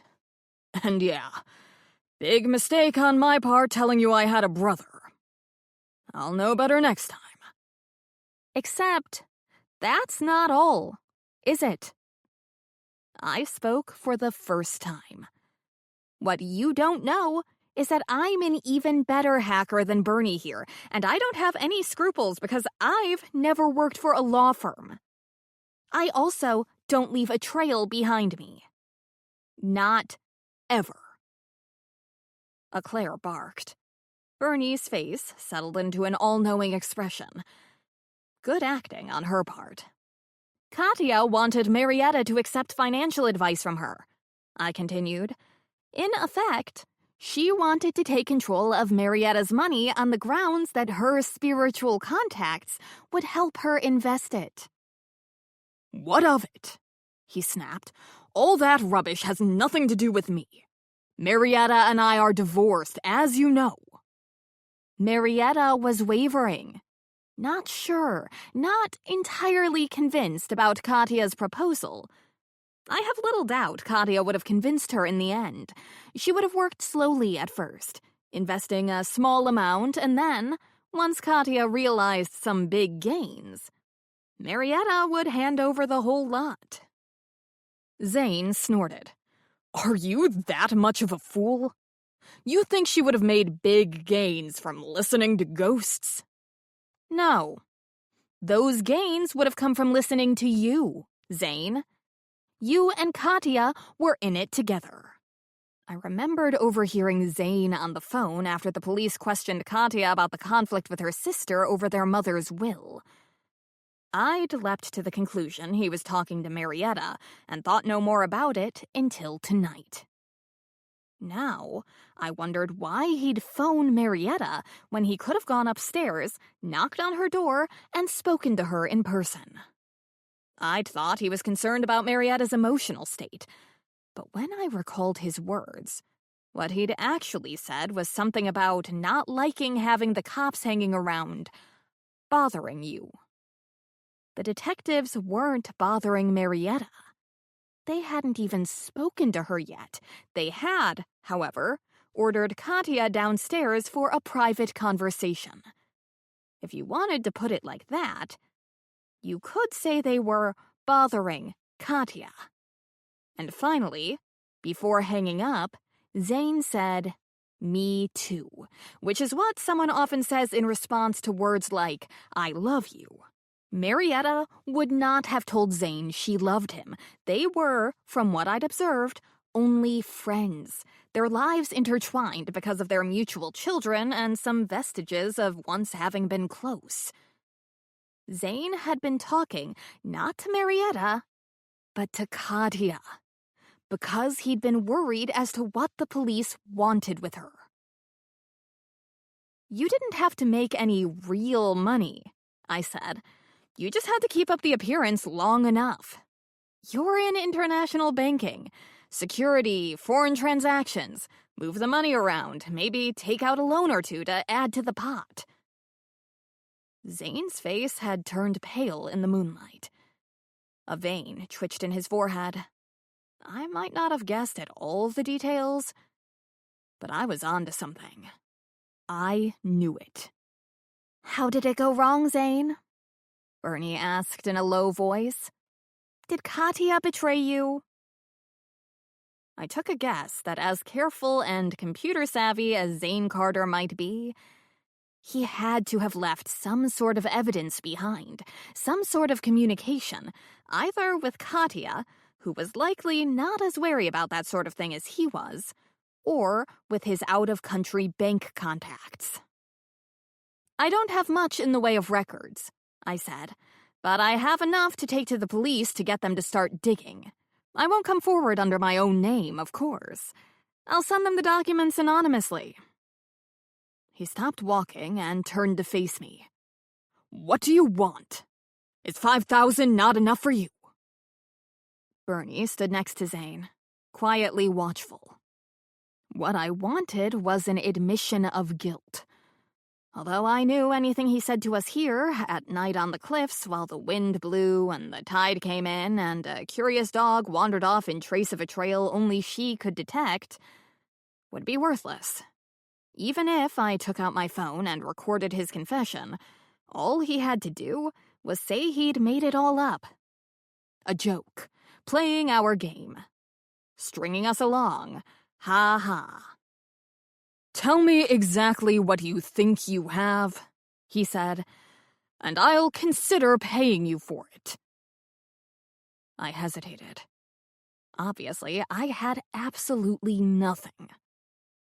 Claire couldn't know what we were saying, but she picked up on the tension. She abandoned the hunt and came back to stand next to me, pressing herself up against my leg. Zane laughed. "Good try, ladies. As interesting as this mind game has been, it's time for me to get back to work. Before I go, let's continue to play our little what-if game for a few minutes more. Kathy Ivans, who grandly called herself Katya Ivanova, was a fraud. A huckster. I'm assuming you know that. She gathered the gullible together for the occasional seance or read tarot cards to rich, bored old ladies at psychic fairs. But she couldn't figure out how to break into the high-money market she was after. The one that would have made all her petty schemes worthwhile. She made a few bucks here and there, leading her so-called tour groups to places she read about in books of ghostly tales. She got some nice holidays out of it, but not much to show in the way of profit. But then, she met a woman who not only desperately wanted, to believe what Katya was selling, but had recently come into a great deal of money. And then she met you, Bernie said. Not me, my dear. Remember, this is all storytelling. A game for a lovely spring night. A kind, loving, concerned man who was worried that this woman with the money might act foolishly. He, this unknown man, managed to meet Katya. And then, to his considerable surprise, what happened but she became attracted to him. Very attracted. Not entirely surprising, as he was a handsome and charming fellow. "Spare us the details," Bernie said. If you insist. I'm only trying to add some spice to this fictional tale. At my feet, Eclair let out a low whine. I put my hand on top of her head. And so they decided to work together, this handsome, charming man and the charlatan. But it turned out she wasn't as enamored of him as he'd first thought. What fools for love some men are. As their plan gradually took shape, he began to realize she wasn't being entirely honest with him either. Shocker. I know. Did she plan to cut him loose? Maybe let the woman with the money know he wasn't to be trusted? Conjure up the ghost of her grandmother to warn the intended victim about him? And then, having spoken for the grandmother, the medium would be in an even better position of influence. So he, I said, this charming, handsome man, killed the medium. He didn't intend to. It was sort of a spur-of-the-moment thing. She was standing too close to the edge of a precipice. Oops. Did he kill the medium's sister, too? Bernie asked. Why would he do that? He'd never even met the woman. I'm getting tired of this ridiculous story. It's gone on too long. In conclusion, I'll say this. His eyes narrowed, and the vein in his forehead pulsed harder. You interfere with me or my wife, and I'll ruin you. Both of you. You think I can't plant evidence even the best legal techies can't trace? You and your friend here. He swung toward me, with her silly little tea room and nice cakes. Your grandmother. Not too steady on her feet anymore, is she? Although she still likes to get around. Goes shopping in town, still drives to her bridge and euchre clubs. Walks the cliffside. Tragic when old people fall. Isn't it? Don't you dare, Bernie began. Dare what? Make threats? It seems you're not the only one who can make threats. Boo! Zane lifted his arms, curled his hands into hooks, and lunged at Bernie. She let out a yell and leapt backward. I ran toward them. He dropped his arms and sneered. Stupid couple of amateurs. And then, with a blood-curdling scream, he disappeared. Chapter 25. When it looked as if Zane intended to attack Bernie, Eclair moved. She was small and friendly and would never have been mistaken for an attack dog, but when she ran toward him, growling and showing her teeth, Zane, standing at the edge of the cliff, his back to the waters of the bay, instinctively leapt out of the way. Backward. I fell to my knees at the edge of the cliff and peered over. I felt Bernie hit the ground next to me. Eclair set up a round of panicked barking. Zane had gone over the edge. But he'd managed to get the fingers of his right hand entwined in an exposed root only inches from the top of the cliff. His left hand frantically sought another handhold, while his feet scrambled to find purchase on something. Anything. He brushed against a rock sticking out of the exposed cliff face and planted his foot on it. Dirt and stones tumbled to the ground far below, but the rock remained in place. Slowly, the root he was clinging to began to edge out of the earth. Bernie reached down and grabbed his right wrist. "Give us your other hand, quickly!" He looked up, his eyes wide and frightened, his mouth gasping for breath. The tide was rapidly coming in. It would soon cover the sharp black rocks of the beach. A fall would be no less dangerous. Zane lifted his left hand. I grabbed his hand and felt his fingers curl into mine. We lay there, Bernie and I, flat on the edge of the cliff, clinging to the man below us. Below him, waves pounded against the rocks. The air was full of the scent of salt and seaweed, and likely the fear emanating from the three of us. Zane's toes had managed to keep purchase on the rock, taking some of his weight. But even with that help, simply holding on to him required all the strength I had. We'd never be able to haul him up and over the edge. "Help! Help!" Bernie yelled. "Someone, help!" I also yelled. Eclair began a renewed chorus of barks. "Don't let go!" Zane cried. "We've got you," Bernie said. "Try and stay calm." Easier said than done. I was beginning to panic myself. "Help! Help!" Zane was heavy. So heavy. He swayed. His foot slipped, and it kicked loose more dirt. If he lost his purchase on that ledge, if we had to hold his weight, we wouldn't be able to. Not for long, and unless he was an experienced climber, he wouldn't be able to scale the cliff face. "What's going on?" a man yelled from the direction of Victoria-on-Sea.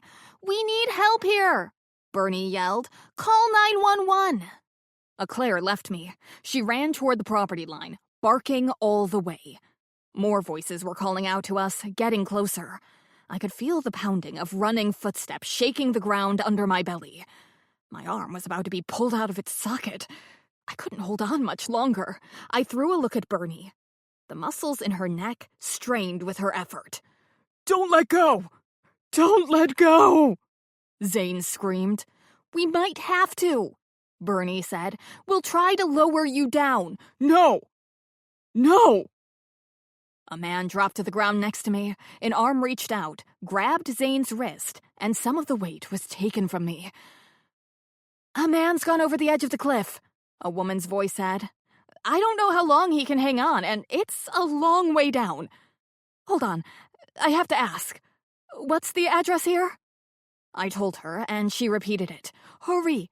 Hurry! Rope!" The man next to me yelled. "We need a rope." "Garden hose!" Bernie's breath was ragged. "In the garage. Not locked." "Get it!" the man yelled. "Zane!" a woman screamed. "Marietta. Come away from the cliff, dear." Grace. Lights lit up the area behind me and shone over the edge. "Get that light out of his eyes!" Bernie yelled. The light moved away. "Shine it on the ledge by his feet," the man helping me said. Zane's toes were barely touching the rock. "It's not too far down, buddy," the unknown man knew. "If you fall, you might be okay." Zane screamed in response. "Help's coming," Bernie said. "You just have to hold on a bit longer, Zane." Don't let go!" The man had Zane's left wrist, but I was still holding his hand while Bernie gripped the other wrist. Zane's fingers dug into my palm. My hand was cramping, the pain getting stronger. I don't know how much longer I can hold on. In the distance, sirens coming closer. "I've got him," the man helping me said. "Help's arrived, Zane," Bernie said. "Just a couple more seconds." "Here. Let me." Gordon leaned over me and reached down. When he had Zane's hand, I let go. My own hand screamed as the muscles seized, and I scrambled backward, taking myself out of their way. "Bernie, you okay?" I called. "Can't do this much longer," she said. "Tell them to hurry up," the woman with the phone yelled. "They can't hold on much longer." Anita dropped to her stomach near Bernie. "Let me. I've got him." With a gasp, Bernie let go and rolled onto her back. "I found it! I found it!" Scarlett ran across the scraggly lawn, a section of Matt's garden hose wrapped in her arms, the length trailing behind her. She threw one edge of the hose over the cliff. It swung wildly, too far for Zane to reach. If my hand had no longer been able to hold him, his hand must have felt the same pressure. Soon, he'd have to let go, and if the people trying to hold on to him dropped him, the tiny rock his toes were clinging to would collapse under the force of his fall. "Steady, steady." Grace grabbed a length of hose. She edged closer, pulling it along with her. "Keep it steady. Zane, you have to grab this. Take your time whenever you're ready." He looked up. Anita had his right hand, Gordon and the unknown man his left hand and wrist. Zane would have to let go of Anita to reach for the hose. I didn't know if he'd have the courage to do that. Bernie jumped to her feet and helped Grace manipulate the hose, getting it closer to Zane, trying to keep it steady. Behind us, someone murmured a prayer. A woman wept. I'd thrown Eclair's leash aside when I grabbed for Zane, and a woman had picked it up and fastened it to the dog's collar. She was whispering calm words to Eclair, but that didn't seem to be having the desired effect. Eclair kept barking, the tone getting increasingly strident and panicked as she strained to reach me. The sirens pulled up to the front of the house. I could hear doors slamming and men and women yelling. Until they could get themselves in position down on the beach to catch Zane when he fell, they wouldn't be able to accomplish anything more than we could. "Zane!" Marietta leaned over the edge of the cliff. "Grab the hose! Let go of Anita's hand and grab the hose, Zane!" "You can do it, buddy!" Gordon yelled. "I've got you! I won't let you fall, buddy!" For a moment, I didn't think Zane could do it. Then, with a scream of terror and effort, he released Anita. He swung in the air. The two men at his right clung on, yelling words of encouragement. Zane flailed, but missed the hose. "Try again," Grace said, her voice calm and in control. "We're holding it still. Give it one more try." And then he had it. The men holding his right wrist and hand let go, and Zane grabbed the hose so he was clinging to it with both hands. I grabbed the length of hose, and together with Grace, Scarlett, Anita, the unknown man, and Bernie, we strained and pulled. My feet scrambled for purchase as slowly, ever so slowly, I began to edge backward. Then, the first responders were there, taking the hose, pulling. Finally, tears streaming down his face. Zane's head appeared. Two police officers knelt in front of him, took hold of his arms, and with one powerful yank, pulled him up until he flopped on the grass like a fish pulled from the water. Chapter 26. Zane, weeping copiously, shaking so badly he couldn't stand, was loaded onto a stretcher and taken to the ambulance. Marietta ran after him. A substantial crowd had gathered at the edge of the cliff on Matt's property. As the drama ended, they stood in shocked silence or exchanged whispered comments. Lights lit up the yard, casting long shadows across the faces of the onlookers. Grace and Gordon stood together, arms around each other. Lori, Scarlett, and Anita clung in a circle, faces white with shock and drying tears. Police officers moved through the crowd, asking people what they'd witnessed. Fingers pointed to Bernie and me. As soon as Zane was up, I'd taken hold of Eclair's leash and thanked the woman who tried to take care of her. Excitement over, the dog calmly sat at my feet. I wasn't so calm. I was cold and shaking. Bernie put her arm around me, and I realized my friend was shaking too. "Can we go to my grandmother's house, please?" I said to Officer LeBlanc. "I need to sit down. We need to get inside, all of us." "Aye," he said. "That will be fine." Detective Redmond stepped out of the shadows. "You got here quickly?" I said. "I was on my way when I heard the dispatch." "Why?" "I'll tell you that in due course. Is everyone here a guest at your B&B? "I'm not sure. That is, yes, I think so." "If you mean the place next door, we are. My wife and our friends." He indicated the people next to him. "I'm Detective Amy Redmond," she said in a loud, no-nonsense voice. "I or one of my officers will need to talk to you tonight. Please go to Mrs. Campbell's house and gather in the drawing room and wait there until you've been spoken to." As one, the two couples turned and walked away. More police officers arrived and began, once again, stringing bright yellow tape around the cliff edge.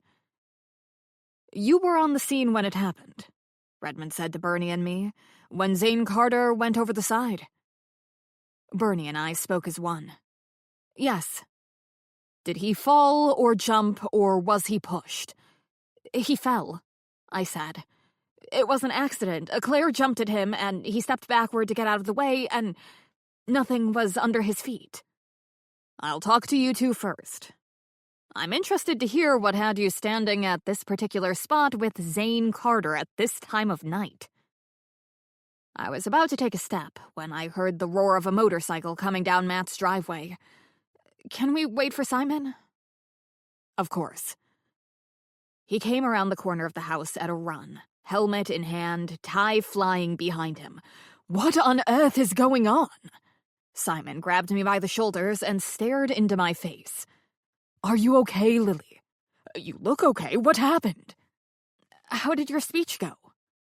"I was brilliant. They loved me." "I figured that was a given," I said. I delivered my remarks and was sitting down, to thunderous applause, I might add, when some guy who was there to take photos for the paper slipped up to me to tell me the police had been called to Matt's house. I didn't even have time to enjoy an after-speech drink. "Lily and Bernie are about to fill me in," Redmond said. "You can come with us. Lily, I'm sure you'll want to put the coffee pot on. We can talk in the kitchen. Officer LeBlanc, I need you to start taking statements from the onlookers. Lily and Bernadette, can you confirm that everyone who was here tonight other than you two arrived only after Mr. Carter fell?"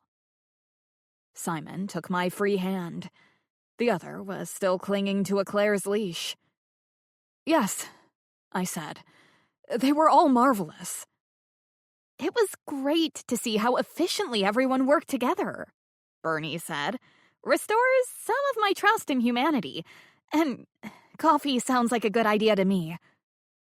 "I still don't know what happened," Simon said as we headed for the lights of the big house, Claire trotting happily in front of us, leading the way.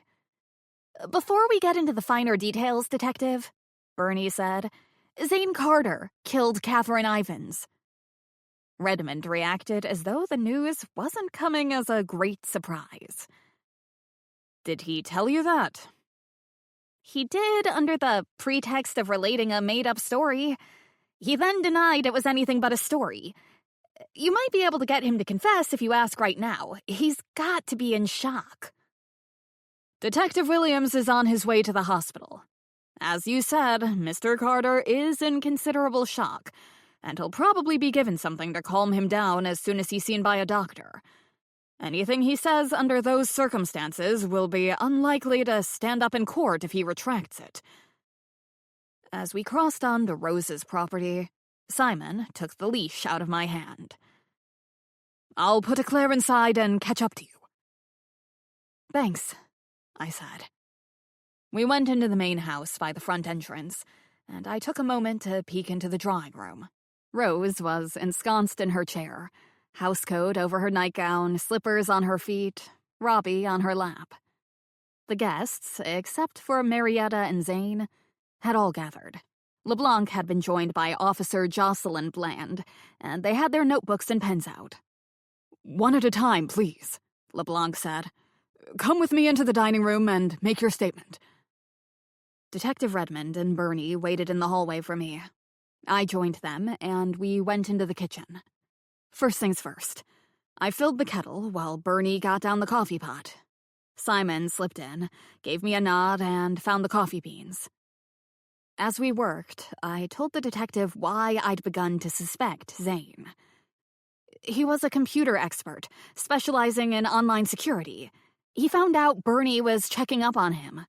Using completely legal methods of accessing information freely available to the general public, Bernie hastened to add.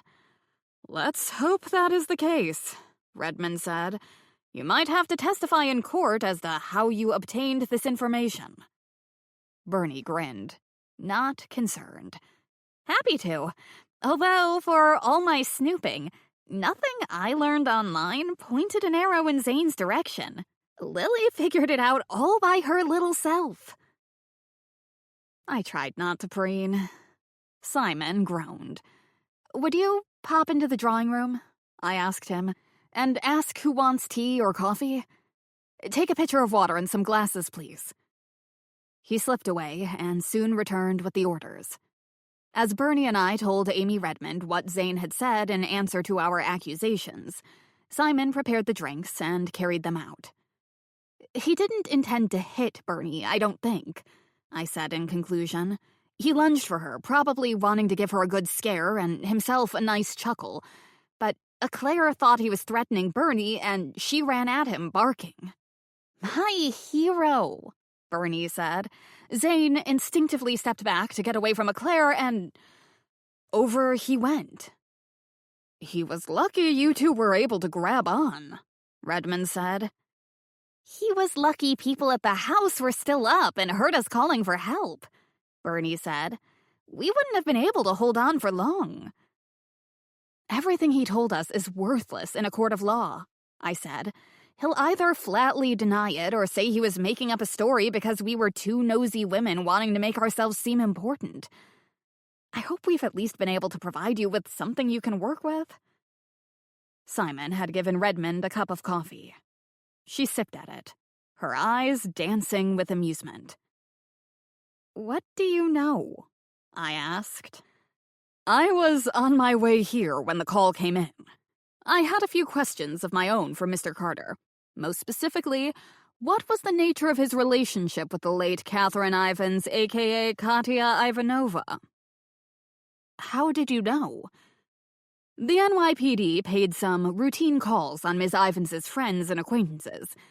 They showed pictures of the women in her group taken at the scene of Miss Ivans's death, and the following morning asking if the friends had seen any of them before. In all cases, the answer to that was a definite no. Except..." "Except?" Simon, Bernie, and I chorused. "Ms. Ivans's neighbor recognized Zane, who was standing next to Marietta in one of the pictures. She's a chef, so she keeps late hours. She'd encountered Zane on at least 2 occasions being buzzed into their building by Ivans, both times close to midnight. She's positive it was him, and sure of the bell he pushed because she and Catherine were friends and they kept an eye on each other. She says she was surprised Ivans never told her she had a new boyfriend. They'd always been close, according to her, at any rate.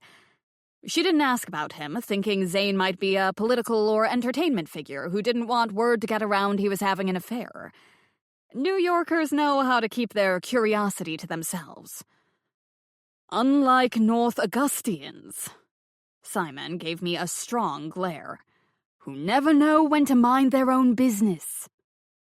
I winked at him, and his look turned into a warm smile. "I came here tonight intending to ask Zane why he didn't tell me he knew Catherine Ivans from New York. I expected him to deny it or come up with some nebulous excuse, but it was an opening and one I'd intended to pursue. I intend to pursue.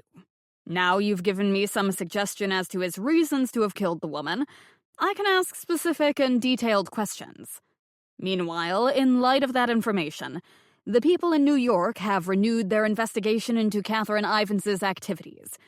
We'll get more evidence of her and Zane being in cahoots. Guaranteed. That's great, Bernie said. I'm always happy to help officers of the law. One thing has been bothering me, though. Only one? For now. The sister, Trudy, called Tatiana. Why would Zane kill her? He confessed to killing Katya to us, but said he'd never met her sister. That, Detective Redmond said, will be up to us to find out. And we will. Once a crack appears in the suspect's story, the entire house of cards starts to collapse. Chapter 27. The following morning, the remains of Katya's tour group were a somber bunch at breakfast.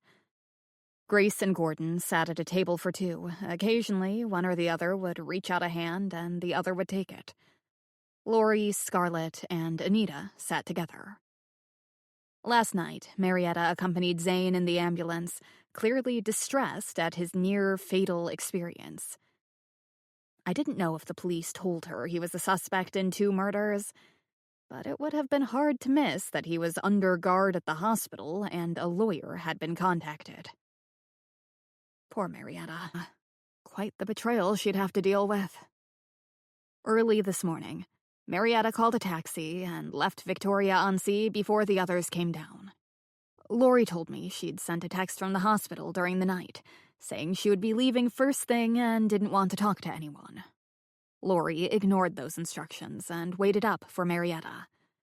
She knocked on the other woman's door when she heard her footsteps, only to be yelled at to go away and leave her alone. Their rooms adjoined, and Lori heard sobbing throughout what little remained of the night.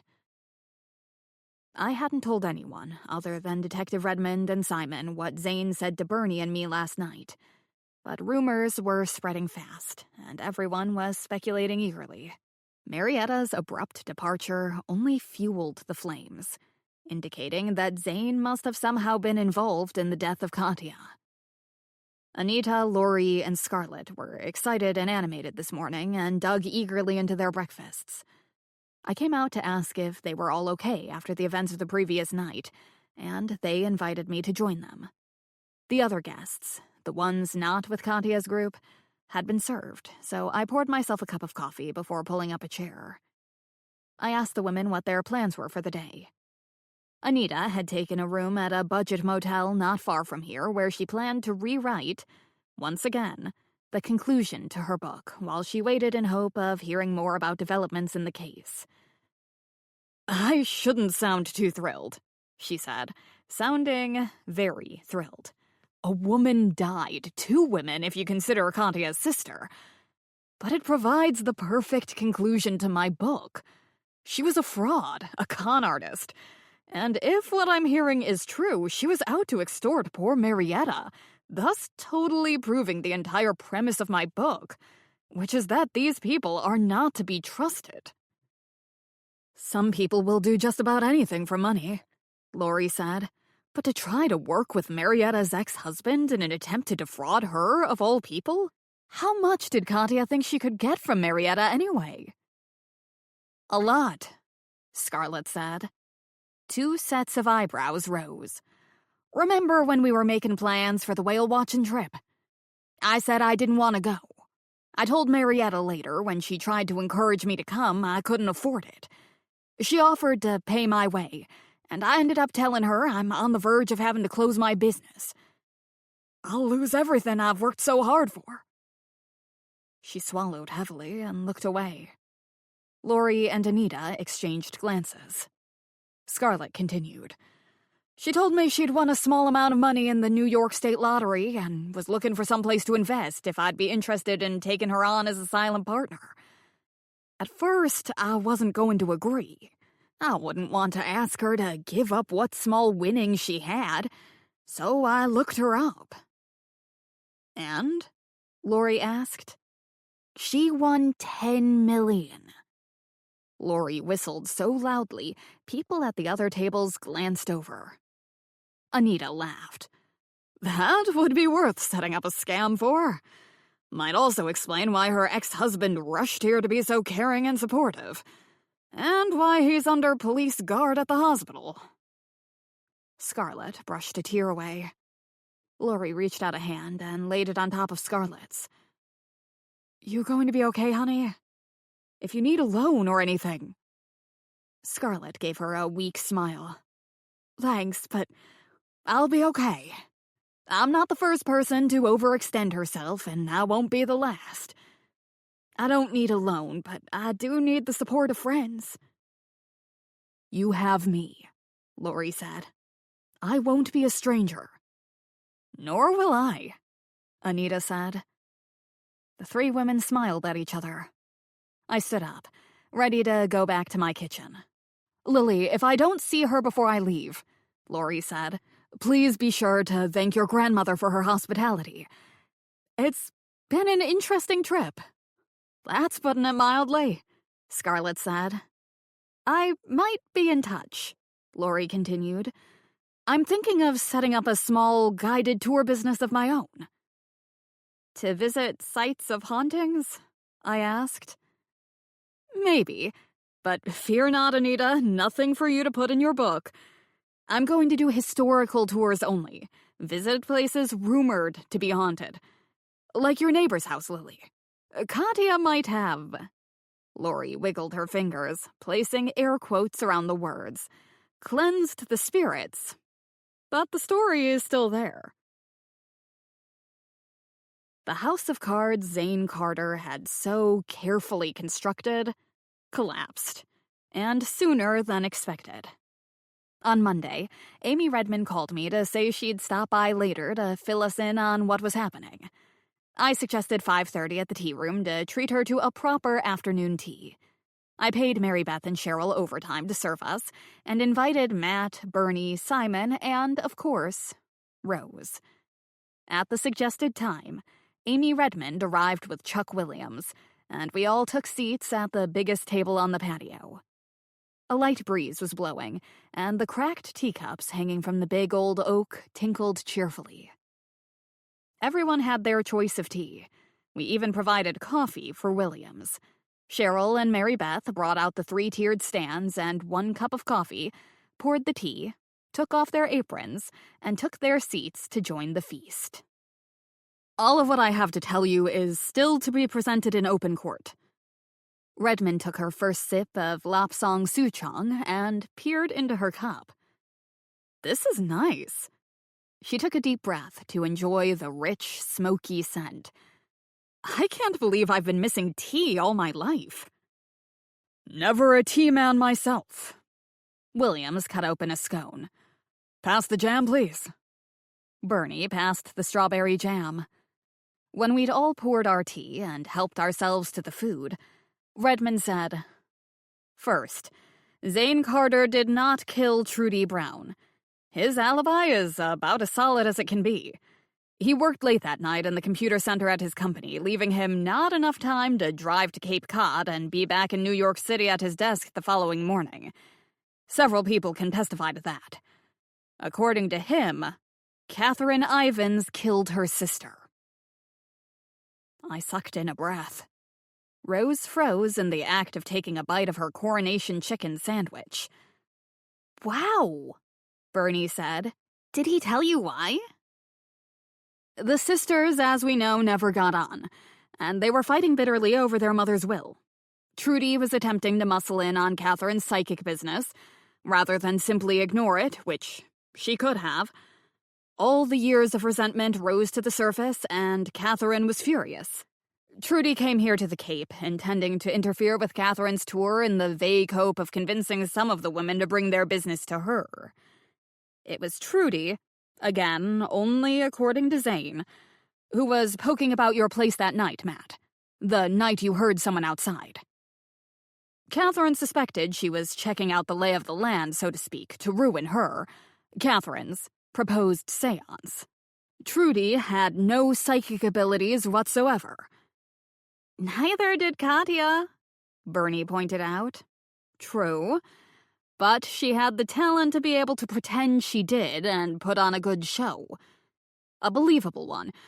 At least for those who wanted to believe. Trudy didn't even have that. She also had not one scrap of originality, thus dressing like her sister and trying to replicate her sister's plans. According to Zane, Catherine saw Trudy on the path from Matt's house and suggested they have a stroll on the beach to discuss their differences. "Back up," I said. Katya wasn't staying here, remember? What was she doing poking around here in the middle of the night? Same as her sister. Scoping out the scene. If she was to conduct her seances and her ghost hunting for Matt's ancestors, she wanted to know the layout of the area. So, Trudy just went down to the beach with Catherine? Zane says Catherine told him she wanted to talk the situation over with Trudy. She was prepared to offer her sister money to take herself and her business out of her, Catherine's, area of influence. Trudy refused. The sisters argued, and Trudy died. We were silent for a long time.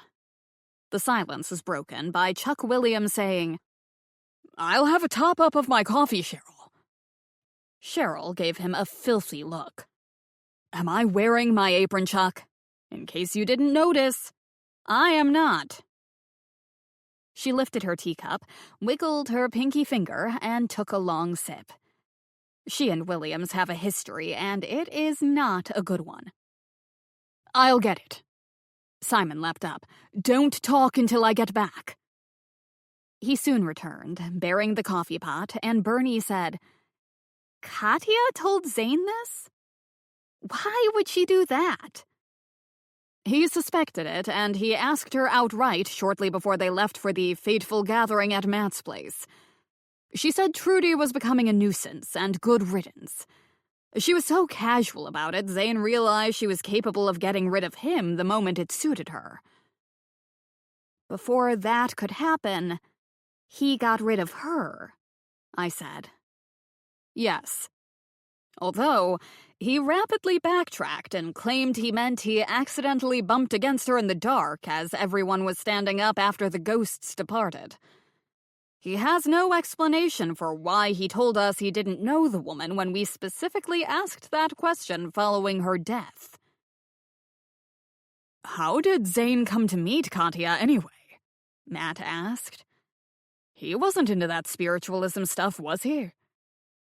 "Marietta always had an interest in it, but she didn't do much about it when they were married. She was raising the kids and working a full-time job. Once she came into money, she quit her job and started getting much more involved. Zane's been trying to get back with her ever since her win, but he was being cautious about it. Obviously, he didn't want it to look as though it was only because of the money." "Which it was," Rose said. "The root of all evil, as I believe someone once said. This sandwich is excellent, love. Could do with a touch more curry powder, though." "Feel free to join me in the kitchen anytime and pitch in," I said. Bernie chuckled. Rose's eyes twinkled. Zane arranged to meet Catherine Ivins when he discovered that Marietta was starting to come under the woman's influence. They met, realized they had a common interest, meaning taking control of Marietta's money. Zane was correct, I believe. If Catherine had been able to exert the sort of influence over Marietta she wanted to, she wouldn't need him anymore. No honor among thieves. In addition to getting rid of the threat Catherine posed, her death gave Zane the opportunity to play the supportive spouse. It's possible, in her shock and grief, Marietta would have reunited with Zane. Or so he was hoping. "And that was happening," I said. "Look at the way she rushed with him to the hospital. Where is Marietta now?" "She's gone to her daughter's house." "Poor thing," Rose said. "I have one piece of news for you, Matt," I said. "Lori wants to lead tours to places of historical hauntings. Your house is high on the list." "It had better get off her list and fast," Matt said. "My dad had a few words with me about that." "What sort of words?" That story's a total fabrication. The house where I now live was my grandparents' summer house. When my dad was a kid, his sister, my Aunt Marion, had friends around for a sleepover in the house.